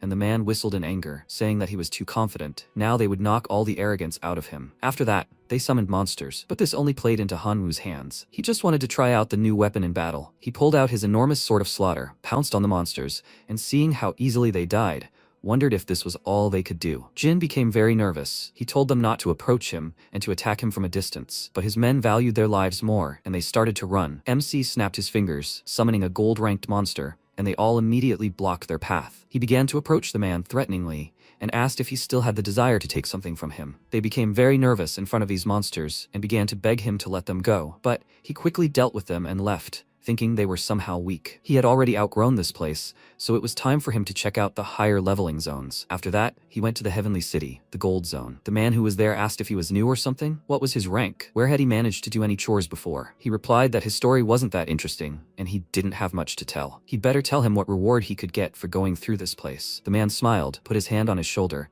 and said that no one had ever managed to get through the Heavenly City. An entire race was locked on each floor of this zone. But if he was so interested, they say that whoever manages to get through this zone will receive a blessing and a diamond title. He smiled and thought, a 7-level tower with 7 different races? That's quite interesting. The zone manager immediately arrived and was very displeased with his arrival, exclaiming that an iron ranker had forgotten himself here. He should leave. This was no place for someone like him. The man who greeted him laughed and asked if he was only iron ranked, and he even dreamed of conquering the Heavenly City. He should not confuse dreams with reality. Hanwoo scratched his head and asked, is there any rule that prohibits low-ranking people from entering here? After that, he went to get a silver-ranked badge and thought that he had wasted a lot of gold on this trinket. Suddenly, he heard someone selling a platinum-ranked title scroll, and people immediately crowded around the merchant wanting to buy it. Some man shouted that the Great Peng Troop would buy this scroll. Who would dare dispute that? The man next to him laughed at him and said that they were all so important. He even wondered if his fierce tiger troop would have enough strength to compete with them. The merchant said that this flower was their family heirloom. They would never have sold it if they weren't in a desperate situation. A man from the Great Peng Troop told him to stop playing on his pity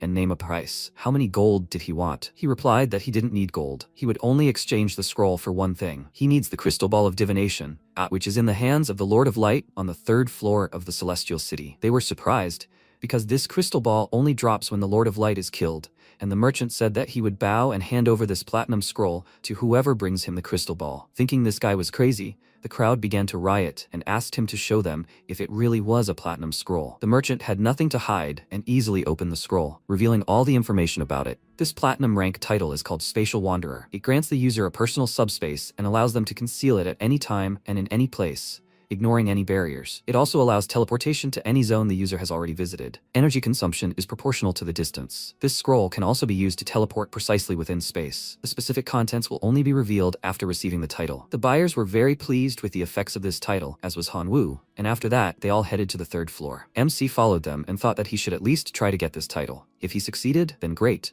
but if not, then no big loss. In a pinch, he could just take it by force. Soon, he was already on the 1st floor of the Heavenly City. He looked around and seeing a flashing shadow next to him, immediately stopped and thought, what the hell is that? A huge man with a fish tail crawled out from behind a column. MC didn't stand on ceremony with him and immediately hit him with his weapon, after which the system informed him that his progress in completing the 1st floor was 0.1%. He was indignant, because this monster could easily pass for the boss of the previous zones he had been to. The progress bar had barely moved. How many monsters would he have to kill to reach the verifier of light? After that, several more similar creatures appeared, but this time, they had skills. They started shooting lightning at him, and he jumped aside, surprised by this, then looked at his opponents and, summoning his creatures, asked, did they think he was easy prey since he came alone? His loyal assistants appeared behind him. He ordered them to deal with these creatures, and soon they were all finished. He looked at their bodies and thought, is this all they can do? The system informed him that the number of Nagas killed on this floor reached 100. He received the silver title, Naga Slayer. With it, he can transform into a Naga, and now all representatives of this race treat him with hostility. Hanwoo immediately decided to try it out, after which he grew a tail and thought that now he can instantly activate his skills. In addition, his transformation into a black dragon improved. In this form, it will be much easier for him to cut down the monsters in his path. Soon new opponents appeared in front of him. He pointed his sword at them and told them to approach. It turned out that King Bakal himself had arrived, and his subjects informed him that the intruder had killed more than 100 of their kin, to which he remained silent. He stepped forward and forbade them to fight him until they figured out who he was and what he wanted. MC looked at him and thought with a smile that he was so big. His aura and strong body made him completely different from the previous Nagas he had fought. This meant that if he finished him off, his progress bar would skyrocket. He immediately attacked him, and he touched his chest and covered his body in lightning, but Hanwoo also had something similar. After that, they clashed in battle. Because of the bright light, MC could barely see anything, but this also worked against his opponent. He thought that he needed to have time to move behind him, while Bakal was amazed by his incredible speed. At that moment, Hanwoo appeared behind him and thanked him in advance for leveling up. But the king of the Nagas was not so simple. He waved his tail, forcing him to step back, and in the meantime, he activated the effect of transforming into a Naga. Bakal thought that he was clearly a human, but the blood of a dragon flows in his body. He suggested that he stop this useless battle and calmly discuss everything, but MC did not believe him and asked, does he take him for an idiot? The king told him not to doubt his sincerity. For safety reasons, Hanwoo asked him to order his subordinates to move away 100 steps and thought that he did not look like someone who would resort to any tricks, so he would be able to listen to him. The Nagas were worried about their lord, and he ordered them to do as he said, not to worry about him. When they moved away, he bowed to Hanwoo and said that he would like to ask him to help them. He was slightly taken aback by his actions, and then asked what exactly he needed help with. Bakal said that he wanted him to help him and his people escape from this prison, that is, from the Sky City. Their race is the fruit of the union of several races at once, and they sincerely revere the blood of dragons. That's why they have been locked up in the Sky City since birth. Getting all the Nagas out of prison has always been his most cherished dream, but he is well aware that he does not have enough strength to make it come true. However, his incredible fighting talent and the dragon blood that flows through him gave him hope for the salvation of their kind. MC was surprised and wondered if he could feel it. He returned to his human form and said with a smile that he was ready to listen to him. What does he want to do? He said that if he agrees to lead his people out of captivity, he will swear allegiance to him and serve him. He asked in response, isn't he afraid that he will turn out to be some kind of liar? He could simply kill him when he let his guard down. He replied that he admitted that was a possibility, but he had no other choice. As a ruler, he was willing to sacrifice his life even for the slightest chance of getting out of here. Hanwoo thought it didn't seem like he was just pretending, and Bakal said that if he agreed to help them, he would share with him the secret associated with the diamond rank title. MC agreed, and he told him that the heavenly city was actually alive. He was greatly surprised by this news, and the king continued, saying that no adventurer who entered the city would be able to understand it until they received recognition. Hanwoo remembered the merchant's words about how if someone could perfectly complete all 7 floors of the tower, they would receive the blessing of the heavenly city itself, and he thought that he hadn't attached any importance to those words back then. He asked, so the rumors about a blessing for perfectly completing all 7 floors are true? The king confirmed this, and said that in order to receive this blessing, he needed to kill the strongest representative of each floor on the first try. If he killed him, he would receive the achievement, perfect clearance of the first floor of the heavenly city. MC remained silent, thinking about this, and then asked with a gloomy face, so what if he got this achievement? There were still 6 floors ahead, and the rulers of other races were unlikely to voluntarily ask him to kill them. The king answered him with a smile that everything was fine. He felt that the dragon blood within him would soon awaken. If he killed him, he would be able to improve his title. Then the rulers of the races of the other floors would no longer be a problem for him. Hanwoo frowned and thought that he was truly willing to accept death, if only to make himself stronger and ensure the future of his people. He was a strong, and most importantly, a wise leader. He didn't particularly want to kill a potential subordinate with such intelligence. He said that in order to complete the clearing perfectly, he needed to kill the strongest representative of each race, right? He answered that it concerned his life and the salvation of his people from captivity. He would not lie to him on this matter. MC smirked and said that then the problem could be solved without killing him. He had a way to create a Naga that would be stronger than him. Bakal hesitated, as he didn't understand how such a thing was possible, and he said it would require sacrifices from his people. However, he guaranteed that the casualty count would be kept within double digits. He could think about it. The king said that he could simply take his life, and Hanwoo exclaimed in response that he needed him alive right now. Bakal fell silent, considering this, and then one of his subjects approached him and declared that they were ready to sacrifice themselves so that their relatives and future generations could live in freedom. He said that their people would never forget their sacrifice, and then Hanwoo got down to business. He used a combination of genes to create a diamond-ranked Naga, and when they saw this creature, they were very surprised. MC immediately shredded it to pieces, and the system informed him that the title of Slayer of Nagas had been upgraded to the diamond rank of Hope of Nagas, and he could transform into a black dragon, since his blood had fully awakened. All Nagas now adored him. After this, Hanwoo immediately used this title, transforming into a black dragon, and the system informed him that the first floor had been successfully completed, and teleportation to the next level was in progress. He looked at the king and promised him that when he returned, he would grant them freedom, and he, slightly bowing his head, said that they believed that he would certainly return and free his relatives from their long imprisonment. When MC found himself on the 2nd floor, he saw shadows emanating from the building and suspected that some creature was hiding there. He froze in front of the entrance, thinking that he should ask Bakal about the other floors, but now it was too late to think about it. He would just be more careful. As soon as he went inside, he found himself in complete darkness and immediately lit a flame in his hand to light his way. In front of him, he saw 3 absolutely identical passages, and now he was faced with the question, which one should he enter? He summoned monsters to send them on reconnaissance, and they entered each passage. After that, he closed his eyes and thought that everything was going well. He began to feel an aura on the other side. It seems to be spirits, but his gold-ranked minions would deal with them without any problem. After that, he received the silver-ranked title of Spirit Exorcist. The title has a passive ability, Gift of Spirits, which allows him to randomly receive one piece of equipment that the spirit used in life after exercising it. The second effect is the trust of the spirits. All spirits are now friendly towards him. He was slightly surprised by this and thought that this had never happened before. Why does their attitude towards him improve as they are destroyed? Maybe they are some kind of masochistic spirits? He snapped his fingers to bring his creatures back and see what was going on, but he was surrounded by the same spirits that had scared him so much. He took out his weapon and thought that he didn't know how they got there, but they weren't a threat to him. But the spirits didn't attack him, and when he dealt with them, they just scattered around with smiles, and he thought that they really were masochists. They were happy as if he had saved them, not killed them. Maybe they're locked here too, unable to find peace? He noticed the progress had reached 11% and understood everything. All he had to do was find the strongest boss on this floor and deal with him. He approached the door, leaving a mark on the wall, then ran into the passage and thought,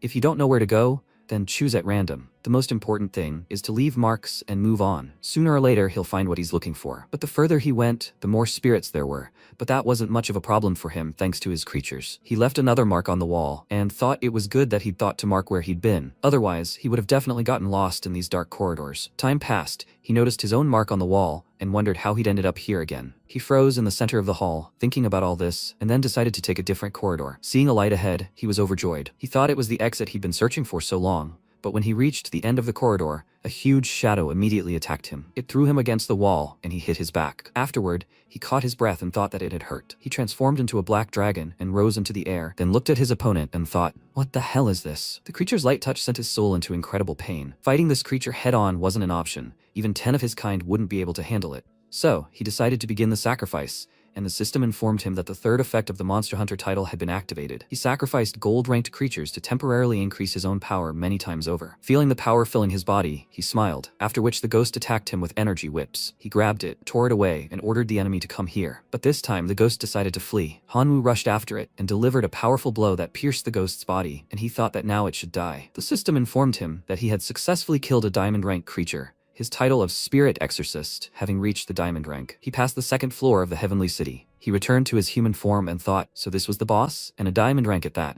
No wonder it was so difficult to kill. The system gave him a diamond rank pendant capable of resisting mental influence, and he immediately put it on, thinking that although he didn't know where he might need it, he'd better take it with him. Immediately after that, his fatigue completely disappeared, and even his breathing became easier. This pendant turned out to be a very useful thing. After that, he went to the third floor and hoped that the Lord of Light hadn't been killed yet. Seeing a crowd of people on the third floor, he realized that he hadn't been killed yet, otherwise they wouldn't be here. Turning around, he saw the Spirit of Light in front of him and thought, what's this? He decided to ignore it and ran on, thinking that the Lord of Light was more important now. Seeing him, the man exclaimed with displeasure that the third floor was already occupied by the Great Pen Squad, so let him get out of here. He smiled and thought that even from here he could feel this guy's strength. He was a gold rank, but that wouldn't stop him. He ignored his warning and rushed past him, after which his comrade immediately lit his fist with flame and exclaimed, "Are you deaf?" He said the floor was already occupied. If he didn't want to die, then he should get out of here immediately. He wouldn't repeat it a second time. After that, he threw a fireball at him, but he activated the Slayer title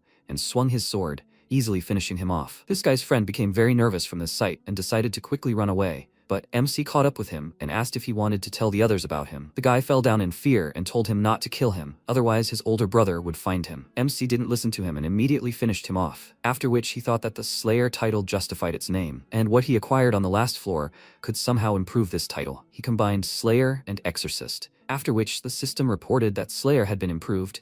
His attacks would now be accompanied by spiritual damage of 5%. He was glad that he had become stronger again, and at that moment, several glowing spheres flew at him. These were photon attacks. Small living balls pounced on him, and he dodged their blows, thinking their attacks couldn't hurt him, but they were blocking his path, which was starting to irritate him. He transformed his weapon into a machine gun and shouted that since they didn't want to let him through, he'd make them all learn what suppressive fire was. After that, he opened fire on the creatures, but it didn't cause any damage, and they began to taunt him. But that wasn't all. Suddenly, the creatures fell, and he said that ordinary bullets naturally couldn't harm them, but fortunately, his bullets were capable of striking the soul itself. Light spirit cores fell from these creatures, a crystal capable of absorbing enormous amounts of light energy to enhance its owner's combat power. He also received the silver title of Light Spirit Reaper, which imbues his weapon with the properties of light, increasing damage, and now all light spirits are hostile to him. He put the core in a spatial ring, then flew on, and thought that this was not bad. He had another embryo of a diamond title, which could be developed quite well. Meanwhile, People were still scouring the floor, searching for this Lord of Light. Hanwoo passed by them, and one of these people recognized him. He told the others that this was the same guy who finished off a dozen people in the bronze leveling zone. He was even put on the wanted list. If they captured him, they would receive a considerable reward. They immediately surrounded him,